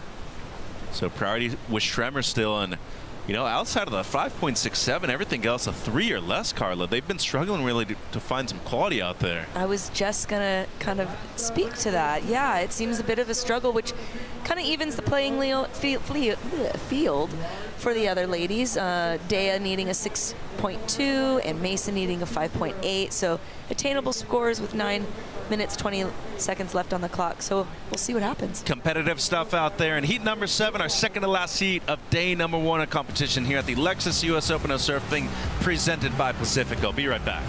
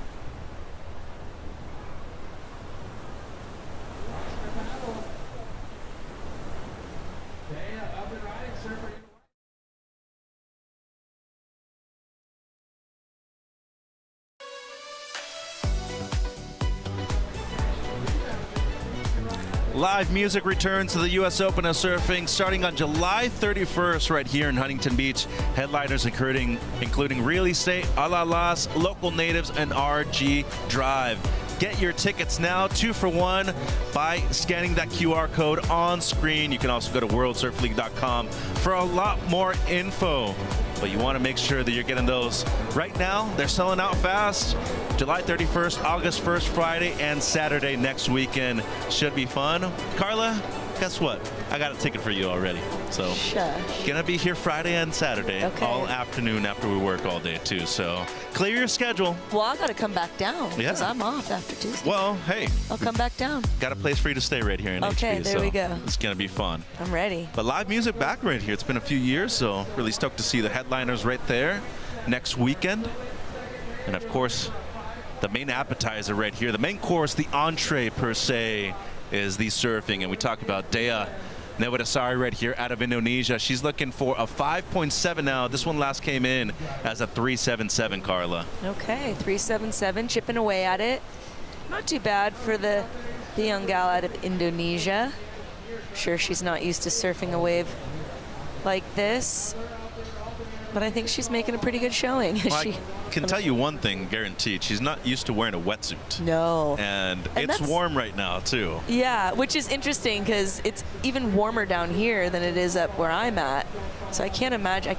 It's got to be a little warm. I wonder if that's actually got much neoprene, or if she. I do think she wears a bodysuit, and out there. I think she's a bit skin conscious, and it might even be a religious thing for her. She may be Hindu or Muslim, and they tend to cover up. Well, the good thing about the summertime right now here in the Pacific, especially in Southern California, one, we've had no lack of waves. The other, it's been sunny the majority of the days, especially the last 2 weeks, Carla. So come down to the beach, and even if it's just a little chilly, every now and then you're almost like, I don't want to wear a wetsuit because I need to be refreshed a little bit. Yeah, unfortunately, I haven't quite gotten rid of the wetsuit. I did lessen this. I have no sleeves going, so I've got the long Jane. Well, those guys got no sleeves over there on the Sun Cruiser deck. Yeah. Seems pretty fun up there. It's popping up there. That seems like that's the place to be, guys. If you're in the area, you got to come on down, check it out. pretty cool village that we have this year, right? Different activations. So I mean, the temps right there, 68 in the water, the air at least 79. That's in the shade, I'd even say. Look at the Lexus house, you know, the beach bars that we have right here. Everything's not only going off, as you're saying. I mean, the waves have been really consistent all day, too. Yeah, there hasn't been any shortage of waves whatsoever. Wind has kind of played a small factor in it, but that kind of is the case here. And that kind of proves, you know, it kind of separates the pack here of who can manage those less than ideal conditions. For the most part, though, south winds, which is pretty much what we have right now, they tend to die out a lot of the afternoons. It tends to be pretty glassy, especially right before sunset time. Under 4 minutes, 5.8, the requirement for Mason Schremer. She does have first priority. Tully White, her backup score, a 3.8. And Dea Novitasari out of Indonesia, she needs a 5.7 or better for the lead. But I mean, how fortunate are we? Last year, you know, after we finished the longboarding comp, we actually had to have a forced lay day, which is the first time, at least that I've ever known of here at the U.S. Open, because it got tiny. And all of a sudden this year, there's no shortage of swell, which is something that we're really stoked on. Well, struggled to come out in front of the white water, but she did. Yeah. Needing close to a 6-point ride is Dea. 3 minutes to go. Don't think it's going to be the score that she needs, but, you know, slight improvements on every wave. I think she'll improve on her score line. I don't think it will be the score that she's looking for. I think if she had kind of, I'd like to see these surfers really attempt to finish the wave, even though the wave is slop at the end. Like, just jumping off for me, I feel like all of that beautiful work that she did almost, not that it negates it, but, you know, there's a set of rules they call the Rick's rules in these old school contests, and if you surfed your whole wave but you fell at the end, you got a 0. Wow. Big fat 0. What events are those? We did one fin, one win. Vince Felix kind of brought that whole kind of deal. Kentucky? Yeah, and you know, there's something to say about that. You know, it kind of makes you push. You gotta make sure you're staying on it the whole time, and you know, if you're using a leash, there was no leashes. You're not allowed a leash in that event. But yeah, Rick's rules. Fall, big fat 0. So are those at point breaks and beach breaks? Because at a point break, that seems pretty harsh. At a beach break, I understand it because the waves tend to be short. Well, I mean, I think it's just more of a nod to, like, don't lose it. Like, hold, like, and I think it goes back, it was more of like an old school longboard kind of traditional thing where, you know, they were a bit harder. You know, I remember stories from my dad telling me, they're like, yeah, we'd like, you know, put razor blades on our fins to cut the kelp. I'm like, whoa, baloney. You know, they're of a different breed back then. With how sharp fins are nowadays, I don't think you need those razor blades anymore, if I'm honest. 90 seconds on the clock. Tremor, she needs a 5.8. This wave offered up something at the beginning, but after that, been, you know, pretty flat on the face. So needs close to a 6. It would have to be the best wave of the heat, too, with just over a minute on the clock. So Tully, her first 2 waves are the ones that are counting right now, and even though she's caught 8 of them so far, really did the work at the beginning of the heat, and so far it's played out for her, and still in first. 60 seconds right now, and out there by herself with priority, Carla. Yeah, good place to be with the final moments of the heat. But she's sitting in, you know, in the lead, and she can kind of just looks like she's going to be moving around quite a bit. I know for me, I like to come in. I want to ride a wave in, so I would be trying to find one here at the final seconds, as she's doing. Getting the left here on her backhand, gets the 4 steps up to the nose.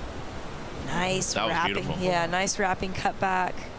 Just gonna bring it back around again, hoping for that inside reform. We're not really getting as much of that nice reform here, but she's making it do here. Well, she got something on the inside right there, in a big spot on this heat too. Only looking to improve on a 3.8 right now. So not only does it seem like she will, but time's gonna wind out for everybody else. So great work right there. Beginning of the heat, end of the heat. Well played by Tully White. Yeah, a great way to finish it off. A little bow on it at the end there. But a great opening debut, good showing, yes. As you say, for Dea. And Mason, we've seen quite a bit. Those girls will hit it again in the elimination round. They'll give it one more try. Hopefully tomorrow's morning conditions will give them a little bit better shot. Waiting on multiple numbers, the one for White and the one for Schremer to make it official. Always has a big smile on her face, does Tully. Good looking board too. I like the look at that fin as well out of beach break like this. It's a good option of having a system nowadays where you can just change things on the fly as well. Looking at the last one here, Schremer. Yeah, I think we're waiting for a score on this one here. Judges just making sure they get every bit there. That turn was quite a nice turn. Then she did get some nose right at the top there. Comes through as a 4.73 for Mason, so not enough, but as you said, good quality on the first maneuver on the outside. And now waiting on the last one for Tully White, but she will be moving through into round number 3. So good looking first heat for Tully White. Last year's number 8 in the world, looking for her first world title at the end of the season. She's going to be on the glass in just a bit.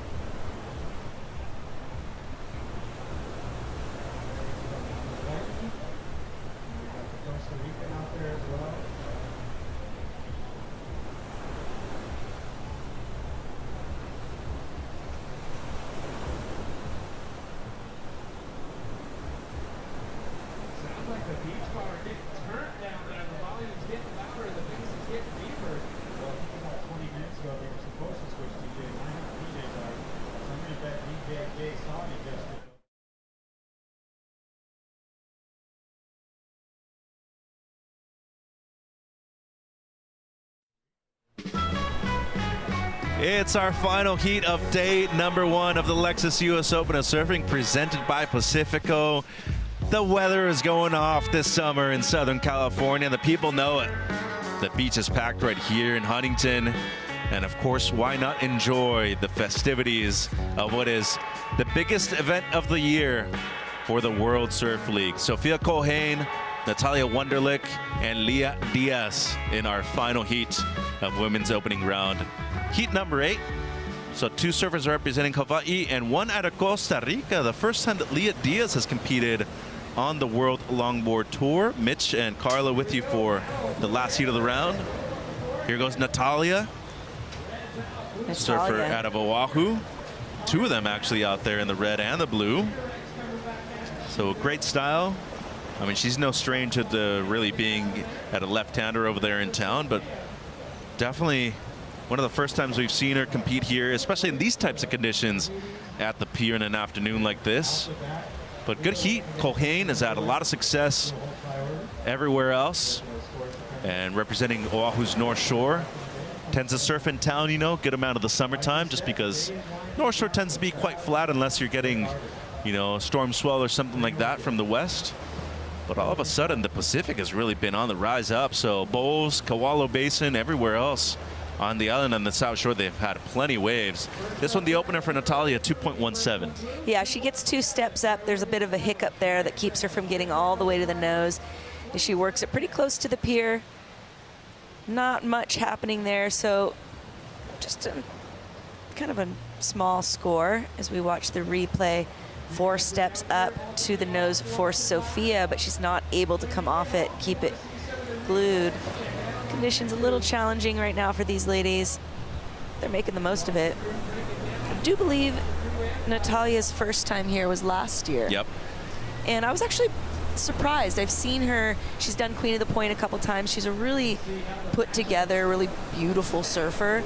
and I see her in a lot of clean conditions and point break type conditions and stuff like that. So I was curious how it was going to. I was impressed with her showing last year. I thought she did pretty well. Well, she finished number 10 in the world last year. Yeah, so like I said, not bad. Very impressive. Sophia Culhane finished number 9. And then we talked about the debut, the rookie on tour, Leah Diaz. We were there in Pismo Beach when she won her inaugural LQS event. It wasn't pretty either. It got big a couple of days. It got really small towards the end, very windy too. But coming out of Guanacaste over there in Costa Rica, she is used to surfing a ton of beach breaks. Really good on a shortboard too, so knows how to really manage the ocean depending, you know, on any given day. But all in all, she has truly earned her spot on tour this season. Looking for her first wave as an official longboard tour surfer, but did achieve the status of winning the region over there in Virginia Beach, the second qualifying event when it comes to the region here in North America. And North America does cover a good amount of space too. Yeah. Covers, you know, all of Canada, the US and Mexico, goes all the way to Central America, and also covers a good amount of the Caribbean as well. So a lot of the surfers from Barbados and Puerto Rico, they are competing here within this North American region. 25 minutes on the clock. Tully White, another good performance, 10.5 heat total, AJ. She looked comfortable out there.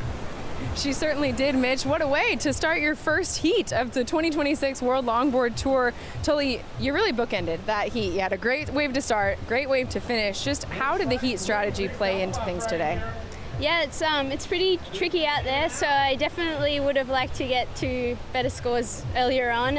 Dee and Mason both ripped, so I knew that it was well within their realm to get a really good score. So yeah, just wanted to stick to my guns and keep paddling and find another one, and yeah, stoked to get it at the end.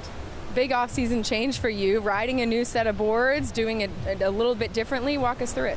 Yeah, I'm super stoked to be riding my boyfriend Archer's boards this year. Made it Rhino laminating, and the boards are feeling awesome. It's so much fun learning like more about my equipment and working on them with him. So stoked, and thanks Arch, love him. And you finished 8th last year. How did making it to El Salvador really relight the fire coming into this season, wanting to finish better there? Yeah, just getting there and like being a part of the finals was awesome. I was really stoked to qualify for it, but then once I was there, I was like, okay, no, I don't want to just qualify for this. I want to really, you know, go to the top. So I've been working really hard and got a really great team around me, great support back home. So really stoked, and stoked to have Deck here too. He got through his heat this morning, killed it. So yeah, just frothing and want to be back there. Off to a great start. Congratulations. Thank you. Thank you, AJ. Great work. And Tully White, congratulations to her as well. Whatever goes together grows together, Carla, and it definitely seems like those boards working out pretty well for her so far on the south side of the pier. Yeah, that was a great interview. I just always love hearing her. She just has this humility about her. She has this understatedness, you know, people kind of don't notice her, and she's a really, really good surfer. So happy to hear and see that she won that heat, and she'll be moving on to round 3. Yeah, I'd like to see her go far too. I think that's where we're getting to right now. I think she has the capability to do it. Obviously, she's gotten excellent results in the past, but in the end, especially if you want to be one of those top seeds heading into the championships, really need to either be making a final or winning an event. It's almost at that point now. Well, and you start thinking, you know, if you really read between the lines of that interview, and I mentioned something earlier about she's been on tour for a while, and like you're a frothing kid and you're thinking, oh, it's just about going and surfing good. And I think as you get older and you're still in it, you realize there's a lot of these other components that you have to layer onto it that are part, and that's, you know, having not just good boards. She's been riding the Keo boards. I'm sure those have been great. But to have this personal relationship with her boyfriend as the shaper, and I know as, you know, working with my husband, you know, it's different, and you get to really learn what your boards are doing, and having that team around you just helps you build, you know, that championship kind of mentality. It was a impressive turn right there from Wonderlick on the backhand, and combos it up on the inside as well. So Natalia looking very strong on this wave right here, the surfer out of Oahu. Just under 22 minutes on the clock. Previous ride came through as a 2.43, and she's going to kick out with a lot of grace right there, pretty much right on the sand too. So Leah Diaz still with priority. She has not caught a wave. Culhane has a quick up and out, an 08.3. And this one, no doubt, the best wave of the heat so far, Carla. Yeah, I like the way she sets up here. She gets the 2 steps up. She's patient. Doesn't run up to it right away in fear that she's going to kind of flub up on that bump. Brings that turnaround so wonderfully and then rebounds it off the white water. And she kind of just keeps that nice style. She has a very nice, natural, it's not forced, it's part of her own natural, body English. And that's something that's special about longboarding that you just kind of, you can't make up. And it's a big component, really, when you look at the criteria nowadays, right? Because style and elegance plays a big factor to it, too. Speed, power, and flow, we all know that, too. But I love that they really put nose riding back all the way up top, as we see Leah right here in control, quick in and out. But nose riding and rail surfing are pretty much the key element to getting a big score. But you look at footwork, you look at control, they're a bit further down the list. They're still integral components, though, when it comes to scoring, really. Genuine longboarding and, being as critical as you can possibly be. These are the best surfers on the planet. They have qualified. They have earned their spots on tour. They want to get judged accordingly, too. That's right. And that, getting that 10-point ride, that excellent score is going to encompass all of those things. I'd be surprised if that happens this season, honestly. Like, it's difficult a hard thing to do. It's difficult to get an excellent score. It's even more difficult to get a perfect score. It ain't that difficult to get a board and brew sandwich, though. Those were good this afternoon. Well, apparently they're hot and they're wanted. So yeah, if you miss, you might miss. They were going by pretty quick over there in the Red Bull Athlete Zone, but did manage to get a Tricado. 19:45 right here. Quick one there for Leah. Kohei now. Some good looking clean face right here for Sophia. Touches the 5 real quick, fades back. Solid footwork so far. Just a great read. Excellent tempo from Kohane. And she's also been a contender for a world title for a number of years now, is Sophia Kohane out of Waikiki in Oahu. 19 minutes on the clock. So potential to be the best wave of the heat right here, Carla. The last of Wonderlic, a 4.5 she kicks out from that her 5th ride in this heat. So 11 minutes gone by. The activity of Natalia has worked out in her favor. Definitely does seem like Kohane will be battling for one of the best scores of the heat on this last one, though. Yeah, and here we'll see the replay. This is of Miss Diaz. Gets the tip time. I think those 4 steps up, not able to stay glued on as she comes off it. Gets swept out for under her, and then we've got Kohane here. Gets the 4 steps up. Board almost comes up a little too high there. She's able to bring it back down, back into the reform there. She wiggles it back and forth there, trying to get the most out of that. This wave coming in, it looks like at a 2.8, I believe. Yeah, so Judge is really critical with, the steep sections right there on that wave. Even in the afternoon, if conditions have changed, they still want to maintain that scale, and got to respect it, especially if you're one of the surfers. They're demanding you to be on a much more quality wave out there this afternoon. Yeah, I think it's definitely gotten a little bit more challenging for this heat, and you have to also speak to, having to wait all day long in order for your heat to go out there, the final heat of the day, in perhaps not the most optimum conditions that we've had, but there's still plenty of walls there, plenty of corners to be had, and we're seeing tip time happening, seeing some rail work. 17 minutes.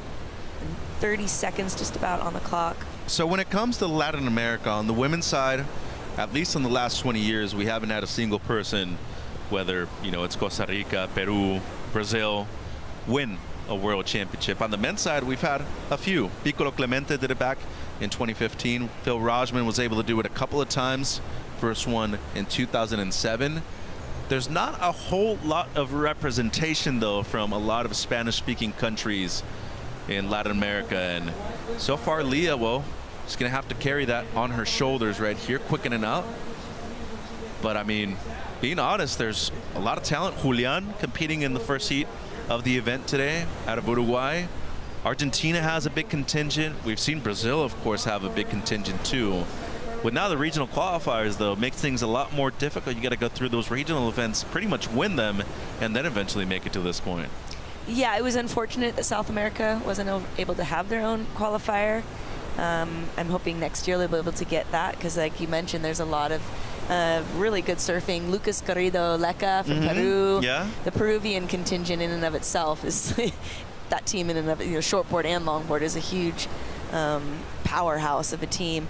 So yeah, I think it's important moving forward that we see more of the kind of global representation and giving them the opportunity that's been dominated by Hawaii and the U.S. and not to take anything away from those ladies that have done so, but I think the more we get, it's kind of like we were talking, it's numbers, right? It's a numbers game. The more gals that are being represented, the better opportunity to, get that top nod. Well, they got the waves, they got the surfing.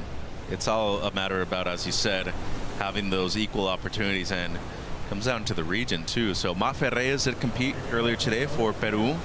Nice to see her back on tour. Quick one there for Leah. She has really struggled to get anything above a 1 so far. It seems like those lefts either really quick or they just die out too fast. And then the right, she has not really been able to identify anything with a good wall on it. Yeah, something's going on there. Well, not quite sure there. She surfed so incredibly in Pismo, and the conditions were really, really challenging. So here we go. She's finding her moment, staying glued on there, gets the tip time, but then I'm really having a hard time with these finishes from these girls. So just shout out, let's finish our waves, ladies. I think it just matters, especially when there's only a few scoring potentials happening. Like, let's tighten it up. Let's give it a little bit better of a bow. Halfway through the heat red here, Wonderlic in the lead with a 4.5 and a 2.43, but a lot more room to grow for everybody else in the water, with plenty of time in our final heat of the day at the Lexus US Open of Surfing, presented by Pacifico.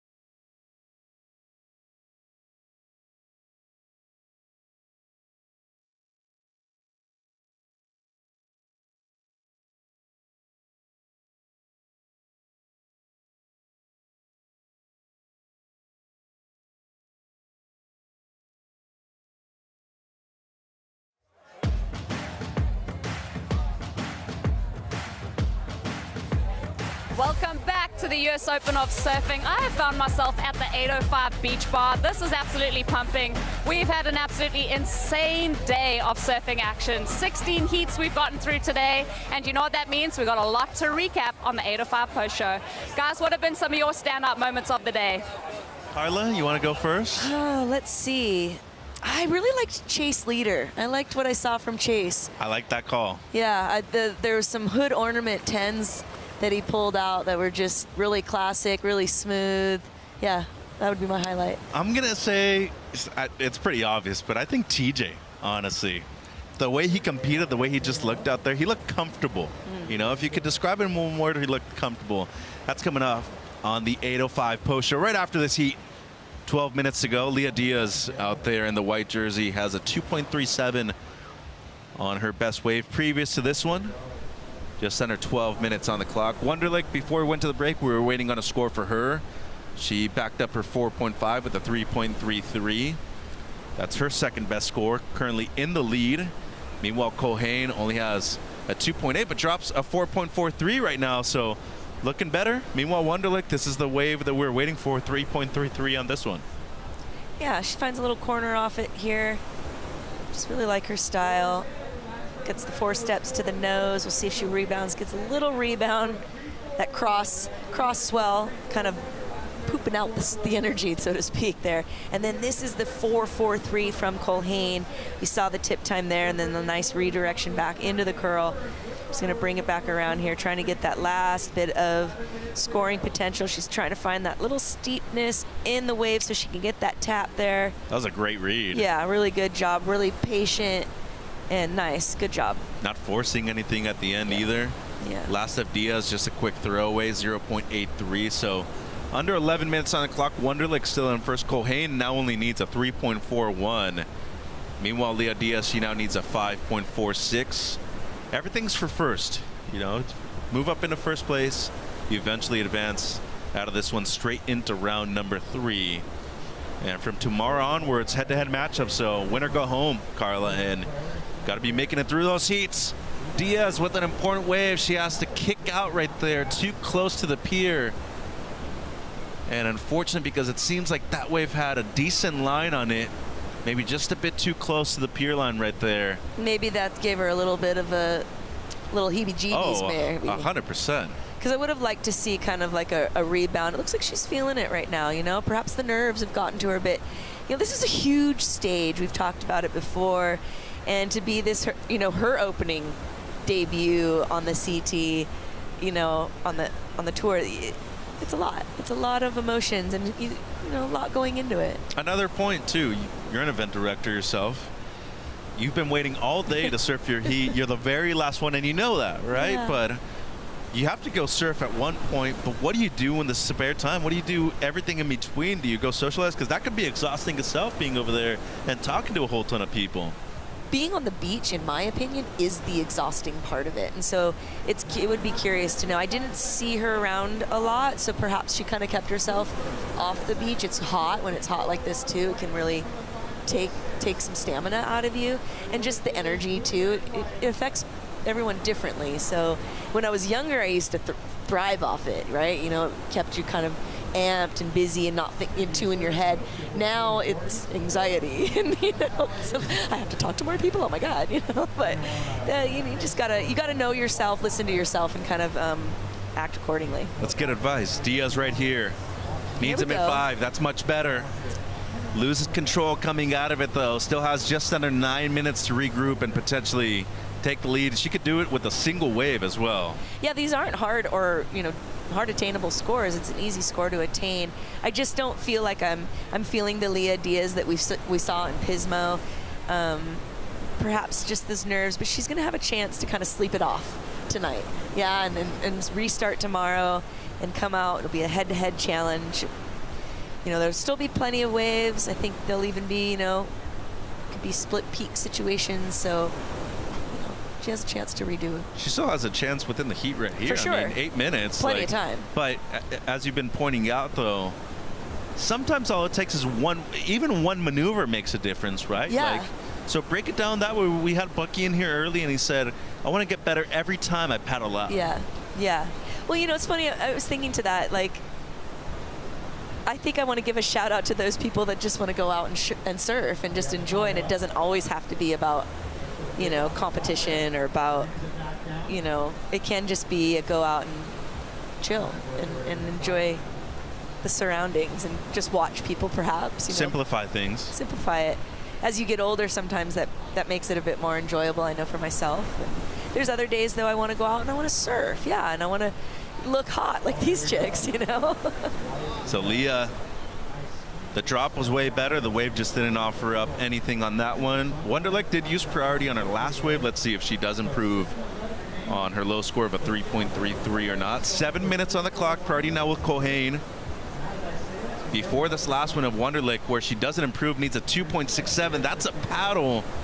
Was anybody out of the lineup before she actually paddled for that wave? Let's see where priority gets established right here. I think if White was making a bit more of a hustle, they'd probably have dropped it to her, but she wasn't quite out there. Well, it ain't going to matter anyways. Yeah. Colhane going on this one. Solid corner. You could see her going for the third step to try to hit the nose, and that bump came up, and she said, no, I'm going to wait a minute. I don't want to fall. I'm better off staying on it and having another opportunity as I do here on the inside. Connects it well. So only needs a mid-3 at the moment. Kicks out on the inside, 6 minutes 20.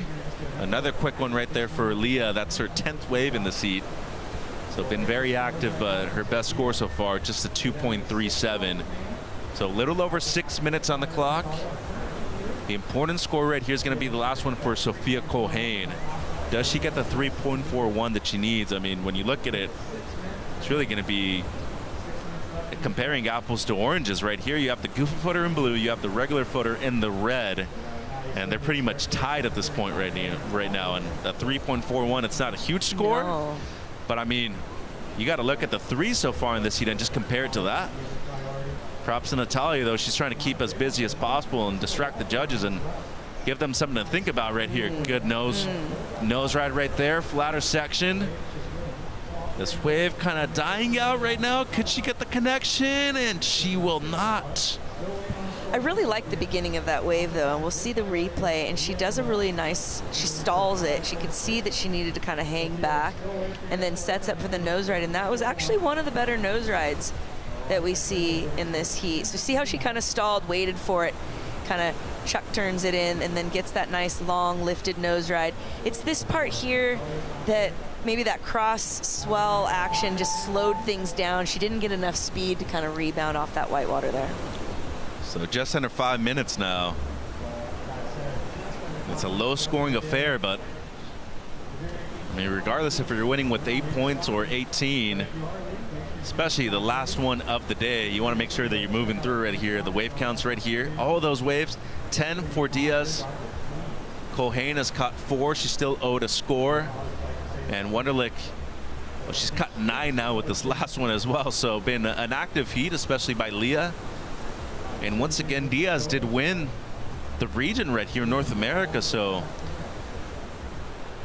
one of the seeds that we've been looking forward to seeing at this event, especially at a beach break where she feels very comfortable. But a lot of times it takes a few events to really get integrated with everything, feel comfortable.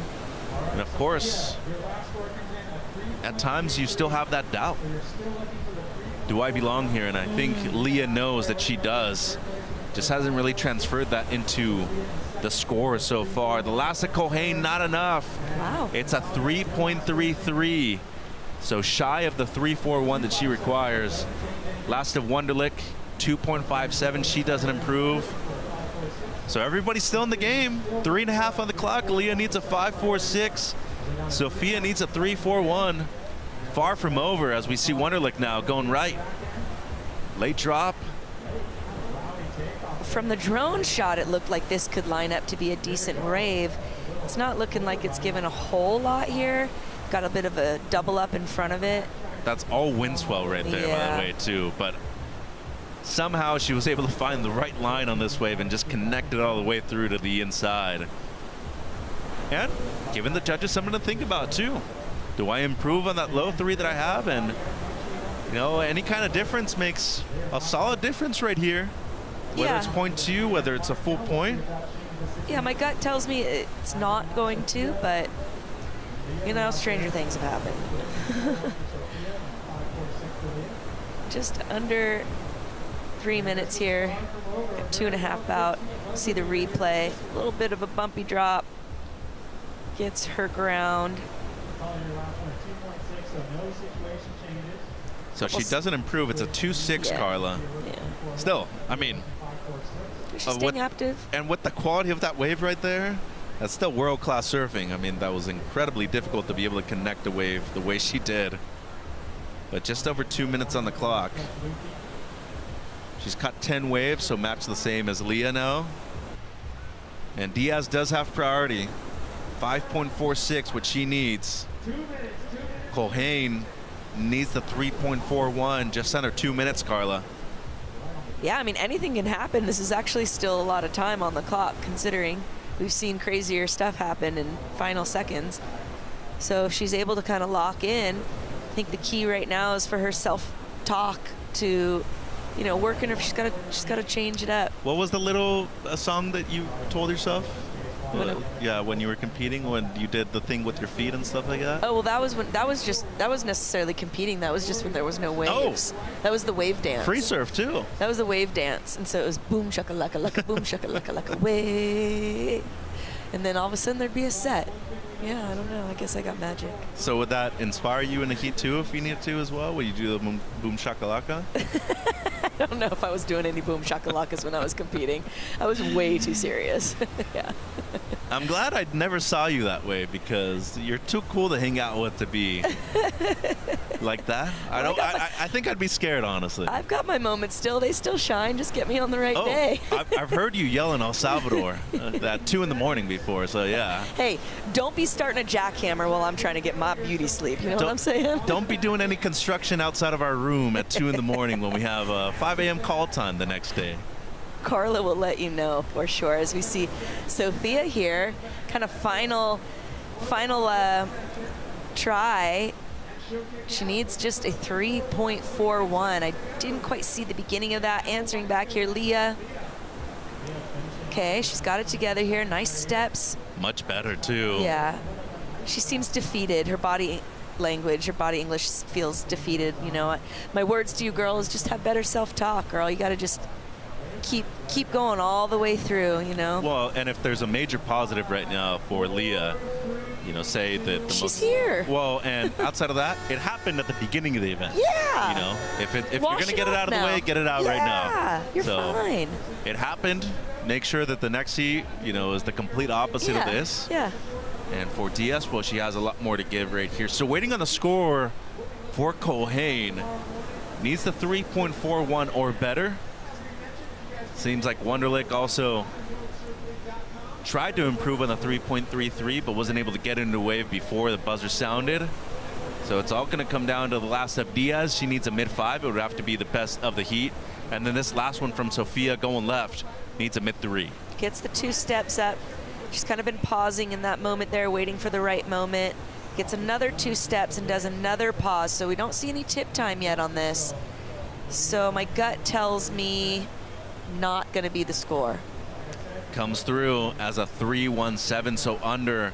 And this last one for Leah Diaz, well, she does get her best. Positive right there. Yeah. So a better Totally. ender. It's a 2.6 for the surfer out of Costa Rica. But she will be in the elimination round tomorrow. But a solid win for last year's number 10 in the world, Natalia Wonderlic, the surfer out of Oahu's North Shore, with a W right here at the south side of the Huntington Beach Pier. Sophia Culhane, we'll see her also tomorrow in the women's elimination round when we return to competition at the Lexus US Open of Surfing presented by Pacifico. A lot happened on day number 1. We had both opening rounds for the men and the women, and a lot to be talked about when it comes to the 805 Post Show right here at the south side of the Huntington Beach Pier. Chris Cote, Sam Bleakley, and Carla Zamora. And we will come back for the 805 Post Show. You know the game don't stop, so we doing this for them. We do it for hip-hop West Coast. You know the game don't stop, so we doing this for them. We do it for hip-hop East Coast. You know the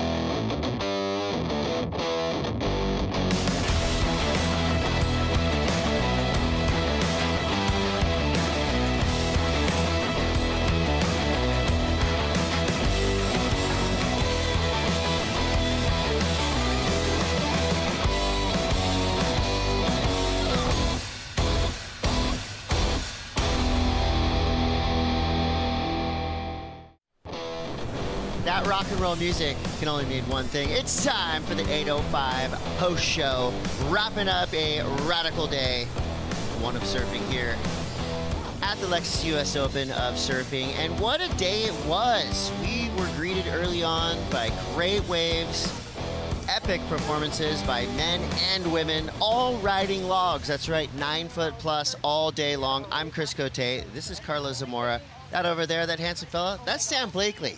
And we broke it down for you straight from the jump. Showed up, it's sunny. I kept saying it over and over. This is the peak of summer here in Southern California. It is. It's hot, blazing, buns out, guns out, all of it. It's here. It's happening. And the 805s are already on ice. Yeah, we're ready. I mean, can't come soon enough, right? Yeah, absolutely. It was tangy, Yeah, toasty. we're ready. Toes were on the nose as well, but rail work. That was the kind of flavor of the day for the longboarders. It's pretty much the exact size and swell direction that you want for Huntington Beach. I mean, we heard the phrase that everybody loves to hear early on this morning, combo swell. That meant we saw rights and lefts, we saw nose rides, big turns, so many memorable moments. You know that the Board and Brew Top 5 at the end of this show is going to be awesome. But before we get there, we got some surfing to talk about, and we've got some interviews to do. We've got AJ McCord on the glass with the last winner of the day. And Chris, it's always fascinating to me to find out, is it more stressful to surf at the beginning of the day or to have to wait all day long to start your 2026 season? What is your answer? Honestly, I almost feel like waiting till the end of the day because it changes so much that you're kind of like, you don't know what to expect. And it is definitely nerve-wracking being the first heat of the day, but it also, you kind of just get it out of the way and it's kind of like relieving. You managed the stress of that heat incredibly well, though. How did you pick your moments? Honestly, I was trying not to like get in my head and just think at all. I was just like, just surf, just get a good wave, find a good face, get a nose ride, turn, and yeah, smile. Well, you're still smiling now. First heat win to start 2026 has to be a good feeling. What are the goals that you've set in the kind of intermediate goals to get you to the ultimate goal of making it back to El Salvador? Definitely just making it past like a 5th finish at Huntington, because I feel like I think the last 2 years were both quarterfinal finishes, so just making it to the semis and hopefully the final and winning. There you go. We'll see you next time. Awesome. Thank you. She must have an awesome coach, because if you get that directive to get on the nose and smile, that speaks wonders to me. I love that. And if you're from the generation of being photographed and, you know, having the joy of a shot in a magazine, you want to have a smile on your face. You don't want to look too serious. It's hard to not have an ugly mug sometimes, you know, when you're like in the moment and you're getting the section and you can't help but be like, rah, you know? So yeah, smiling and looking good would be nice. One surfer who always seems to be smiling is Rachel Tilley, and she had a lot to smile about. She had a stacked heat. Rachel Tilley going up against Sive Gerard and Lindsay Steinride, but it was pretty much the Rachel show. It wasn't easy though. She had a 5.43 and a 5.17, a 10.60 total, but guess what? Those numbers don't matter as long as you win and skip that second round. Yeah, and going for a 4th world title this year as well. And she had a toe injury, but it didn't slow her down, Carla. No, not at all. I think she was ready and geared up, and she's kind of been waiting probably all season for this event. This is an event itself that she's been, you know, pretty done well in. But she had some competition with Sive, and then of course Lindsay filling in for that open slot that Soleil. Yeah, and we got to have a big shout out to the surfing mums as well, of course. Lindsay's recently had baby Nico with Edward, and at the last moment, Soleil pulling out. Lindsay coming in, a former world champion, and she surfed really nicely. Super cool to welcome Lindsay back to competition, our 2011 champion. And what a time for her to shine. And we will see more of Lindsay coming up in round 2. So all of the surfers in our opening rounds will have a second chance here at the Lexus US Open of Surfing. Here's how it all wound up. Pretty tight heat, but Rachel Tilley, I mean, she is almost unstoppable once she get on a roll. And this heat actually went down at one of the, I would say, most challenging times of the day. You know, you didn't have those big, beautiful, glassy sets like we saw in the morning, but still super contestable all day long. So from our women's Heat 4, we're going to flip the script over to our men's opening round of Heat 4. Edward Del Perro, as always, shows up menacing and ready to go out there and do business. And he did not have an easy path to victory as well. The difference, though, Edward came through with a 13.26 total. And he always comes with that game face on, doesn't he? Yeah, he's in it to win it at all times. I got to stop by and say hi to them during one of my breaks, and I asked him, I said, so how's dad life? And he was like, intense. I was like, you never knew more competition would take the second seat to that intensity. That could be good, but Buesa, he was on fire. Look at the lift on those nose rides. This guy's super rubbery, and it was a really good exchange between Del Perro and Buesa. Gavin didn't quite get the scores from Florida, but Buesa was really close to the Frenchman. Joe Marie has come a long way in his surfing. He's been the backsider out there, doing the rights, and he's just really come a long way. But it's hard to come across somebody like Edouard, who's just, laser focused.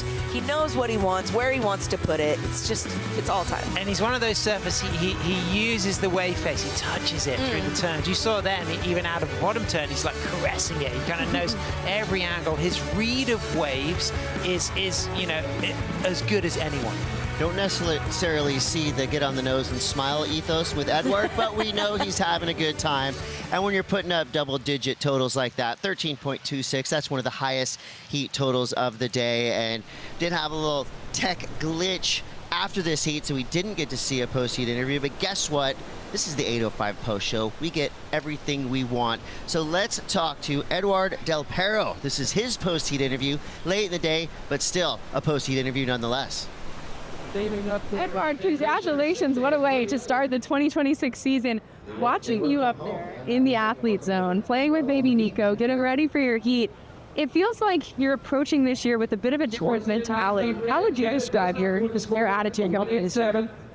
Yeah, definitely different vibe, different logistic too. But no, different approach for sure. Like it's an opportunity to travel all together too, and escape from home and have a really good time with the family. So definitely taking this as a good experience with the family. Yeah. How would you describe the waves today? Because it just sounded like they were so playful, suited your style, was so weird. Yeah, actually, it got a little bit smaller than I expected because this morning was super massive before walking, and so I was expecting a bit more sets, but it was slow. But when you get the big one, it's definitely fun. Just super maneuverable waves, and you have some really good nose ride sections, so it's fun. Do you have anything you want to say to friends and family back home? Je sais pas à quelle heure il est, mais si vous regardez, merci de suivre comme toujours. Et voilà, on va faire au mieux. Maintenant, c'est le tour d'AMC. Chacun son tour. Bisous. Congrats. Thank you. Perfect. Crushed it. Happy to be back. See, he's serious in the water, but he has a good time when he's on the glass. Yeah, and he comes in number one seed because Kai Ellis-Flint injured. Of course, Edouard finished second on the World Tour last year. So he's our front runner seed. And also, we have to pay some respect, some thoughts to the forest fires in France at the moment. They're pretty serious around Europe, and I know that will affect some of Edouard's friends in southwest France. But he's shone, and he's looking good. And, this is the kind of conditions he could win. Definitely positive thoughts to our friends in France, and positive things happening in the Surfline forecast. So let's take another look. We've been hearing about the combo swell. We've been hearing about the 70-plus days of action we've seen here in Southern California. Now let's decode this a little bit. What are we looking for tomorrow and the forthcoming days? Well, we've got a ton of swell. Look at that big blob that's going to be hitting eventually, but this is what we're working with right now. That's that hurricane swell. And it looks like we're going to continue with kind of relatively the same size, I think, tomorrow, maybe slightly smaller. And we'll have slightly onshore breezes, but we've got plenty of surf. We're on. Yeah, There's no lay days happening, guys. You're a meteorologist just like I am. I see blobs and then I see numbers. I go, oh, cool, the waves are going to be fun. We're good. Yeah, this is awesome. It's going to be head high, probably overhead on some of the sets. I feel like it's going to be very similar to today throughout the rest of the week, and that's a great thing. We all have memories of U.S. Opens past, as I knock on wood here, where it's been pretty small at times, but good signs. Thank you, Surfline, for that great forecast. And obviously so much happening, down here on the beach, behind the scenes, in front of the scenes, all around us. It is a huge beach party, and part of that party is happening in just a few minutes here. Matt Costa is going to be DJing a party over here and showing a film, and we do have a little clip of Matt Costa on the 805 Cold Beer Surf Club. What happened was I broke my leg really bad. Yeah. Is I shattered it, like I was coming down like a big ledge, like a 10-stair ledge. And then gnarly. So like you ollied a 10 stair, and I was trying like a crook grind on this like 10 stair like hubba ledge. Whoa. And so then when I landed, then my leg decided it wanted to go the other way. So gnarly. It was gnarly, yeah. And so I was like, well, I'll be back in a couple months, but it ended up being like 2 years. Compound fracture, bone was sticking out.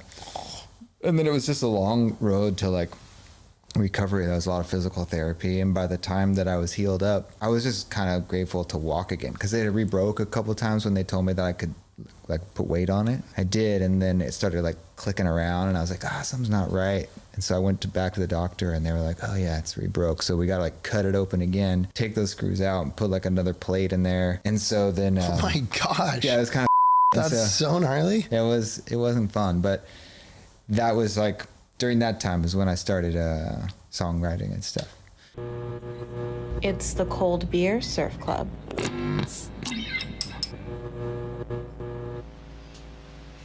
That was a radical story, and basically took his skateboard, went to the pawn shop, traded it for a guitar. The rest is history. Literally, as we speak, it's 4:04 here, Pacific Standard Time. Matt Costa starting his DJ set, showing the film. I have it right here. It's called The Search for Volcano Island. That's happening from 4 to 5, and then 5 to 6:30. We got the Matt Costa DJ set, and it's called Explorations of Sight and Sound. Like I said, a lot happening down here at the Lexus US Open of Surfing this week. I've been telling you about the concerts, the shows, the parties, etc.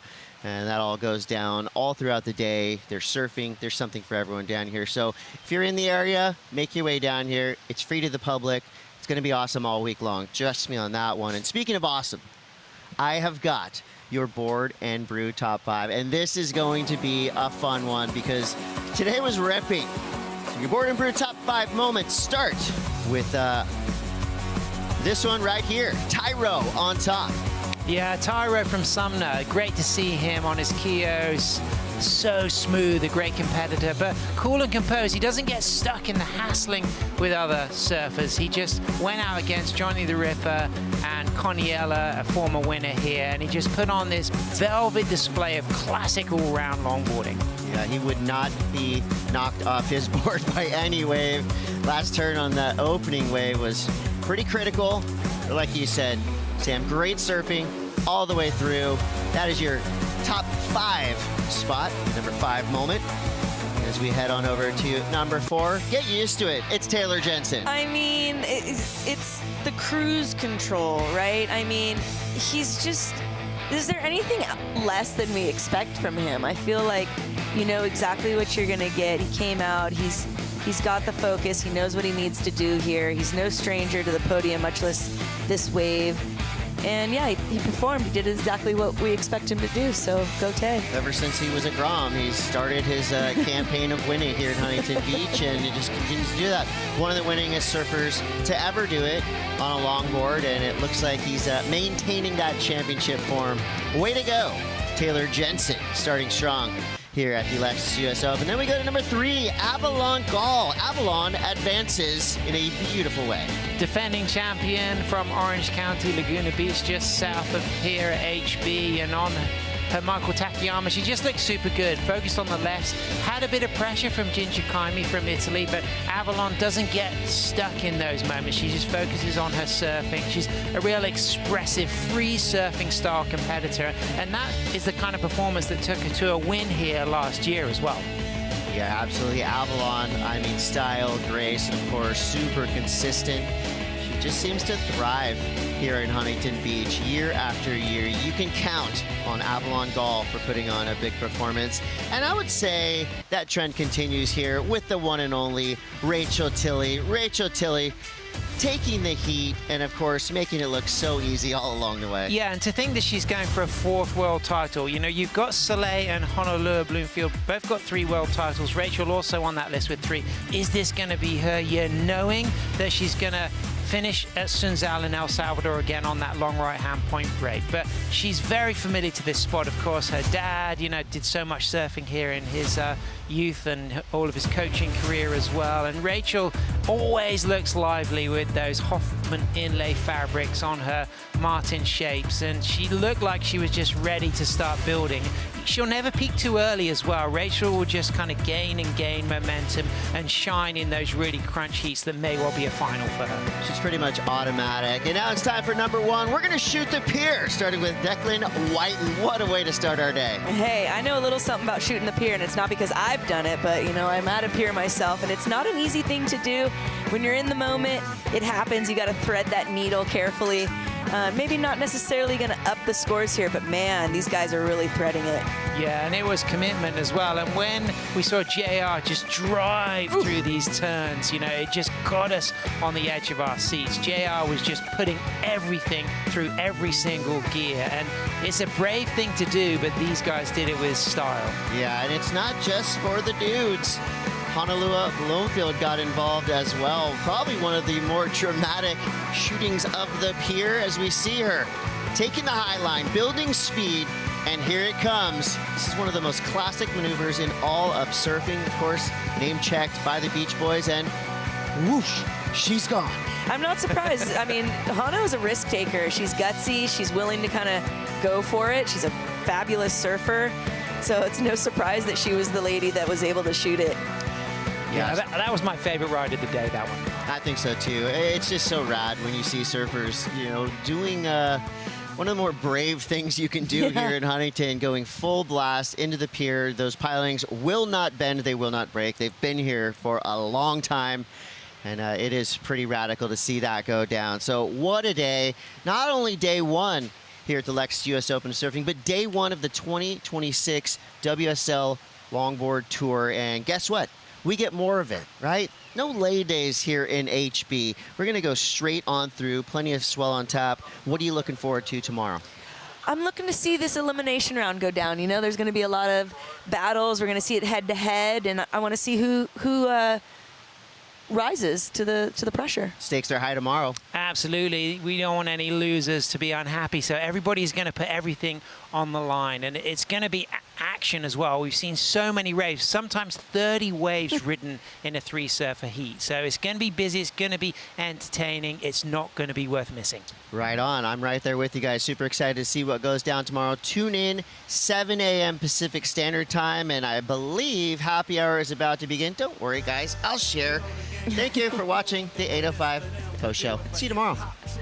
Peace out. You know the game don't stop, so we doing this for them. We do it for hip-hop West Coast. You know the game don't stop, so we doing this for them. We do it for hip-hop East Coast. You know the game don't stop, so we doing this for them. We do it for hip-hop. Yo, I spit it at you with definitive lines, especially in these degenerate times. I'm coming at you with the infinite rhymes. Stay on my grind till it's World War III. The Bible say we at the end of the time. So I stay on my grind till there's no more me. Uber everywhere like I'm skateboard P. I drop a single every year so they play more me. And you know that I can rhyme so they send more beats. I rip it up all the time, man. I love these streets. We on the block all the time, man. We hug these streets. For my bros that died in these streets, rest in peace. From Nipsey Hussle back down to Heavy D. I miss my bro Marty. We used to hit up all the parties, mess with all the shorties like every week. And you know that the game don't stop, so we doing this for them. We do it for hip-hop. We keep it moving. You know the game don't stop, so we doing this for them. We do it for hip-hop. True MCs. You know the game don't stop, so we doing this for them. We do it for hip-hop West Coast. You know the game don't stop, so we doing this for them. We do it for hip-hop East Coast. You know the game don't stop, so we doing this for them. We do it for hip-hop. I feng shui my lines before I even enter the rhyme. That's how you know that the flow is divine. I stay 10 toes down to the planet. I always handle mine, never took it for granted. Always put in the time. I'm a polished MC. I've been dropping lyrics over wax. Now you about to see me shine. I reinvent with the raps. No pre-intent with the facts. Only spit the truth over tracks. Always in the booth, here's the proof over loops. Always drop clues to the youth and the crews. I always had a name in the game. I paid dues, just as simple as that. Now watch me wreck loose. Watch me break through. I'm bringing all of the smoke, making all of the moves to bring me all of the dough. Is no one harder with the flow? I'm the next to blow. We keep it moving. You know the game don't stop, so we doing this for them. We do it for hip hop. True MCs. You know the game don't distributed or used in any form without the written consent of the World Surf League.